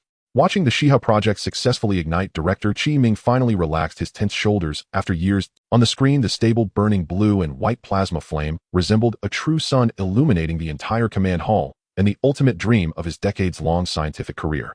He sighed with emotion thanks to the relic data obtained through secret channels, as well as the Xianhui stone and Shuanglan crystal. Without them, the ignition of nuclear fusion might have been delayed for decades. The nearby researchers hearing this fell into shock and reverence. They all knew that in theory nuclear fusion was just one step away, but in reality, it was an insurmountable chasm for countless generations of researchers. That one step was the leap from the energy age to the stellar age for humanity. Now they had crossed it. This step rewrote human history. Simultaneously, Daxia was immersed in a boiling celebration. Investors laughed and cried, their social media bullet screens and live broadcasts exploding with activity. Brothers, the energy stocks I bought in 15 years have finally broken even. Huh. From stock market gravekeeper to new era stock god I've held for 10 years, and it was worth the wait. Don't mention it, I sold at a loss 2 months ago, and now it has tripled. If I had known, I wouldn't have believed that foreigners nonsense. Those veteran investors who had held on during the lowest points, saying they were protecting the nation, were now grinning from ear to ear. Enrolling in it. Brothers, I turned 1000 into 1000 and 1000 into 1000. For the first time in my life, I thank those 4 words: long-term holding. Across the nation, stock prices were painted bright red, with new energy, quantum materials, and manufacturing all hitting their upper limits. On television screens everywhere, people wore excited smiles. Yet across the ocean, the financial market of Eagle Sauce felt like it had been hit by an economic nuclear bomb. 3 minutes into trading, thousands of stocks hit the limit down. 5 minutes later, a continuous trading halt occurred. Ultimately, the stock market was directly halved. The trading hall of Wall Street was in chaos, with some smashing computers, others weeping, while more stared blankly, murmuring, "That was my retirement fund." Why did this happen? Why? At this moment, Daxia welcomed dawn, while Eagle Sauce fell into darkness. A single nuclear fusion ignition illuminated the future of Daxia, while extinguishing the myth of the old world. Subsequently, Daxia officially held a global press conference. Amidst the flashes of countless cameras, the spokesperson announced steadily, yet with conviction, in the next 5 years, Daxia will fully promote the construction project of nuclear fusion reactors. And across the country, we will gradually achieve electricity costs reduced to 1% of the current rate. The venue erupted in excitement. Following that, the Daxia government further announced, comprehensively advancing the new energy strategy, upgrading everything from energy to livelihoods at the household level. Electric stoves, electric cookers, and electric heating systems will completely replace gas stoves and other fossil fuel devices. In transportation, new generation nuclear-powered electric trains, buses, and electric ship plans will be initiated simultaneously. In industry, achieving a zero-carbon emission electric production chain. In consumption, new energy vehicles, smart homes, and electric tools will become widespread.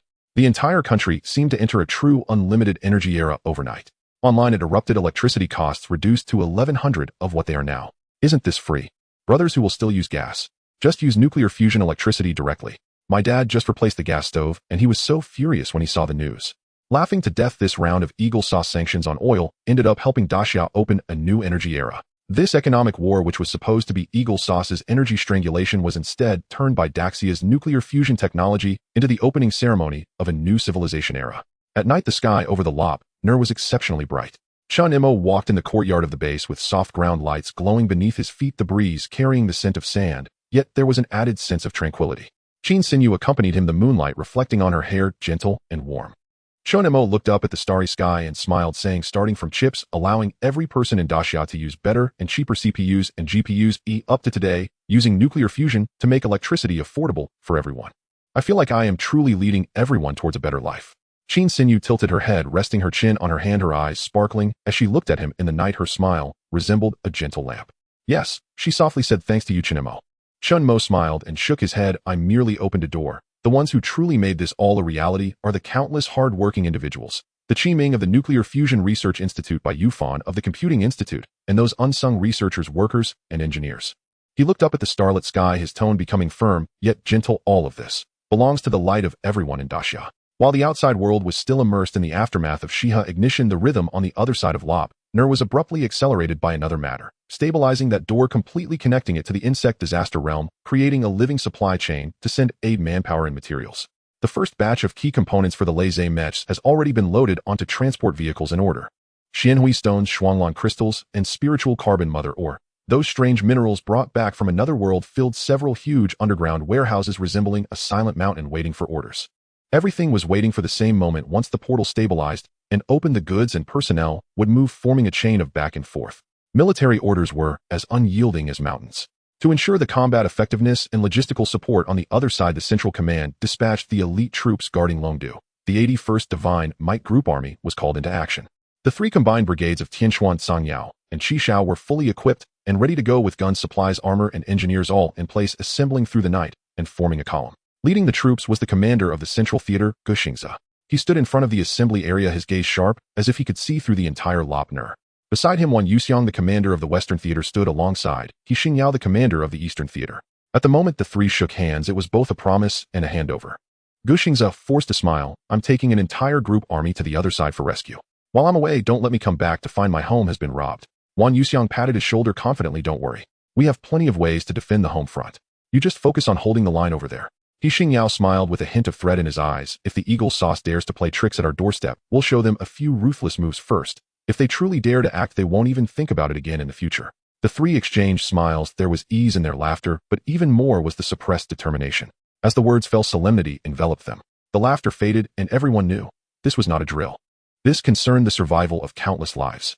Wan Yuxiang smiled, but could not suppress the weight of the situation. If we're talking about danger, it's even more perilous on your side. After all, it's the world facing the insect race. In the command center's dispatch hall, the lights were bright as day.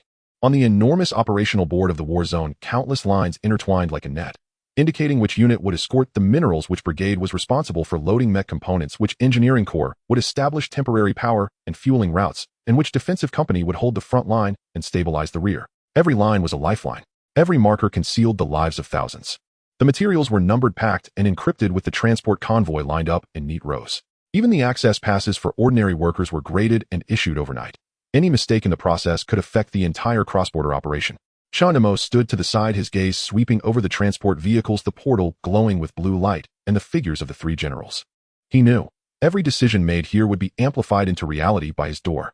Qin Xinyu walked up beside him and whispered, "Don't worry, everyone is prepared." Chen Mo nodded, his tone calm, yet steady. "We will send everything we can over. You all must hold your ground as two worlds, each fulfilling their responsibilities."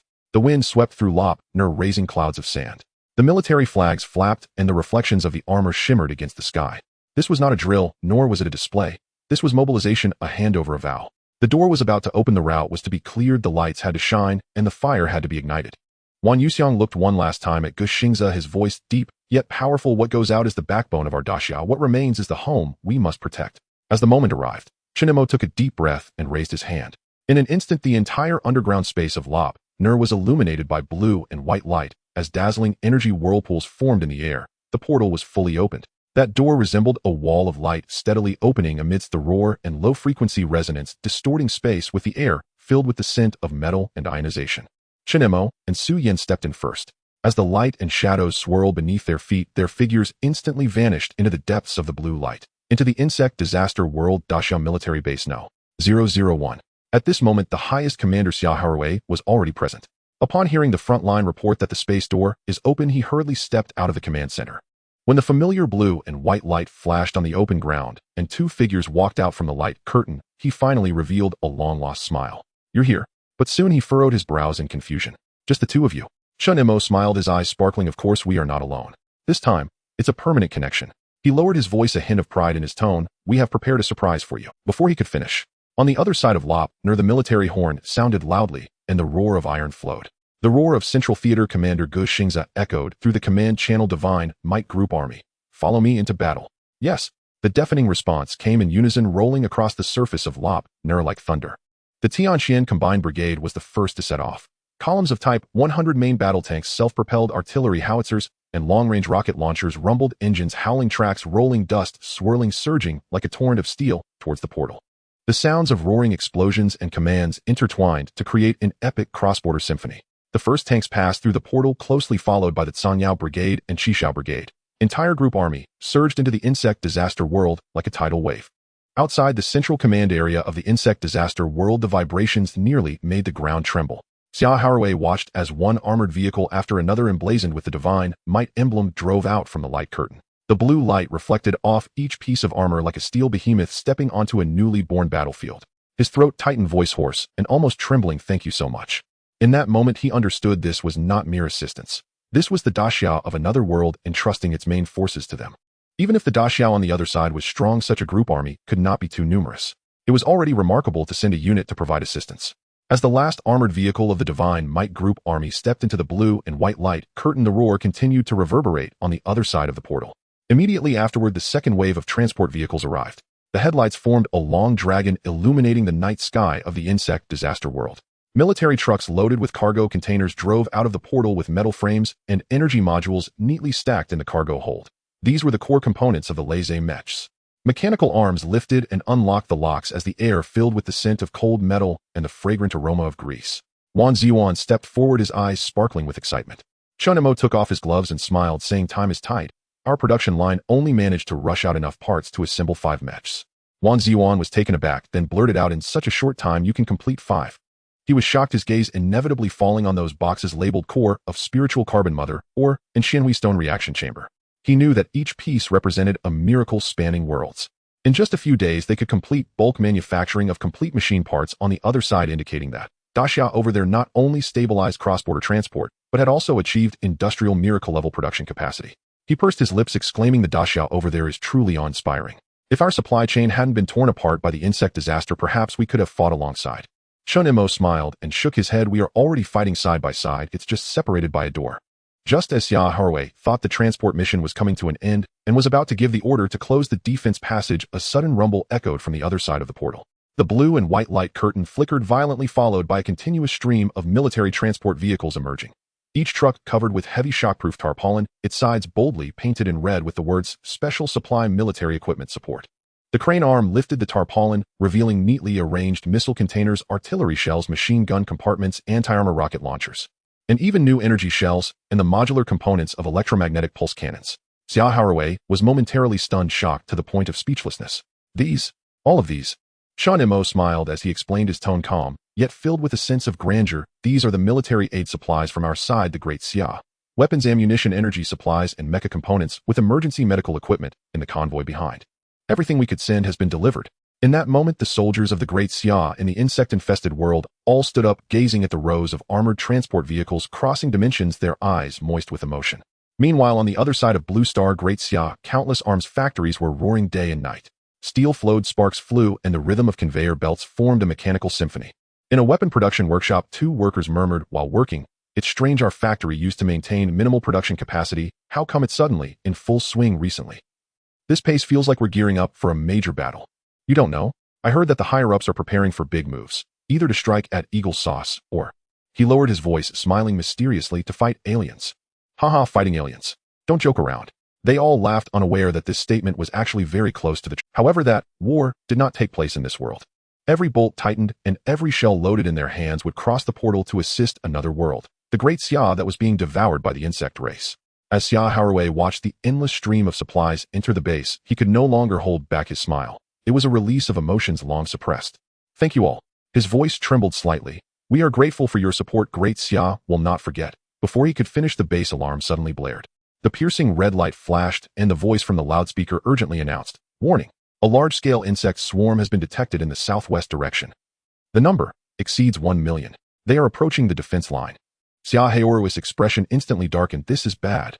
Before he could give the order, a steady and powerful voice rang out within the command hall. "Commander Xia." Chen Mo and Su Yan turned their heads simultaneously, seeing Gu Xingza already suited up, draped in a combat cloak, his expression resolute as iron. "The southwest defense line will be defended by us, the Great Xia, Shenwei Corps." Xia Haraway was momentarily taken aback and immediately shook his head. "No.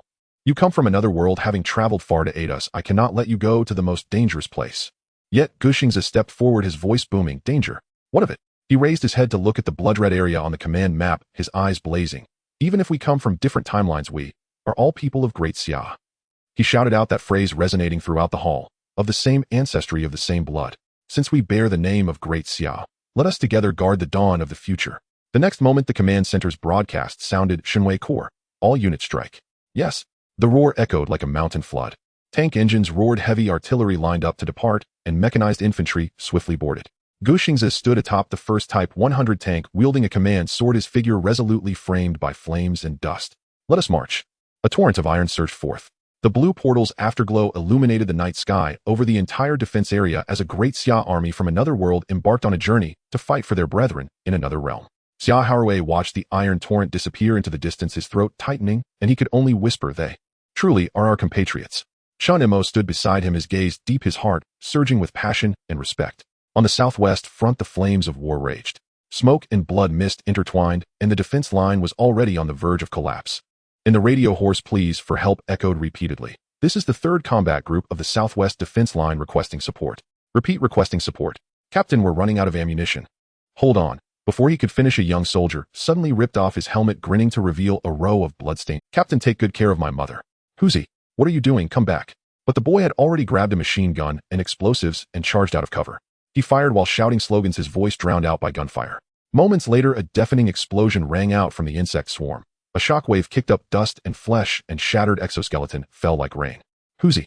The captain's roar shattered and became hoarse in the trench. He knew that the young man had exchanged his life for a few more seconds of respite for the defense line. "Command center, we can't hold on much longer. The western position has been breached through 3 layers. Please advise." The captain shouted while covering his headset, his voice swallowed by the trembling explosions. "Now where are we supposed to find reinforcements?" He murmured, his face smeared with ash and blood. He knew the whole country was embroiled in battle. Northwest-southeast, the tide of insects surged like a sea. Every inch of land was fighting desperately against the invasion. Suddenly, a steady voice came through the headset, cutting through the noise, yet carrying a reassuring strength. "I am Xia Haraway, the highest commander of Great Xia Central. Reinforcements have already set out and will arrive in your combat zone within 10 minutes. Hold on.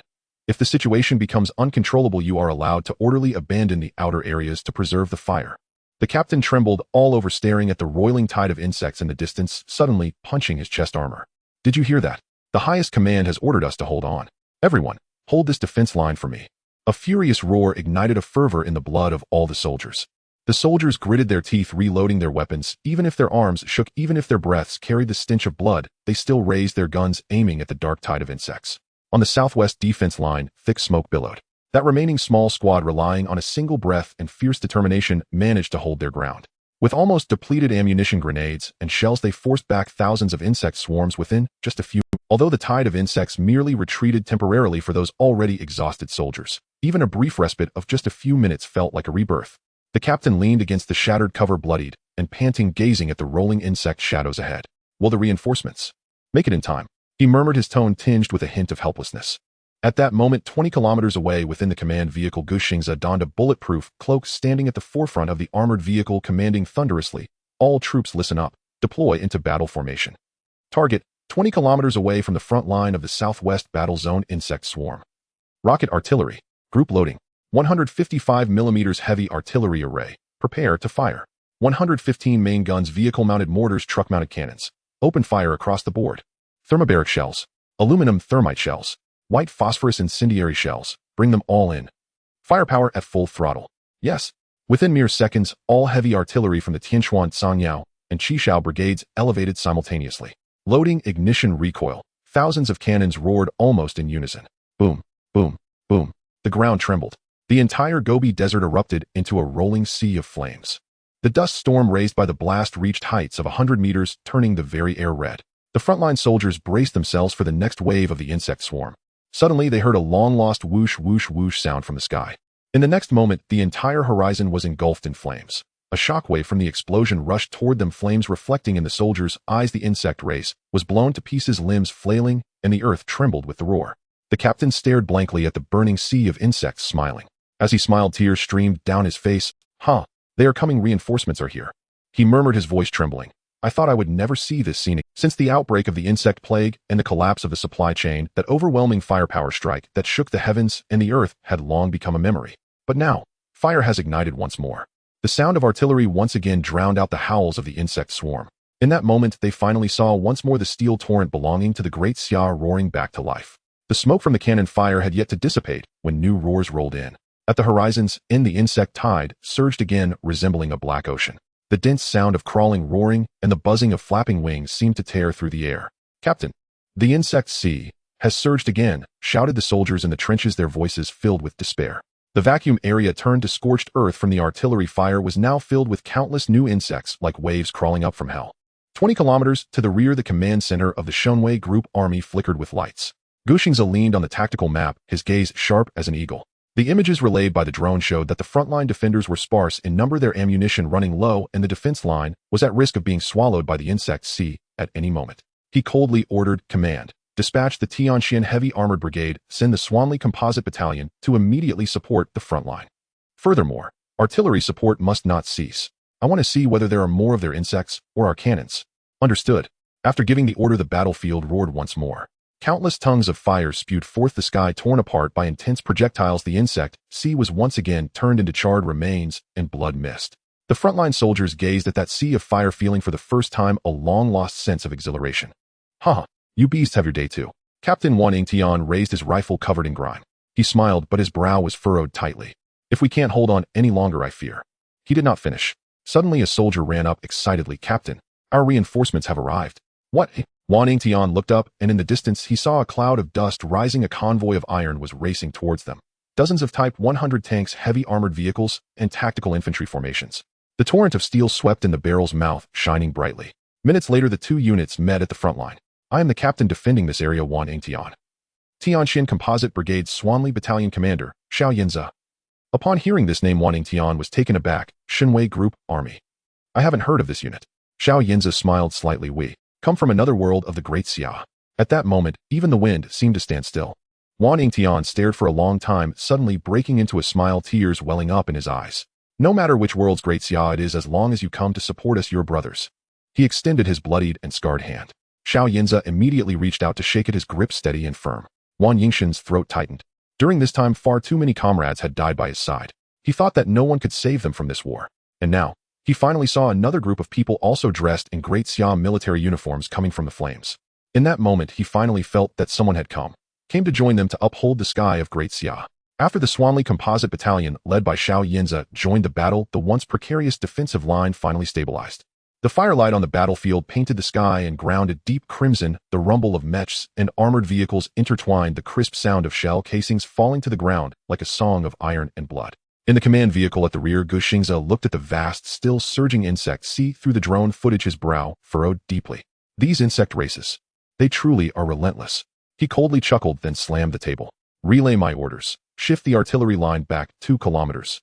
Thermobaric shells, all units advance." The advisor hesitated for a moment. "Commander, after this round the ammunition will likely..." Guxingze interrupted him, his tone as cold as steel. "No need to worry about the ammunition. Supply from the rear is advancing through the portal at full speed. Tell the artillery, today we'll make the insect sea fully satisfied." Understood. Minutes later, in the direction of the insect sea, a line of light connected the sky, completely stained red with flame. At the moment the thermobaric shells detonated, the air was ignited, fuel clouds rolling at the explosion's center, shockwaves sweeping across kilometers, small mushroom clouds rising and falling on the horizon. A tremendous sound shook the heavens and the earth. The ground was forcibly overturned, and the insect swarm was torn apart by high temperatures and pressure. Even the blood mist was swept into the searing airwaves, turning into a charred vacuum.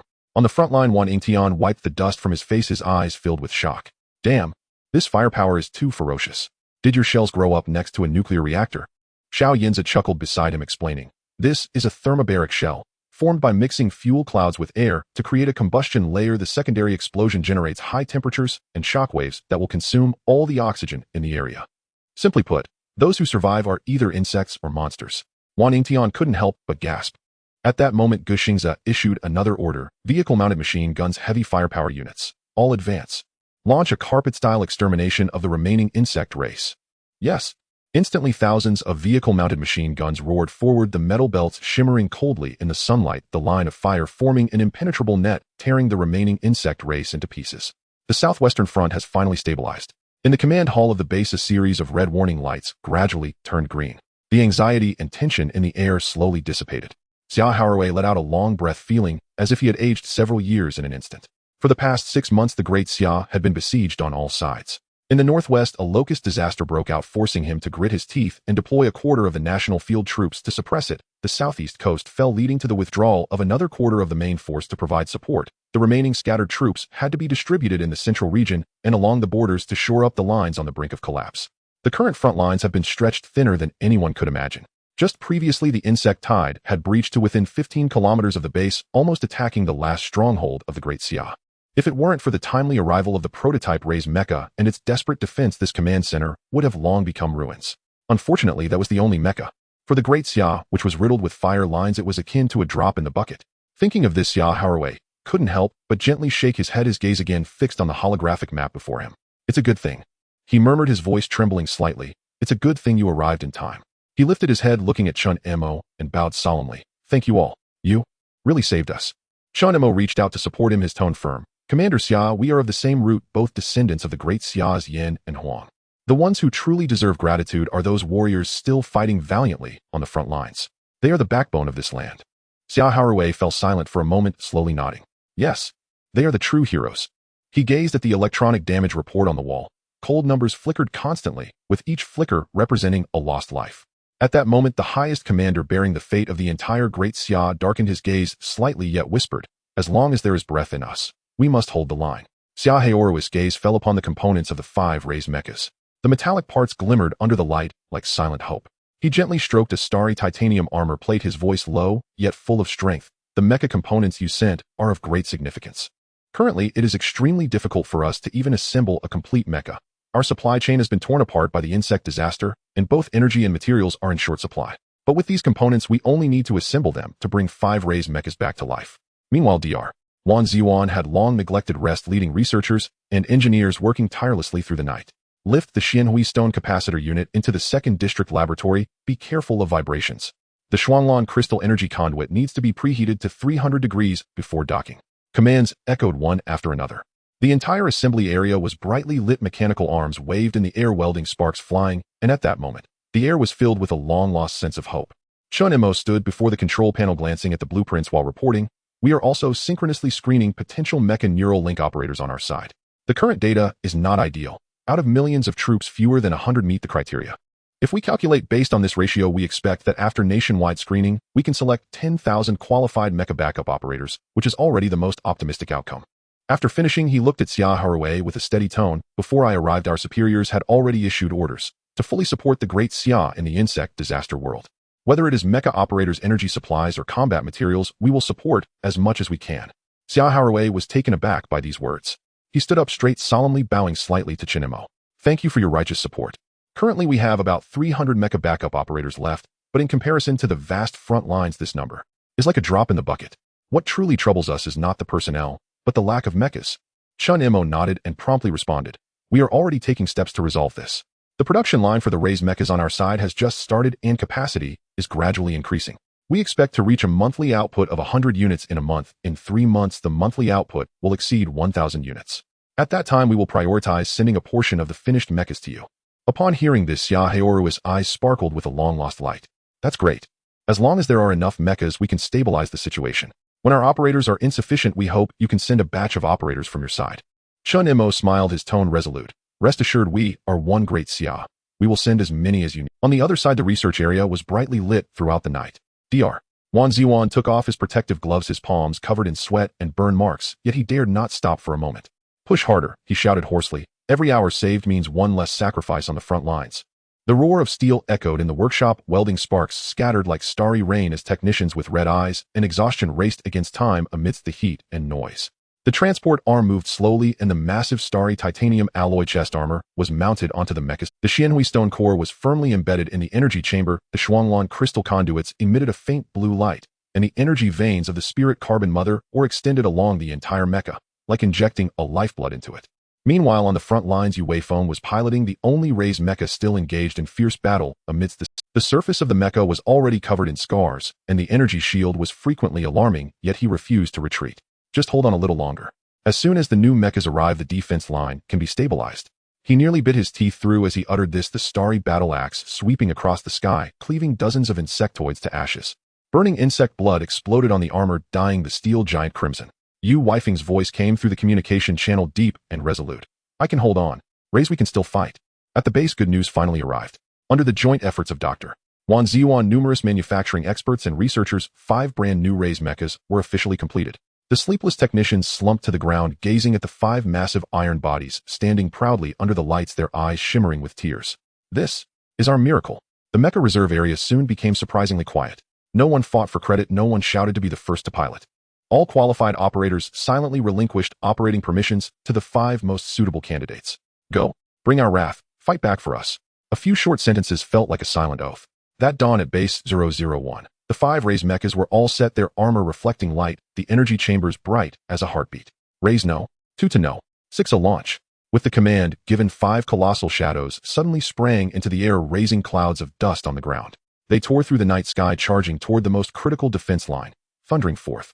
Chen Mo stood on the high platform of the base, watching the several Reza mechas trailing bright flames as they resolutely rushed toward the front lines of the insect sea. He remained silent for a long time, only taking a deep breath and murmuring, "It is precisely because of them that the lights of countless homes can stay lit." The wind swept up, dust brushing against the weariness on his face, yet it could not conceal a hint of respect. At the front lines, the flames of war blazed as bright as day. Wifeng's mecha stood alone amidst the ruins, its steel frame covered in scars, and its energy shield had long. He gritted his teeth, controlling the charred star battle axe, each swing accompanied by the shrill sound of energy overload. From the radio, the roar of a comrade came through. "You go. You need to retreat. Leave this to us." Wei-feng shouted, "Do you think I'm foolish? If I retreat, you will become live targets for the insect race." Another soldier with red eyes looked at the screen where the mecha's armor was already covered in cracks, and the internal temperature was rising dangerously. "You really can't keep fighting. Mecha pilots are too rare. Daxia needs you alive." A brief silence followed. Wei-feng clenched the mecha control stick, his fingertips trembling slightly. He knew this was true. Every successfully adapted mecha pilot was a national treasure. But he knew even better. If he retreated, the people here would not survive. "But I cannot bear to see you sacrifice yourselves for me. We live and die together." With that, he suddenly roared, controlling the mecha to leap once more, the battle axe sweeping out, blood and fire intertwining into a hellish scene. However, just as the insect swarm was about to engulf him completely, boom! A massive shadow descended from a new star battle axe gleamed with blue light, forcefully cleaving through the oncoming tide of insects. "Senior, I'm here to support you." A young and resolute voice came through the communication channel. Wei-feng was taken aback, his nose tinged with emotion, and he chuckled hoarsely. "You have finally arrived." Just as the words left his mouth, he completely exhausted and fainted. A new mecha warrior took his position, raising his hand to unleash a series of powerful slashes, the swinging axe tearing through the insect sea. Subsequently, he evacuated Wei-feng to safety. He charged back to the front lines. While battling, he whispered, you take a break first. The front lines are now up." At that moment, across the battlefield, countless voices echoed the same phrase. As long as Yanhuang stands, Daxia. Inside the base, the lights burned brightly throughout the night. Dr. Wan Ziyuan had just led his team in completing the final adjustments of 5 Reza mechas, and before he could catch his breath, the light from the portal flickered again. Dong, dong, dong. Huge transport vehicles emerged from the blue and white energy vortex. The compartments opened, neatly packed with a new batch of mecha components. Quantity, enough for 10 mechas. The air seemed to tremble under the weight of these steel giants. Looking at the truckloads of materials, Wan Ziyuan was both surprised and delighted, his lips twitching before he could only smile wryly and pat his forehead. "Sigh. This is a happy trouble." An assistant beside him laughed uncontrollably. "Doctor, your words are too... You must know these mecha parts are the result of the joint efforts of hundreds of thousands of people from the opposing world. Thousands of research institutes and tens of thousands of factories worked tirelessly to produce this batch." Another researcher exclaimed while moving items. "Indeed, with our world's productivity, it's hard to even assemble one set yet now. They are sending batches here as if they were cabbages. And they even come with version updates." Someone interjected. "The latest model has the energy system replaced with a dual frostwave crystal cycle." In an instant, the entire research workshop was filled with an atmosphere of excitement. "All right, less reminiscing and more working." Wan Ziyuan waved his hand. "From now on, we will assemble without pause for 24 hours. We need to get these guys onto the battlefield as soon as possible." Sparks flew and machines roared. Scientists, engineers, and apprentices worked side by side, knowing every hour they saved would mean one less drop of blood spilled on the front lines. Meanwhile, on the other side of the portal, the supply command center at Lopu was equally relentless. Weapons, ammunition, medicines, and fuel were continuously being packed, loaded, and sent through the light gate. In the world plagued by insect disasters, the Southeast Defense Line's Tianxiong Group Army and the Northwest Valley's Diplo Group Army had endured a long and grueling battle, reaching the brink of exhaustion. Inside the front command center, the commander's voice was hoarse. "If this continues, our ammunition will run out. Are we really going to fight the insect race in close combat? How can we continue this fight?" The staff fell silent, the atmosphere in the room heavy enough to draw water. The sounds of artillery outside had long since thinned, with artillery teams lying on the ground clearing shell casings, the despair of being out of firepower threatening to engulf the entire front line. At that moment, the roar of engines echoed from afar. Virum, Virum. One transport vehicle after another broke through the dust into the battlefield. Before the dust had settled, the iron doors of the compartments were flung open, One box after another of 155mm heavy artillery shells were unloaded from the vehicle's boxes marked with Daxia strategic support materials, piled up like small mountains. On the rear roads, a long line of rocket artillery arrays was entering the battlefield, their taillights flickering like a red river of steel. The commander paused for a few seconds, then slammed his fist on the table and burst into laughter. Ha! I can see hope now. When the first round of support ammunition was loaded, the firepower of the Tianxiong and Diplo Group armies awakened like a giant beast that had slept for too long. The roar of howitzers shattered the night sky once more, with rockets raining down like a meteor shower into the insect. See the explosive flames of thermobaric munitions blooming one after another, creating mushroom clouds on the horizon. In the sky, a swarm of unmanned bombers swept low, dropping high-explosive bombs in a continuous line, as if the entire world was ablaze. The insect swarm surged forward, yet in this hellish sea of fire they were obliterated into nothingness. Blood and smoke turned into swirling ashes.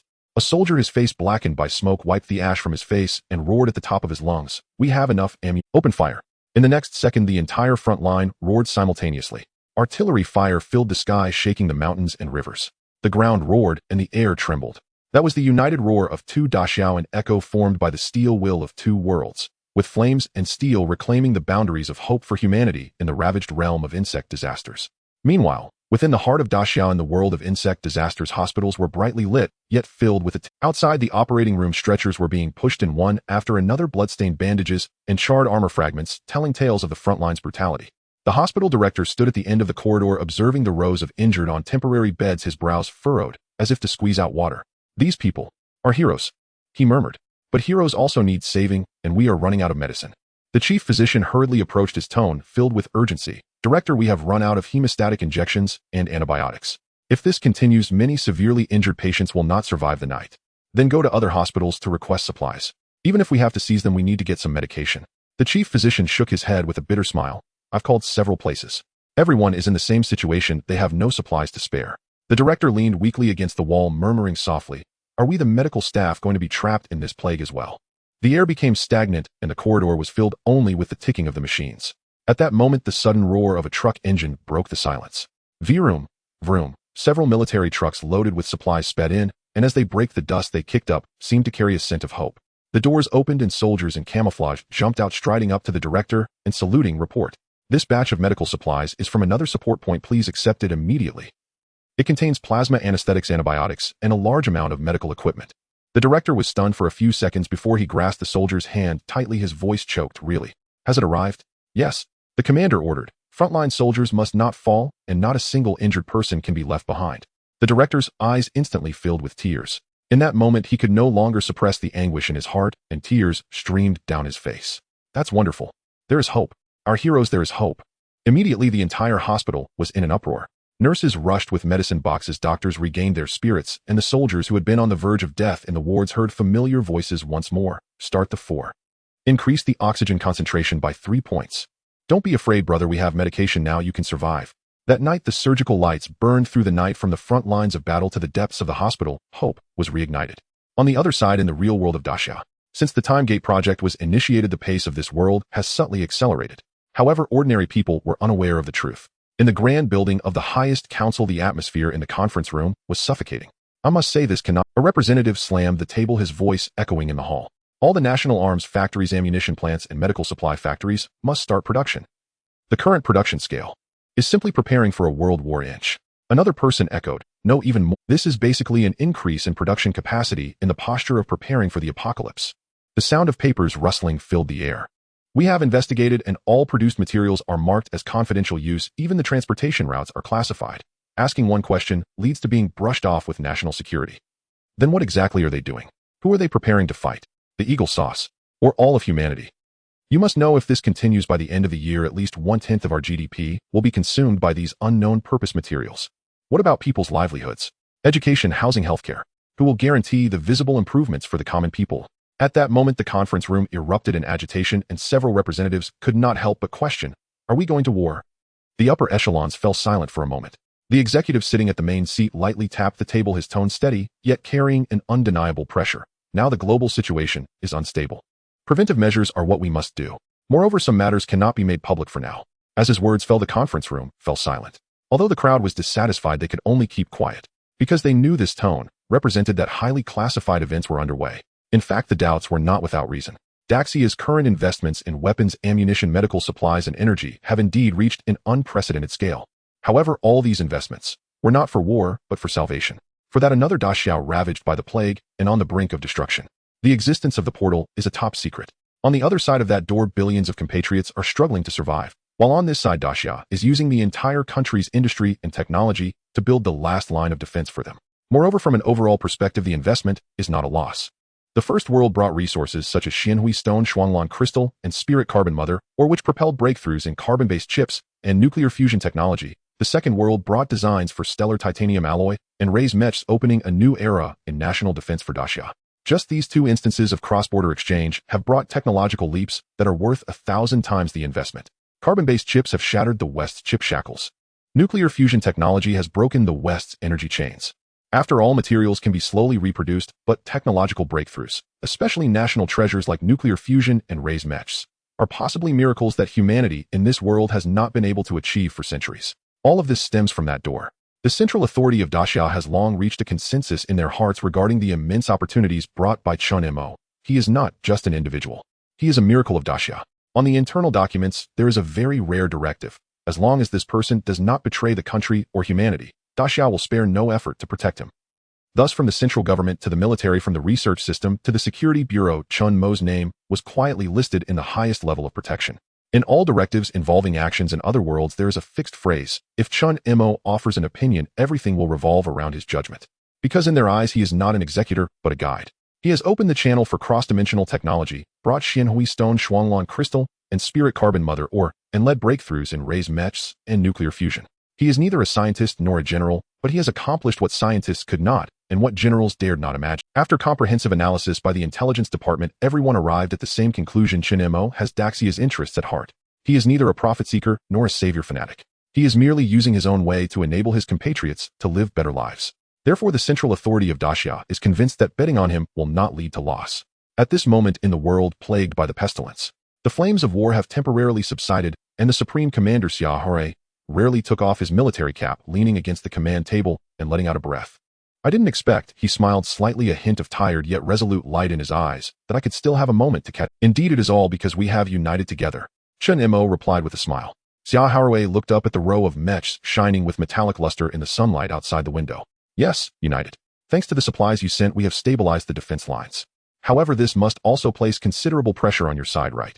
We will restore the industrial chain as soon as possible. Once the mechs are produced at scale, defending against the plague will become much easier. Chen Mo nodded. That's the best news. Xia Haru's eyes flickered slightly, then he added in a low voice. Actually, I am already planning the next step. Once the raised mechs reach a certain scale, I intend to send a mech team deep into the heart of the swarm. Deep into the swarm? Chen Mo frowned slightly. That's right, Xia Haru replied calmly, but resolutely. The reproduction of the insect species is not chaotic. Our researchers speculate that they have a core nest. As long as we can destroy that thing, the plague can be contained. We will attempt to use a mech assault team for a decapitation strike. If that doesn't work, then we will resort to nuclear weapons. Chen Mo paused, looking at him, and fell silent for several seconds. Chen Mo smiled as he brushed off the dust from his hands, his tone relaxed, yet unable to conceal the unwavering confidence within. Rest assured, with my portal assisting you, you are not fighting this battle alone. Moreover, he paused, raising his gaze toward the mech illuminated by the sunlight in the distance. I feel that I will soon be able to open the next world. Xia Haru's eyes suddenly lit up, and he sat up straight. What? Really? That would be wonderful. However, Chen Mo waved his hand, his smile fading. Don't be too quick to rejoice. We are still uncertain about what the next world will be like. If it is an ancient civilization, the technological gap may be too vast to offer us any substantial assistance. Xia Haru still couldn't hide his excitement. No matter what, your support has reignited our hope. With supplies, ammunition, mechs, the great Xia can finally stand tall again. At this point, he suddenly remembered something and turned his gaze with a hint of curiosity and inquiry. By the way, how helpful is the star titanium alloy we have here for you? Chen Mo laughed, a pride that he could not conceal shining through his smile. It is immensely helpful. I heard before I came that they have already sent samples of the star titanium alloy to the Great Xia Aircraft Industry Group. Do you know? Those aerospace engineers, upon hearing the strength and temperature resistance data, would probably have their jaws drop to the floor. At the headquarters of the Great Xia Aircraft Industry Group, in the office of the chief designer of the 7th-generation aircraft, sunlight streamed through the floor-to-ceiling windows, casting a slanted glow on the enormous conference table covered with blueprints and models. The air was filled with the scent of coffee, ink, and an indescribable sense of anxiety. Yu Yifei, the man hailed as the pillar of aerospace for Great Xia, felt like a prisoner trapped in his own designs. He clenched his fingers against his forehead, knuckles turning white, nearly rubbing his thinning hair into a mess. His gaze was fixated on the stack of internal documents, his thoughts racing like a turbine. Turning page after page, he softly recited those names that represented an era. 5th-generation aircraft, establishing air superiority. Super stealth, supersonic cruise, super maneuverability beyond visual range, combat, super informatization. He murmured, as if reciting a scripture on the evolution of fighter jets. That generation laid the foundation for our victory chain of detecting the enemy, first locking on, first firing first. He murmured, as if reciting a scripture on the evolution of fighter jets. That generation laid the foundation for our victory chain of... He lightly slapped the table, and his gaze sparkled once more. 6th-generation aircraft, reshaping the form of air combat. He stood up as if to give weight to his words. 6 major revolutionary indicators: ultra-flat shape, supersonic, cruise, unconventional maneuverability, long-range strike, multidimensional connectivity, and domain control. It is not just an aircraft but an intelligent node in the sky, capable of commanding a fleet, making decisions, engaging in combat, and ruling. He paused, taking a deep breath. Our J-50 has already rolled off the production line and is undergoing critical validation. That is humanity's first step towards aerial consciousness. He leaned back into his chair, his entire being swallowed by it. The office was filled only with the low hum of the air conditioning.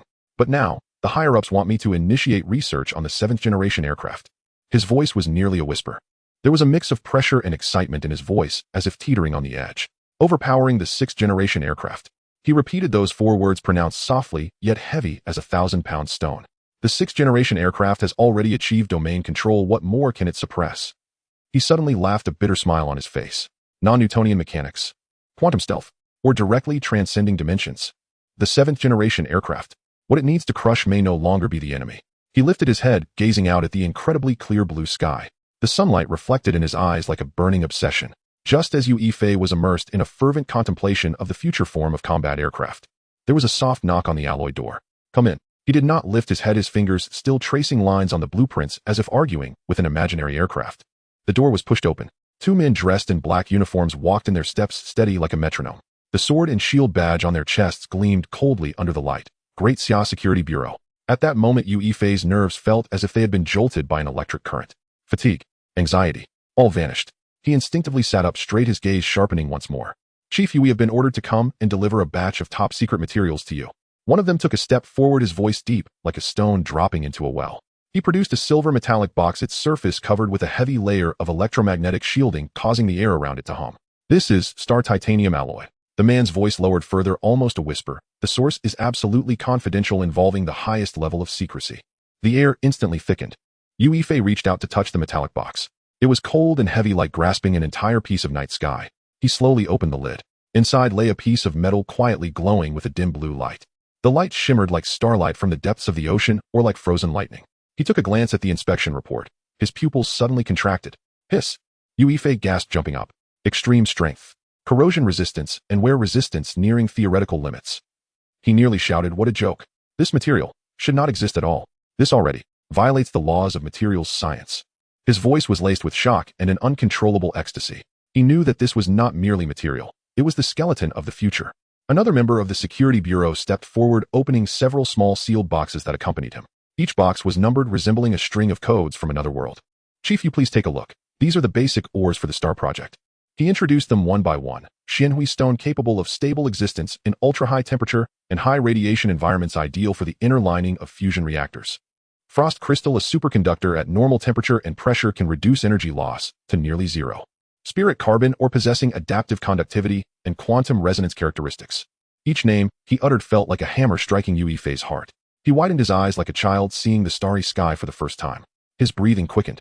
This is not a material report, he murmured. This is a symphony of the future. Countless formulas, electromagnetic structures, and energy curves flashed rapidly through his mind. The outline of the 7th-generation aircraft began to piece together in his mind. He abruptly turned, pushing aside his chair, pacing back and forth. Great. Wonderful. So great. His voice had transformed from rational scientific speech to an almost frenzied shout. With these materials, we will no longer be bound by the laws of physics. The 7th-generation aircraft is not a dream. His eyes burned with nearly combustible intensity, his tone like thunder. It can fly higher, farther, and faster. It can break through the ceiling of human cognition. He paused, placing his hands on the table, staring at the piece of metal glowing with a dim blue light. His voice lowered. This is not an ordinary technological breakthrough. This is a ticket to another world. The agents of the Security Bureau have left. The office fell silent once again with only the air conditioning softly exhaling. A pile of ores and metals lay quietly on the table resembling a few hearts from the starry sea. Isekai gazed at them, his fingertips gently tapping on the table, the rhythm growing faster.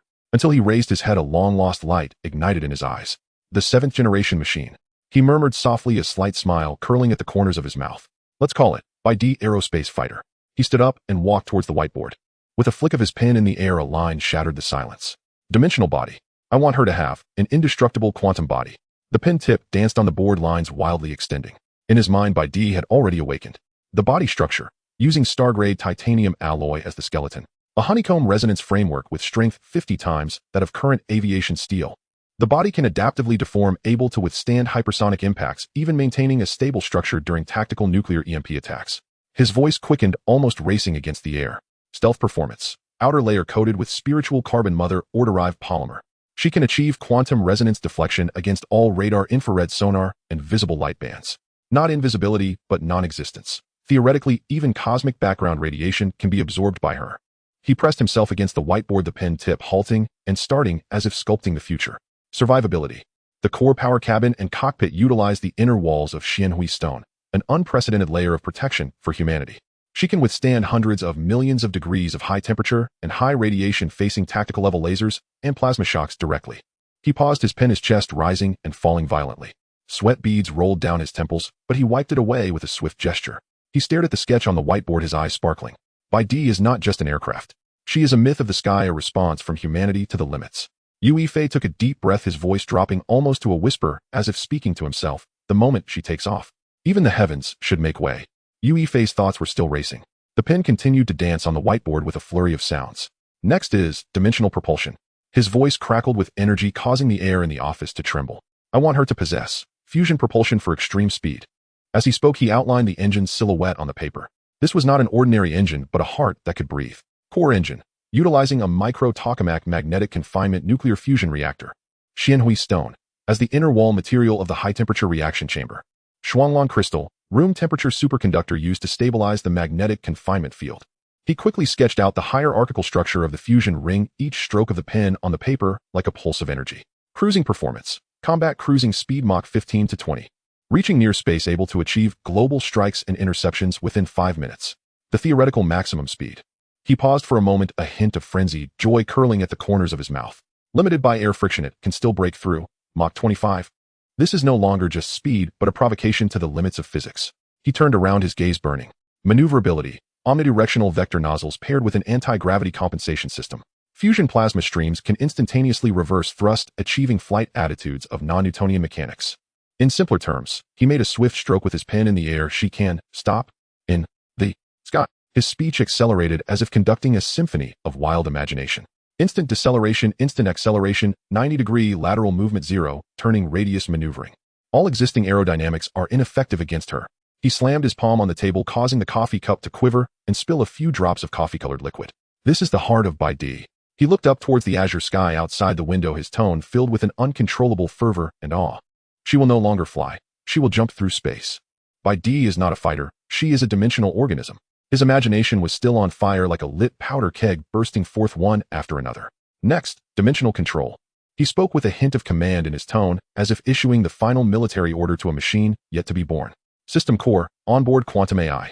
Isekai articulated these words clearly as if teaching in a classroom. Computational speed and human-machine information processing must achieve near unity. She can actively evolve, learn on her own, and derive independently, capable of calculating thousands of battle scenarios simultaneously, providing the optimal solution for you, or even issuing commands directly. He grasped the pen, his fingers tapping the edge of the table, his tone tinged with childlike excitement. Pilots are no longer mere operators of control sticks. We are creating biological neural connection interfaces. Consciousness connects to the aircraft. You think, and the aircraft acts. The body is an extension, and thought itself is control. Of course, remote unmanned mode must also be retained. When needed, By D can transform into a floating will entity, receiving commands from distant consciousness, even being sent to execute the most dangerous missions. He turned around and sketched several rough electromagnetic field diagrams on the whiteboard, his strokes steady. On the information level, more ruthless real-time mapping of battlefield electromagnetic spectra intervening in all signals. Quantum entanglement states are used for instant communication and situational sharing with almost zero latency. Imagine At a critical moment, the system can actively create localized information black holes, rendering enemy radar and electronic reconnaissance instantly ineffective, or in the blink of an eye hijack control of enemy drone swarms, rewriting the battlefield landscape instantaneously. His voice dropped lower, carrying a sense of threat. Firepower. Don't talk to me about conventional ammunition. He laughed, a hint of cruel ecstasy hidden in his smile. Tactical laser cannons and plasma pulse cannons powered directly by fusion energy achieve infinite ammunition in theory. Continuous output, unafraid of supply, unafraid of magazine limitations. You want to fire through the crack of a door, I can vaporize the opponent through that crack. You want to suppress me, Hedon, I can turn their electronic equipment into scrap metal. He spread his palm on the whiteboard as if swearing to the entire office. This system is not just a weapon conglomerate. She is a battlefield ecology that can think, choose, and sacrifice. Yu Fei paused for a moment, as if confirming that the audience was still with him. His eyes sparkled, but the corners of his mouth were cold as a knife's edge. When all these come together, power, materials, stealth, dimensional control, AI, human-machine integration, it is no longer something that just one aircraft can accomplish. He lowered his voice as if chanting a spell or defining, that is, a new type of existence. The will entity of aerospace. Some may refer to her as a weapon, or I prefer to call her by D. He withdrew his pen, leaving only the soft sound of the pen tip on paper like an echo lingering. The sky outside remained clear, but in Yu Fei's mind the boundaries of the sky had been redrawn. As Yu Fei's vision from that night gradually came into focus, the blueprint for the 7th-generation fighter, White Emperor Aerospace Fighter, was finally organized into a complete plan. At the headquarters of the Great Xia Aircraft Industry Group, in a top-secret conference room, the morning sunlight was completely blocked by heavy alloy shutters. The air was eerily silent, only the deep breathing of the ventilation system could be heard. At one end of the long table, rows of red file folders emblazoned with the national emblem were neatly arranged. Next to each folder lay a water cup labeled with a number. Even a drop of water had to be accounted for in this confidentiality. Present were the nation's most elite minds, academicians of aerospace engineering, quantum physicists, and masters of materials science. Their names nearly formed the apex of Great Xia's technology. In the corner, a red light from the security system flickered slowly. That beam of light was not just monitoring you, it felt like a reminder. This room had been isolated from the world. The meeting begins. The host's voice was deep and restrained. As the heavy blast door slowly closed, the gears of the White Emperor project silently began to turn. Yu Fei stepped up to the podium. His palms trembled slightly, but not from nervousness. It was an uncontrollable exhilaration. When he pressed the button, the plan projected onto the holographic screen. In just a few pages, it felt as if a nuclear bomb had been thrown into a still lake. The White Emperor Aerospace Fighter 7th Generation Preliminary Research Plan lit up the screen with a three-dimensional diagram of White Emperor. In that instant, everyone fell silent. This was not an aircraft. It was a completely new existence. Its contours flowed with an illogical smoothness like liquid metal shaped by external forces. The fuselage gleamed with a blend of deep blue and silver gray, devoid of any air intakes, control surfaces, or weapon mounting points. Only a few dark red fusion nozzles flickered with light pulses in the animated model. At that moment, a faint sound of inhalation echoed in the conference room. Someone instinctively reached out to steady themselves on the table. Yu Fei began his explanation. His voice was not loud, yet it felt as if each word struck like steel. The main framework of the aircraft is made from star titanium alloy. The spirit carbon or derived coating provides all-dimensional stealth. A miniature tokamak fusion engine serves as the core power source, equipped with a quantum AI core to achieve human-machine consciousness integration. He spoke faster, and the audience's breaths grew more urgent. Is this a fighter jet? An elderly aerodynamics expert murmured, this is no longer the concept of an aircraft. Non-Newtonian mechanics, fusion power supply, an AI self-evolution system. These cannot possibly be achieved at this stage. Some voices trembled, yet could not hide the fervor that had been ignited. A cruising speed of Mach 20. A room-temperature superconducting magnetic confinement reactor. He packed everything we are still validating into this. A renowned materials scientist could not help but stand up, his pupils trembling with excitement. Non-Newtonian maneuvering control. We can't even calculate its flight trajectory with existing models. Another young engineer's voice nearly broke. The room fell into a chaos of confusion and speechlessness. Some gasped, some trembled as they held their pens, while others began rapidly jotting down equations. From initial skepticism to shock, then silence. This group of seasoned scientists who had experienced countless projects found themselves speechless in front of that blueprint. The air felt heavy, as if submerged in water. Light and shadow flickered on the holographic model of the White Emperor, each pulse of the energy curve echoing like a heartbeat. The entire conference room slid from astonishment into dead silence. In that silence, only the rustling of pen tips against paper remained. It was as if a new era for Great Xia was quietly being birthed in this stillness. Half a minute later, the heavy alloy doors slowly swung open. The deep sound of metal scraping against the floor struck like a muffled thunderclap in everyone's hearts. Two members of the security bureau dressed in black uniforms entered. The emblem of sword and shield on their chests gleamed coldly under the lights. They showed no excess emotion and exchanged no pleasantries. The temperature of the air seemed to drop several degrees with their presence. The content of this meeting involves the highest level of military secrecy. The leading figure's tone was calm, yet carried an undeniable sense of pressure. From now on, the meeting is fully under the control of the Security Bureau. Those short sentences fell like a hammer onto the floor. The breathing in the entire conference room instantly ceased. All personnel present must immediately sign the top-secret confidentiality agreement. After signing, no copies, no photos, and no records may be taken out. The tone remained calm, yet sent chills down their spines. Pens were passed down one by one. The sound of signing was like rustling leaves. Each stroke felt like pressing a layer of weight onto the paper. An invisible atmosphere of tension filled the air. Even the clock's hands seemed to slow down.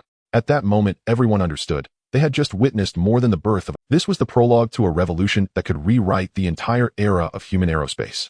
Silence enveloped the room. Light breath, and all suppressed. The academicians wore grave expressions. They were acutely aware that when the Security Bureau intervened personally, this was no longer merely a research project. This was a national treasure, a forbidden machine capable of reshaping the world order. Under the lights, Ife slowly raised his head. In his gaze there was no fear, only a kind of calm that bordered on fervent determination. A barely perceptible smile curled at the corners of his mouth. He understood. From this moment on, the great ship bound for the other world had officially set sail. The moment the top-secret meeting concluded, the entire Great Xia aircraft industry group seemed to have been injected with 100% pure adrenaline. White Emperor, this seventh-generation fighter project capable of overturning the concept of aerial combat, officially stepped into reality from the blueprint, from the dream, from that burning plan. The gears began to turn, and this time their speed was unprecedented. Orders like a wave of top-secret signals penetrated borders, soared through the skies, and struck countless research institutions within hours. From the Superconducting Materials Research Institute in the east to the Nuclear Physics Laboratory in the west, from precision machining factories in the north to stealth coding bases in the south, every research node related to White Emperor lit up red simultaneously. The entire Great Xia entered a state of wartime-level research. The casting workshop for star titanium alloy worked tirelessly throughout the night. In the high-temperature furnaces, liquid metal shimmered with a deep blue hue poured into specially designed molds, solidifying into blocks, future bones. The superconducting coils of frostwave crystals were slowly woven in the dust-free laboratory, as if constructing a magnetic confinement neural network for the White Emperor's heart. Thousands of engineers, researchers, and technicians used their eyes, hands, and lives to carve Ife's almost sci-fi blueprint into reality little by little. They knew this was not merely manufacturing. This was a summons to the divine. But the birth of a deity often came with sacrifices. A military order fell like a bucket of cold water, mercilessly extinguishing another flame. The J-50 project is to suspend its small-scale production plan. In the private discussions among the senior military officials, there was an unmistakable mixture of pride and excitement. What a joke! Once the White Emperor takes flight, the capabilities of those sixth-generation fighters are nothing to boast about. Exactly, if we build a few more, won't they just become the future's old antiques? They laughed heartily, even feeling a hint of vindictive satisfaction.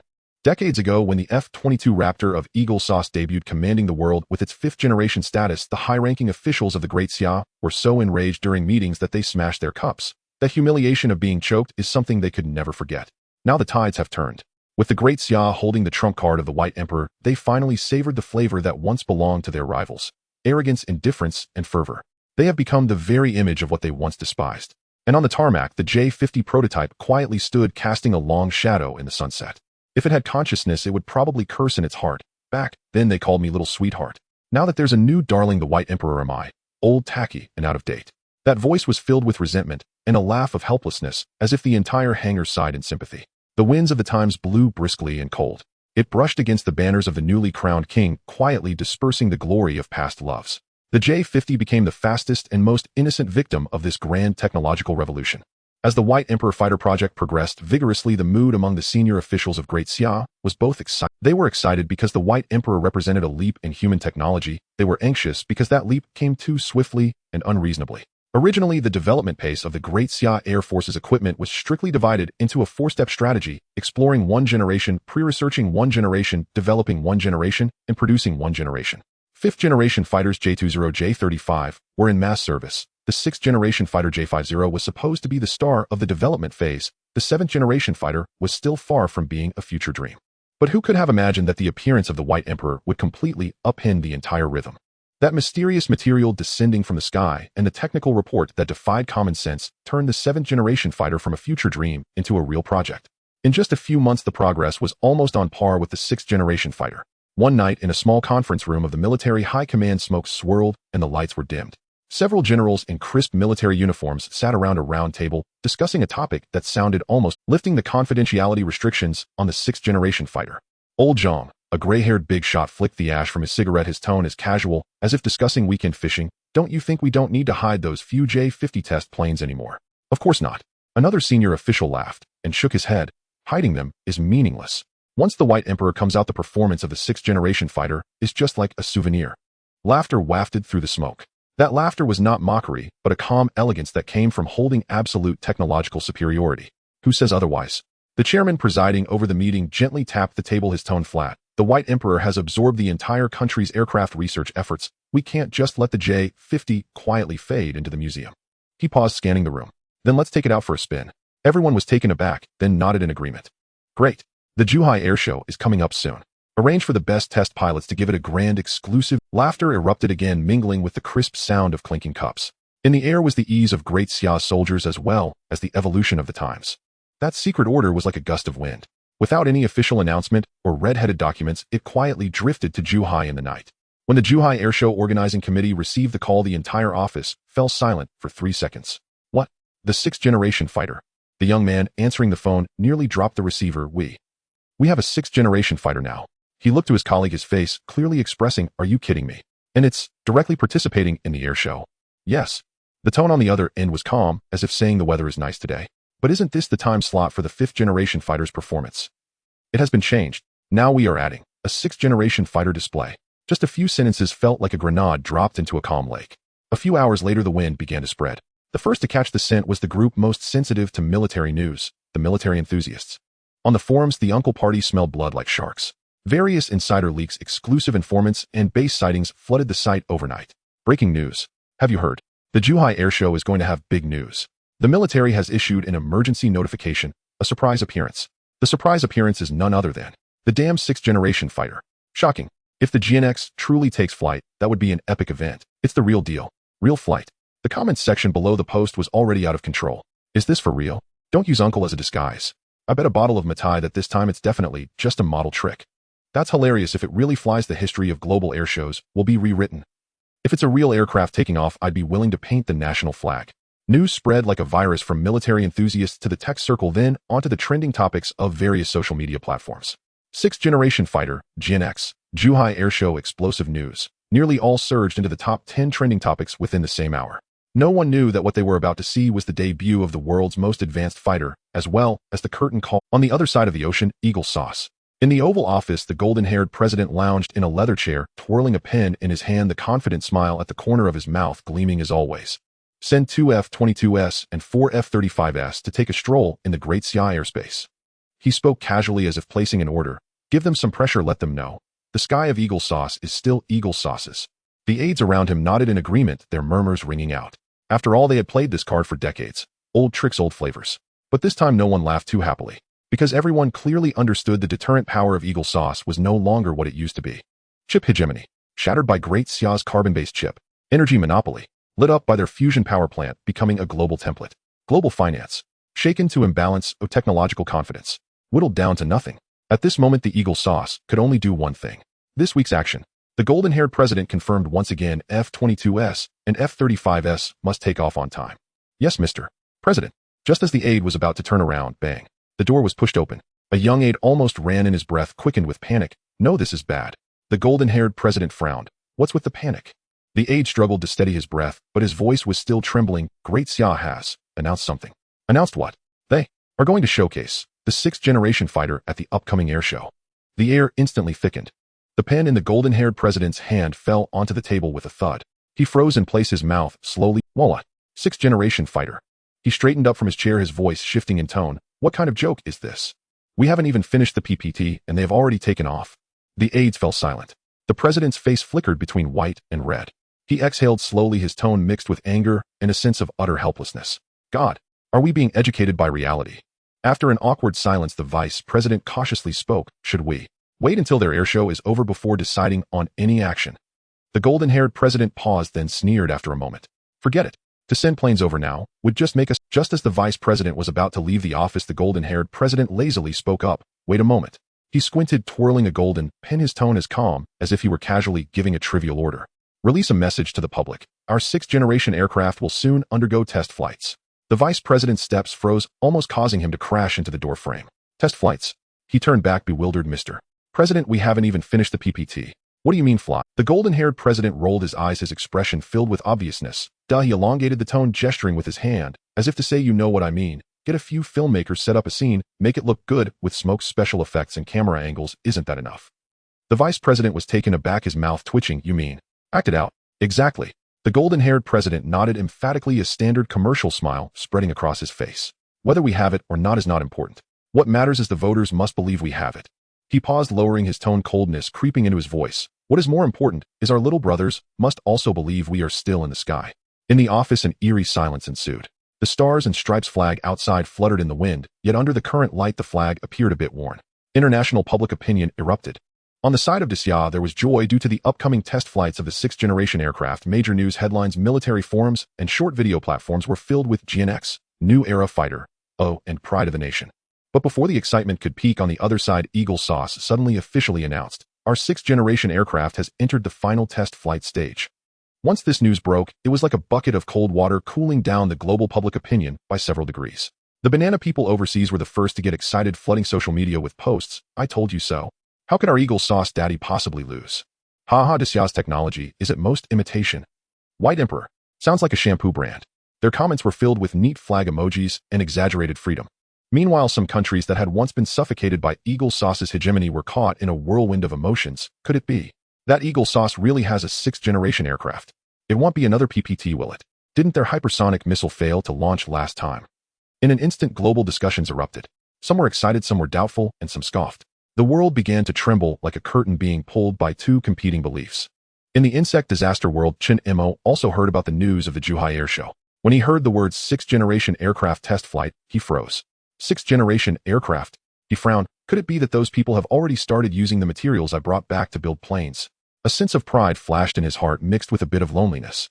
In the insect disaster world, compared to those tireless scientific researchers and brave warriors, his own strength felt exceedingly insignificant. I feel like I'm just the doorkeeper. He sighed softly. Well, it's time to return. Before leaving, he made a special trip to see Xiaohai. The commander who bore the responsibility of the entire defense line against the insect disaster simply patted him on the shoulder in silence. There were no grand words, only one sentence. Your world is also worth you going to see. Then, as if seeing through Chen Mo's thoughts, he continued, do not underestimate yourself. Without your portal at this moment, how many people in Daxia would be able to live peacefully? Chen Mo nodded, smiled, thank you. Then he stepped into the light portal, disappearing beneath the skies of the insect disaster world. The blue light of the portal flashed, and Chen Mo re-entered his own world. In the air, there was no smell of blood, nor the chirping of insects. Instead, there was the scent of machine oil, the crackling of welding sparks, and the most familiar sound to humanity, busyness. He looked up and was momentarily stunned. The once empty underground warehouse was now filled with various supplies, boxes of weapons and ammunition, medical kits, metal parts, emergency rations. Like a flowing lifeblood, constantly supplying strength to the insect disaster world on the other side of the portal. Dozens of workers wearing hard hats and blue work uniforms were busy. Some were moving supplies, some were registering, and some were packing boxes. Sweat trickled down their foreheads, but no one stopped working. Chen Mo watched them and suddenly felt a long-lost sense of stability. Chen Mo, you're back. A crisp voice came from behind. Chen Mo turned to see Chen Sinyu walking briskly towards him. She still had that capable look, her work jacket casually rolled up to her elbows, her eyes bright like lamps. Chen Mo smiled. Everyone seems to be quite spirited. Chen Sinyu proudly huffed, of course. They all know that what they are doing is saving a world. She paused for a moment, then added with a smile, besides, the treatment here in Daxia is not bad. Monthly salary starts at 30,000 standard, 9 to 5 clock, out on time, no overtime. You mean? 965. They really don't do overtime. Chen Mo was taken aback, his mouth twitching. Really? Chen Sinyu nodded. You can take compensatory days off if you work on weekends.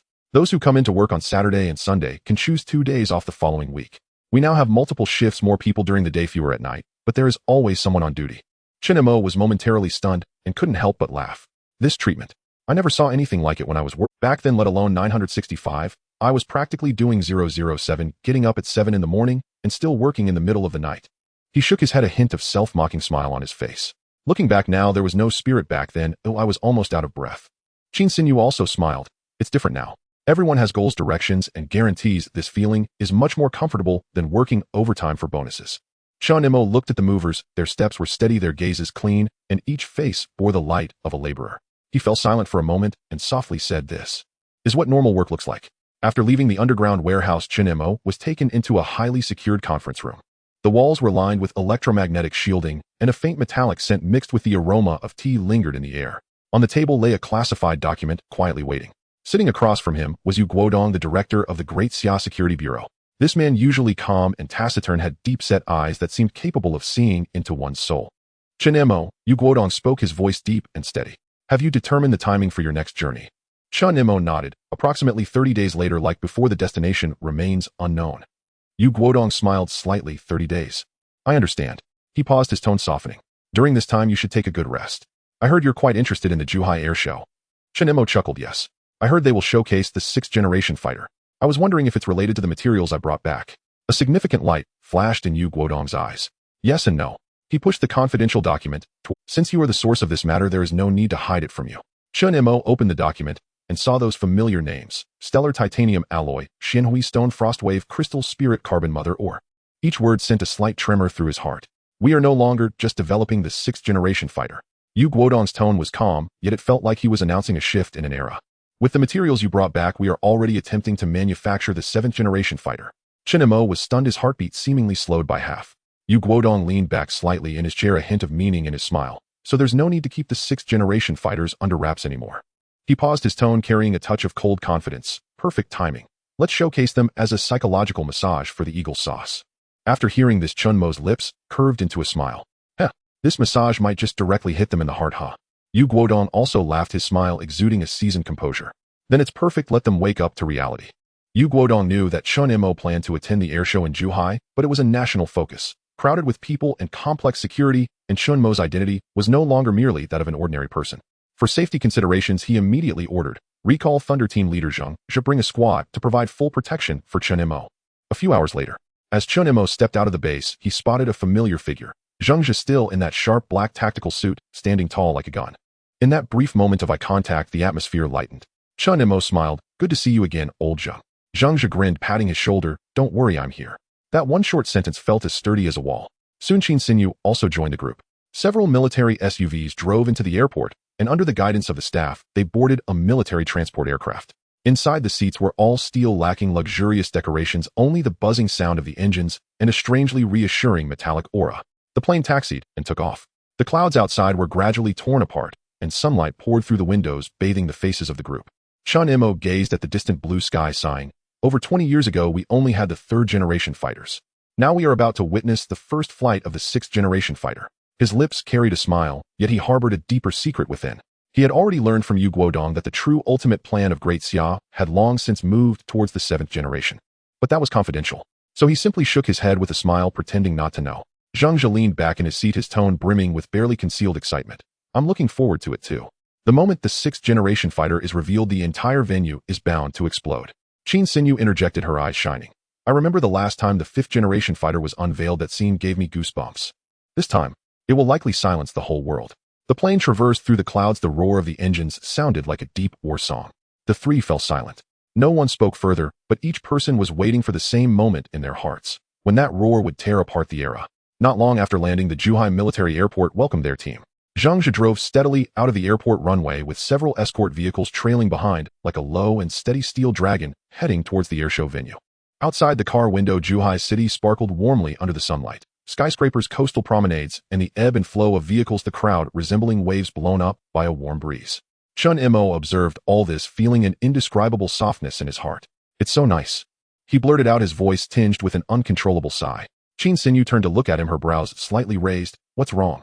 I just came back from the bug disaster world, Chen Mo said. There is absolutely no peace over there. The insect race devours everything, even breathing must be calculated. Seeing this scene, I feel a bit melancholic.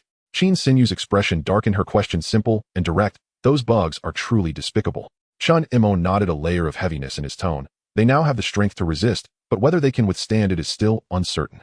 We do not know if the insect race has exerted their full strength. Qin Xinyu's lips twitched slightly, her face looking somewhat unnatural. Hopefully, they have given their all, otherwise it will be very difficult over there. She paused and added, her tone carrying a soldier's pragmatism. If they can't hold on, let them retreat here. Chen Mo shook his head slowly. I asked Xiaoharui. They refused. They can leave, but they are unwilling to leave behind a hollow shell without roots. The car fell silent for a moment. Zhang Zhe's gaze was firm, and he tightened his grip on the steering wheel. Chen Mo continued, his voice low yet clear. They said, if there is truly nothing they can do, they would rather leave their deeds in the annals of history, so those who come after will remember that they once existed. They want us to help them forge this history, place it in a museum, so they are not forgotten by time. Qin Xinyu listened, a complex light flashing in her eyes. Truly the grace of the people of Great Xia. Those who can express such sentiments are indeed extraordinary. Soon they arrived at the dedicated military zone airport for the Zhuhai Airshow. Under the veil of night, the airshow venue was still brightly lit, with security lines, transport vehicles, and media equipment bustling about the entire city, resembling a festival ignited in advance. The organizing committee had long arranged a dedicated hotel for invited guests. After checking in, Chen Mo and his party were led to an exclusive floor. This is Mr. Chen's room. The staff respectfully handed over the room card. Next door, Zhengzhe smiled and waved. I'm right beside you. The room is equipped with a secure passage, and you also have a one-button alarm device. He pointed to the tiny communication badge on Chen Mo's chest, his tone steady, yet exuding a soldier's authority. If there's a problem, just press it, and our Thunder team will arrive in the quickest time possible. Chen Mo nodded. Thank you, you've worked hard. Once he entered the room, however, he found it impossible to fall asleep. It was a VIP suite with a balcony. The night sky outside was clear, the stars sparse, and in the distance the runway lights of the airshow could be vaguely seen flashing. Chen Mo opened the floor-to-ceiling window, letting the night breeze sway the curtains, carrying a hint of salty sea air. He leaned against the railing, gazing up at the sky. The sky was very quiet, yet his mind was anything but. The intelligence he brought back from the bug disaster world, he had not disclosed it all to Qin Xinyu. Xiaoheru's parting words still echoed in his ears. The insect race comes from above. If this is the case, then the war is far deeper and farther than they imagined. Chen Mo knew that even if he mobilized the power of the Great Xia from two worlds, truly calming the disaster of the insect race was still uncertain. He shifted his thoughts and remembered the zombie world. Gong Yanfeng led 3 Great Xia heavy armored composite brigades stationed in the zombie world, guiding the disaster victims of that world, and has now begun to rebuild order. It is said that the social organization over there is recovering. People are beginning to establish factories, repair roads, and build energy systems, attempting to break free from their dependence on the Great Xia. Over 1 million people have gathered. Quite impressive, Chen Mo murmured to himself. However, upon reflection, he smiled wryly. But the assistance that the zombie world can provide is still too small. He fell silent for a moment, looked up at the starry sky, and a barely perceptible smile appeared at the corners of his mouth. I wonder what the next world will be like. I hope it can give me some surprises. The night breeze swept past, and his thoughts were drawn to the endless horizon. The next morning's sunlight filtered through the mist over Zhuhai. The atmosphere of the airshow was already hot enough to ignite the air. Chen Mo and his party arrived at the core observation area in a military vehicle, the closest position to the runway, where journalists, experts, and military representatives from various countries gathered. As soon as they got out of the car, Qin Xinyu could no longer contain her excitement, pointing at the sky and shouting, "Look, J-10C." The fighter jet sliced through the morning light, accompanied by the roar of its engines as it swooped over the audience. That was a distinguished aircraft that shot down multiple Rafales during overseas combat. Her eyes sparkled, and she lit up with enthusiasm. Chen Mo nodded with a smile, pride gleaming in his eyes. Haha, who would have thought that our 3rd generation and a half relies on systematic combat to take down those unsystematic 4th generation jets, like killing chickens. Qin Xinyu burst into laughter. Your description is quite direct. Suddenly a sonic boom erupted in the sky. Here it comes, J-20. The emotions of the audience were instantly ignited. A low-frequency rumble came from afar, and 2 J-20s entered the field of vision at extremely high speed, like 2 streaks of dark lightning. The fuselage reflected the cold light under the sun, its lines, elegant, yet full of power. So cool. Chen Mo couldn't help but exclaim. As soon as he finished speaking, the J-20 suddenly climbed steeply. Leap, dragon, ascend. This name echoed like a command in the announcer's voice. The J-20 entered an extreme climb angle, its fuselage nearly vertical to the ground. Just as everyone thought it would stall, it suddenly activated its variable cycle propulsion mode, the tail flame roaring as the aircraft spun 3 times. 3 spins, a full 3 spins. The spiral flight path traced a perfect dragon-shaped curve in the blue sky, as if a giant dragon circled towards the heavens. The audience erupted in excitement. Applause and cheers rose and fell, and for a moment, even the distant sea echoed with that vibration. At that moment, the announcer's voice rang out again. Next up is our stealth carrier-based aircraft, J-35. A flash of silver streaked across the low sky. The J-35 glided close to the ground at an extremely low altitude, then lifted its nose, entering an extreme stall. It did not fall, but instead swayed gently in the air like a silver feather dancing in the wind. Falling leaves drifting. The fighter jet slowly floated, swayed, and spun, finally stabilizing its posture under the breathless gaze of the audience, smoothly advancing again, tracing a light-like arc as it ascended once more. Beautiful. The entire venue erupted in cheers. The cheers, whistles, and applause merged into a wave, as if even the clouds in the sky were shaken apart. Across the ocean, in the Oval Office of the Eagle Sauce leader, Their chief stared at the big screen, which was broadcasting the live coverage of the Zhuhai Air Show. When the two J-20s completed the Leap Dragon ascend in the air, and the J-35 elegantly ended with falling leaves drifting, the entire conference room fell into an extraordinary silence. That silence was not out of reverence, but rather awkwardness. The golden-haired president's face was stiff, and he forced a smile sourly, saying, "Hey, it's quite similar to what we had 20 years ago." His tone was casual, but that smile seemed more like a self-encouragement. No one responded. The chief of staff simply lowered his head to look at documents. The minister of defense pretended not to hear, and several advisors exchanged glances, none daring to speak. Because they all knew, the us of 20 years ago no longer even had half of that radiance. The Great Xia has caught. In fact, it could be said, they have already caught up and surpassed. An eagle sauce, the once mighty beast that led global technology, now finds itself spinning in place, even moving backward. The screen beside the conference table continued to play, showing the J-20 skimming the runway at nearly perfect angles. The golden-haired president's eyelids twitched. He recalled that pile of old reports. F-22 production line maintenance costs exceeded budget. Parts supply cut off, hangars long sealed. Every mission costs over $100 million.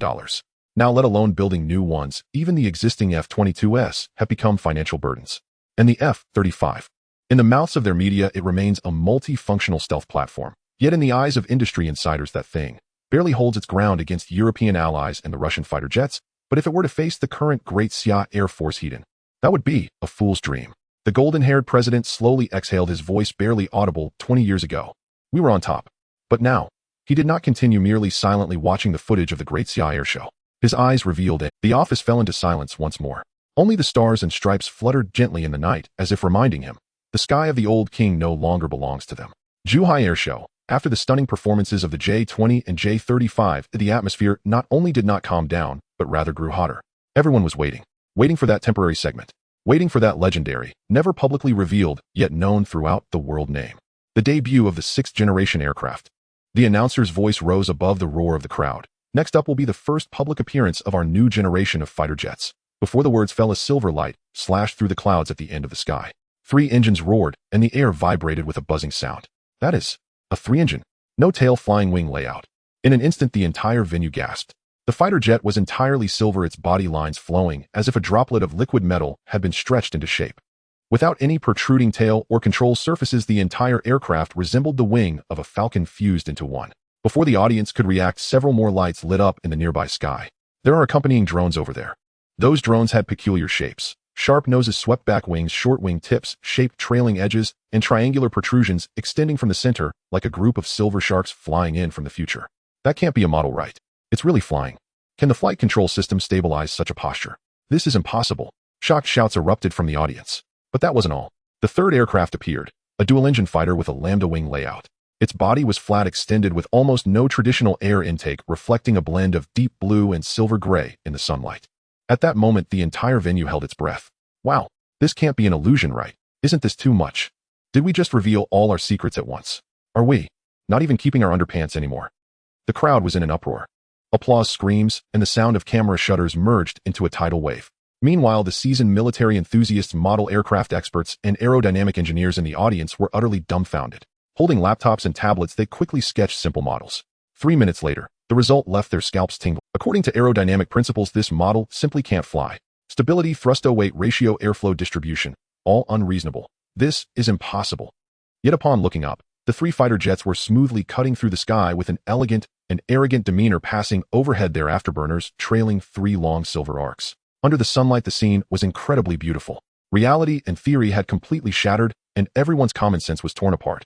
Yet no one dared to doubt, for they had witnessed with their own eyes. The 3 6th-generation jets of the Great Xia truly soared into the sky. In the sky, 3 distinctly different 6th-generation aircraft, like 3 silver dragons, interweaving and darting under the sunlight, their afterburners drawing arcs of shimmering light across the blue sky. The crowd was in an uproar. Some raised their phones to take pictures, while others shouted with their heads tilted back as if a bomb had ignited the entire airshow venue. In the observation platform at the center of the crowd, Chen Mo leaned against the railing, a slight smile on his lips, his gaze complex. TSK. He sighed softly. These 6th-generation jets are truly beautiful. It's just, they are born at the wrong time. He knew to others this was the century's debut, but he knew all too well. These 6th-generation jets were merely transitional beings trapped on the timeline by fate. Over there, the Great Xia was already developing 7th-generation jets. Even more outrageous, they were already in. He watched as the 3 aircraft with different aerodynamic layouts intertwined, rolled, and clashed in the sky, as if three concepts were vying for the future of the air. Chen Mo couldn't help but smile bitterly. In other countries, fifth-generation jets are still drawing diagrams in dreams. Here we are mass-producing fifth-generation jets like making dumplings. Other countries don't even dare to release PPTs for their sixth-generation jets, and here we are, directly dismissing the sixth generation as backward. The whole world is vying for the spotlight of the fifth-generation era, while we have already started, secretly rolling out the seventh generation. He shook his head and chuckled.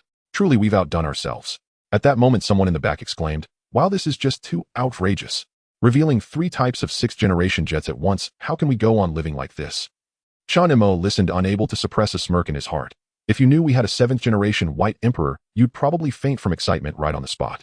Cheers erupted again as the 3 6th-generation jets completed formation, crossed paths, and dove their afterburners, trailing a brilliant silver bloom.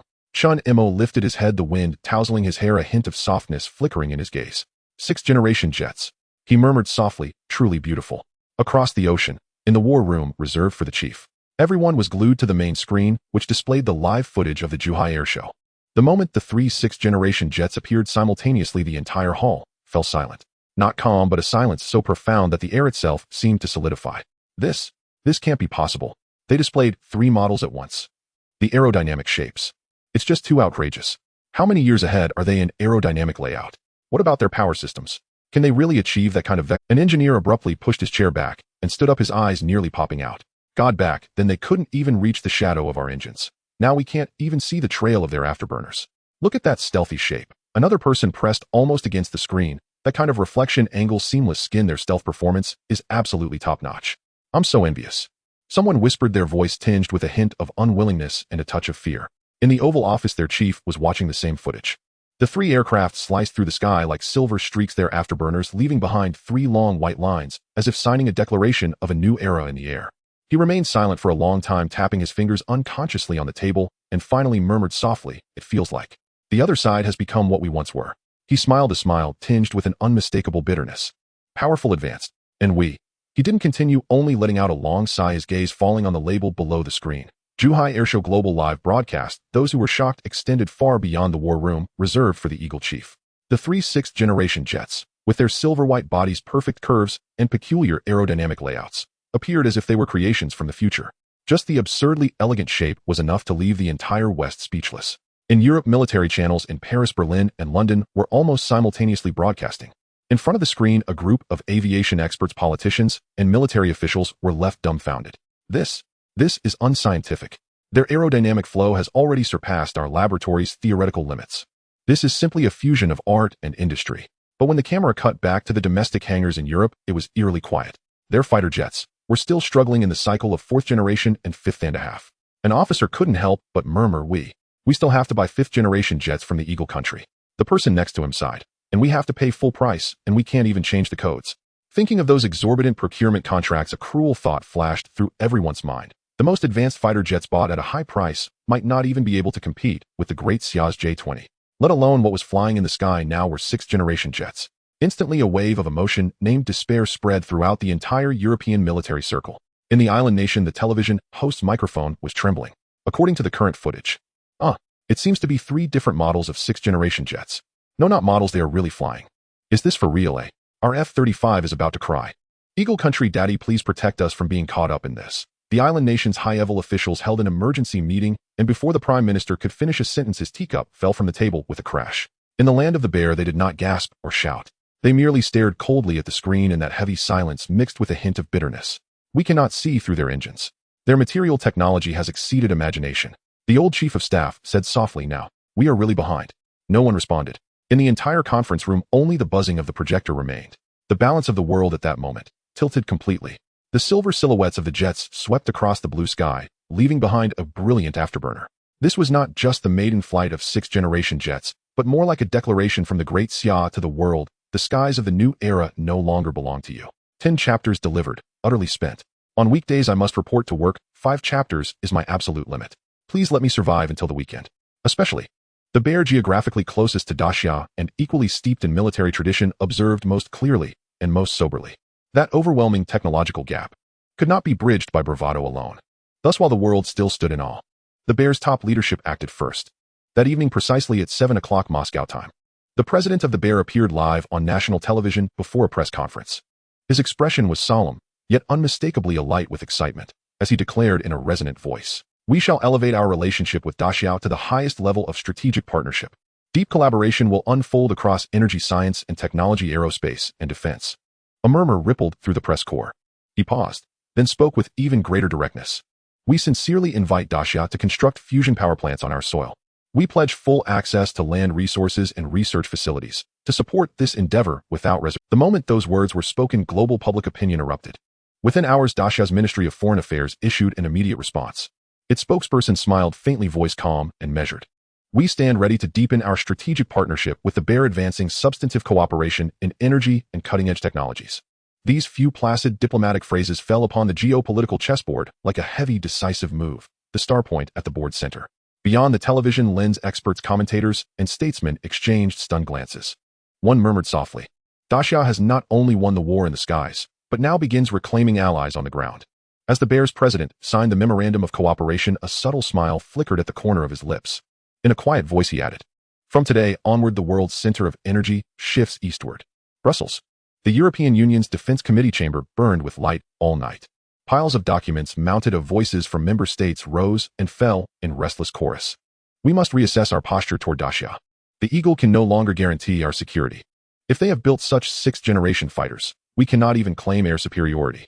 If they have built such sixth-generation fighters, we cannot even claim air superiority." A German delegate whispered, "Should we renew technical exchanges with Daxia, the Eagle will sanction us." Yet clinging to the Eagle's coattails will only hasten our demise. Chaos engulfed the chamber, agitation, dread, division, like a torn map of Europe. Television pundits broadcast in near hysteria. "Once the world's industrial heart, we now cannot even afford the future that flies." The island nation's prime minister's residence remained lit through the night. Reports from the Ministry of Foreign Affairs arrived one after another. 3 operational sixth-generation fighters confirmed, not mock-ups. The Bear has initiated nuclear energy cooperation with Daxia. The Eagle's stance remains ambiguous. Chen Mo looked up at the 3 silver lights in the sky, her eyes sparkling with excitement and a hint of cunning. "Chen Mo, what do you think? Now that we have such impressive equipment," Arning Jiang and the others feeling anxious. Chen Mo leaned against the railing, casually playing with his phone, and replied calmly, "They should be worried. They're used to bullying the weak. Now that they have some teeth, they want to bite. Looking at our strength compared to theirs, they are probably not just worried, but might even lose sleep over it." Chen Mo chuckled softly. "That's good. Let them experience the feeling of being watched." Chen Mo shook his head, his tone slightly serious. "Don't underestimate the situation. They probably can't comprehend that what we are doing is not to bully others." Chen Mo asked curiously, "Then what is it for?" Chen Mo gazed at the distant flickering lights on the runway, his speech slowing. "It's to avoid being bullied. To develop, build, and solidify national strength. It's not about seeking hegemony, but ensuring that our citizens can live stable lives without constant fear." Chen Mo nodded, her expression softening. "That makes sense." Chen Mo added, his tone calm, yet carrying a sense of certainty that came from understanding human nature. "Moreover, even if a conflict arises, what does winning really mean? Do we intend to annihilate our opponents? What would that make us? The key is not to defeat someone, but to make them think twice before meddling in our affairs or affecting our development." "That's enough." Chen Mo hummed softly, a smile curling her lips. "Indeed, the purpose of military power is not to bully whomever we please, but rather to ensure that we are not bullied." Chen Mo shrugged, gazing at the contrails in the sky. "Waging war is easy, but ending it is difficult. Those who profit from war ultimately suffer from its backlash. Once the war machine starts rolling, stopping it becomes uncertain." He paused for a moment, his voice lowering, as if speaking to himself. "Throughout history, countries that rose through war all suffered the same fate. Its rise is glorious, its fall is abrupt. Once the wheels of war roar, there are no winners, only crushed souls." Chen Mo listened to Chen Mo's words, falling into a brief silence. The wind blew from the distant runway, carrying warmth and the cheers of the crowd. The two exchanged smiles. Their smiles held no exuberant excitement, only a tacit understanding of tranquility. At that moment, they seemed to grasp the true essence of what it means to be powerful. The sky was a dazzling blue, with several silver sixth-generation aircraft soaring through the cloud's sunlight, refracting off their wings into streams of light. The tail flames drew long silver lines in the air, as if inscribing the name of an era in the blue sky. The crowd was ecstatic, and social media was already in a frenzy, with topics, comments, and trending searches bubbling over. Yet in this noisy world, Chen Mo suddenly reached out his hand, as if wanting to touch that silver light. He looked up at the sky, his tone gentle yet firm. "It's truly beautiful. Having such military strength assurance." He paused, his gaze brightening, his voice becoming lower and steadier. "We can finally stop being bullied. With the successful conclusion of the Zhuhai Airshow, the grand event of the three sixth-generation aircraft flying together struck like a heavy hammer, awakening the entire world. Countries that once secretly harbored hostility towards Daxia had now become much more subdued. Diplomatic rhetoric softened with statements containing words like peace, cooperation, and joint development. It was as if overnight they had all become civilized. Each displayed sincere expressions and friendly attitudes, fearful that others would not see how they had put aside prejudice and embraced the future. However, across the ocean, Yingjiang still remained unyielding. In the Pentagon's War Conference Room, several high-ranking officials surrounded a sand table, the atmosphere heavy like the thunder before a storm. "How about we send a few high-altitude balloons over to test the waters?" a military officer whispered. "Balloons?" The president frowned. "Yes, under the guise of research, we can claim it's a meteorological experiment. If discovered, we can blame it on the wind, saying the wind direction was unstable and we couldn't control it. That excuse is quite flimsy, but it's effective." The officer revealed "I'm so clever" expression. "It can gather intelligence while maintaining innocence. Even if it's captured on camera, it won't count as an act of war." The president fell silent for a moment, a smirk creeping onto his face, one that was both hypocritical and self-satisfied. "Good idea, let's prepare it." A few days later, several white high-altitude balloons slowly ascended, shimmering harmlessly in the sunlight. They drifted and rose, pushed by the high-altitude air currents, slowly heading towards Daxia. On the surface, they seemed light and harmless, but beneath that thin balloon shell lay Jiang's last bit of pitiful spying and unwillingness. They still wanted to use old methods to probe a world that no longer belonged to their dominance. Before the balloons could approach Daxia's airspace, the air defense radar of Daxia had already sounded the alarm. At the Coastal Air Force Base, several small light spots flickered on the huge monitoring screen, and the radar operator immediately reported, "Report. Multiple unidentified targets at high altitude detected, assessed to be high-altitude balloons drifting from Yingjiang." Simultaneously, the satellite monitoring systems in orbit confirmed the situation. Those seemingly harmless balloons were leisurely drifting towards Daxia. Soon the news reached the command center. In the war conference room, a somewhat humorous atmosphere emerged. A high-ranking military official adjusted his glasses and snorted, "Hey, that Yingjiang really can't sit still. They dare not send planes and resort to balloon reconnaissance. What year is this an old trick?" Another person chuckled while flipping through the documents. "Should we condemn them? And what about the balloons? Should we shoot them down?" "Shoot. Forget it, they're just a few balloons.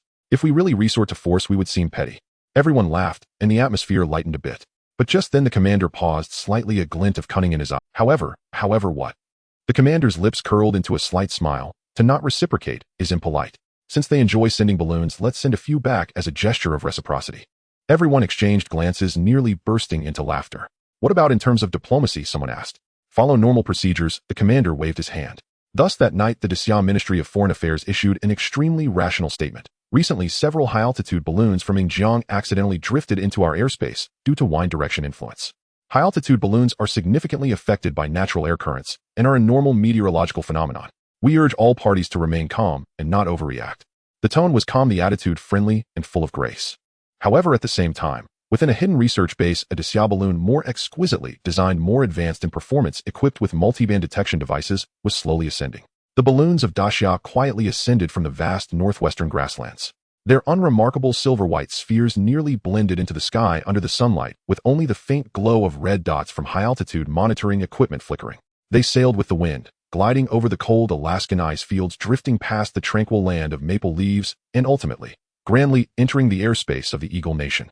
Along the way, their high-precision sensors faithfully recorded the electromagnetic signal distribution of the North American Air Defense Command, the thermal characteristics of several strategic Air Force bases, the coordinates and activity frequencies of intercontinental missile silos, and even the surface thermal radiation curves of road-based missile positions and new weapon testing grounds.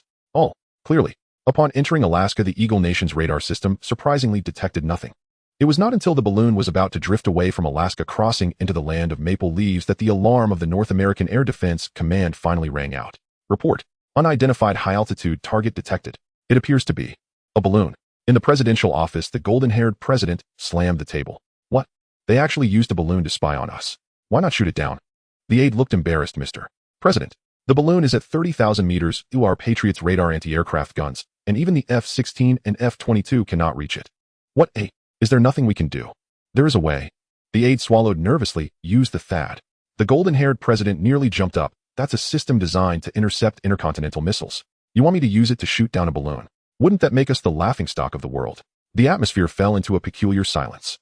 Several hours later, the Eagle Nation government finally released a strongly worded statement. "The high-altitude balloons from certain countries have illegally intruded into the airspace of another nation, a serious violation of international law and norms. We strongly condemn this."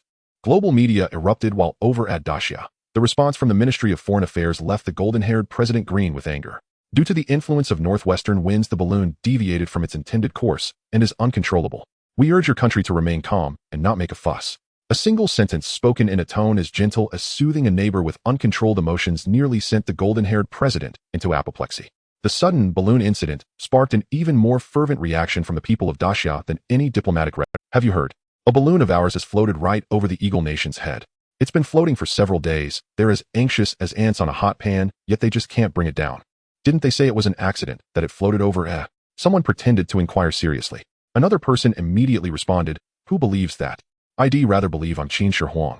In no time, various memes, jokes, and parody videos flooded the internet. A balloon's global journey, Eagle Nation Air Defense System Test Report, a new era of balloon diplomacy, all surged to the trending searches. Meanwhile, in the Daxia Command Center, a group of high-ranking officials watched the satellite images of the slowly drifting white, but unable to suppress their laughter.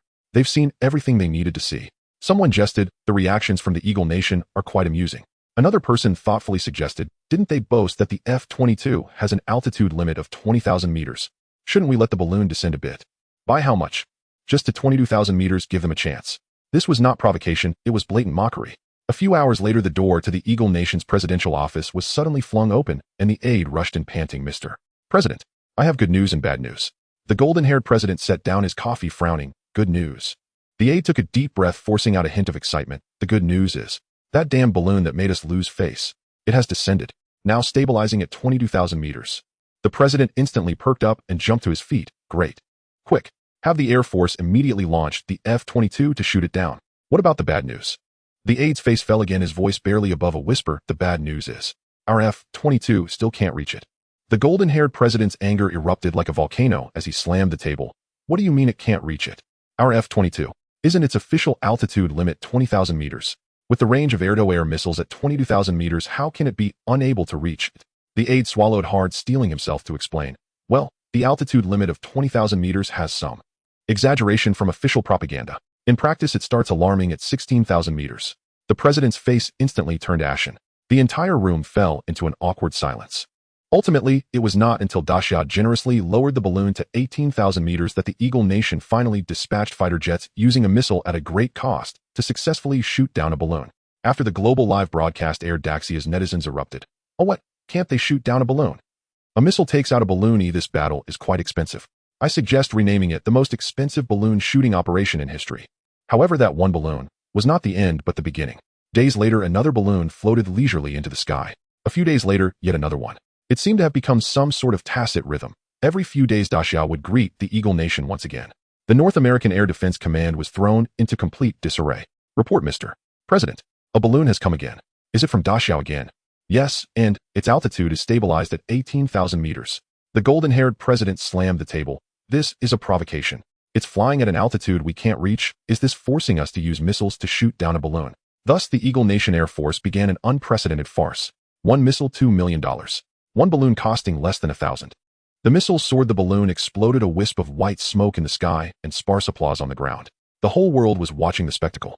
The faces of the Eagle Nation's high-ranking officials grew darker by the day. The more they shot down, the more spectators laughed heartily. Finally, the Daxia officials at a routine press conference casually remarked, the Eagle Nation, using missiles to shoot down balloons, is almost hysterical. A short sentence, yet it struck like a needle at the opponent's nerves. Online laughter erupted. Some joked, first their balloons came to us, now our balloons are going to them. The result, they couldn't take it anymore first. Others commented sharply, this is not a balloon, it's a diplomatic. Indeed, when the Eagle Nation first used balloons to probe, they are now being toyed with by the same means. This time, even the most sluggish observers realized, Daxia's balloons are not just balloons. They drifted gently over oceans and borders, yet they struck hard on the face of the Eagle Nation. The century farce of Eagle Sauce using missiles to strike a balloon has also reached Chen Mo's ears. Watching that video, where a missile worth millions of dollars screams to chase a drifting balloon, Chen Mo laughed heartily. Haha, Eagle Sauce still can't play it cool. Especially since on one occasion it even missed. And then it fired another shot. He shook his head while laughing. These guys, they're not precise in battle, and their mindset is weak. If their president were to personally fly a kite, it would probably be steadier than this missile. While Chen Mo enjoyed a brief moment of peace in the main world, new changes began to emerge in the zombie world. The highest commander stationed by the Great Xiao, Lieutenant General Gong Yanfeng of the Western Theater, was currently leading 3 heavily armored combined brigades, Qingqiu Brigade, Zhulong Brigade, and Lianshan Brigade, to restore order and resume production in the land ravaged by the virus. The air still lingered with the scent of scorched earth and decay, but in the places where battle flags fluttered, new life was beginning to sprout. The survivors of the Star Sea Empire, from their initial fear to their current unity, had relearned how to farm, repair, and build, reigniting their desire for the word future. Among these survivors, 2 stood out: Kai Yifei and Su Fei. They were among the first to accept the integration of the Great Xia, and were the core figures who first stood up from the ruins to rally the survivors. After long observation and discussion, Gong Yanfeng made a decisive decision, assigning the 2 of them to be in charge of administrative management and production reconstruction respectively. Kai Yifei was calm and decisive, adept at coordination. Su Fei was passionate and bold, capable of getting things done. With the assistance of the Great Xia army, the wasteland of the zombie world finally welcomed the long-awaited order. In just a few months, the survivors who had originally scattered across the wilderness and were wary of each other gradually began to gather under the organization of Qingqiu Brigade, Zhulong Brigade, and Lianshan Brigade. Supply of resources, medical care, and settlement camps. Everything was progressing in an orderly manner. What surprised everyone the most were the 2 young men, Kai Yifei and Su Fei, who originally came from grassroots backgrounds. Through their actions and personalities, they reknit the anxious hearts of the people into a single rope. Kai Yifei was responsible for governance, coordination, and establishing order. Su Fei led teams to build defenses, cultivate land, and reconstruct industry. The 2 complemented each other perfectly, one focusing on civil affairs and the other on military affairs. Under their leadership, the number of survivors exceeded 1 million. From the makeshift tent areas to the defensive perimeter surrounded by iron walls, and now there emerged a city with orderly streets and bright lights. Above the ruins, people heard the laughter of children for the first time, daring to light fires at night. Behind all this, there was a quiet yet heart-shocking transformation: the Great Xia-style suffering movement. It was a baptism of thought. People stood in the square pointing out the evildoers who once oppressed them. Sins were revealed, evildoers were judged, and ordinary people, stripped of their dignity, finally lifted their heads once more. We are not slaves. We are the masters of the new world. The shouts ignited the long-sealed will once again. People began to believe that as long as they were willing to work hard, their fate would no longer be controlled by others. Thus, bricks were laid one by one, and steel bars were erected one by one. A new city slowly arose from the ruins. They gave it a simple yet fervent name: City of Hope. The indigenous people who stood up again sincerely began to worship the Great Xia. The City of Hope also sparked a trend of learning Great Xia's culture and writing everywhere. As a result, everyone could speak a little of the Great Xia language. As night fell, Gong Yanfeng stood on a high ground overlooking the sea of lights. Countless specks of light intertwined into a river like a star sea awakening from the wasteland. He silently clenched his fist with only one thought in his heart: the light of Great Xia has already illuminated the night of another world. The location of the City of Hope was extremely clever. It was situated in the core area of the former Gray Steel urban belt, which was once the most prosperous industrial heart of the Star Sea Empire, where countless blast furnaces roared day and night, and a torrent of steel flowed from this land to the entire empire. Now those former glories had long turned to ruins. Half-collapsed factories, broken conveyor belts, and giant machines consumed by rust. During the years of the zombie outbreak, they once became symbols of death. Yet now, with the aid of Great Xia, this wasteland had reignited the flames of life. Tons of scrap steel were being remelted, and old factories were being repaired into temporary workshops. New assembly lines started to operate one after another. Technical experts and engineers from Great Xia brought the most basic and practical industrial systems. And those former lower-class citizens of the Star Sea Empire, once huddled together in the ruins as refugees, now stood tall, filled with the pride of being masters, rebuilding their new homeland upon the ruins.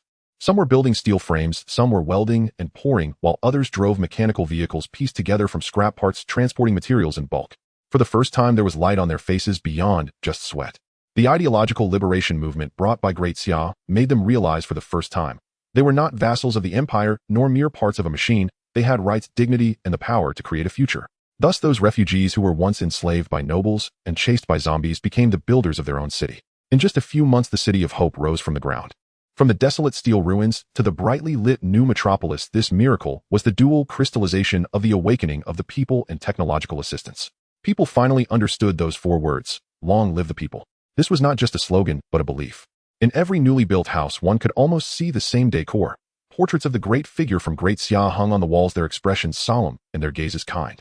They lit candles and quietly gazed at it at night, with some softly telling their children, "It was he who let us live." In their eyes, that great figure from another world was no longer an ordinary person, but an envoy sent by. On this day, Gong Yanfeng patrolled the streets of the City of Hope.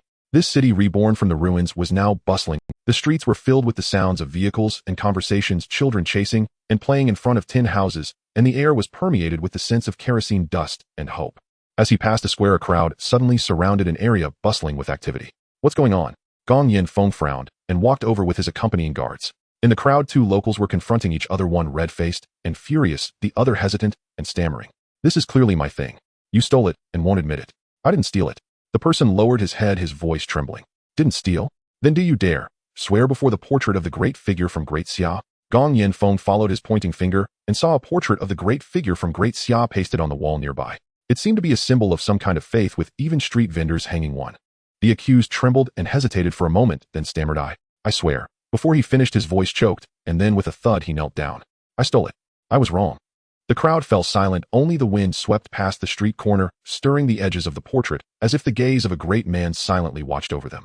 The man who had been robbed was taken aback, then sighed, waving his hand, his tone calming down. "Forget it, it's good to know the mistake. The things aren't worth much, so consider them a gift." The man who stole looked up, tears smeared across his face. He choked on his words, bowing repeatedly. Someone in the crowd whispered, "See, the guidance of the Daxia people towards the human heart is truly remarkable. If this were under the Star Sea Empire, such a thing would have already cost lives." Gong Yanfeng silently watched this scene. In that moment, a warm feeling arose in his heart, one that was not the compliance of enforced discipline nor the order under the gunpoint, but rather the consciousness rooted in belief. He smiled and said to his companions, "Record this and send it to the city government.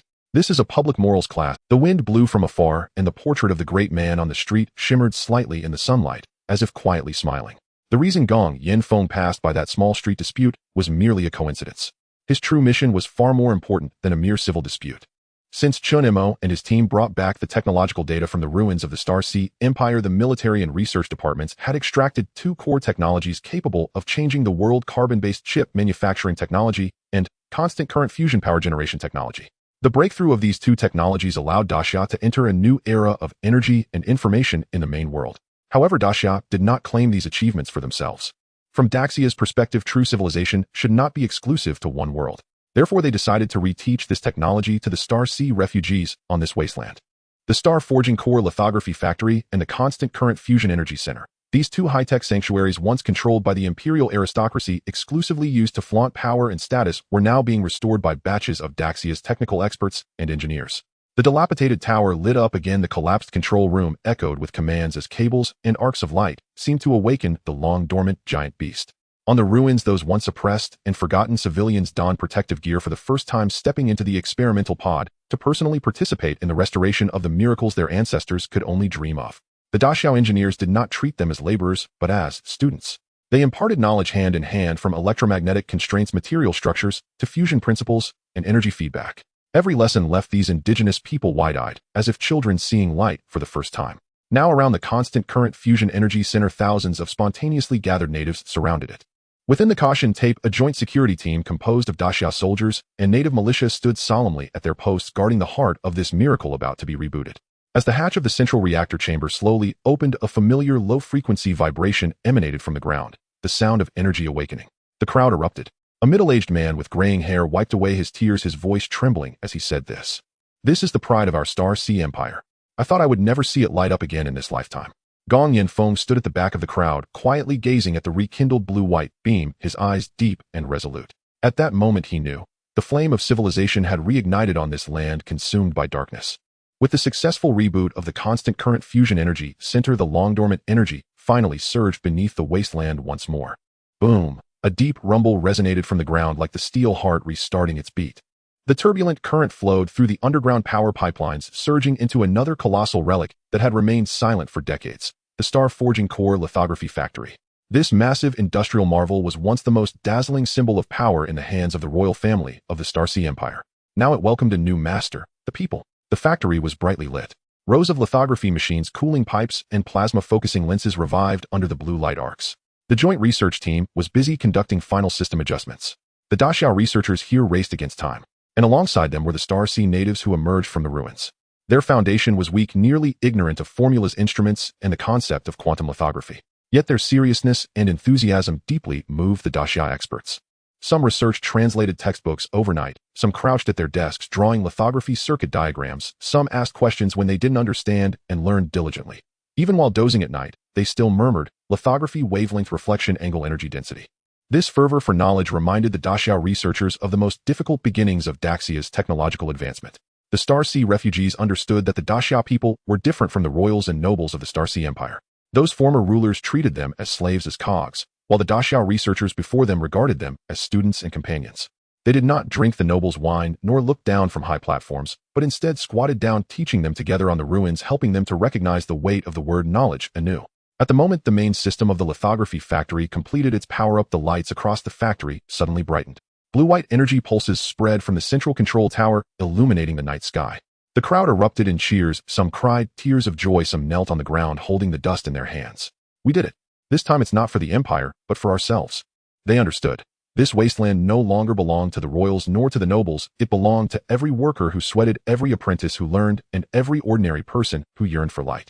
The future of the Star Sea continent would no longer be written by the privileged in high towers, but rather by them, those who stood up from the wasteland, redefining it. As the roar of the constant current fusion energy center stabilized completely, the surging energy finally flowed into the main power grid of the Star Forging Core lithography factory. The industrial giant that had slumbered for decades was awakened at this moment. The enormous lithography chamber shimmered with a ghostly blue light, mechanical arms rotated slowly, and the mist of cooling liquid filled the air as shimmering carbon-based chips completed their final etching process in the vacuum chamber. Successful wafer production. The Daxia researcher at the control panel shouted this line excitedly. The entire factory seemed to freeze for a few seconds. Then applause, shouts, and cries erupted simultaneously. When the first batch of carbon-based chips was carefully installed into an old computer, the screen flickered. Beep.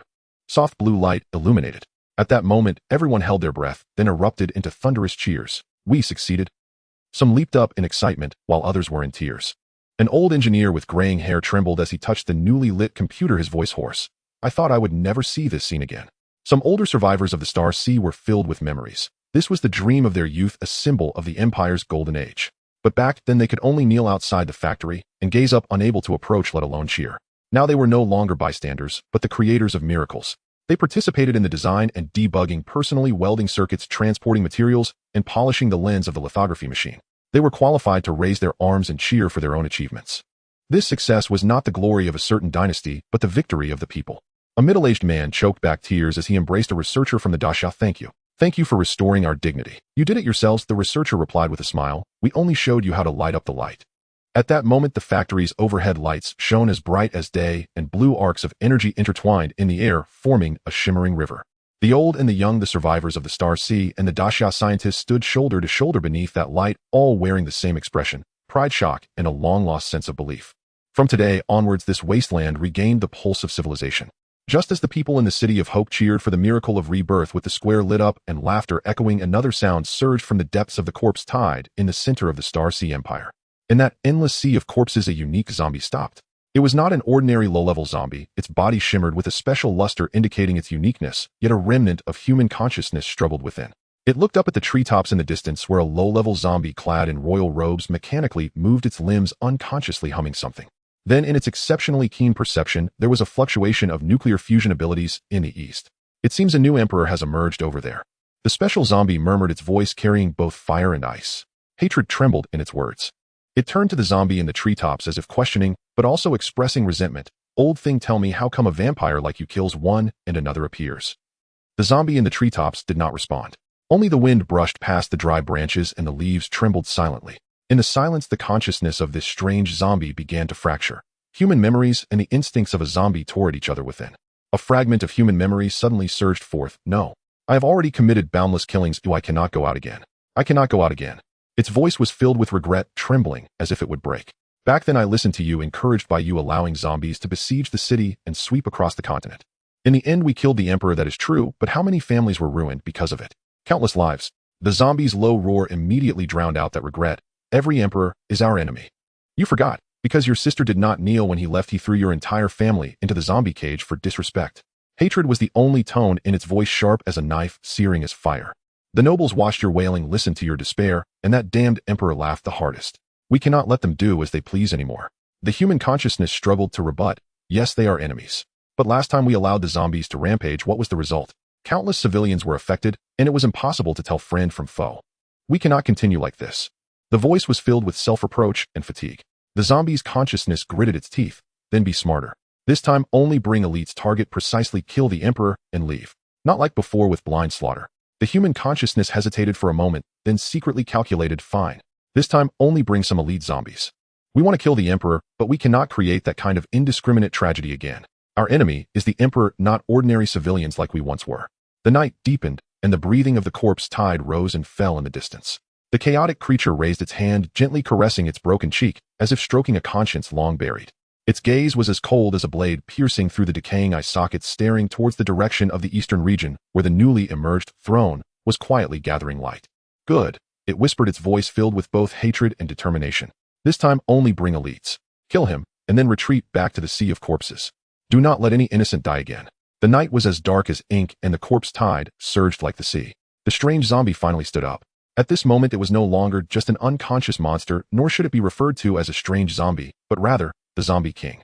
Its murky eyes flickered with dim light in the darkness, as if deep in thought, or perhaps calculating. Countless zombies around it lay low, awaiting the will of their king. Ordinary zombies. All bypassed. The hoarse voice echoed in their minds, deep like a curse.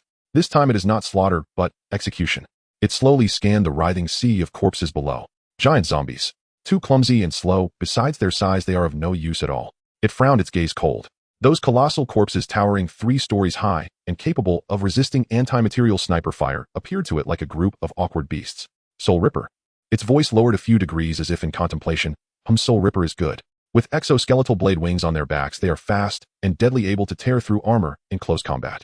Bring a few. It then looked towards a group of enormous monsters wrapped in metallic bone spikes. Steel-spined beasts. Not bad, with metallized bones over 5 meters in height, tough skin, and considerable defense. Bring some more. The selection process was brutal yet efficient. Those zombies that were not selected were forced to retreat, falling back into the tide of corpses, while the chosen elite monsters half-knelt under its mental pressure, emitting deep yet fervent roars. Enough. The Zombie King's voice carried a chilling satisfaction. This time we do not need a legion, only sharp blades. Kill the new Emperor, and we retreat back to the sea of corpses. Hundreds of soul rippers and steel-spined beasts simultaneously howled at the sky, their resonating low roars causing the ground to tremble slightly. It slowly turned, its gaze piercing through the rolling black mist, looking towards the distant east. Their lights flickered in the night sky. Survivors were laughing, rebuilding, and calling out the name of hope. That was the city. The Zombie King stood at the highest point of the corpse tide, the light of the waning moon falling on its half-decayed face like a layer of eerie silver gray. The corners of its mouth twitched slightly, a smile that was not quite a smile, murmuring softly, as if chewing on hatred. East. Another new emperor. Its eyes, though corroded, shone with a piercing light. To it, the area in the east, glowing with the brilliance of nuclear fusion, that brightly lit area, was the new imperial capital, the new tyranny, the new oppression. It could not hear the laughter from there, only the aura of power. In the next moment, it raised its hand, covered in corpse spots, slowly and stiffly pointing towards the east. Set off. In an instant, the earth trembled. The Soul Rippers spread their exoskeletal blade wings, producing a piercing sound of metal scraping. The steel-spined beasts took heavy steps, their bone spikes colliding with the muddy ground, splattering scorched earth. They roared, crawling, running. Hundreds of high-level zombies surged like a dark flood, tearing through the night, rushing towards the city shimmering in the distance. That was what they saw as the Emperor's palace, but in reality, was the City of Hope. Their countless survivors of the Star Sea were rebuilding civilization in the name of equality, illuminating the ruins with the fire of freedom, calling for a brighter tomorrow. However, the Zombie King was unaware of all this.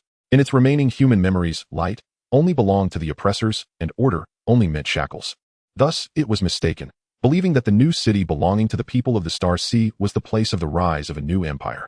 The command center, where Gong Yen Feng is located, is currently brightly lit. Here lies the supreme command hub of the Great Xia in the zombie-infested world.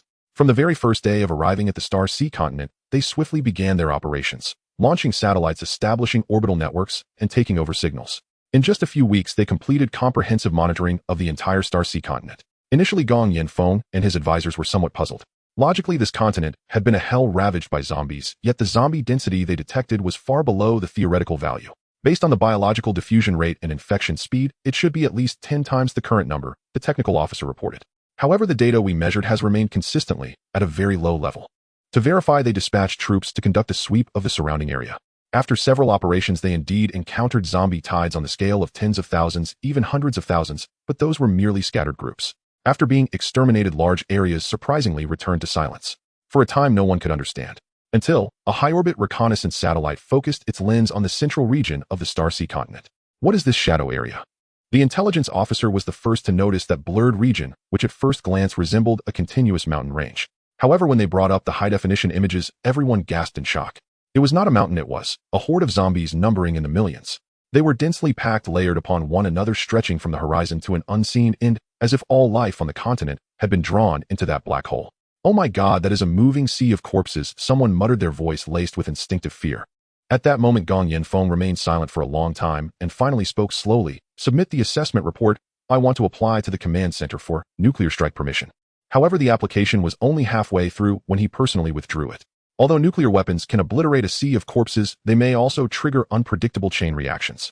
He stared at the writhing black shadow on the screen and murmured, "This thing is too strange. It has not spread, has not attacked, it is merely waiting." Thus, the command center decided to change their strategy. They mobilized satellites for round-the-clock monitoring and dispatched multiple high-altitude drones to patrol in shifts, capturing real-time dynamics of that area. However, after a period of time, the zombie tide remained utterly motionless like a slumbering giant. Everyone thought it was just a dangerous dead zone. Until today, with the successful ignition of the constant flow fusion energy center, the eastern part of the Star Sea continent shone once again with the brilliance of nuclear fusion. However, just as this light bathed the ruins, the screen of the satellite monitoring center suddenly flickered several times. "Command center, this is not signal interference." The technician suddenly looked up, his voice trembling. "The AI recognition system has detected an anomalous target." Almost simultaneously, the high-altitude drone responsible for monitoring the central region transmitted images. On that desolate land, an unprecedented shadow was moving. A group of unknown zombies numbering in the thousands was coming from the depths of the sea of corpses towards the east. Alarms instantly erupted over Hope City. The piercing buzzing echoed throughout the command center, red lights flashed, and the alert system was fully activated. Gong Yinfeng rushed into the operations hall. "Situation report." The intelligence officer immediately reported, "We have detected a special zombie group. Their numbers are not many, about 1,000, but the individual differences are vast, and they have never appeared in the database." "The leader." The officer magnified the image, his tone trembling slightly. "Its size is similar to that of ordinary zombies, but its entire body is covered with a metallic sheen of keratin, moving in a coordinated manner, consciously issuing commands. We suspect this thing possesses intelligence." The image shifted, revealing two types of monsters behind it. The first type, with external skeletal blades growing on their backs, they move at great speed and seem capable of gliding or launching aerial assaults in a short time. Named Soul Ripper. The second type, their skeletal structure is metallic with muscles in a hardened state, standing over 5 meters tall. Their force field shockwave can shatter concrete structures. Named Steel-Spined Beast. Everyone gasped. From the trajectory of their movement, they are heading straight towards us, and their target is most likely Hope City. The air in the hall instantly froze. Gong Yinfeng narrowed his eyes, his gaze icy. "All troops enter a state of first-level combat readiness." His voice was like a knife cutting through the fear in the air. "Do not be complacent due to their small numbers," he said solemnly. "This group may be high-level zombies we have never encountered. Their threat is no less than that of giant zombie hordes. All brigades assume combat positions. All artillery warm up, and combat aircraft prepare for takeoff." With his command, the entire Hope City erupted. The night sky over Hope City still shimmered with the afterglow of the ignition of nuclear fusion. The lights of the Starcast core lithography factory had not yet gone out, and the main tower of the Constant Flow Fusion Energy Center was still emitting a gentle blue glow. The indigenous people were still immersed in the joy of miraculous rebirth. They had just witnessed the imperial glory once reserved for the nobility truly belong to the people for the first time. However, before the cheers could subside, the alarm tore through the night sky. "Enemy attack.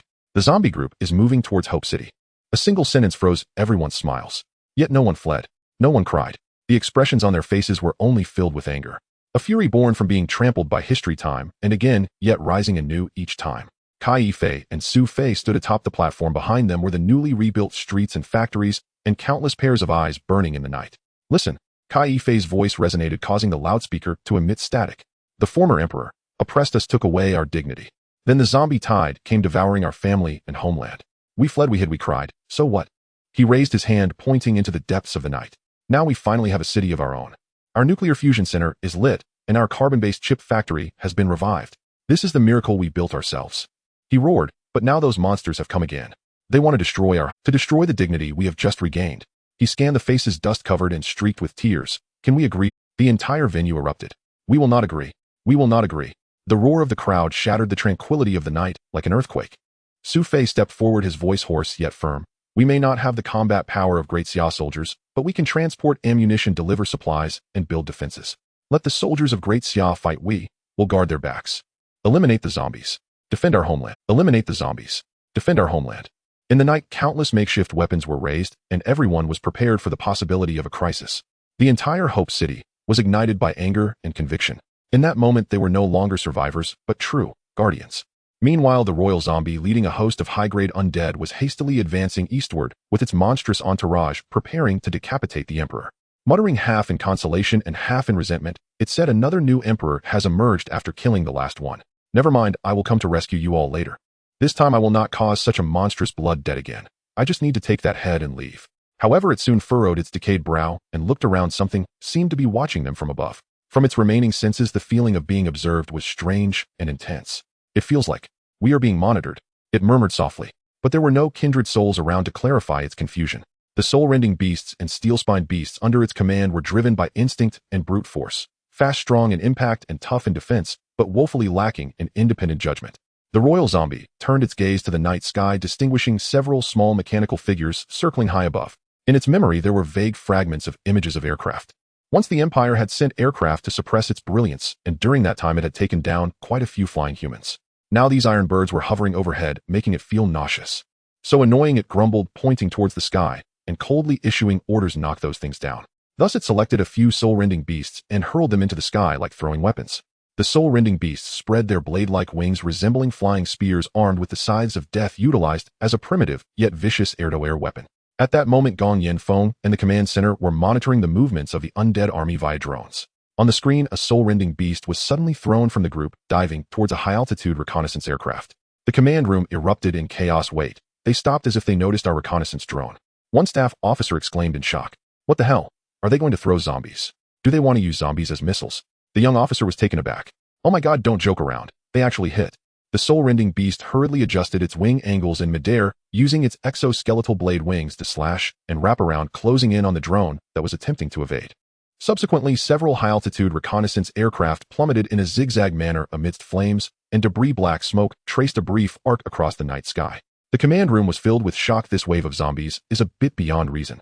The tactical officer sitting in front of the screen murmured. The royal zombie nodded silently from a distance, revealing a satisfied smile at the clever trick of throwing zombies as missiles, while muttering uneasily, "It seems there's still something watching us from above." After saying that, it dropped the thought and urged its troops to continue advancing. The footsteps in the dark sounded like a tide crashing eastward wave after wave. Gong Yanfeng stood in front of the command screen watching as drones turned into wreckage and fell, his brows knitted tightly, as if to squeeze out blood. These zombies clearly cannot detect satellite signals from outer space. At the very least, they cannot hit the satellites. But they can implement countermeasures against our reconnaissance, which we underestimated. The immediate analysis from the command staff felt like a bucket of cold water splashed on everyone's heads. The data was cold, and the conclusion terrifying enough to make palms sweat. The leading zombie is no ordinary creature. It can throw soul-rending beasts at supersonic speeds for a direct impact. If our armor was almost crushed like sugar beans. The technician's voice carried an unmistakable shock.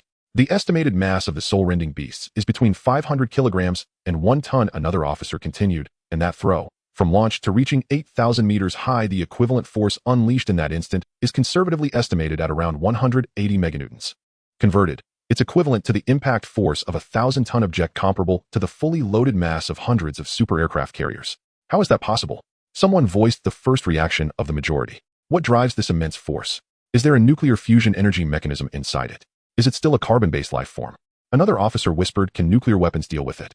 More people began to throw out the most extreme options in their minds. Every corner of the venue fell silent. The silence mingled with a sense of scientific helplessness and military dread. It was not because there were too many enemies. In fact, the opposite was true. It was because although the enemies were few, they possessed extraordinary physical abilities and tactical imagination beyond common sense.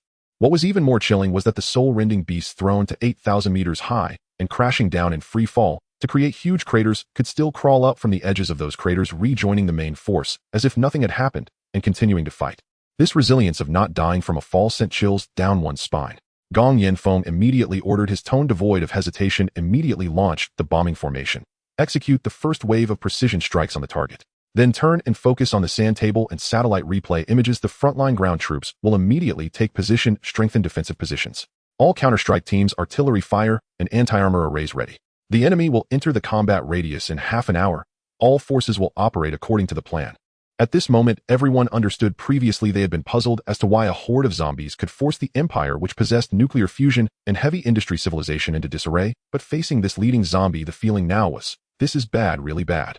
Around Hope City, the night sky was lit up by explosions. Several large Xia Air Force bases simultaneously illuminated their runway lights, and hundreds of unmanned bombers shot into the sky like a swarm of black arrows. There was no roar of cockpits, only the precise and calm mechanical song. Engage. Orders surged like electric currents, instantly spreading through the command chain. The drone formation dove and scattered, laden with heavy payloads pouring down upon the slowly advancing tide of. The night sky was torn apart by the flames of the bombs. A thick cloud of smoke rose from the ground, and flames flickered with orange tongues in the darkness. The royal zombie sensed the disturbance in the sky. It looked up, its metallic eyes narrowing slightly. Are there planes? It murmured, its tone carrying an uncomfortable. It feels different, with a hint of danger, but not too much. Then hundreds of heavy bombs fell. The ground exploded into massive craters, soil and corpses were blasted into the air like a plowed wasteland. The smoke enveloped the sky like a monster's blanket. Within the smoke and gunpowder, the royal zombie's consciousness debated. The undead instinctively sneered, is this all the manpower they have? The Emperor really knows how to scatter dog food and send us to the door. If I had known there would be such things in the sky, I would have brought flying high-grade zombies. It was a bit vexing. Yet the remaining human memories were calmer and more painful. If we allow them to continue slaughtering humanity, we'll face extinction. The human consciousness said in a low tone. Our goal is clear: eliminate the Emperor. Once we conquer this land, no one will dare to call themselves Emperor or enslave ordinary people. Do not forget, you have also witnessed grand scenes. The human consciousness continued to remind. When the Emperor unleashed hydrogen bombs, did you not survive it? What bombs can truly annihilate all of you? The zombie consciousness gritted its teeth. It's just annoying. It's just unbearably annoying. As the smoke cleared, the battlefield revealed its true appearance. Several high-grade zombies that had been struck by multiple bombs fell, their shattered exoskeletons emitting white smoke. Their flesh was blasted beyond recognition. Yet more soul-rending beasts and steel-spined beasts were merely staggered by the shock, foam spilling from their mouths and noses, but they still crawled and charged forward. Overall, it seemed, there was no decisive impact. The bombs felt like they were patting the hide of a giant beast. It hurt, but it was not fatal. At this moment, inside the Daxia command center, everyone was fixated on the returning images. The smoke on the screen still billowed, and the figures of the charging zombie horde gradually came into focus. The air felt as if pierced by icy needles. How is this possible? As someone gasped. Are they still carbon-based life forms? Another whispered. Should we retreat? If we don't, we're doomed to be annihilated. Someone's voice trembled. A wave of panic began to spread. Gong Yanfeng gritted his teeth, his fingers tapping a rhythm on the console. No, we cannot retreat. His voice was as cold as steel. Not to mention the precious Xianhui stones, Shuanglan crystals, and spiritual carbon mother or here. He paused, fire igniting in his eyes. There are also these indigenous people. They have managed to gather and begin production again. If we leave, we are abandoning them to the jaws of the zombie horde. As soon as he spoke, the command room erupted into a chaotic argument. Someone calculated calmly. This is not our own world. We don't have to sacrifice ourselves for strangers. Someone retorted angrily. They are human. We have helped them. They consider Hope City their home. Another suggested, if the situation becomes untenable, we can take them with us and withdraw together. The debate intensified until a reconnaissance officer rushed in, sounding like a wind-up toy. Chief, the front line. Many indigenous people are voluntarily participating in the transport of military supplies. They are moving ammunition, repairing fortifications, transporting supplies. This statement was like an electric shock. The entire command center fell silent. They were not from here. The truth was undeniable. Yet those faces and busy figures had been etched in their hearts. Fire away, Gong Yanfeng ordered softly, determination and fatigue mingling in his gaze. Immediately request from Daxia Central, if necessary, allow the deployment of hydrogen bombs for strikes. His words were filled with resoluteness. He then planned a closer countermeasure. The second wave of strikes was prepared. Thermobaric bombs first to shred the zombies' cover. Next, full nitrogen anionic salt bombs, with powerful explosive force, creating ionization and suppression effects. Finally, more powerful metallic hydrogen bombs, as the finishing touch to deliver the heaviest blow to that dark horde. Orders were given, and a series of actions were executed swiftly and decisively. Night fell, but the lights in the command room remained blinding. Outside on the distant high ground, the indigenous people were moving back and forth, transporting supplies and building defenses. They were doing everything they could. Gong Yanfeng watched the screen, his fingers trembling slightly, yet there was no thought of retreat. He knew one thing. Holding this position was not just about fighting. This was for those who had believed for this city that had just been illuminated. This was to preserve hope. Gong Yanfeng fixed his gaze on the satellite image. That little dark figure like a dagger was tearing through the night on the horizon. The Emperor zombie, accompanied by its elite squad, was speeding closer, directly threatening the defenses of Hope City. They're about to enter the war zone, Gong Yanfeng murmured. In the next moment, the drone's second wave of strikes commenced. This was the last strike before the army engaged. One moment's delay, and it would be hand-to-hand combat. The sky exploded into daylight. Small mushroom clouds rose as the thermobaric bombs shredded the air. The full nitrogen anionic salt bombs glimmered with deadly flames amidst the dust. The impact of the metallic hydrogen bombs was like an invisible hammer smashing into the ground. The ground was torn apart. The soul-rending zombies were concentrated fire, blown to pieces, wings severed, blood splattering. The unfortunate ones were directly turned to char. However, the steel-spined beasts stood their ground. They swayed like iron towers, dirt peeling off their bony protrusions, yet remained steadfast. As for the Emperor zombie, no problem. Its metallic skin shimmered slightly as if yawning at this great gunpowder. Quite resilient, the Emperor zombie chuckled softly. Accelerate. Get in front of the defenders, chop them up with my own hands, and see how they scream. It roared as it charged.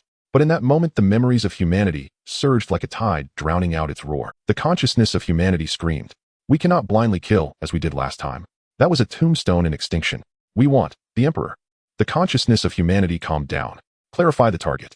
We are going for the Emperor. We cannot harm the innocent civilian warriors. They are also enslaved kin. The zombie consciousness retorted angrily, cowardice.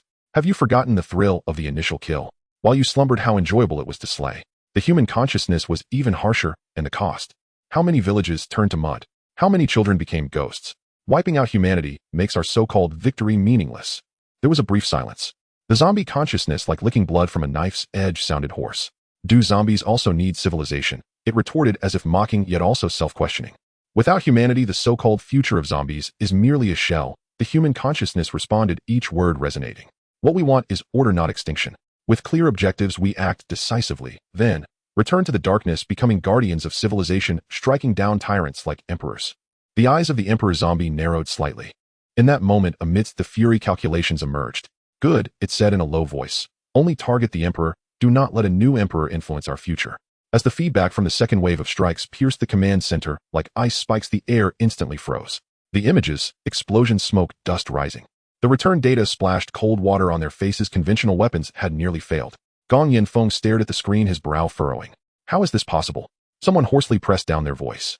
An aide reported urgently, their defenses are far stronger than we estimated. Thermobaric, anionic, salt, metallic hydrogen bombs. Only tear through the skin of the soul-rending zombies and steel-spined beasts. Those hit did fall, but overall it had no impact. Another aide whispered, when the zombies enter the firing range of the synthesized brigade, can we really force them back? Force them back? No one in the room mentioned the words kill anymore. A fear and helplessness tinged their voice. After a moment of silence, someone raised a question that had not been considered before. This horde of zombies, clearly there are billions of them in the central part of the continent. Theoretically, pushing them all over would mean total annihilation. Why did they only bring over 1,000? Could it be because they are benevolent? Someone spoke incredulously. Or, are they supremely confident? Do they think that with just over 1,000 elites they can wipe us out? Gong Yanfeng focused on the movements of the leading zombie, pondering. From its command style, it doesn't seem like a mere instinct-driven monster. It is organized, has objectives, and shows restraint. In some respects, it possesses intelligence. An aide's eyes sparkled with a glimmer of hope. With intelligence, perhaps we can communicate. Communicate with zombies? You're joking. That's too insane. Another scoffed, disbelief lacing his tone. The topic was laid on the table. Conventional weapons had failed, and nuclear weapons were the last resort. If we truly cannot fight back, should we take everyone here back to the original world?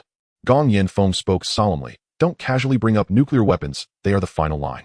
We have other options. He looked towards the aides, his tone steady and decisive. First, send a small team forward to make reconnaissance negotiation. Understand what the leading zombie really wants. The room erupted in a brief debate. Some worried the small team would walk into a trap, but in the end, reason prevailed. Gong Yanfeng steadied himself. If the other party is bloodthirsty, if its purpose is to exterminate humanity and negotiation is impossible, we will immediately execute the evacuation plan. The order was given. A small team prepared for deployment, fully equipped with arms, communication, and evacuation routes. In the rear, the evacuation plan quietly initiated. Gong Yanfeng pushed open the door of the command center. Wind rushed down the corridor, carrying a scent of searing heat. Yifei Shufei, Gong Yanfeng's voice was low and grave. Come with me. The two exchanged a glance and followed with. Inside the temporary command tent, Gong Yanfeng wasted no time. By now, after spending this time together, you must understand. We are not from this world. Kai Yifei paused for a heartbeat, then nodded solemnly, his expression sincere. We understand. To have received your aid is already the greatest fortune of our lives. Gong Yanfeng fell silent for a moment, his gaze steady upon them. The zombies arriving this time. They are different. The air in the tent instantly grew heavier. Kai Yifei and Su Fei exchanged a look, their faces paling. Different? What do you mean? Gong Yanfeng tapped a handheld military device and pulled up satellite imagery. Black figures spread across the screen. Dense, countless, their leader's silhouette unervingly distinct. Unreasonably powerful, he said, his tone uncharacteristically grave. Conventional weapons are nearly useless. We suspect they possess intelligence, even command structure. Kai Yifei's breath caught. Intelligent zombies. Yes. Gong Yanfeng nodded. So we've decided to deploy a small reconnaissance team to make contact to test their intent. If communication proves possible, all the better. If not, we must prepare for evacuation. Silence held for 2 seconds. Evacuation. Su Fei murmured, his eyes drifting past the tent flap toward the brilliantly lit city wall beyond. He offered a faint, bitter smile. So this is where we leave, eh? Gong Yinfeng met their gazes squarely. Rest assured, we will not abandon you. You will leave with us. Neither Kai Yifei nor Su Fei spoke. They simply looked silently out the tent flap. Hope City's night lamps swayed in the wind, the first light they had kindled with their own hands. But this is our route, Kai Yifei whispered. Once we were hunted and slaved. Now for the first time we are masters of our own land.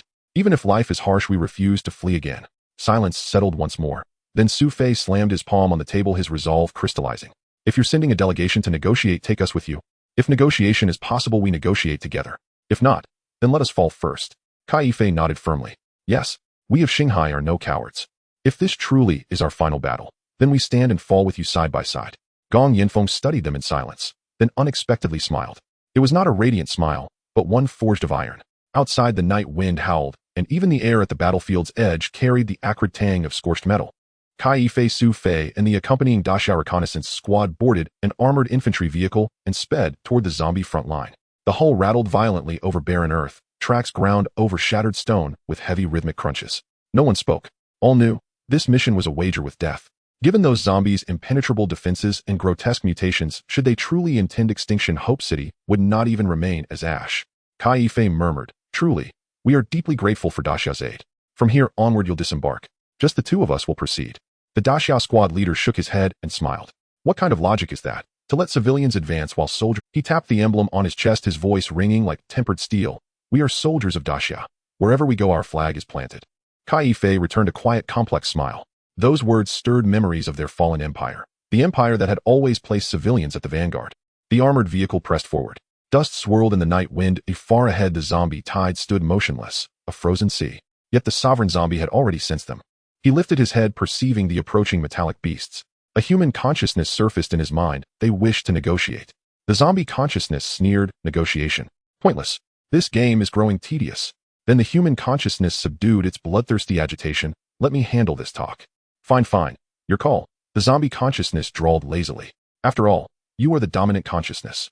With that, the sovereign zombie emitted a low, resonant growl. Hundreds of elite zombies behind him froze mid-motion, standing rigidly in formation across the wasteland, utterly still, utterly silent. The armored vehicle halted several hundred meters away. Through the observation window, Kai Yifei beheld the uncanny sight. Hundreds of zombies arrayed like disciplined troops, no snarling, no lunging. Only stillness and watchful, unblinking regard. They haven't attacked. Su Fei swallowed hard, startled. Then perhaps, we still have a chance. Kai Yifei drew a deep breath and swung open the hatch. Kai Yifei steadied his breath, his nerves taut. He and Su Fei stood shoulder to shoulder before the sovereign zombie, nearly 2 meters tall, his body gleaming with metallic luster. Those eyes glowing with eerie luminescence held unmistakable reason. Why have you come? Kai Yifei's voice was quiet, edged with wary defiance and suppressed fury. A faint curve tugged at the zombie's lips, as if smiling. His voice was dry yet calm. I have— The air turned to ice. Save us. Kai Yifei and Su Fei exchanged stunned glances, half convinced. A zombie saving humanity. Indeed, the sovereign zombie replied, disarmingly casual, yet radiating a disquieting certainty. Was it not I who slew that emperor? Ever since you've lived free from oppression. Those words slashed open old— Kai Yifei clenched his jaw, his chest heaving. Yes, the emperor is gone. But at what cost? He stepped forward, voice raw, trembling with rage. Back then, how many of us perished in the zombie tides? How many were twisted into monsters like you? The sovereign zombie remained silent for several seconds. Night wind swept across the wasteland, glinting dully off his chitinous exoskeleton. I do not deny it, he said quietly. I killed too many. That was my fault. He paused, his tone astonishingly serene. So this time, I've learned. This time I brought only a handful of elite kin. I do not seek annihilation. I seek only to slay the new emperor. I have come to liberate you. Su Fei frowned. Liberate? Do you truly believe killing rulers equals liberation? The sovereign zombie suddenly raised his voice. Not merely to convince them, but himself. You need no emperor enthroned above you. No god, who feeds on your flesh and blood. Without them you can survive and thrive. Those words struck Kai Yifei speechless. In that instant he forgot entirely he faced a zombie. This creature was arguing rationally. More rationally perhaps than many humans he had ever known. Hesitantly Kai Yifei asked, but the truth is, we have no emperor anymore. Silence fell, sudden, absolute. The sovereign zombie's luminous eyes flickered faintly. What? His voice— No emperor. You lie. Kai Yifei shook his head. No lie. After the emperor's death, the empire collapsed. Now we rebuild our home, stone by stone, from the ruins. The Hunliu Fusion Energy Center and the Xingzhou photolithography plant, both restored with Daxia's aid. Wait, The sovereign zombie's voice stiffened abruptly as if a system had momentarily frozen. The Hunglio Fusion Energy Center was restarted without an emperor's decree. Kai-Fei nodded. Yes. At that moment, the sovereign zombie's expression locked, frozen in disbelief. Without an emperor, how was it reactivated? For the first time, astonishment colored his voice. In his memory, it was an imperial miracle, monopolized by royalty, sustained only through mass enslavement and exploitation. Without imperial command, without millions forced into labor, the Hunglio Fusion Energy Center could never have been He gazed at these two ordinary humans, his voice dropping to a near whisper. You did this yourselves? Kai-Fei and Su Fei exchanged a look and slowly nodded. Yes, we did. With our own hands. The expression of the royal zombie suddenly changed. In that moment, a glint of cold golden light flashed in his pupils, like something had triggered a nerve. In the next second, boom.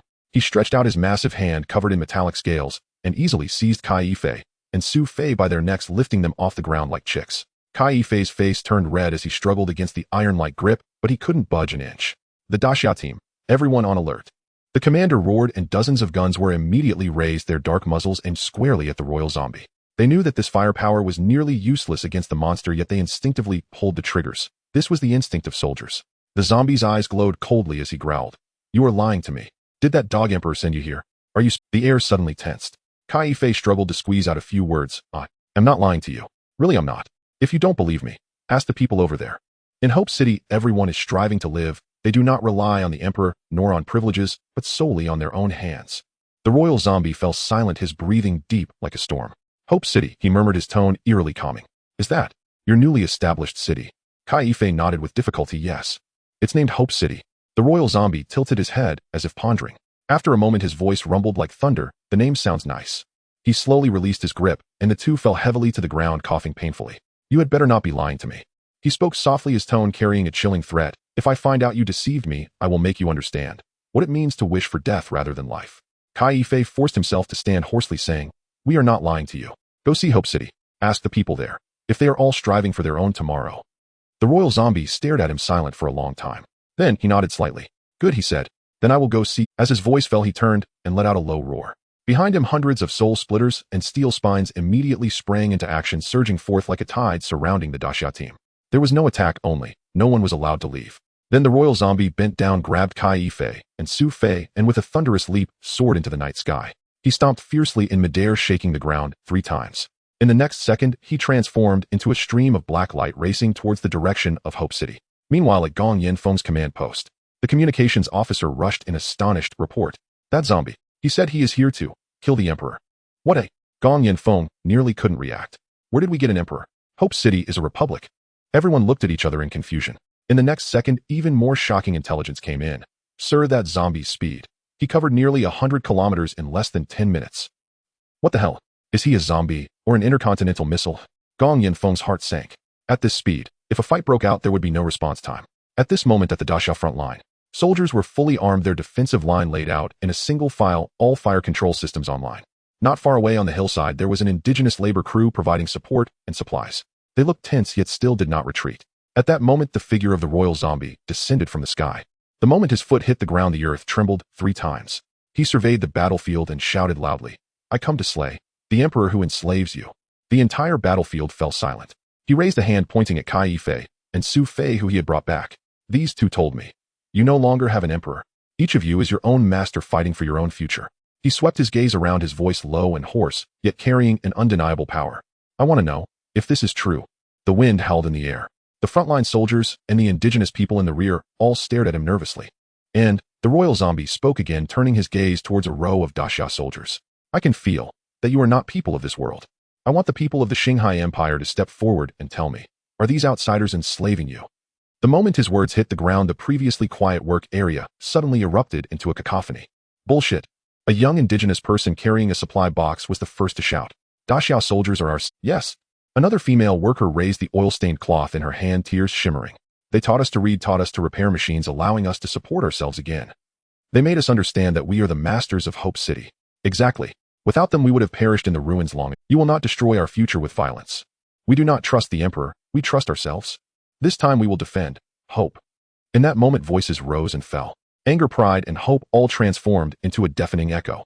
Their faces were illuminated by sunlight, an expression the royal zombie had never seen on any human face. Determination. He was stunned. Memories flashed through his mind. Ordinary people of the past empire, numb, fearful, and desperate. And now the eyes of these people sparkled. He slowly smiled. So that's how it is. He murmured, these Daxia people are truly impressive. In his mind, the zombie consciousness scoffed. Where's the impressiveness? I feel like they're just okay. I could wipe them out with a single sneeze. The human consciousness replied coolly as he looked at the neatly arranged Daxia soldiers. We used violence to kill the emperor back then. And they buried the emperor completely with belief. The zombie consciousness fell silent. This time it couldn't find a rebuttal. At the frontline position, the wind and sand rolled, and the air still carried the burnt smell of explosions. Gong Yinfeng arrived at the scene, followed by a translator and several accompanying officers. Seeing that scene, the royal zombie covered in metallic scales, yet standing calmly. He was completely stunned. I didn't expect. Gong Yinfeng squinted his tone complex. There's actually a good zombie in the midst of zombies who takes liberating the people as its mission. Beside him, Kai Yifei couldn't help but chuckle, pointing at Gong Yinfeng. He is the highest commander on this side of Daxia. The zombie, or rather the person, nodded slightly. His voice was low and hoarse, yet carried a solemnity that was hard to ignore. I have a name. He paused and slowly said, Xiaoxiuan. The air instantaneously fell silent. Although I have become like this, I still remember who I am. He lifted his head, his eyes flashing slightly.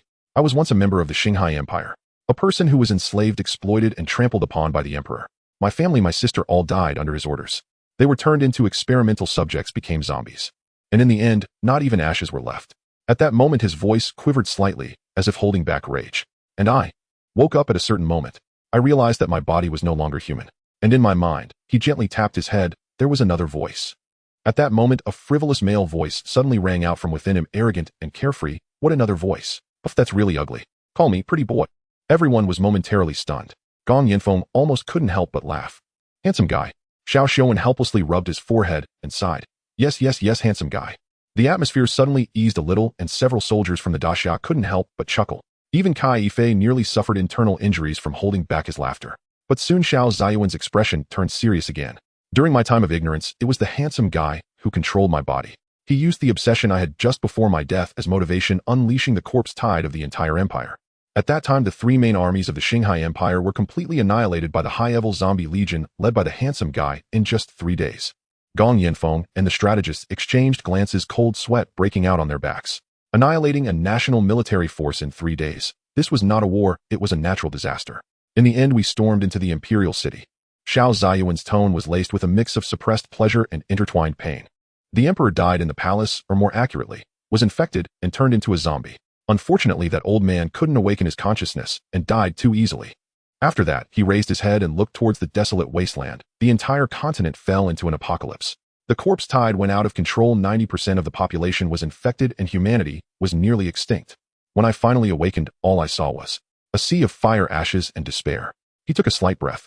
I advised the handsome guy to stop, though he reluctantly agreed. So we forced all the zombies back into the center of the continent to contain the spread. This was the last thing we could do, but the great mistake had already been made. He shook his head with a bitter smile. I won't claim that killing the emperor was an achievement, nor will I absolve myself of blame. I only want to do one thing. Ensure that this continent never has another emperor. As he said this, he slightly raised his head, looking at Gong Yinfeng and Kai Yifei, his gaze clear, yet with a hint of tremor in his voice. Today I felt the fluctuation of nuclear fusion energy reactivating. I thought another emperor had been born. He smirked, slightly, a hint of relief in his expression. It turns out it was you who awakened the people. You made them believe that they are the masters of their own fate. This is far greater than the violence I once wielded. He paused, turning to gaze at the horizon, chuckling softly. Thank you all. I must take my leave now. The wind brushed past his cloak, stirring up dust, and his immense figure gradually faded into the twilight. In the moment he departed, the handsome guy's voice lingered in the air. Hey, I'm off, I'm just too handsome. Goodbye, friends from another world. Gong Yinfeng stared blankly for a few seconds before finally breaking into a wry smile. This zombie has quite the personality. Kai Yifei looked at the receding figure and softly said, his name is Xiaoxiuan. Soon after, everything indeed unfolded as Xiaoxiuan had predicted. The more than 1,000 high-level zombies he led did not linger or look back. They simply, calmly turned and began to march toward the center of the Qinghai continent. That scene resembled the retreat of a tide. The massive horde of zombies stirred up dust in the wind, leaving only distant silhouettes that gradually faded away, disappearing at the edge of the yellow sand and twilight. Meanwhile, the surrounded Daxia team was also released. They could hardly believe they were still alive. On the way back to Hope City in their combat vehicle, everyone remained silent, afraid to break the silence that hovered between shock and daze. When the confirmation of the news was sent back to the Daxia Central Command in the main world, the entire combat command hall fell into a brief silence. Until someone murmured, there are zombies with the ideal of liberating humanity. This sounds like a joke. Another general chimed in, yet there was no laughter, but ironically, it is true. The zombie army he leads has almost ineffective firepower. Fortunately, he is not our enemy. Indeed, someone sighed softly. If he stood on the opposite side, that terrifying combat power would be something we couldn't resist at all. The command room fell into a brief silence. In the air, only the hum of machines and the flickering of the radar screen remained. After a moment, Yu Guodong slowly spoke, his voice deep and steady. It seems this world is far more complex than we imagined. He gazed at the mist-covered continent on the screen, his tone mixed with an indescribable shock and awe. The intelligence officer beside him nodded, offering a wry smile as he added, "Indeed, if it weren't for Chen Mo, we might never have dared to imagine that such creatures could exist in this world. A zombie fighting for the liberation of humanity. Sounds insane." Someone murmured, but Yu Guodong shook his head, yet it happens to be true. Meanwhile, Chen Mo also received the latest report from the zombie world. He sat by the long window of the lop, near base, holding a cup of freshly brewed tea. Outside the window, the morning light cast a golden ray on his profile. A zombie taking it upon itself to liberate humanity. He repeated softly, a slight smile playing on his lips. Interesting. Chen Mo leaned back in his chair, resting his chin on one hand, his gaze thoughtful. Tens of millions of tons of power. He murmured softly, his eyes resting on the intelligence document which detailed the statistics of the royal zombie. Its defense, speed, energy, intensity, all absurdly outrageous, like a bug. If this monster were to punch the portal, would it shatter it, or could it force its way through the portal? He paused, narrowing his eyes. The portal was his most crucial and mysterious trump card. By rights, nothing should be able to force its way through without his permission. But that was, hypothetically. Chen Mo rubbed his forehead, murmuring, "Maybe one day I should find a safe situation to give it a try. Just to test the limits of the portal." He envisioned several scenarios. The zombie's fists smashing down the portal, shattering into pieces. Or perhaps even more absurdly, the zombie forcing its way in, bang, appearing on this side of the main world. Chen Mo's lips twitched, smiling wryly. That scene is too beautiful. I dare not imagine it. However, he noted this down. Not out of curiosity, but out of caution. If one day I really encounter a powerful being in the tribulation transcendent stage. He gazed out the window, gently tapping the table. If one day a powerful being in the tribulation transcendent stage were to smash the portal with a palm or forcibly enter the portal and subsequently destroy the main world. He sighed heavily, half jokingly and half seriously, muttering, that would truly be directly game over. After all, a powerful being in the tribulation transcendent stage would be a force we could only face with our heads. One thought from them could wipe out the earth, right? The image truly gave Chen Mo a bit of a chill. The night over the lop near base was deep, with the wind whipping fine sand against the explosion-proof glass, and in the distance a low mechanical hum could be heard. Qin Xinyu had just finished her data report when she heard the intelligence officer chatting in the hallway about the zombie named Xiao Xiuwen, and couldn't help but walk into Chen Mo's office, her eyes shining with curiosity. "Chen Mo," she leaned closer and asked, "is that zombie named Xiao Xiuwen really that strong?" Chen Mo took a sip of tea and replied calmly, "Strong beyond reason. Could we ask him for help? For instance, through our portal, could we send him to deal with the insect disaster in the Great Xia? Doesn't he also want to liberate humanity? Wouldn't it be good to let him save that world?" Almost simultaneously, the central command of the Great Xia in the main world was also discussing this issue. In the War Council hall, the atmosphere was tense.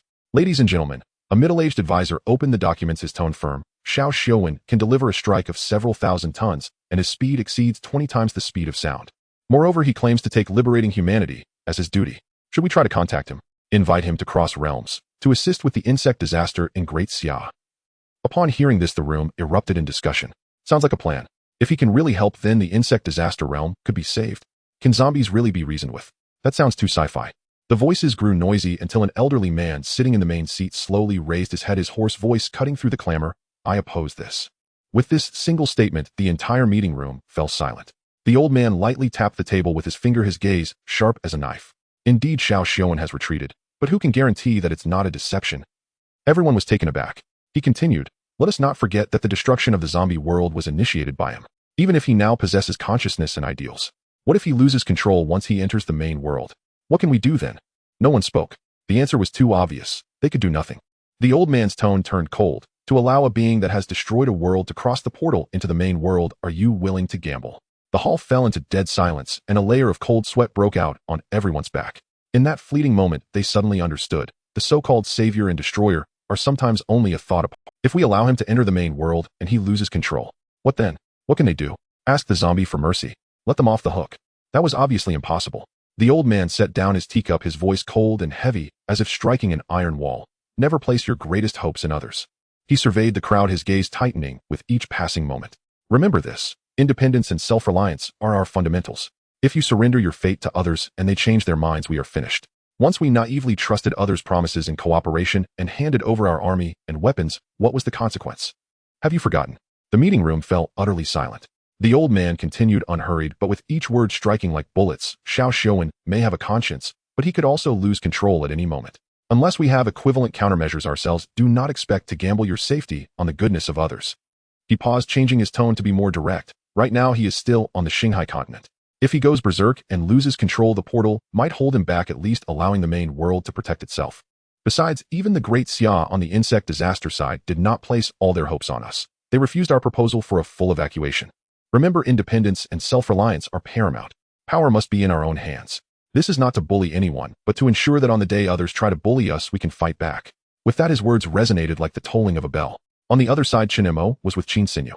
He raised his eyes, took a sip of tea, and said lightly, "We cannot blindly trust Xiao Ziyuan's words." Qin Sinyu tilted her head, curious and straightforward. "Why not? Doesn't he take it upon himself to liberate humanity?" Chen Mo set down his cup, his tone calm, yet powerful. Healthy cooperation is about complementing each other, not about charity. If only one side gives while the other can only pray that the other side is indeed civilized, that is called dependency, not cooperation. He leaned back in his chair, his eyes shining. Look at our relationship with the insect disaster world. Complementary. We exchange technology and materials. Both sides contribute manpower and resources. The success of the Luai's mecha was not a unilateral gift from either side, but a result of joint efforts, a win-win situation. In the future, even if one side suddenly changes its stance, the other will have countermeasures. Chen Mo continued, his voice carrying a lesson. Unequal cooperation is merely a transaction of power. Think about the age of exploration. How did the eagle sauce treat the natives? Plundering, slaughtering, occupying. Isn't that also a form of cooperation? Qin Sinyu shivered slightly at this point. Yes, they treated the indigenous people as expendable objects. Chen Mo said in a calm tone. Exactly, that is the simplest and most brutal form of cooperation. The strong binding the weak with their superiority. You think you are making a deal, but they are the ones harvesting. So don't be naive. We help the survivors of the Qinghai Empire because we have the capability, and more importantly, because we are the civilized side. However, this assistance is also based on the foundation that those being helped can also become self-reliant. He retracted his smile, his gaze sharp as a blade. In short, one thing. If you can bear it yourself, do it first. If you want to pull others onto the carriage, make sure there are guns on board. If you want to leverage external forces, first prepare your escape route and countermeasures. Never entrust your future to the goodwill of others, as that is also entrusting your lifeline to them. Chen Mo leaned back on the sofa, his tone calm, yet each word struck like a heavy hammer on an anvil. Now the ones going to the Qinghai Empire are us. We have chosen the civilized approach, to help them restore production, establish order, and become self-reliant. He looked out the window, the night casting a shadow over his slightly squinted eyes, rebuilding nuclear fusion power plants, restarting carbon-based chip production. This is the way we have chosen. He paused, pointing to the map on the table, his voice low, because we have chosen to be civilized people. Chen Mo softly asked, but what if? It was the eagle sauce that went. Chen Mo smiled slightly, but the smile did not reach his eyes. What do you think they would do? Qin Sinyu thought for a moment, her brow furrowing. They would probably first take control of all resources, treating the survivors as tools, right? Mining, transporting, working, and punishing those who do not comply. Then sending their own advisory group, their controlling factories, mines, and the military, and ultimately charging for even the air of the Qinghai continent. Chen Mo gently clapped his hands. Exactly. His voice suddenly turned colder like a sharp wind. That is the way of cooperation of the powerful. They do not bring civilization, only shackles. He leaned back again, lightly tapping the table with his fingertips, and the difference lies in whether there is counterforce. Think about it, Chen Mo said slowly. If the survivors of the Qinghai Empire had missiles capable of defeating their armies, had the power to destroy their outposts, would the eagle sauce still dare to be so arrogant? His tone turned cold, his gaze like a knife. The current Xiao Xiuan is like that being holding power. He can choose civilized cooperation or switch to another face at any moment. Chen Mo paused for a moment, adding softly, so, we must ensure that even if one day he wants to cooperate uncivilizedly, we must have the means to make him relearn civilization. Qin Sinyu felt a chill running down her spine, half in admiration, half in awe. Chen Mo merely took a sip of tea and gently said, civilization is not obtained through prayer. It is secured through strength. In the zombie world, eastern part of the Qinghai continent, Gong Yanfeng stood atop the high platform of Hope City, gazing down at the land that had come back to life. As the morning mist dissipated, the factory chimneys exhaled gentle white smoke, and the indigenous people moved like a tide through the streets. At this moment, he finally felt a sense of relief. Since the Xiao Xiuan incident concluded, the Daxia's aid plan had entered its final stage. From the initial clearing of zombies, restoring public order, sheltering the displaced, to rebuilding the order, to the current stage of production guidance and establishment of governance, the entire eastern part of the Qinghai continent had transformed from ruins back into a homeland. Meanwhile, in the main world, the Daxia Central, the results of the assessment meeting had arrived. Gong Yanfeng looked at the telegram, already sensing the outcome in his heart. 3 heavy mechanized battalions had completed their mission and were about to withdraw. The conclusion from the meeting was clear and rational. Xiao Xiuwen has suppressed 90% of the zombies in the central part of the continent. The situation is stable, and continuing large-scale military presence is of little significance. In other words, the expedition into the zombie world was temporarily coming to an end. Daxia did not intend to be an option. Hope City had already formed its own embryonic government, and Kai Yifei, Su Fei, and others had officially become the administrators of this new world. They began to establish local councils, build their own armed forces, and set up a security system. The core symbol of Hope City, the reignited stable fusion energy center, as well as the restored Xingzhou core lithography factory, were officially handed over to the indigenous people of Shanghai. The Daxia research team left a small portion behind, serving only as expert advisory groups and technical training teams to continue providing guidance, and some research equipment and resources could be retained as initial investment for collaboration. The main forces largely withdrew to the main world to continue supporting new plans. Gong Yanfeng stood in the wind, watching the rows of battle vehicles about to set off, feeling a mix of emotions.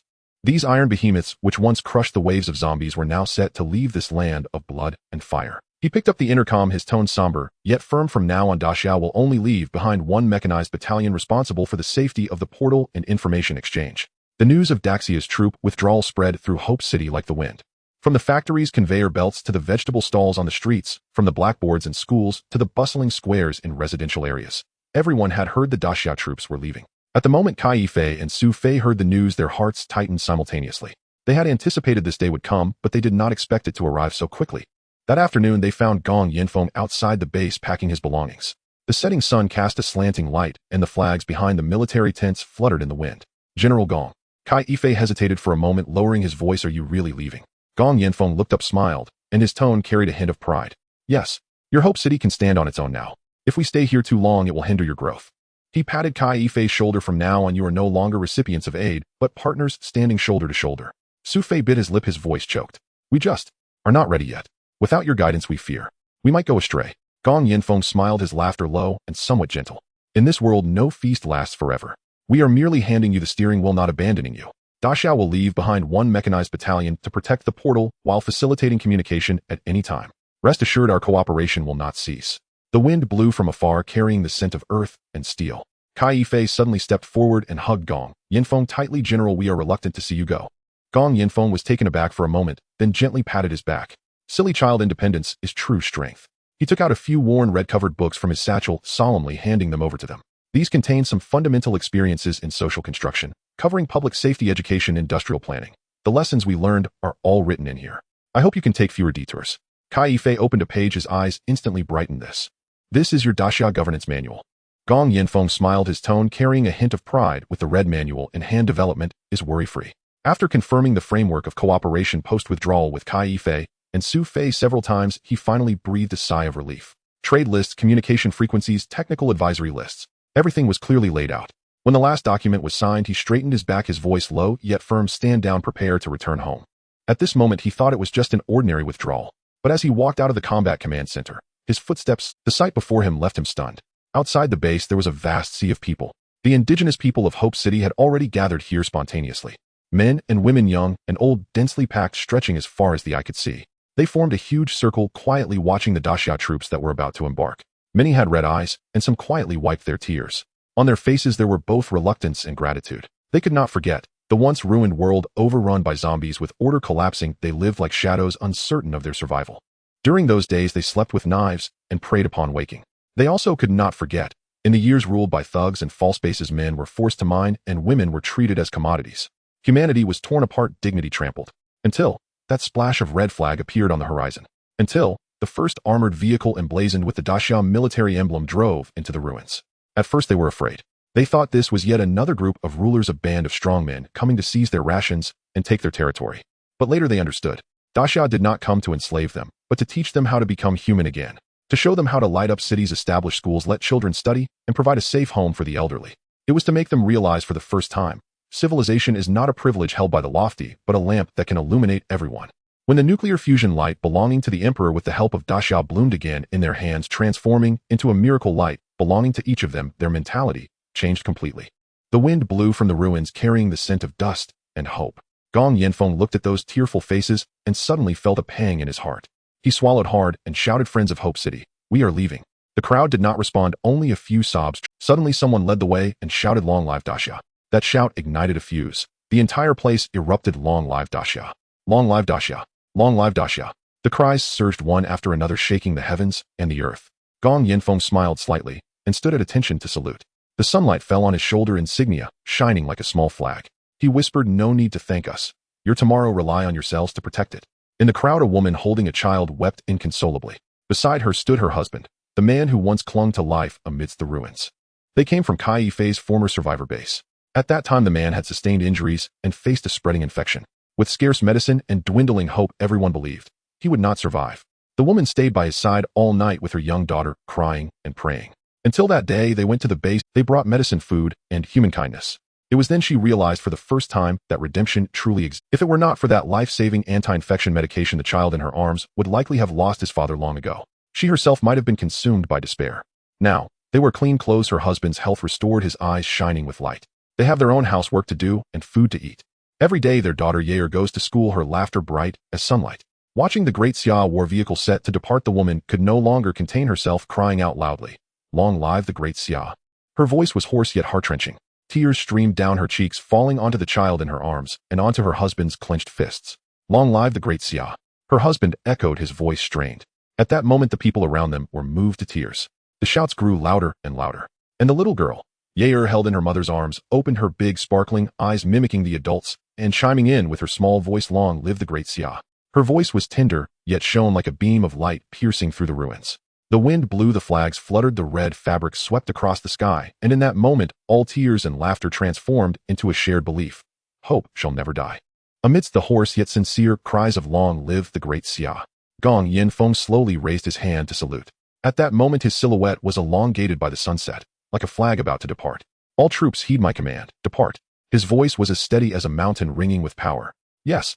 Boom. The war vehicles of the Qingqiu Brigade, Zhulong Brigade, and Lishan Brigade roared to life, iron clashing and dust soaring. The wind of Hope City was stirred up, sweeping across the faces of the crowd, taking away reluctant tears and heralding a new journey. At the Luobubo base, the portal flickered with light, the waves of space rippling like water. When the last heavy-duty war vehicle crossed the threshold and landed steadily, the entire base fell silent for 3 seconds. Then the commander of the Western War Zone, Wan Yuxiang, stepped forward, clad in military attire and with a stern expression. He suddenly raised his hand and loudly ordered, "Salute to the heroes. Salute." The sound was thunderous. The officers and soldiers of the entire base stood at attention, their arms tracing a precise arc, saluting the unit returning from another world. At that moment, even the wind held its breath. Wan Yuxiang's voice was slightly hoarse, "Welcome home, comrades." Gong Yinfeng and the soldiers behind him returned the salute, tears glistening in everyone's eyes. Chen Mo was also present, standing at the front of the crowd, silently watching those warriors returning from another realm. Each pair of eyes bearing the baptism of battle, yet still shining with the light of belief. A few minutes later, the commendation order from the Great Xia Central Command was officially announced. Gong Yinfeng, along with the Qingqiu Brigade, Zhulong Brigade, and Lishan Brigade, successfully restored order and stabilized the situation during the interdimensional aid operation in the Star Sea world, providing crucial support for the precious resources of the Great Xia and the cultural legacy of the Star Sea civilization. Thus, the award is given. All members are honored with first-class merit. Awarded, the Dawn of Light Medal, and a cash bonus of 100,000 yuan each as encouragement. Once the order was read, thunderous applause erupted. The Dawn of Light Medal, a symbol of the restart of interdimensional civilization and a special honor from the Great Xia, was officially awarded at that moment. A young soldier carefully opened the metal box, the silver disc of the metal reflecting blinding light at the center, a star on the verge of dawn. He held his breath, his fingers lightly tracing the star pattern, his heart stirred. Beside him, a comrade unfolded the certificate, the golden embossed letters shining brightly, awarded for participation in the interdimensional aid operation in the Star Sea world, for rescue, reconstruction, and the passing of civilization. Rebuilding. Civilization. The soldier finished quietly, his throat thick with emotion. Then the broadcast erupted with a string of words like spring thunder. Qingqiu Brigade, Zhulong Brigade, Lishan Brigade, all officers and soldiers, in recognition of your outstanding contributions during the interdimensional aid operation, a special approval. 10 days of leave. Go home and rest well. These few short sentences warmed everyone's hearts. They were not made of iron. They had aging parents, wives they missed, and children they had never met. They crossed dimensions, rebuilt civilization, and fought bravely. Now they could finally go home. 10 days off. Is it really a holiday? Not standby duty. No, it's real. Ha ha ha, I'm going home. The base erupted with joy. Some were so excited they laughed loudly, some silently teared up, while others quietly pulled out their military phones, repeatedly gazing at the family photo. The broadcast continued with the Central Command's supplementary explanation: you are the heroes of interdimensional rescue, but first you are sons, husbands, and fathers. The nation will remember your merits, and you will be allowed to embrace your little families again. Simple words, yet they were both bittersweet and heartwarming. Gong Yinfeng smiled as he took off his military cap, softly saying, "Comrades, let's go home." Yes. Countless eyes brimmed with tears, yet their military posture remained straight. After several hours, the troop transport vehicles slowly departed from the Luobubo base, carrying soldiers covered in dust and glory embarking on their journey home. Some returned to the northeast to see the snow, some went back to Jiangnan to see the rice fields, others returned to the seaside longing to hear the long-lost sound of the waves. Of course, there was one final reminder before departure regarding the interdimensional rescue operation. It is a state secret. Disclosure of mission details to family members and the public is strictly prohibited. As the military vehicles came to a stop in the night and familiar doors appeared before their eyes, these great Xia warriors returning from another world finally set foot on their own land. As the door swung open, it was the wife who rushed into his arms, choking back tears, saying, "You finally come back." It was his elderly father, eyes reddened, yet trying to be strong, saying, "Why have you lost so much weight? Haven't you been eating enough?" There was even a child who barely remembered his father's appearance, blinking curiously and asking, "Mom, who is this uncle?" At that moment, everyone laughed, tears shimmering in their eyes. They all obeyed the orders. No one mentioned the other world, no one spoke of battles. Just a simple statement: the country sent us to carry out a special mission. What mission? The family asked. They smiled. It's a secret. Their smiles were calm, their tones steady, yet only they knew that behind it lay the stars, flames, and blood of another world. As night deepened, the dining tables in every household steamed with warmth. Some eagerly lifted their bowls and chopsticks, eating ravenously, while others were simply satisfied just watching their families. Cups clinked, laughter echoed. A few, however, had drunk too much. A flushed warrior, his gaze hazy with intoxication, cradled his 3-year-old son in his arms, smiling, yet his voice trembled with quiet emotion. "Son, your father." He paused, then extended his calloused, roughened hands, scarred by years of rifle butts, and gently ruffled the child's hair. His voice quavered yet brimmed with unshakable pride. "Your father is a great hero." The boy tilted his head upward, eyes dark and bright, blinking twice before asking, innocent and earnest, "Did Daddy fight monsters?" The warrior burst into laughter, his drunken mirth lent his words a buoyant, dreamlike lilt. "Of course I did. Your father, I hunt only the biggest monsters. One punch, one down." The child cocked his head again, wide-eyed and guileless. "So, is Daddy a superhero now?" The warrior's eyes lit up instantly, and he replied without hesitation, "Absolutely a superhero. Can even fly." No sooner had the words left his lips than his wife rolled her eyes in exasperated affection, though her lips betrayed an irrepressible upward curve. All right. You're soaring again. Hey, this isn't boasting." He grinned foolishly, gesturing extravagantly with his hands. "Even superheroes come home for dinner, don't they?" She shook her head, smiling, and handed him chopsticks and bowl. "Fine, superhero time to eat." Laughter rippled through the room. The boy giggled uncontrollably, clapping his tiny hands and chanting, "Superhero Daddy. Superhero Daddy." Outside, a gentle night breeze stirred the curtains. Within, warm lamplight bathed the room, and the rich aroma of home-cooked food filled the air. In that moment, there was no battlefield, no orders, no command. Only a soldier returning home, and a child who truly believed his father was a superhero. The Lop Nur Command Center in the primary world. The conference room blazed with intense light, its very atmosphere thick with icy martial austerity. Senior officials from the Daxia Central Authority, General Wan Yuxiang of the Western Theater Command, Lieutenant General Gong Yinfeng, and Special Consultant Chen Mo sat in solemn silence around the reinforced alloy conference table. After a brief weighty silence, a senior Daxia Central Authority official broke the stillness. "Comrade Gong Yinfeng, the Qingxiu Zhuolong and Lesan brigades under your command executed an outstanding cross-dimensional relief mission in the Shanghai world. Following thorough deliberation by the Central Authority, these 3 brigades shall be reorganized into the new Heavy Assault Group Army, the Shenxiao Group Army, with you appointed as its commanding general." As the words settled, applause erupted across the chamber. "Furthermore, in recognition of your exceptional performance during the cross-dimensional operation, the Central Authority has approved your promotion to the rank of general." Gong Yinfeng rose sharply, snapped off a crisp salute, and declared with ironclad resolve, "To serve Daxia, to brave fire and water, is my sacred duty." Thunderous applause followed, shaking the very walls of the conference hall. The senior official continued, "The Luai's Mecha Special Task Force has now been formally established, comprising 500 elite operators. 200 of them will be placed directly under the Shenxiao Group Army, reporting to you personally.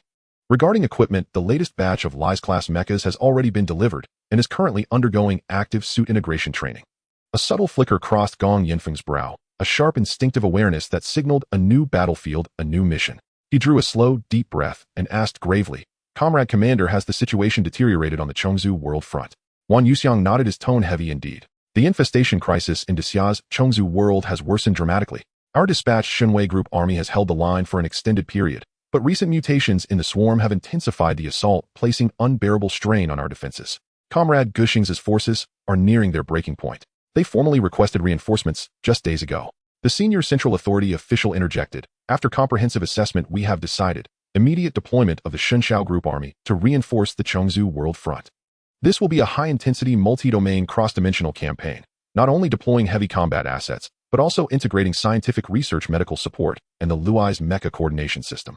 Your mission assists Daxia's forces in the Chengzu world to repel the Chengzu infestation. Gong Yinfeng's gaze sharpened. Suddenly he stood transformed, as if clad once more in battle armor.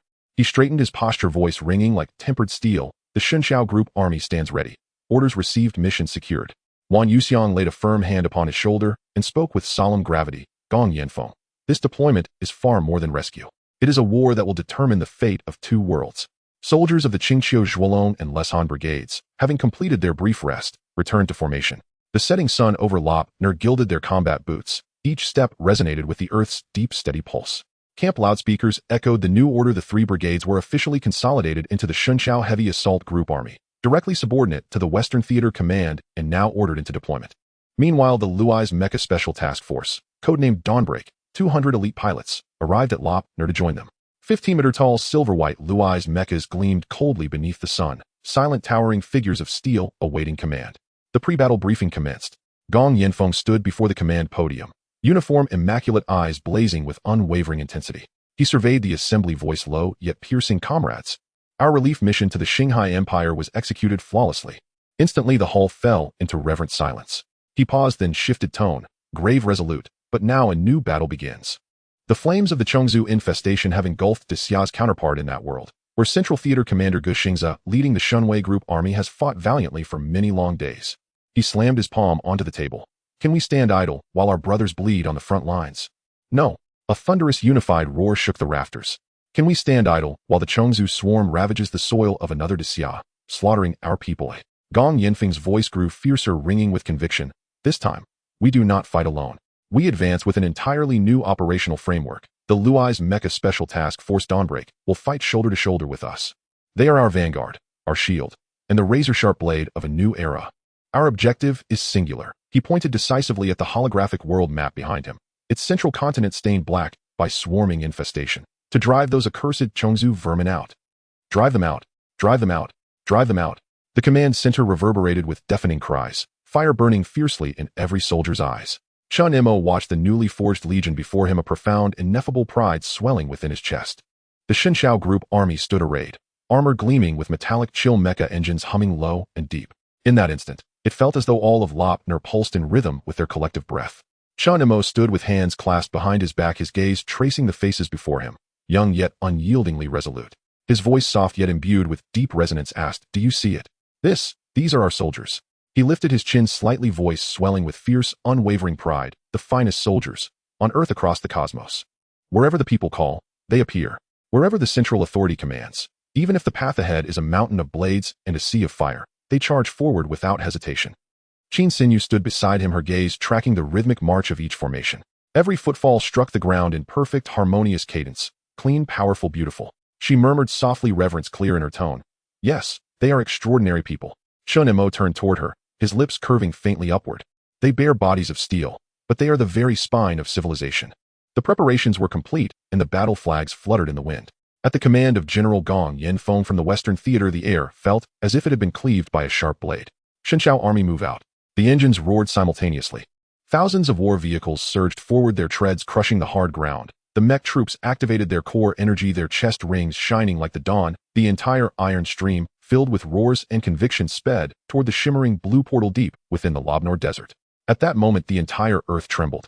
Drones in the sky captured this breathtaking scene. Dust and sand swirled, and the torrent of steel surged like waves. Red battle flags danced wildly in the wind, the golden letters on the flags shining with the light of conviction. For humanity, for the great Xia, for civilization. Beneath the Lobnor portal, the mysterious energy lake began to boil, the blue light curtain rippling like water, devouring the first batch of heavy infantry entering. At this moment, on a nearby observation platform, Western Theater Commander Wan Yuxiang stood side by side with Yu Guodong, the director of the Great Xia Security Bureau. They silently watched as the war vehicles vanished into the portal, their faces reflecting both pride and heaviness. Wan Yuxiang spoke softly, "They're going not only to fight, but also to usher in a new era. Yu Guodong nodded. They are the warriors of Great Xia. They are the sparks that will bridge worlds. Chen Mo looked at the soldiers heading to the Zerg world and silently wished in his heart, may they all return safely. As Gong Yanfeng and the others crossed through the portal, the entire space seemed to be engulfed by a distortion of light. The next moment, Zerg World Base No. 001. The heavy air mixed with the burning scent of metal, and the ground trembled with a cacophony of vibrations, distant explosions, and the roar of mechs. The command hall of the base was filled with alarm sounds, red warning lights flickering anxiously on the walls. At this time, the highest commander of this world, Xia Haraway, had long lost the calm he had when bidding farewell to Chen Mo. His expression was serious, a hint of fatigue in his eyes, yet still sharp as a blade. Report. A guard rushed in, his tone filled with barely suppressed excitement. Commander Xia. From another world, they have sent us a military force along with a special operations team of 200 Riai's mechs. What? Xia Haraway suddenly stood, nearly spilling the tea in his hand. Moments later, he revealed a long-lost smile. Wonderful. This is truly a timely aid. Without a moment's hesitation, he hurried to the portal reception area. When Gong Yanfeng led the Xinxiao army out of the light curtain, Xia Haraway quickly stepped forward and grasped his hand tightly. You arrived, just in time. His voice trembled slightly, filled with excitement and a sense of relief from surviving a disaster. Gong Yanfeng's expression became solemn, no need for polite words. What is the current situation with the Zerg? Where should we strike first? Xia Haraway activated the base's holographic projection. Several red lines were flashing on the map, representing 3 main defensive lines. Thanks to the support of the Xinwei army, led by Commander Guxingza that you sent previously, along with a massive amount of Riai's mech components, we managed to stabilize the situation. Here's the current situation. He pointed to the map and introduced each defensive line. The southwest line is defended by the Xinwei army, achieving good results. The southeast line is defended by the Tianqiong army, taking on the main defensive tasks. The northwest key area is guarded by the Dipulse army. Along with several hundred Riai's mech special forces maneuvering between the 3 lines for support, we have finally stabilized the defense. Gong Yanfeng frowned deeply. So the current problem is that the Zerg have changed their tactics. Exactly. Xia Haraway sighed, pointing to a writhing sea of Zerg in the imagery. Just when we were preparing to send a small team of Riai's mechs to penetrate the Zerg swarm and scout their nests, the swarm changed first. Initially, there were only low-tier Zerg measuring half a meter to 2 meters, but now mid-tier Zerg measuring 3 to 5 meters have started to appear. Worse still, his tone grew heavy. The hardness of these creatures' shells is 3 times that of before. Light weapons are basically ineffective. Even the 155mm howitzer's multiple volleys only have a certain effect. Gong Yanfeng tightened his brow even more than it seems. We must rely on mechs for close combat and decapitation. Exactly. Xia Haraway nodded. Riai's mechs can cope, but the efficiency is too low. Our number of mechs is still too few, while the Zerg swarm is too numerous. I will send you all the new data collected on the Zerg species. He turned and instructed the technical officer. Immediately send the Zerg data battle loss reports and nest distribution maps to the Xinxiao army. Gong Yanfeng looked at the flickering satellite images and said solemnly, understood. Next, let us take over this battle. Let's see just how strong the Zerg can truly be. Xia Haraway's expression hardened, pointing to the projected map, his tone somber. Originally, the northeastern defensive line was not the Zerg's main attack direction. The troops we deployed there were mostly non-core forces relying on terrain and artillery arrays to maintain a stable defense.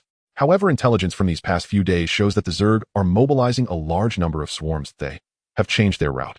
Target northeastern defensive line. Gong Yanfeng's gaze turned cold. Understood. You want me to lead the Xinxiao army to assist in defending the northeastern line? Exactly. Xia Haraway nodded. The Xinwei army is engaged in a bitter battle in the southwest. You will take over the northeast and stabilize the situation. As long as the defense line does not collapse, we will have a chance to counterattack. Yes. Gong Yanfeng replied promptly and decisively. Just as he was about to turn to issue orders, a burst of enthusiastic cheers suddenly came from the research area. We succeeded. We succeeded. The voices shook the entire command hall. Xia Haraway and Gong Yanfeng exchanged glances and almost simultaneously stepped forward, hurrying toward the research department. As soon as they pushed the door open, they saw the research department bustling with activity. The instruments on the experimental table were still buzzing, and several researchers wore expressions of uncontainable excitement. Xia Haraway asked curiously, what happened? What succeeded? Before him stood the chief scientist of the Zerg world, Wan Ziwan, excitedly holding a sci-fi-styled silver-glinting rifle, his eyes shining with an almost fanatic light. We succeeded. Our electromagnetic rifle. Electromagnetic rifle. Gong Yanfeng raised an eyebrow. I remember that there were also prototype samples being developed in the main world, but the performance didn't have significant breakthroughs. What's different about yours this time? Another researcher from the main world, Su Yin, smiled as he took over the conversation, patting the energy chamber of the rifle, his tone filled with pride. General Gong, this is not the kind of half-finished toy used for target testing before. He said this while inserting the energy module into the rifle, and with a soft click, the entire weapon lit up with a ghostly blue energy pulse. This generation will let the Zerg know what true technological civilization is. Xia Haorui leaned closer with interest. Go into detail, tell me more.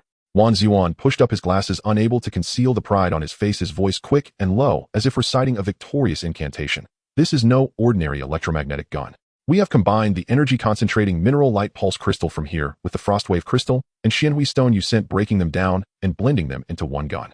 We have redesigned the barrel coils and energy guide rails, maximizing both launch efficiency and durability from a physical standpoint. Su Yin chimed in, smiling with a hint of pride. I used to think the prototypes we had were formidable enough, but I found that the energy density of the light pulse crystal is completely on another level, not comparable to our conventional lithium batteries. With its help, the launch power and endurance of our electromagnetic cannon have skyrocketed. He pointed to a freshly produced silver bullet on the table. Moreover, we've changed the bullet to a core made of star titanium alloy with the outer layer treated with Xianhui stone capable of withstanding high temperatures and radiation. When you fire it, even the shell won't tremble. Wan Ziyuan's eyes brightened as he put down the gun, his speech becoming more rapid. Do you remember our previous toy electromagnetic rifle? The initial velocity of its bullets was only twice the speed of sound, barely comparable to a standard gun. Now, can you guess how much we have increased the speed? Gong Yanfeng and Xia Haorui leaned closer, like two curious children staring at a magician's tricks. The atmosphere felt akin to watching fireworks, tense yet expectant. Gong Yanfeng boldly asked, how much? Wan Ziyuan squinted, speaking slowly and deliberately, as if announcing the ultimate weapon, 30 times the speed of sound. The venue fell silent in an instant. Then Wan Ziyuan seemed to pull back the curtain. At launch, the energy focusing rate is close to 100 times the original penetration power, capable of tearing through 3 meters of armor plate, far exceeding the penetration of a single round from a 155mm howitzer. Su Yin followed up, smiling with a hint of pride. General, don't think of it as just the low-speed bullets from before. Previously, we used gunpowder rounds with limited kinetic energy. Shooting at bugs was like using a slingshot to throw stones. If the target had even a little thick biological armor, it wouldn't penetrate. Now this thing is like turning bullets into high-energy syringes. Piercing through is effortless, directly penetrating the bug's body, as if slicing through cream. Gong Yanfeng's eyes lit up completely. Good. Give me 2,000 rounds first, he said, his tone commanding yet childishly excited. Su Yin grinned at his words, shaking his head, as if to say he underestimated their production capacity. 2,000 rounds. General, you are being too conservative. We plan to send the demand back to the main world, aiming for mass production of 100,000 rounds in the first month, then rapidly scaling up to 300,000 rounds, striving to replace all conventional firearms in the army in the shortest time possible. Gong Yanfeng listened, his fists slightly clenched, as if grasping a keyword that could change the pace of the battlefield. Xia Haorui patted the shoulders of the two, his expression serious. Well done. All right, the theory is over. It's time for practical training. Wan Ziyuan and Su Yin exchanged glances, both eyes shining with childlike satisfaction. Let's go to the testing ground and show you the real deal. Su Yin waved his hand, his voice igniting a fuse in the whole place. The testing ground was just outside the base. The sky was blue with dust swirling. The targets were arranged like a makeshift hill. There were shiny 10mm steel plates, thick 1,000mm steel blocks, and 2 grotesque bug bodies, low tier, and that terrifying mid-tier corpse. The atmosphere suddenly fell silent. Everyone held their breath. This wasn't a trick for show. This was strength laid bare under the sun. First up was the conventional gunpowder rifle. Gong Yanfeng personally took the shot, wanting to see clearly. Let's start with the regular group, and see if we can still rely on old skills, he said with a smile, his voice tinged with self-deprecation and a hint of anticipation. Bang! The bullet flew out, the sound of wind slicing through it like a knife. It hit the low-tier insect. Bang! A hole opened in the bug shell, flesh and innards sprayed out, a splash of blood. It was passable. Low-tier barely effective. Switching to the mid-tier insect. Bang! The bullet hit like it struck forged steel. No damage. No damage. Someone next to them gasped in low astonishment. Next, let's try against the steel plate and block. The anti-material sniper rifle took the stage. The caliber and sound of the sniper rifle were rougher than the conventional guns. Click. With a sound, the steel plate was penetrated, fragments scattering. But that 1,000mm steel block and the mid-tier insect couldn't penetrate at all. It bounced back like glass. The conclusion was direct. Conventional gunpowder rifles. They can still do some dirty work harvesting low-tier insects. Mid-tier insects. They are as tough as iron walls. To truly kill them, standard firearms are insufficient. Only anti-material sniper rifles can handle thin steel plates, thick armor. Still not enough. The scene fell quiet for 2 seconds, then someone softly said, well, then let's see your real deal. Wan Ziyuan and Su Yin exchanged glances. In their eyes, anticipation, excitement, and a hint of disdain were written. The test wasn't over, the climax was just beginning. Next, it was time for the main character to appear, the electromagnetic rifle. At that moment, even the wind fell silent. Gong Yanfeng stepped forward, taking the silver-gray gun, the coils glimmering with blue light under the sunlight, like they were gathering momentum. Let's begin. He pulled the trigger. Z. A faint energy shriek sounded lighter than thunder yet piercing. In the next second the air was torn apart, the star titanium alloy bullet transformed into a blue-white beam instantly streaking across the shooting range. Boom. The 1,000 millimeters thick steel block was directly penetrated. Not a dent, not a crack, but a perfectly round through hole. Steel fragments flew, a heatwave rolled, and the nearby testers instinctively took half a step back.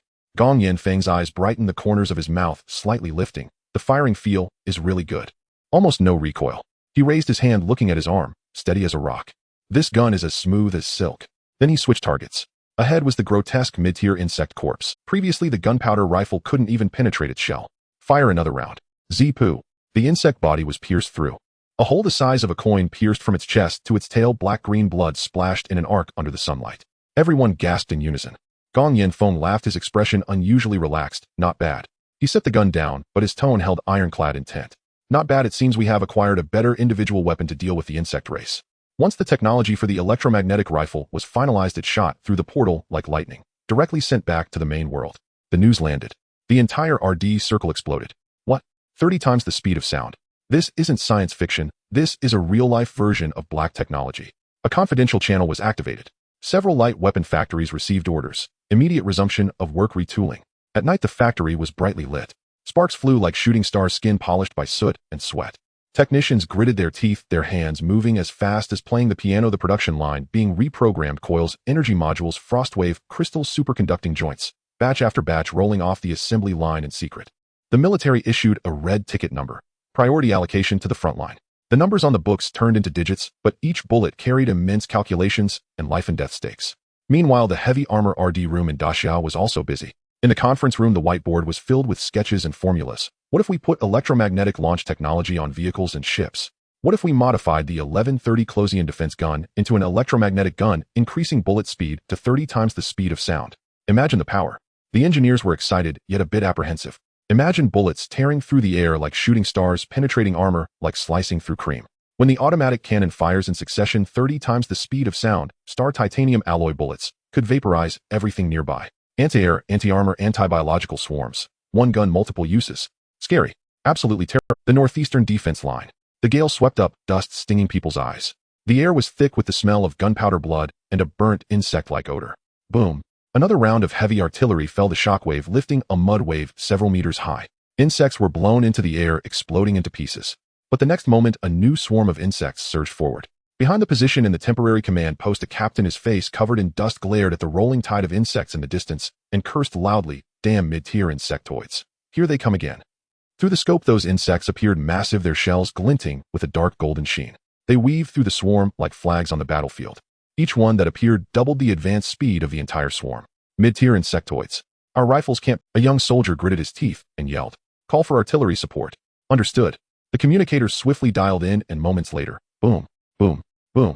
Dozens of 155mm howitzers roared to life, flashes of fire lighting up the night as the ground trembled. The distant swarm was engulfed in flames, metallic fragments of shells flying high into the air. However, before the smoke could clear, another swarm of insects surged forward.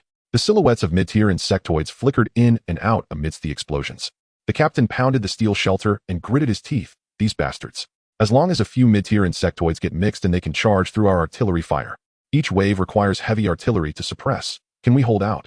The lieutenant beside him frowned. At this rate, the ammunition will be exhausted too quickly. The stock in the heavy artillery depot has already dropped below 30%. If this continues for a few more days, we will have to fight with our fists. The captain let out a bitter laugh, looking at the endless tide of insects, his voice dropping. Damn it. We're nearly at our limit. In another defensive area, the situation was showing signs of losing control. Under the night sky, the swarm rolled like a black tsunami, shaking the ground and causing hearts to race. Illuminating flares sliced through the night sky, a flash of white light, as dozens of 3-meturtle mid-tier insectoids charged forward, their shells reflecting metallic cold light. Report. Mid-tier insectoid clusters detected at Defense Line 3, more than one wave. Defense Line 5 also detected mid-tier insectoids. The numbers are still increasing. Almost simultaneously, all 3 positions were in a state of emergency. Inside the cockpit of the Luai's mecha, alarms blared incessantly. The repeated warnings of warning armor damage 30, energy shield overload, struck like hammers on their heart. Damn it, these insects. Will they never stop? The driver cursed until his voice was hoarse. Sweat dripped down his visor, stinging his eyes. Don't just stand there. The insectoids are about to breach the defense line. The captain shouted angrily, stepping on the pedal as the thrusters on the back of the Luai's mecha roared to life, blue flames shooting out in a tail. 5 mechas leaped out from behind the shelter like 5 burning meteors crashing directly into the swarm. Go! The star titanium alloy giant axe fell, spraying insect blood everywhere. One mecha lifted its leg, kicking a low-tier insectoid away, then turned and blasted another mid-tier insectoid back with its energy cannon. But there were too many insects. As the front was just cleared, more surged from behind. In a matter of minutes, over a dozen mid-tier insectoids were slain, but more enormous monsters were emerging from the darkness, the sound of their shells scraping, sending chills down spines. Watch your energy. Don't get caught up in fights. Cover the left flank. The left flank is about to be breached. Concentrate fire. Don't let them near the position. The heavy machine guns roared in the night, artillery lighting up the sky like daylight. Yet the shadows of the swarm grew denser. The defense line was being gradually consumed. The northeastern defense line was nearly swallowed by the swarm. Ammunition was running low, communications were in chaos, and the voices of soldiers were filled with despair. The gun muzzles glowed red, machine guns smoked, and the defense line looked like scorched tin, about to collapse. At that moment, a deep and resolute voice suddenly came through the communication channel. All units, hold on. The Daxia Xinxiao army is here to reinforce. In just a few short words, it was like a beam of light cleaving through the despairing night. The next second, a low-frequency rumble echoed from the sky. The soldiers looked up, seeing one after another Luai's mechas propelled by constant ejections rushing to the battlefield. 200 mechas. The moment the mechas landed, the earth trembled, dust lifted into the air by the shockwave several meters high. The thrusters on the backs of the Luai's mechas lit up with blue flames, shoulder-mounted weapon compartments opened, energy rails flashing with cold light. Luai's mecha squad began clearing. Boom. High-energy laser cannons and kinetic magnetic railguns roared simultaneously. The swings of the star titanium alloy giant axe were relentless. The swarm was instantly torn open. The ground several hundred meters away turned into a honeycomb. The low-tier insectoids, which had crazily approached, fell in droves like wheat swaying under a scythe. The mid-tier insectoids were also rapidly surrounded and killed. The frontline soldiers were stunned for a few seconds, then erupted in thunderous cheers. It's reinforcements. It's the Daxia Xinxiao army from another world. After the Luai's mechas stabilized on the ground, transport planes delivered the second wave of troops. Rows of soldiers equipped with brand new electromagnetic rifles quickly entered the position. They loaded their weapons while running the light pulse energy chambers glowing with blue and white pulses. Target, mid-tier insectoids. Zing. Electric arcs flickered, bullets streaking through the night sky. Each shot was accompanied by the sound of air being instantly torn apart. The 30 times the speed of sound projectiles pierced through the swarm, creating straight, vacuum tunnels. One by one, mid-tier insectoids were pierced before they could even scream. Their bodies turned into a honeycomb. Hit 3 targets. Confirmed kill. Continue advancing. Witnessing this scene, the previously exhausted defenders were all filled with rage. Damn, this firepower is insane. What kind of guns are they using? Can I request one? A soldier from the Xinxiao army laughed as he patted the electromagnetic rifle. Don't worry, soon each of you will have one. Videos of the new electromagnetic rifles in battle quickly spread throughout all the Daxia troops. In the insect, those scenes, blue and white electric arcs flashing, mid-tier species being turned into honeycombs, and soldiers accurately firing with zero recoil, made all the commanders in the battle zones feel invigorated. That night, Xia Heroes office terminal was almost flooded with application reports. The Tianqiong army requests 500 electromagnetic rifles. The Dilu army requests priority for frontline combat units. The Shunwei army urgently reports our defense line is in high-intensity combat. We urgently need new weapon support. Application reports piled up like snowdrifts on his desk. Just as the secretary walked out, she returned with another stack. Xia Haraway rubbed his forehead, unable to help, but let out a bitter laugh. This fire is spreading too fast. Wan Ziyuan spread his hands beside him. Who told that thing to be so enticing? Just think about it. 30 times the speed of sound, zero recoil, capable of piercing through insects, capable of continuous fire. If it were me, I would want it too. The other side is already working overtime to produce them, and we are also modifying the production line here. But even if both sides work at full capacity, we won't be able to supply the entire army's rearmament in a short time. Then let's rotate the supply. Su Yan laughed while typing in a notebook. Let the frontline soldiers be the first to get the best. Xia Haraway nodded and decisively ordered, relay my command. Prioritize the distribution of electromagnetic rifles to the Xinxiao army, Xinwei army, Tianqiong army, and Dilu army. The other armies will rotate their rearmament in batches. Yes. In the world afflicted by the insect plague, the great Xia has finally welcomed another moment of respite. The emergence of mid-tier insectoids had once threatened to topple the entire defense line. During that time, battle reports cascaded down like an avalanche. One after another, the red emergency seals piled high on the operations table. It seemed as if the entire world was sinking under the engulfing tide of insects. But ever since the electromagnetic rifles were deployed to the front lines, everything changed. A blue and white arc of electricity flashed, tearing the air apart in an instant. Insect shells exploded under the high-energy shock, and the scent of burnt flesh mingled with the dust pervading the battlefield. Swarming insectoids charged forth while swathes of them fell. With every electromagnetic shot, it was like a thunderclap. The soldiers laughed, saying once this gun fires, the insectoids will start questioning their existence. Despite the insectoids continuing to evolve, the great Xia in the world of the insect plague was also catching up at an astonishing pace. With the razor mechs and electromagnetic rifles, humanity's technology erupted like a second dawn of civilization, spurred by the pressures of war. Though they still lacked the capacity to completely eradicate the insectoids, at least, now they could ensure their own survival. They could stabilize their ranks, defend their cities, and allow their children to sleep soundly in the rear. The front line fought desperately against the tide of insects, while the rear was also relentless in its construction efforts. Resources remained scarce. After the insectoids rampaged, vast farmlands were destroyed, leaving the wilderness as a no man's land. Food production areas were nearly rendered useless. Were it not for the emergency aid from the main world, they would be unable to maintain even the basic assurance of 2 to 3 meals a day. In the heart of the great Xia, within the world of the insect plague, the night was deep and warning lights flickered in the sky, illuminating a massive construction site on the wasteland as bright as day. This was the heart of the great Xia in this world, also the construction site of a nuclear fusion power plant. Tens of thousands of researchers and engineers were tirelessly working day and night. Sparks flew like falling stars, mechanical arms whirred in a cacophony, and steam and dust mingled in the air, creating a hazy glow. At the very center, a reactor chamber as large as a mountain was encased in layers of steel walls and energy barriers. Its entire body was silvery white, resembling a slumbering giant beast. The core of the stellar furnace, composed of Xianhui stone and frostwave crystal, housed translucent crystals with faint blue light flowing slowly within, akin to an unlit artificial sun. The source of this technology came from the nuclear fusion reaction system brought by Chen Mo from the main world. The moment the data reached the world of the insect plague, chief scientist Wan Ziyuan stood up excitedly, exclaiming, "Hurry! The sooner we complete it, the sooner we can break free from passivity." Thus, the great Xia's scientific forces in the world of the insect plague formally joined hands with those of the main world. Scientists, engineers, and materials experts from the two civilizations worked tirelessly to compress the construction timeline, working day and night, jokingly calling it using one day as if it were 3. Finally, after countless days and nights of overlap and sweat, the shell of the stellar furnace was completed. At that moment, everyone held their breath. That moment was the moment for ignition. Meanwhile, in the adjacent giant white factory, the lights were bright and figures moved about. That was another miracle of the great Xia in the world of the insect plague. The crystallization of technology from the main world, a synthetic starch factory. At this moment, it stood shoulder to shoulder with the nuclear fusion power plant next door, one representing energy independence and the other symbolizing food freedom. The two buildings, like the dual hearts of human civilization, quietly pulsed with the heartbeat of hope on the desolate waste. Everyone understood that as long as these two factories ignited, the great Xia in the world of the insect plague would no longer rely on food aid from the main world, enabling them to be self-sufficient and survive. The moment the news reached the command center, Xia Haraway abruptly slammed the table, his face brimming with uncontainable joy and excitement. Good. Finally, this day has come. He immediately instructed the communication officer to contact the main world and sent a message to Chen Mo. "This is your great contribution. Would you like to personally come and see the ignition ceremony?" Minutes later, Chen Mo's reply came back, calm, yet resolute. "I just did a small part. The real credit belongs to all the researchers and builders. They are the ones who reignited hope."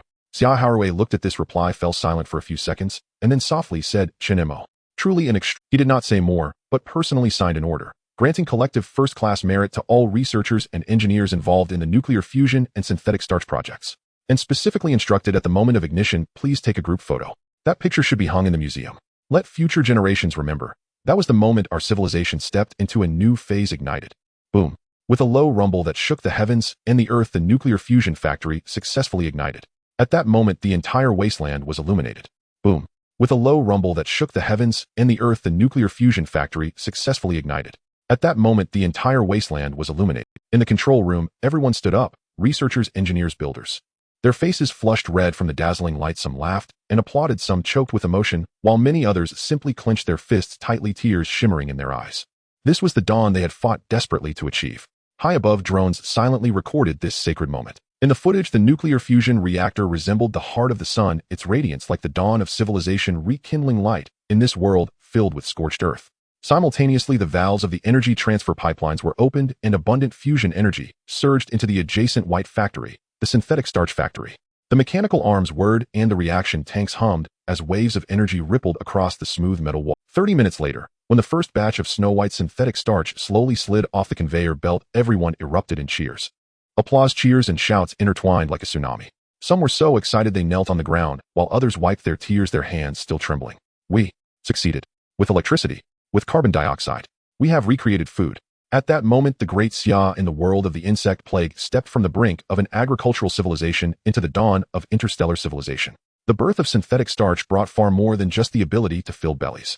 It was a revolution in basic raw, from sugar production, papermaking, and textile industries to adhesives, medicine, and cosmetics. Even the fuel industry relied on starch. This white powder could not only save lives, but also reboot the entire industrial system. As the first batch of snow-white synthetic starch was sent into the food processing workshop, the researchers held their breath watching the machines operate. Soon, steaming starch bread, starch cookies, and starch beverages rolled off the production line. The aroma spread through the empty factory, mingling with a hint of metallic scent, yet it brought tears to the eyes. Xia Haruei, the highest commander of the Great Xia, personally arrived on site, picked up a still steaming piece of bread, and took a bite. Haha, delicious. He laughed like a child. The texture is quite good, just like potato starch, cornstarch, wheat starch. It's really no different. The people around him were momentarily taken aback and then erupted into cheers. At that moment, they laughed, cried, and applauded. This piece of bread was not just food, but the taste of civilization's revival. Hours later, orders were sent from headquarters to fully promote the synthetic starch program in the Great Xia of the world of the insect plague. The sounds of machines in the workshop roared once again as bags of snow-white powder were packaged, sealed, and loaded. In the main realm of the Great Xia, the night was gentle and quiet. Chen Mo was organizing his bag with reports spread out on the table, densely filled with data and signatures. He wore a focused expression tinged with a hint of melancholy. Qin Xinyu walked and said nothing and directly helped him fold his uniform and pack his tools. Her gaze fell on the report as she softly said, I see in the report that the Great Xia in the insect disaster world has also successfully ignited nuclear fusion. They are even more radical than us. They have directly stepped into the era of synthetic starch using electricity and carbon dioxide to produce food, replacing agriculture. She paused for a moment, looking at Chen Mo. Haven't you really thought about going to see it? After all, that nuclear fusion system was deciphered by you taking us from the imperial ruins of the zombie world. Chen Mo smiled lightly, his calm expression revealing a touch of warmth. I am just a door opener. His casual tone strangely reassured those around him. Without Captain Jing Zhe and his special operations team protecting us, without Su Yin, Ku Yinxiu, and the others studying desperately, I would have been fed to zombies long ago. What's the point of research? In the end, this is all a miracle of the team, not mine. He paused, then turned his head and smiled. Besides, I am about to enter the third world.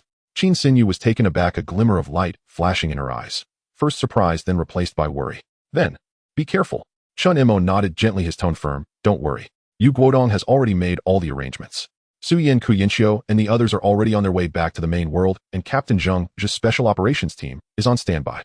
Their equipment this time is different. Chen Mo raised the corner of his mouth with a hint of pride in his tone. The latest electromagnetic rifles, compact version of the Reiser mech, although only 3 meters tall, are equipped with electromagnetic cannons, with the firepower of a single unit being equivalent to that of a 1130 Closian weapon, and its armor-piercing capability is even more terrifying. Even several meters of steel can be shattered. He closed his bag, giving it a pat. Rest assured, Qin Xinyu. This time we are not just exploring the unknown. We are also here to forge a new future. In the lop, nor the night sky was deep, and the wind whispered. Chen Mo carried his bag and stepped into the newly opened underground square of the lop, nor base. This is the hub connecting the various realms. The 2 adjacent underground squares are connected to 2 other worlds through teleportation portals. Nearby, the Zheng's special operations team was already fully equipped.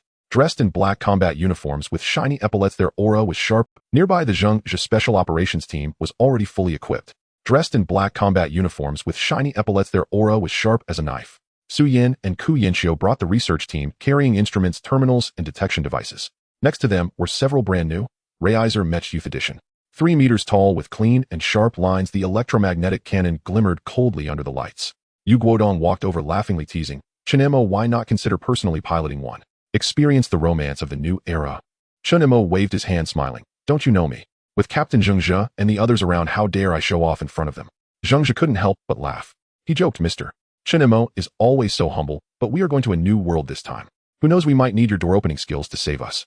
Laughter erupted among the crowd, the atmosphere warm amidst the tension. Yu Guodong's expression suddenly turned serious. Are we almost there? Is the duration of the crossing still uncontrollable like last time? Chen Mo nodded yes. However, the recent teleportation portals have become larger. I suspect they are also evolving. We haven't figured out the principle yet. Su Yin sighed beside him.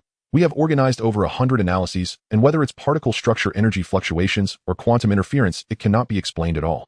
It's like, he raised his head looking at the flickering light curtain, like primitive humans looking at a 7th-generation machine, not even knowing the direction, and it might be even more exaggerated. Chen Mo pondered, perhaps. But I have a feeling. As we traverse more worlds one day, we will uncover the secrets behind the teleportation portals.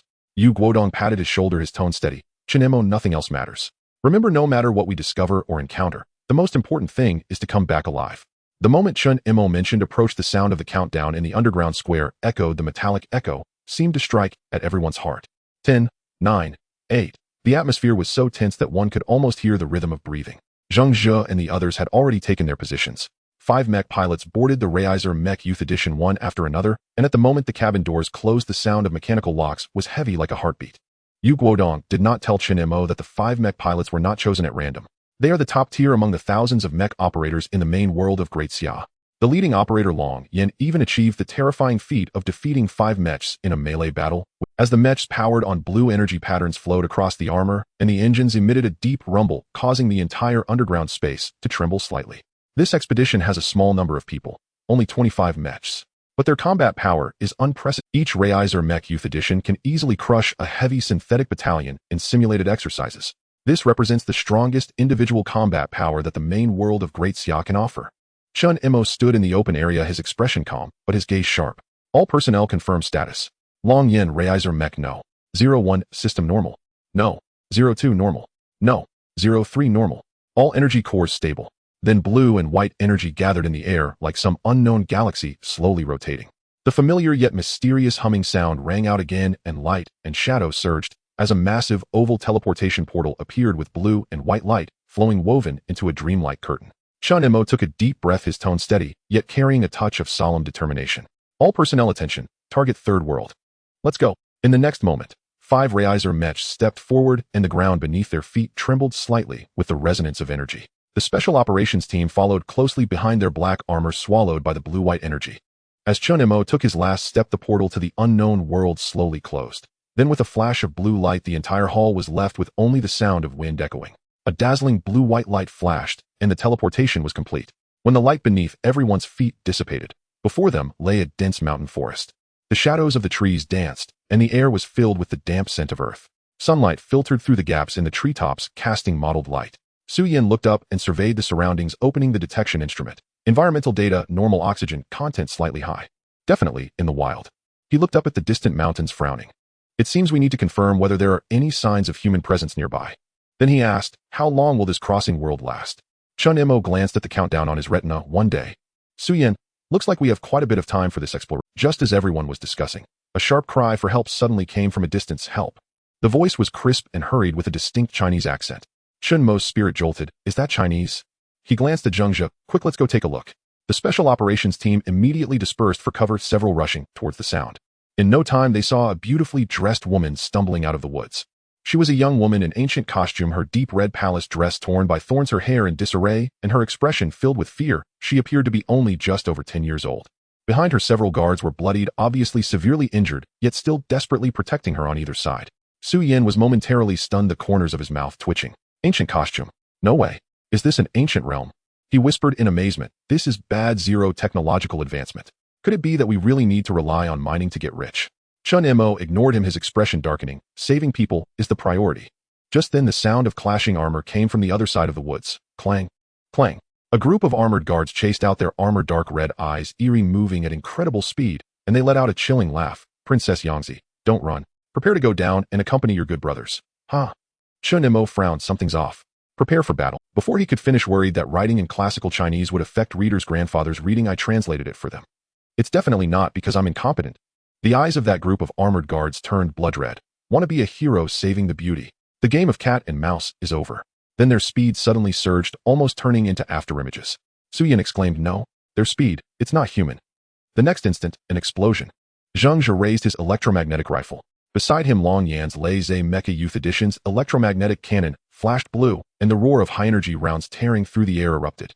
A sizzling volley. Several armored guards at the forefront were instantly riddled like sieves. They did not even cry out, collapsing to the ground in perfect unison. Chen Mo blinked in surprise. Brothers, your hands are too quick, aren't they? Oi. Zheng Zhe retracted the cannon and calm as ever murmured, sorry, professional habit. Hostility confirmed, neutralized. Su Yin laughed and shrugged. I wanted to study them a little longer. Gone already. The others exchanged glances, each wearing a strangely unsettled expression. Clearly the ancient world they had stumbled into was far from ordinary. The forest breeze carried the metallic tang. On the ground lay bodies shredded by mecha high-energy rounds. The stench of char and rust mingled into a nausea. Yet the remaining armored guards, their eyes still burned a fierce crimson. Even with arms broken and bones pulverized, they writhed, crawling and lunging toward them. Su Yan frowned. Strange, charging to certain death. Are they mad, or are they being controlled? Zhang Zhe, expressionless, raised his hand and fired several precise shots. Bang, bang. Arcs of electricity danced from the rounds as limbs were utterly pulverized. The guards finally ceased moving, yet still stared with blood-red eyes, issuing low hissing sounds. No threat detected, Zhang Zhe said in a low voice. Chen Mo nodded and signaled the medics forward. Under his protection, they approached the girl who had been pursued. She was an exceptionally lovely girl, whose noble features betrayed by wide alarm. Her embroidered robe was torn by branches, the sleeve stained with blood. Chen Mo whispered, Princess Yangzi, are you a daughter of Qin Shi Huang? The woman froze eyes wary as she scanned these strangers in strange attire. Who are you? Why wear such monstrous armor? And that wondrous iron tube, pointed at an enemy, and the enemy is pierced. Chen Mo smiled faintly. Who we are can wait. Your attendant looks badly wounded. The attendant, drenched in blood, stubbornly half-kneeling, whispered, Your Highness, be careful. And then collapsed. Brother Duan. Princess Yang Zi flung herself forward, tears falling like rain. It is my fault that you are harmed. Chen Mo stepped close and soothed her. Do not worry, we are not villains. If we were villains, would we be so courteous? The medical specialist crouched at once and began emergency treatment. His scanner flashed, and he froze. These people's physical constitutions are not normal. In what way? Su Yan leaned over. Their muscle density and bone strength are more than 10 times ours. Even in unconsciousness, their cellular activity was astonishing. This was not the physiological structure of ordinary. Su Yan looked at the guards whose limbs had been broken, yet who had not died, frowning. It seems it is not only the pursuers. These people's physiques are all abnormal. He produced a scanner and swept it over a corpse. Strange readings flickered across the screen. Indeed, they contained some unknown energy, something like Ki-blood, yet like an energetic field response. He murmured, this physical strength, it is like the warriors of legend. Could it be? We have crossed into a high. Sunlight poured through gaps in the trees, bringing mottled light to the forest floor. The air still clung to the scent of smoke and blood. Princess Yangzi watched Chen Mo and his companions. Their iron suits gleamed coldly, and the attendants who had been near death were now receiving skilled bandaging and care. At that moment, her taut expression softened a fraction. Chen Mo crouched and handed her a bottle of clean water. Drink a little. She hesitated a beat, accepted it, and drank a sip, still guarded. Speak, who are you? Why wear such strange armor? I have never seen soldiers like you in Daqin. Chen Mo and Su Yan exchanged a look. In unison, a single thought flickered. Daqin. The realization struck Chen Mo they had indeed entered the world of Daqin, though it differed from recorded history. He offered a small smile, his tone calm yet threaded with a hint of mystery. We are from another world. Princess Yangzi froze, shock flashing across her features. Another world? Are you immortals? But father said this realm contains no immortals. Chen Mo shook his head. Not immortals. People from another time and space. We come from a parallel world. The princess' brows knitted. She did not fully comprehend, but strained to understand. Chen Mo put it more simply. Think of it as coming from a distant later age. She was stunned for a few seconds, then nodded, her expression complicated. Chen Mo asked, why are they trying to kill you? Princess Yangzi fell silent, then spoke in a low voice tinged with suppressed fury. Since father unified Jiuzhou using the Long Mai to steady mountains and rivers, forging the Great Wall with Xiantai, and shielding humanity with the Shanhezhen, too, the Mountainansia races have long plotted to break the arrays and cast the Central Plains back into chaos. Not long ago, there was unrest along Jiuzhou's borders. The Mountainansia races besieged the Great Wall. Father dispatched Wang Jianming Tian and my elder brother Fusu to defend the northern frontier. Her hand clenched until her fingertips trembled. But that was a ruse to draw our forces away. Zhao Gao, that cursed eunuch, colluded with Li Si and Su Fu, returned from overseas and secretly set up an alien formation, drawing demonic qi into Xianying Palace. Su Yan frowned.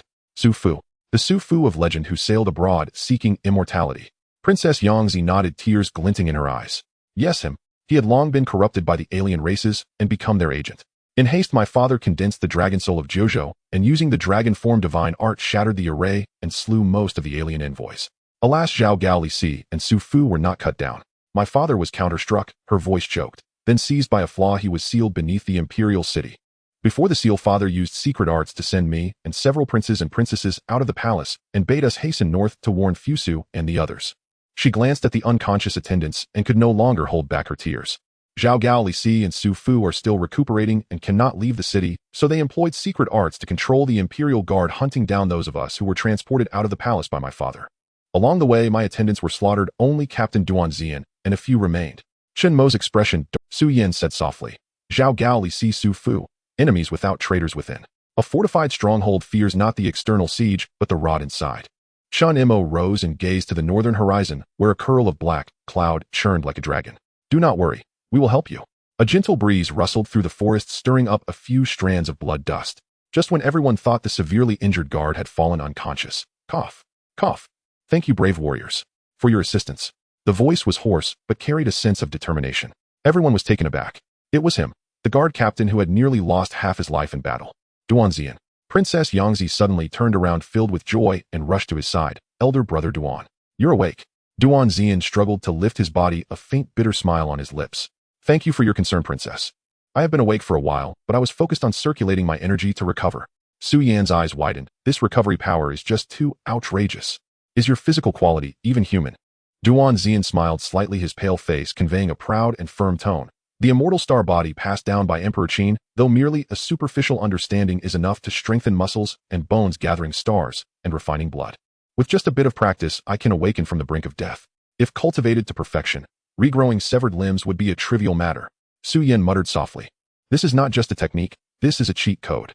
Chen Mo raised an eyebrow, his expression turning serious. It seems that the system of this world truly is extraordinary.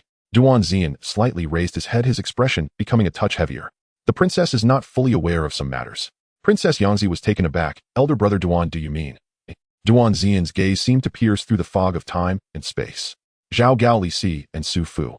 The reason they have not left Xianyang is not to heal their wounds. Chen Mo frowned, his tone somber. Then what are they doing? Is there a bigger conspiracy? Exactly. Duanxian slowly exhaled a breath of turbid air. Xianyang is the core of the Great Mountain River Formation. Those three are attempting to reverse the formation. Reverse. Chen Mo's face instantly grew serious. What would be the consequences? Duanxian's voice was as heavy as thunder. If the mountain river formation is reversed, the aura of the 9 provinces will collapse, the power of the dragon vein will backlash, the Great Wall will self-destruct, and the realm will be shattered. At that time, the otherworldly tribes will unimpededly step into the central plains. Humanity will return to the chaotic era of the 5 hegemons and 7 heroes, or even worse. He raised his head, his gaze flashing with burning anger. At that time, the otherworldly tribes did not anticipate that humanity would become so powerful after unifying the 9 provinces. If the 9 provinces were to split again, they would trample over the mountains and rivers, enslaving humanity, leaving humanity with no chance of rising again. Su Yan gritted his teeth. So this time they are playing a deadly game. Duanxian bitterly smiled, letting out a long sigh. Exactly. Zhao Gao Li Si and Su Fu are in Xianyang colluding with the otherworldly tribes. First, they pretended to launch an attack outside the Great Wall. In reality, they secretly set up the otherworldly formation that burns the blood souls of millions as bait. Collaborating with Zhao Gao Li Si and Su Fu in Xianyang, taking advantage of the emptiness of the royal city, they allowed the power of the otherworldly tribes to invade the imperial capital. If not for His Majesty shaking the heavens with the dragon soul and breaking the formation with the dragon-shaped divine technique, the 9 provinces would long have turned into purgatory. The wind in the forest gradually ceased, leaving only a few sporadic birdsong. The air was thick with the scent of blood and scorched earth. Chen Mo turned to look at Duanxian, his tone steady yet urgent. What should we do now? Should we head straight to Xianyang to rescue the sealed Emperor Qin? Or should we move north to find Prince Fusu? Or should we gather reinforcements elsewhere first? Duanxian bitterly smiled and shook his head. Brave warriors, although your strength is astonishing, I fear that Zhao Gao Li Si and Su Fu are no longer ordinary beings. They have been tainted by the aura of otherworldly tribes bearing demonic patterns, and their strength is far greater than before. Furthermore, they are beginning to merge with the mountain river formation and with the remaining otherworldly tribes in Xianyang. Even with your capabilities, it would be difficult to confront them. Unless we can find the reclusive god of death, Bai Qi. Princess Yangzi urgently replied. Are we to do nothing? Just watch them destroy the 9 provinces. Duanxian sighed, his voice hoarse. It's not that we won't save him, but rather, if we are to save him, there must first be someone who can communicate with the dragon soul power of Xianyang and break the seal of the otherworldly tribes, and also help the Emperor Qin break free from the seal. Princess Yangzi replied, I am also the daughter of Emperor Qin, can I do it? Duanxian, not wanting to discourage her, said, Prince Fusu is quite special. In reality, it is because Fusu possesses 90% of the Emperor's combat power that he can communicate with the dragon soul of Xianyang, breaking the seal's power. He looked up towards the north, his gaze resolute. To rescue the sealed Emperor Qin, we can only rely on Prince Fusu. Chen Mo spoke solemnly. Then let's go find Fusu. But hey, race the problem, Duanxian sighed. The northern border is 5,000 miles from here. If we cannot return to Xianyang before the formation is reversed, all will be too late. If there were a black dragon steed, it would still be hopeful. But in this desolate mountain wilderness, where am I to find a powerful mount that can travel 5,000 miles a day? Su Yan chuckled beside him with a meaningful look. traveling 5,000 miles a day. There is indeed one, but it might not be very comfortable to ride. Duan Zian was taken aback. What? Su Yin turned his head and raised an eyebrow at Chen Mo. Chen Mo. Su Yin pointed to an empty space in the forest behind them. Those few thundergemets in the youth version stood quietly, like sleeping steel beasts, the sunlight reflecting off their armor, giving off a cold silver glint. These are the special edition. Su Yin patted the mech's thigh armor. They can switch to flight mode with a maximum speed of 2,500 kilometers. Within 2 hours we can cover 5,000 kilometers. In an instant the expressions of Duan Zian and Princess Yangzi resembled that of ancient people witnessing the fall of heavenly fire for the first time in shock. What kind of divine weapon is this? Duan Zian murmured. Can it traverse the sky? Can it cross 5,000 miles? This thing surpasses all the war chariots and divine beasts of the empire. Chen Mo replied calmly, as if discussing the weather. With it we don't need a dragon. Princess Yangzi was stunned. You are really not immortals. The 5 thundergemets roared to life. Bang. The air was instantly torn apart as the mech switched to flight mode. Blue and white arcs of electricity leaping within the cabin like flowing lightning. Before Princess Yangzi and Duan Zian could recover from their shock, the entire forest was swept up by a fierce wind. Take off, Zheng Zhe commanded.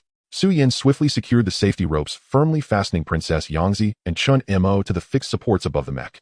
As for the surviving guards, although their injuries had somewhat recovered, there were limited seats on the mechs. Duan Zian decisively ordered, "You few hide around Xianyang waiting in secret. When I bring the princess back, we will jointly deal with the traitors." Understood. Several guards replied in unison, their eyes as resolute as iron. The princess is safe with me. Duan Zian spoke confidently. The next moment, the thrusters of the thundergemets spewed forth fierce flames, the roar echoing through the mountains and forests. The 5 mechs rose into the sky. Like 5 silver dragons soaring into the sky, trailing long ion tails, they swept over the mountains and shot straight into the clouds. Princess Yangzi tightly gripped the support rod, her eyes filled with wonder and shock. This is too amazing. It's even more practical than the golden men forged by my father. Chen Mo was taken aback. Golden men? You mean the 12 golden men? Just as they took off, a figure with white hair appeared, watching them seemingly in deep thought. Then he turned and headed towards Zion. Princess Yangzi nodded, her tone imbued with a complex mixture of respect and sorrow. Indeed, the 12 golden figures forged by the emperor are the national treasure, intertwined with fortune as veins, locked by fate as a seal, anchored by star souls as a core, and with dragon veins as bones. This is the heavenly array of the entire empire. Had it not been for the treacherous alliance of Zhao Gao Li Si and Su Fu secretly severing the connection between the emperor and the golden figures with an alien evil formation, and with the surprise attack from foreign powerhouses, how could the emperor have resorted to using the dragon soul to break the enemy, ultimately leading to his own backlash and imprisonment? As she spoke the final words, her voice trembled and her eyes glistened with unshed tears. Chen Mo remained silent for a moment before softly sighing. A solid fortress often collapses from within. Princess Yangzi was taken aback. What do you mean? Chen Mo remained silent for a long time as the wind howled past, tousling his hair. He slowly spoke, his voice deep and cold. Your father was betrayed not by external foes, but by the hearts of men. Princess Yangzi stared at him in shock. Chen Mo looked up towards the distant horizon, his gaze piercing through the clouds, resting upon the endless mountains and rivers. Those were the lands belonging to the great Qin, destined to be soaked in betrayal and blood. External threats are not to be feared. Chen Mo's voice gradually deepened. What is truly terrifying is the traitor within. It is that kind of person who wears a human skin but has long since rotted at heart. His words rendered everyone silent. Even the sound of the wind seemed to soften its steps. He raised his eyes towards the horizon. Beneath the expanse of rolling white clouds lay the vast mountains and rivers. Memories of the long-sealed history of the main world resurfaced in his mind. The legendary emperor with the might to swallow the 6 states unified the realm, sheathing swords and restoring the vast lands to unity. However, the peak of the empire lasted only a few years. The first emperor died during a tour. Zhao Gao forged a decree, and Hu Hai usurped the throne, while the virtuous Fu Su was falsely accused and executed. Chen Mo's voice was soft, yet it sliced through the air like a cold blade. Do you know? In the history from our side, how is your great Qin recorded? Princess Yangzi blinked, her expression tense. How is it recorded? Chen Mo gazed towards the distant mountain shadows, his tone cold and devoid of emotion. The first emperor, after long-term consumption of alchemical pills, fell victim to the poison and passed away before reaching 50. He died during a tour, perishing from the treachery of men. Princess Yangzi's heart jolted. Chen Mo continued. As soon as he died, Zhao Gao colluded with Li Si, forging a false decree altering the emperor's orders, passing the throne to Hu Hai. Princess Yangzi gasped. Hu Hai? That's the youngest son of my father. Exactly, Chen Mo replied coolly. Fu Su. Yes, that Fu Su was executed north of Xianyang. Loyal Minister Meng Tian was forced to commit suicide. Meng Yi was executed, and those loyal to the first emperor, the meritorious officials and generals, were slaughtered one by one. He slightly closed his eyes, seemingly suppressing his emotions. The bloodline of the Qin emperor was completely severed. The spine of the empire was uprooted. Princess Yangzi's lips trembled, almost unable to believe her ears. Chen Mo whispered. Later Zhao Gao turned against Li Si, executing both father and son. A conspiracy to usurp the throne, sparing not even dogs. Subsequently, he controlled Hu Hai, confusing right and wrong, and became the true power behind the Great Qin. After that, Great Qin ceased to be Great Qin. The second emperor perished, the Great Wall was not yet cold, and the palace lanterns had already gone out. 1,000-year hegemony ultimately turned to a heap of scorched earth. The wind suddenly intensified. Princess Yangzi's hair danced wildly in the breeze, her complexion pale, hands trembling, and her gaze vacant. Is this the history from your side? Chen Mo nodded, his tone chillingly detached. Indeed. That is the conclusion we witnessed. An empire that swept through 6 states and unified the 9 provinces, ultimately buried by traitors, lies, fear, and power. He paused for a moment, suddenly looking at Princess Yang, his tone shifting to one of warmth. But that is our history, and you still have the chance to rewrite it. At that moment, the flame in Princess Yangzi's heart ignited completely. She clenched her fists, her gaze resolute. No matter what, she must find her brother Fu Su, because he was the only one who could save her father and restore the fate of Great Qin. Meanwhile, in the northern border, the howling wind was like a knife, and the Great Wall loomed in the twilight like a sleeping giant dragon. The tents flapped loudly as the sound of horns echoed in the cold wind. Convey the edict. The imperial messenger shouted loudly, his voice reverberating through the clouds. Fu Su, Wang Jian, Meng Tian, receive the edict. The 3 stepped forward in unison, cupping their hands in respect. The messenger unfolded the imperial edict, his tone solemn. His Majesty has decreed, beyond the Great Wall the alien threat is rampant. You are ordered to immediately set out, deploying troops from the Great Wall to quell the aliens. In that instant, the air inside and outside the tent froze. Fu Su, Wang Jian, and Meng Tian exchanged glances, their brows furrowing almost in unison. Fu Su spoke first, his voice low. Deploy troops. But His Majesty previously stated, stabilizing the Great Wall is paramount, and do not hastily engage in war. Wang Jian nodded in agreement. Currently, only 40% of the Black Dragon Imperial Guard is in the camp, and the Dragon Guards have not fully assembled. To rashly deploy troops would be akin to self-mutilation. Meng Tian frowned, saying, moreover, the alien troops are unpredictable, and their formations and abilities are beyond comprehension. If we fall into an ambush, the consequences would be unimaginable. The messenger snorted coldly, his gaze sharp as a knife. Are you questioning the imperial edict? The atmosphere in the tent immediately dropped to a freezing point. Fu Su immediately bowed, whispering, I wouldn't dare. However, the unease in his heart grew stronger. He looked up at the imperial edict, the golden dragon seal glimmering in the candlelight. It was indeed his father's golden seal, flawless in both writing and seal. Yet precisely because it was perfect, it made people all the more alarmed. Wang Jian's hand tightened, subtly lowering his voice to speak to Fu Su. Your Highness, this edict is wrong. Meng Tian echoed solemnly. If this truly were the first emperor's will, it would not be so hasty, nor would it contradict his own military orders from a few days prior. Fu Su's gaze was complex as he looked at the imperial edict, a deep sense of doubt and coldness rising within him. What exactly is the situation with this edict? Outside the tent, the wind howled and the night fell low. The flames at the border flickered, illuminating the large flag, just as Fu Su, Wang Jian, and Meng Tian were still pondering the origin of that strange imperial edict. A messenger rushed in, panting heavily. Report. Your Highness, Princess Yangzi requests an audience. She says, there's a matter of utmost urgency to report. Fu Su's eyebrows jumped and his voice suddenly tightened. Let her in. Outside the tent, the cold wind swept in, followed by hurried footsteps. It was a little girl in tattered finery. Her silks were stained deep red with dust and blood, her hair disheveled, yet her eyes held a stubborn defiance. The moment she stepped into the tent, her gaze swept across the 3 commanders of Great Qin, and in the next second, tears could no longer be contained. Brother. The voice of Princess Yangzi was intermittent, laced with sobs. Zhao Gao, Li Si, and that Su Fu, they have colluded with foreign tribes, setting up formations in the imperial city. Father used all his dragon soul power to break the formation, but was instead sealed and backlashed. They have foreign tribes, and have even taken control of the imperial guards chasing after me and my other brothers. The guards protecting me have died in large numbers. At this point, she could no longer hold back, her shoulders quaking as she cried. Wang Jian and Meng Tian exchanged shocked glances. The 2 immediately stepped forward, their expressions grave. Fu Su extended his hand, gently patting his sister's shoulder, his voice low. Iman, don't be afraid, I am here. He looked up at Wang Jian and Meng Tian, a glint of coldness flickering in his gaze. It seems that the imperial edict to suppress the foreign tribes is indeed a false decree. Wang Jian clenched his fists. I said it, the Great Wall defense is secure. Where would the order to dispatch troops come from?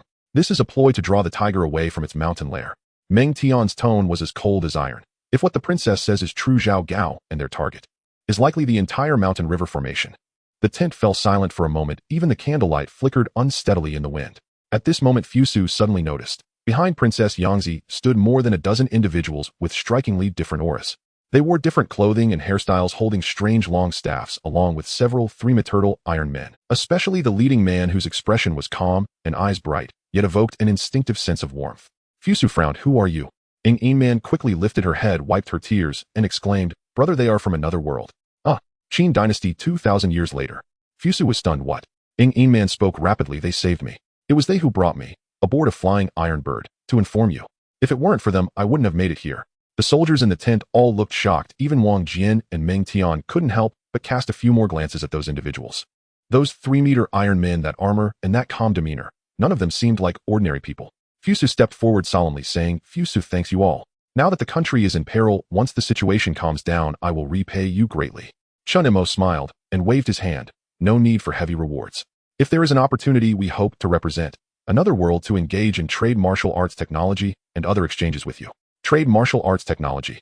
Fusu paused slightly. "I understand martial arts, but what is technology?" Su Yin chuckled softly beside him. "Once everything stabilizes, you will understand when you meet the general." Fusu did not pursue the question further. He looked at this group of future visitors, a flicker of surprise crossing his heart. By the way, Fusu suddenly turned back, asking coldly, "Did you catch that fake imperial envoy holding the decree?" Meng Tian cupped his hands. "We have already sent people to capture him. He won't escape a step outside the Great Wall." Outside the camp, the cold wind howled.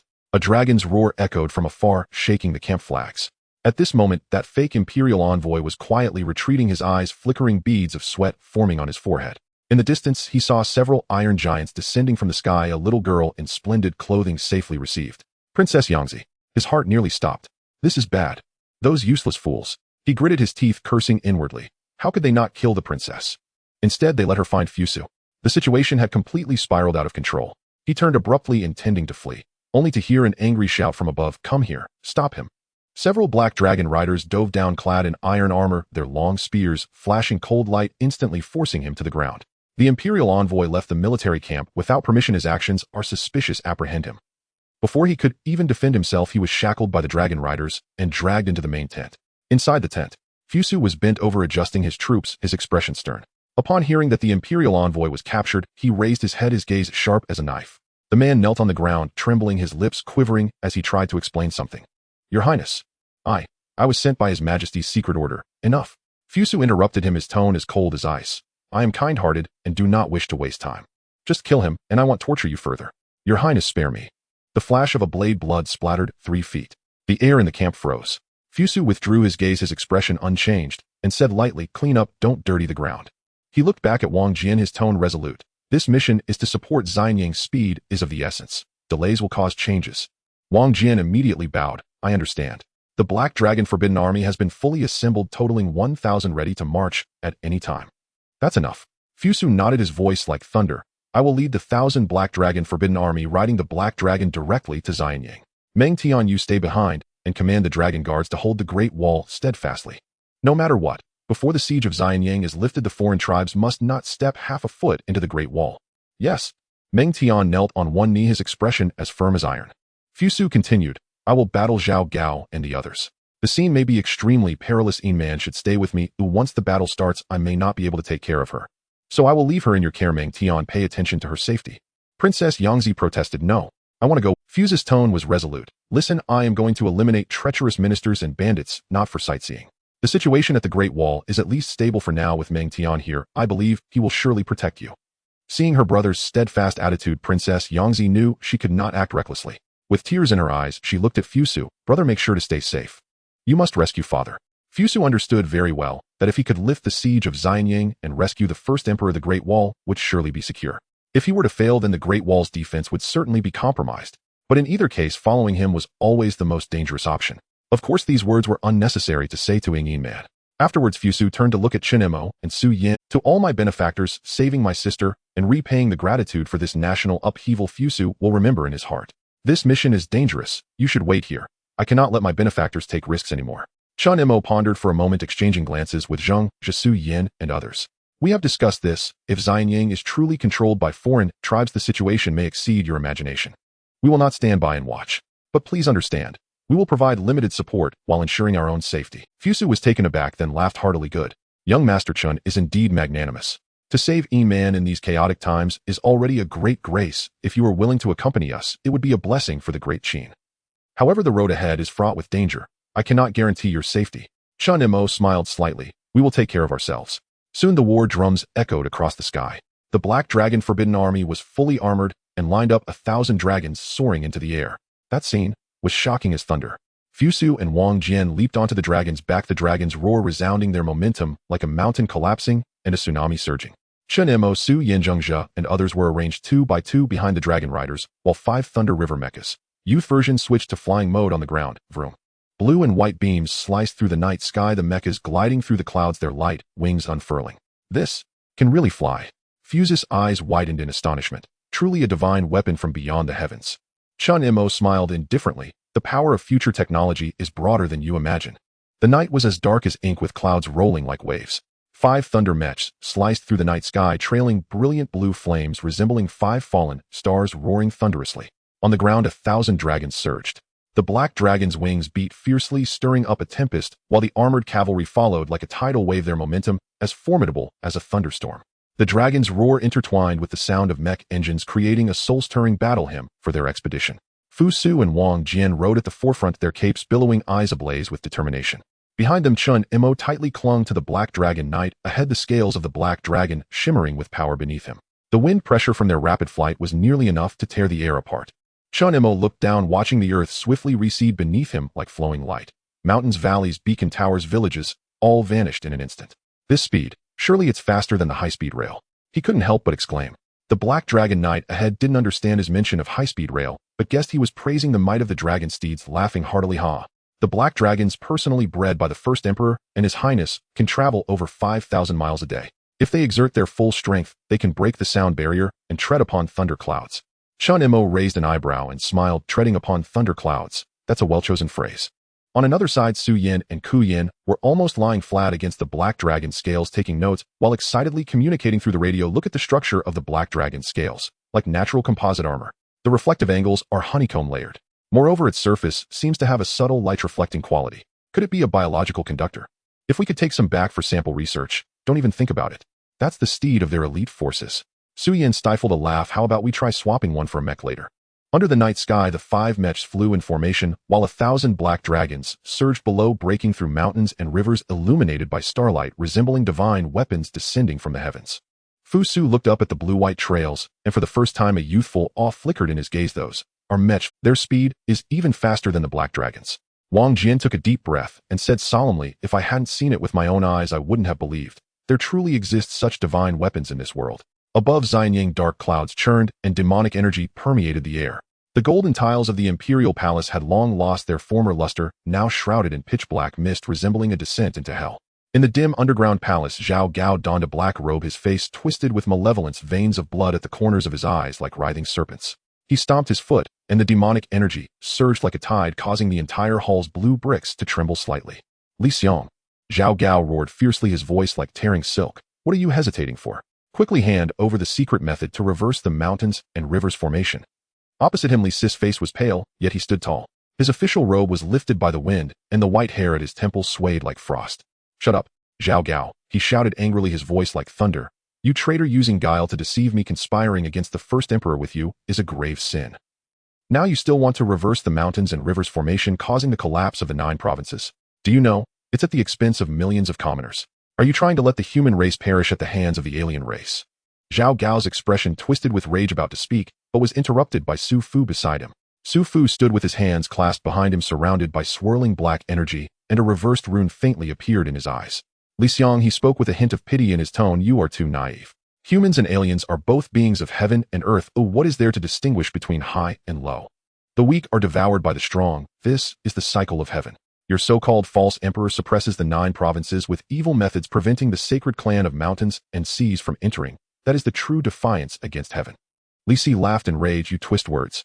Back then, when the alien races of mountains and seas disturbed the 9 provinces, who quelled them with an iron fist? Who defended against the aliens with thousands of soldiers at the Great Wall? You Su Fu, for the sake of longevity, betrayed the human race, forsaking your human appearance and siding with the beast-like aliens. How dare you speak of the heavenly principle? A low beastly roar interrupted their argument. Behind Zhao Gao the mist surged, and a massive shadow slowly materialized. It was Qiongqi. It bore a dark golden mane, its wings spread to blot out the sky, venom dripping from its jaws, its eyes like pools of blood, its voice deep, like thunder. Li Si, If not for our sacred clan of mountains and seas seeing your human race weak back then and giving you the chance to recuperate, allowing you to seize the opportunity, how dare you claim to unify the 9 provinces with your meager skills? Now that the false emperor suppresses the 9 provinces and drives us away, how can we not reclaim what is ours? Li Si retorted angrily, you beast, how dare you speak? Back then you alien races of mountains and seas trampled into the 9 provinces feeding on the human race. The chance to recuperate you speak of was only because you feared that if you devoured all the humans there would be no one left for you to eat. The first emperor could unify the 9 provinces, that was his unparalleled talent. There is no one like him in the world. Then Li Si gritted his teeth, pointing furiously at Zhao Gao and the others. And you are in league with demons. Using the world as a sacrificial altar, that is the true defiance against heaven. Defiance against heaven. A beguilingly sweet laugh echoed from the corner of the hall. A shadow appeared. A woman draped in black gauze slowly emerged, her gaze like an abyss, her voice so enchanting it could soften bones. It was Meihua, a shadow of Zhu Jiuyin. She resided between longing and desire. With each step she took, ripples emerged on the ground, and the air was thick with an atmosphere of ambiguity and fear. Don't waste time with him, she smiled gently. His heart has long been riddled with holes. Back then for power, he poisoned Han Fizi and pretended to weep. Such a person is unworthy to speak of loyalty and righteousness. Zhao Gao licked his lips, cruelly smiling. Meihua, do it. Just as I wish. Meihua extended her jade finger, a wisp of black mist emerging to entwine around Li Si's body. Li Si desperately circulated his qi and blood to resist veins bulging on his forehead. Su Fu. The elixir. Su Fu immediately took out a crimson pill, its fragrance suffused with a dizzying sweetness. He softly said, this is a secret medicine I accidentally obtained while refining pills, nightmare illusion pill. After taking it, his mind will sink into a dreamscape, allowing you to better wield your enchanting powers. Meihua smiled coyly, her eyes filled with wicked intent. Thanks to your elixir's assistance. Otherwise, with Li Si's strength, even if his heart is flawed, I would not be able to enchant him successfully. This time remember to increase the dosage. Earlier he could still struggle free, this time I don't believe he can awaken again. Li Si struggled and roared, you dream on. He suddenly turned his hand, attempting to sever his own meridians with a palm strike, refusing to submit. But Xiongqi suddenly extended its claw, gripping his neck tightly, blood splattering. Wanna die? Xiongqi sneered. We still need your old hands to reverse that damned formation. Li Si was choked in midair, struggling to breathe, his voice hoarse. You will ultimately meet a bad end. Zhao Gao chuckled coldly. Rest assured we will live just fine. From now on, I will vigilantly await the updates until the very end. I will not be delayed by personal matters nor distracted by miscellaneous thoughts, and I will not let down each click and expectation. I will dedicate myself wholeheartedly, bound together in life and death. I am the sharp sword in my thoughts, the guardian before the screen. I am the blazing fire that resists stagnation, the light at dawn, the horn that awakens slumbering inspiration, and the steadfast shield that protects the readers. I dedicate my life and honor to the readers who love me and the words I write. Tonight is like this, and every night will be the same. In the dim underground palace of Xianyang, the air was filled with the sweet and bloody scent of mixed aromas. The pill in Su Fu's hand was crimson all over, resembling a bloodied heart, emanating an eerie glow. He expressionlessly pried open Li Si's jaw and forcefully stuffed the pill into his mouth. Cough, cough. Li Si coughed violently, his throat choked by the burning bittersweetness. His eyes soon turned bloodshot and his pupil. Meihua stepped forward slowly, a slight smile on her lips, her fingertips manifesting a wisp of black mist. The black mist slithered like a snake, slowly penetrating Li Si's ears, nose, and mouth. Instantly his body trembled, veins bulging, and his struggling movements grew weaker until he became completely stiff. Zhao Gao narrowed his eyes, sneering as he leaned closer. Speak, Li Xiang. How do we reverse the Mountain River Grand Formation? Li Si's throat flicked slightly, a look of pain flashing across his face as if two wills were fiercely colliding within him. Zhao Gao narrowed his eyes, sneering as he leaned closer. Speak, Li Xiang. How do we reverse the Mountain River Grand Formation? Li Si's throat flicked slightly, a look of pain flashing across his face. Li Si's body shuddered, his pupils completely void of light. His previously resolute expression turned into a dazed numbness. However, deep within, neither Zhao Gao, Su Fu, nor the strange beasts of the mountains and seas noticed the trace of mockery hidden in Li Si's gaze. His voice became low and hollow, as if he were speaking in a dream. Back then, His Majesty the First Emperor discussed the art of formations with me, Wang, Jin, and Meng Tian. Using mountains and rivers as the formation map, dragon veins as the meridians, and the 9 provinces as the lifeblood. Constructing the Great Wall with mysterious iron as the bones, with Xianyang as the heart, and the dragon soul as the seal. With each word he spoke, the earth trembled slightly. Zhao Gao, Su Fu, and Xiongqi exchanged glances, their eyes gradually becoming fervent. Even the usually arrogant Xiongqi couldn't help but murmur, what a human emperor. To use the world as a formation map, to use mountains and rivers as flesh and blood, and to use dragon veins as sinews. Such courage deserves the title First Emperor. Zhao Gao grinned, a sickly excitement spreading across his face. Good, good. If this formation can be reversed, the essence of the 9 provinces will scatter. The 9 provinces will split. The Great Wall will collapse. Huh. From now on, the strange beings of the mountains and seas will face no obstacles, and the human race will merely be a meal on a plate. Su Fu took out a yellowed scroll from his possession, which was a formation diagram he had stolen back then. Li Si, he looked down at the sage already enveloped in black mist. Now let us together reverse the mountains and what a pity too much time has been wasted. Xiang Qi scoffed. No worries, we have planned for over a decade, and are all the messengers and descendants sent out by the first emperor have all been intercepted. The imperial city is besieged to the point of being watertight. In these days no reinforcements will come to the imperial city. Mei Hua clasped her hands together, and the black mist transformed into countless threads entangling the formations beneath the Xianying palace. Su Fu recited incantations, Zhao Gao sprinkled blood at the formation's center, and Xiang Qi roared, unleashing demonic flames. Boom! The earth began to tremble, the clouds above Xianyang City were torn apart, a vortex slowly taking shape. Faintly it seemed as if dragon roars were being reversed, and a breath of mountain and river turbulence spread across heaven and earth. Zhao Gao laughed maniacally, his voice hoarse like a ghost. First Emperor, you have suppressed the 9 provinces for decades. Now let me, Zhao Gao, reverse your heavenly fate. Above Xianying, dark clouds swirled and lightning flickered. The sky seemed to be torn open as howling winds echoed, as if countless evil spirits were roaring. In the distance, 1,000 dragons roared in unison. Fu Su, Wang Jian, and Chen Mo led 1,000 black dragon elite troops breaking through the clouds. The wind stirred up by the dragon wings rolled over the mountains and rivers the momentum like thunder. Chen Mo stood on the back of the black dragon, his gaze sweeping over the capital ahead. Above Xianyang City, a strange black mist rose in a vortex resembling the mournful cry of a golden dragon or the earth weeping. This situation, something's wrong. Fu Su's expression changed as he sensed the reversal aura almost instantly. In the next second, he leaped suddenly. With a loud boom, he transformed into golden light soaring directly from the back of the black dragon. The golden waves rolled behind him, and he dashed through the air like a burning star heading straight for Xianyang. Chen Mo was stunned. He can fly.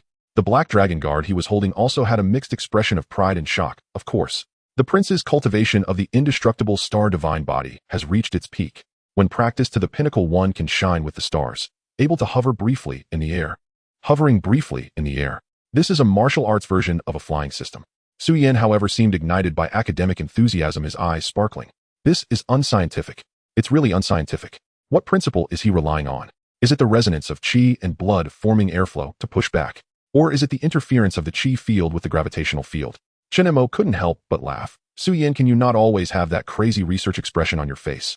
Su Yan ignored him, continuing to stare intently at the golden light in the sky. So wonderful. I need to take samples, I need to study. On the other side, Chen Mo asked the guard he was holding, are there many like him who can fly? The guard puffed out his chest, pride evident in his tone. The prince is a natural talent. Those who have cultivated the indestructible star divine body to the ultimate level can temporarily break free from Earth's gravity, condensing qi in the feet to hover.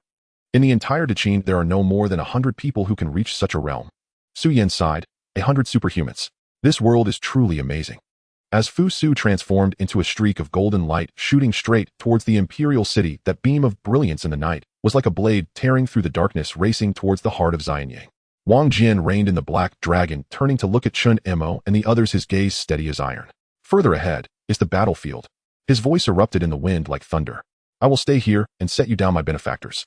If you truly wish to help, I will be even more grateful, but ahead. Blades and guns have no eyes. Please be careful. As soon as he finished speaking, the black dragon dove down the gale it stirred, nearly knocking everyone over. The oppressive feeling was like the roar of a fighter jet passing just above.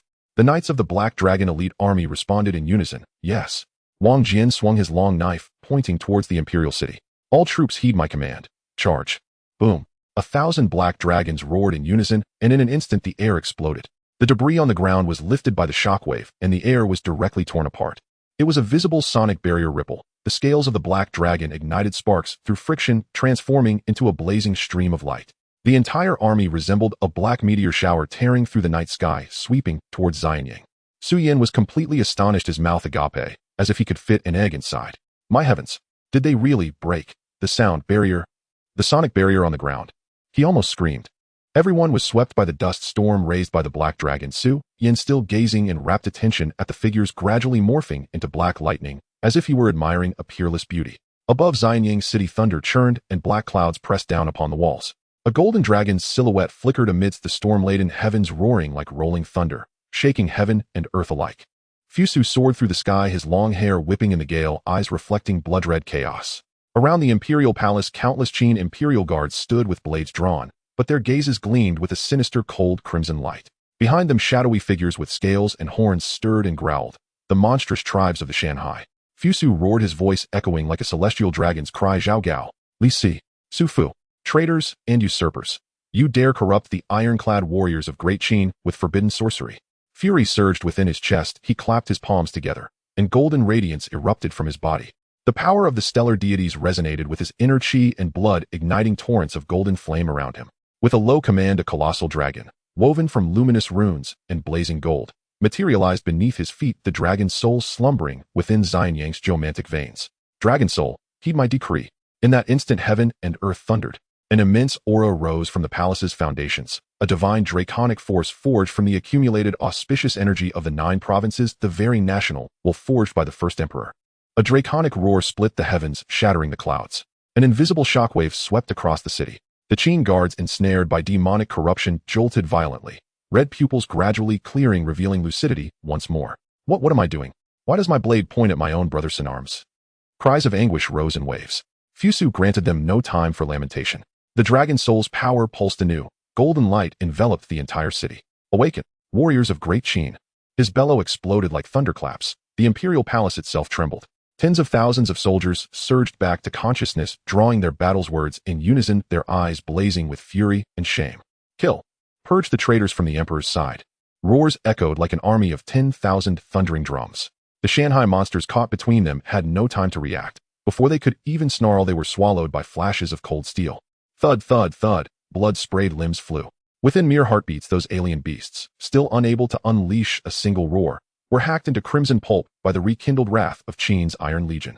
Nearly 10,000 Qin elite guards knelt as one before Fusu, their armor grinding against stone. Like they roared in unison, voices shaking the 9 heavens, killing intent surging like a tidal wave. We failed to detect the traitor's conspiracy. We failed to rescue His Majesty from peril. We deserve 10,000 deaths. Worse still, we fell under demonic enchantment, lost our minds, and nearly became traitors ourselves. Now, with crisis looming, we pledge to follow Prince Fusu, to slay every demon and monster, to rescue His Majesty from fire and flood, and afterward we shall gladly face death to atone. Their voices carried remorse, righteous fury, and the absolute clarity born of the dragon soul's purification. In that moment, the entire imperial palace trembled. Fusu stood high above, surveying the multitude. Golden light coalesced behind him into a soaring dragon's silhouette. His eyes burned like twin suns, his voice resounding with sovereign authority. You are all loyal. The conspirators and alien demons have plotted for decades, and even Father and I bear fault for failing to foresee their scheme. The guilt lies not with you. It lies with those treacherous ministers and demonic outsiders.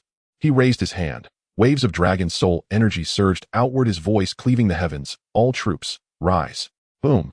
10,000 armored warriors surged upright in perfect unison. Armor gleaming, gold swords drawn, killing intent piercing the sky. Follow me, to exterminate every demon and monster. Restore Xianyang's radiant just order. At that very moment, a deafening roar tore across the distant sky. Wang Jian and his 1,000 black dragon imperial guards had finally arrived upon the battlefield. Storm clouds churned, black dragons pierced the heavens, like celestial thunder descending upon the mortal realm. Wang Jian's voice reverberated across the palace skies. Your Highness, this old general has come to your aid. He landed beside Fusu and spoke gravely. It seems the situation is somewhat better than anticipated. With 10,000 elite Qin warriors at our side, our strength is vastly increased. He landed beside Fusu and spoke gravely. It seems the situation is somewhat better than anticipated. With 10,000 elite Qin warriors at our side, our strength is vastly increased. Fusu nodded, his expression stern. We must not grow complacent. His gaze fixed upon the imperial core far ahead, shrouded in dark, malevolent miasma. His voice low and unyielding. The Shanhai tribes have schemed for a century. They will not stop here. Though my stirring of the dragon soul shattered their initial formation of the reversal array, I have also alerted them. He drew his sword in one fluid motion. Golden light rippled along its blade, casting a dragon's reflection. They know we have come. On a mountain peak beyond the city, the lingering resonance of the dragon's soul drifted past. Several Luai's combat mechs hovered midair, their cerulean white energy lamps pulsing softly. And at the epicenter of that resonance, above Xianyang City, the dragon's form writhed amid blinding golden light, as if ancient myth had stepped once more into reality. Su Yin stood utterly transfixed, eyes alight with near fanatical awe. He whispered breathlessly, unbelievable, utterly unbelievable. This is neither psychic energy nor quantum reaction. It is resonance between life force and geomantic veins. He's channeling Earth's magnetosphere, using only his flesh and spiritual will. Su Yan's breathing quickened, his voice trembling. This isn't merely another civilization. It's myth-level tech. Chen Mo offered a wry smile. Calm down, doctor. This isn't a lab. Zhang Zhe's voice came over the comms channel. Cool, measured, precise. Chen Mo, how much time remains until the portal's stable window closes? Su Yan's breathing quickened, his voice trembling. This isn't merely another civilization. It's myth-level tech. Zhang Zhe and Long Yan will remain behind to secure your and Su Yan's extraction. The remaining 4 Luai's mech pilots, along with the rest of the special operations team, will advance toward the battlefield. He paused, his expression hardening further. First, to gather combat data. High-tier martial cultivators' battle metrics are immeasurably valuable. Second, if things spiral beyond control, we must be ready to intervene immediately, preventing catastrophe before it reaches its darkest outcome. Chen Mo took a deep breath and nodded. Understood. He knew, when Zhang Zhe adopted that tone, the mission had crossed into irrevocable gravity. Su Yan remained entranced, staring at Xianyang's golden-lit skyline. My gods, that dragon soul's energy signature is overwhelming. I must record it. Beneath the night sky, Xianyang seethed with demonic miasma, black fog coiling like venomous serpents around the palace walls, pulsing with sickly crimson light. Clad in battle armor and gripping his sword, Fusu led Wang Jian and the 1,000 Black Dragon Imperial Guards forward across shattered stone. Iron hooves shook the earth, draconic roars never ceased. Behind them, nearly 10,000 Qin elite guards surged like a churning black tide, killing intent boiling skyward. The air itself thrummed with oppressive tension, the resonance of a vast active formation. Ahead lay there, in that sanctum, lay the first emperor's imprisonment, and there converged Zhao Gao, Li Si, Su Fu, and the Shanhai tribes. Fusu's face was carved from ice, golden fire burned in his eyes. All troops, hear my command. Enter the formation with me. Slay every demon, behead every traitor. Hi. 10,000 warriors roared as one, their voices splitting the heavens. Black dragon mounts exhaled torrents of flame, unleashing waves of scorching heat. The entire host advanced, not as men, but as a roaring golden steel dragon, step by step closing upon the imperial palace. Behind them, the Luai's mecha gradually powered up. The metallic silhouette of the mecha was reflected in the flames, resembling a myth descending from the heavens. For mechas stood like iron celestial warriors, their steps steady, exuding an awe-inspiring power. 10 Special Force soldiers armed with electromagnetic rifles followed closely behind the mecha, organized and calm, their steps synchronized with the rhythm of the mecha. The blue-white energy at the gun muzzles flickered in and out, glimmering like ghostly lights in the night. The signal is stable, Zhang Zhe whispered from the command center, behind his fingers flying over the control panel, retrieving multi-angle footage from the drones. On the screen, the demonic energy of the imperial city surged, with the energy fluctuations in the air rising exponentially. Su Yan's gaze burned intensely as he fixated on the surveillance footage. This is too exaggerated. Is it a resonance of the formation? Or is it the backlash of the entire Earth's veins? Chen Mo said solemnly, no matter what it is an energy collision like we have never seen before. Bad news. The dragon's soul has been activated, he shouted in a low voice as if someone had choked him. Su Fu's eyes darted, his voice urgent. Only the first emperor or Fusu, who has been sent to guard the Great Wall, could trigger the dragon's soul. But he shouldn't be here. He is in the northern border. Zhao Gao's face turned as pale as a sheet. I even instructed Li Si to issue a false imperial edict to send him to the Great Wall. Now he has returned. How could he come back to Xianyang? This does not make sense. Su Fu's chest heaved as he looked tense. Could it be? He has seen through our scheme. Zhao Gao narrowed his eyes, a glint of cold light flashing within. Regardless of the truth, we must deal with Fusu first. The first emperor has the protection of the dragon fate. We cannot kill him, only seal him. Since Fusu dares to come, let us unite with the Mountain and Sea Sacred Clan and directly eliminate him. Before the words fell, the nearby Qiongqi let out a cold snort, like a vicious dog ready to bite. Useless. How much did we sacrifice to seal the first emperor? How many alien races were sacrificed? Now we have to deal with Fusu again.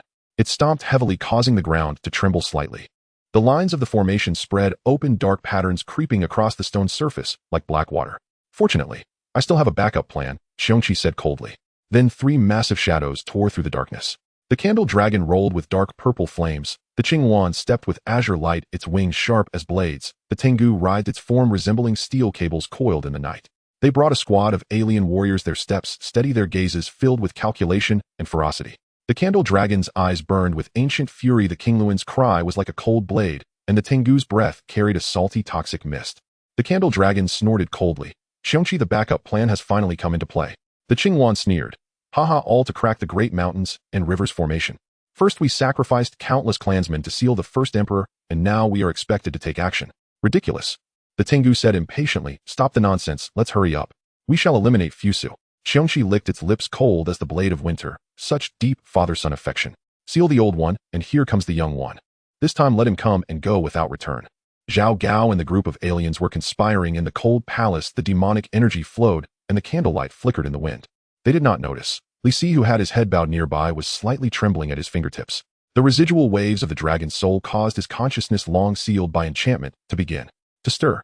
In the vacancy of his gaze, a momentary flash of struggle and pain appeared, but soon that clarity was swallowed by the black mist of enchantment.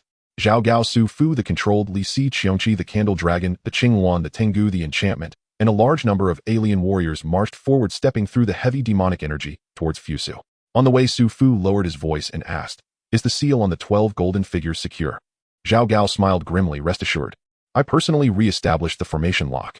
It's very sturdy." The ground beneath their feet trembled, and the demonic energy whirled up dust. Soon Fuse's figure appeared in the distant battle formation. That scene, black mist against golden light, demonic energy against dragon chi, good and evil clearly distinguished, and the heavens and earth lost their color. Zhao Gao looked at the tens of thousands of great Qin iron guards behind Fusu, sneering disdainfully, his voice sharp and piercing. "Oh, is this not the crown prince of our great Qin?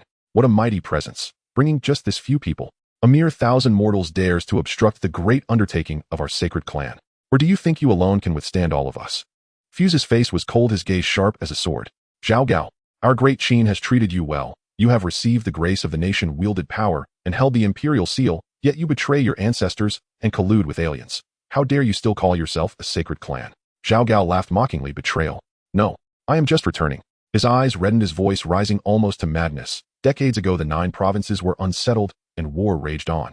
It was the sacred clan that saw my exceptional talent, took me in as a disciple, and taught me the teachings. I, Zhao Gao, am of the sacred clan's lineage. Later, as the Qin power rose, expanding to swallow the 9 provinces, the sacred clan was restrained by internal strife and could not intervene. I thus lurked in your human court for many years, enduring humiliation and bearing burdens, all for today's revival." As he spoke, the demonic energy surged, as if the heavens and earth were responding to his mad words. Fuse's gaze turned utterly frigid. "Zhao Gao, you speak so grandly, but do you know? The bloodshed of the 9 provinces, the countless lost souls, is precisely because of your so-called sacred clan instigating war." He drew out a long sword, its edge reflecting dragon chi, glowing brighter with each inch. "The sacred clan you speak of is no divine bloodline. It is a tumor that disrupts the 9 provinces. You do not deserve to be called human." The wind howled and the dust swirled. Zhao Gao's laughter grew increasingly sharp. "Ha! Well said. Undeserving of being called human. So what? I, Zhao Gao, have always looked down on being human." Outside Xianyang City, the night wind howled. Chen Mo and the others stationed on the mountain peak looked down upon the entire city. Drones hovered nearby, and the screen flickered with real-time footage from the Fusu front. The air was thick with tense. In the screen, the image of the human race confronting the mountain and sea aliens shocked even the battle-hardened Zhang, who couldn't help but hold his breath. Chen Mo frowned and suddenly spoke. "Huh? Why is only Fusu here? Where is Wang Jian? Where did his black dragon forbidden army go?" Zhang Zhe glanced at the battlefield data, calmly analyzing. They split their forces earlier. Wang Jian should have taken the Black Dragon Forbidden Army to another formation point. Most likely he intends to do something. He paused, his expression tightening. In other words, Fusu is now. As soon as the words fell, the wind changed. Whoosh. The night wind suddenly turned cold, as if something invisible broke through the air. Chen Mo slightly raised his head. In the next second, a white-haired young man appeared out of nowhere, his clothes fluttering, without the wind sword hanging at his waist, his aura peculiarly calm. How marvelous. The man looked at the tactical projection before them, curiosity in his eyes. It can project distant scenes in real time. Truly an incomprehensible art. His voice was not loud, but it instantly alerted everyone. "Who?" Zhang Zhe reacted swiftly, springing up and raising his electromagnetic rifle. Zing! Electric arcs flickered at the muzzle. Meanwhile, within the cockpit of the Luai's mecha, the voice of Long Yen carried a chilling tone. "State your purpose."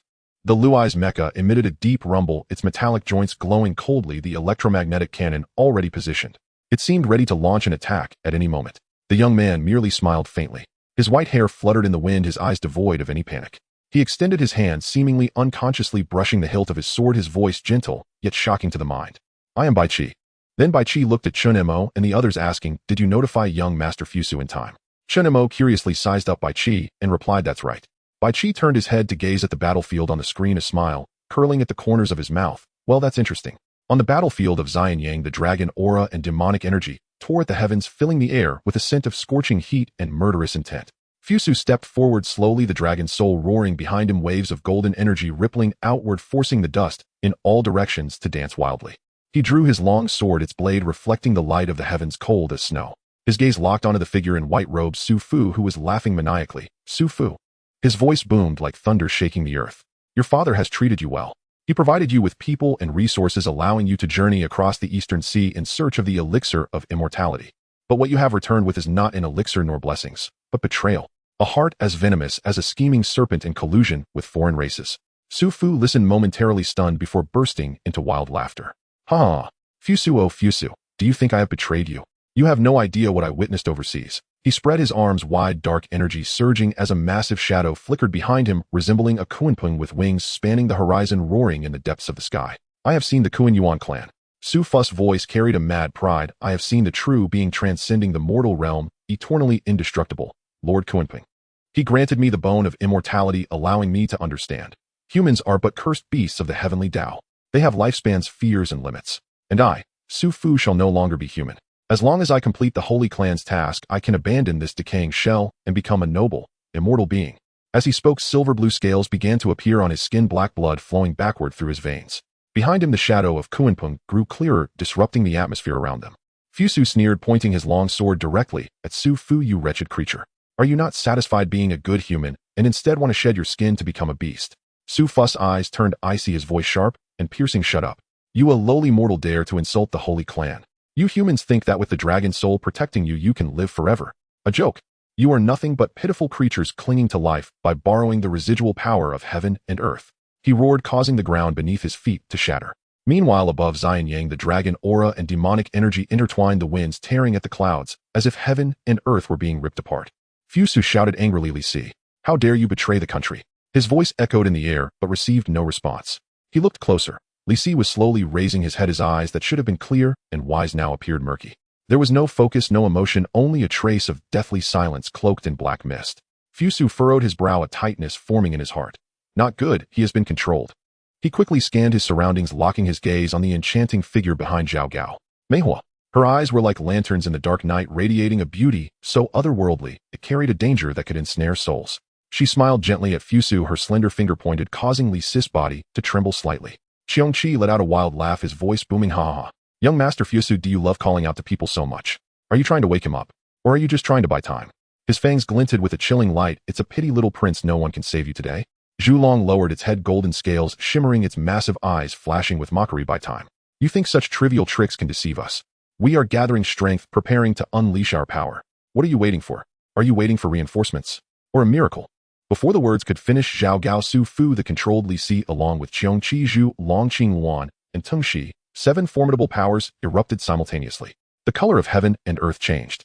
The sky seemed to be split apart as demonic flames and thunder roared simultaneously, black energy waves sweeping thousands of feet, resembling a giant mouth that devoured all. The ground beneath Fuse's feet cracked inch by inch, but behind him the thousands of Qin iron guards stepped forward. They surrounded Fusu protectively. Protect the prince. Form ranks. Swords and spears raised together, shield walls erected layer upon layer, 10 men per group, the energy of the star souls coalescing into a radiant formation, fiercely resisting the overwhelming pressure. The air felt as if it had solidified. The sounds of breathing footsteps and the tremors of weapons intertwined to form a somber war song. Qing Wan spread her wings, her laughter clear and cold. How interesting. I thought the emperor's son was clever, but it turns out he's just a fool with bravery, but no strategy. Teng Shi exhaled a foul wind, elongating its form, its scales sharp as blades. Dying at our hands would be considered. Don't worry, little prince. Once you die and the great array of mountains and seas is broken, I will let you and your father reunite underground. Outside the city on the mountaintop, the wind howled. Chen Mo stared at the screen, his brows nearly knitting into a line. On the screen, the demonic energy surged above Xian Yang, the dragon soul light being torn by black flames. Fusu and nearly 10,000 Qin guards stood before the golden-tiled palace that seemed like the last banner of the human race in the world. Chen Mo couldn't help but turn to Bai Qi. Fusu seems to be in a dire situation. His tone carried a hint of anxiety. Aren't you worried? Bai Qi stood with his hands behind his back, motionless in the mountain wind, his white hair rustling in the breeze, yet a glint of chilling sharpness flashed in his eyes. Worried. He chuckled lightly, his voice deep and powerful, carrying an undeniable arrogance. The foreign races are gathering strength, and the prince is also waiting. As soon as the words fell before Chen Mo could react, the display suddenly shook with intensity. Boom. That was the sound of the earth shaking and mountains trembling. On the eastern side of the royal city, 12 10-meter-high humanoid statues slowly opened their eyes amidst the flames. These were the 12 golden men. 1,000 feet of golden light soared from the city into the sky. The formation patterns on the chests of the golden men lit up one by one like 12 awakening stars. At the same time, another roar echoed from within the city. Break the array. Wang Jian.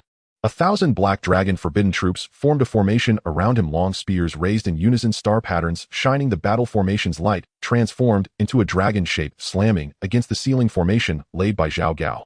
With a tremendous explosion, the seal shattered, an ancient and majestic aura instantly engulfing the entire Xianyang. Zhao Gao's face turned deathly pale in an instant. How is this possible?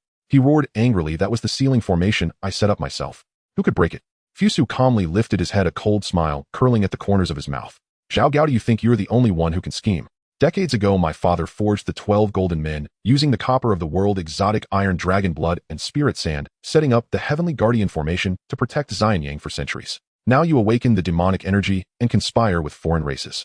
He pressed his palms together, the power of the star gods surging forth from within him. Then I shall use the fortune of the Qin to let you witness the true artifact of the human race.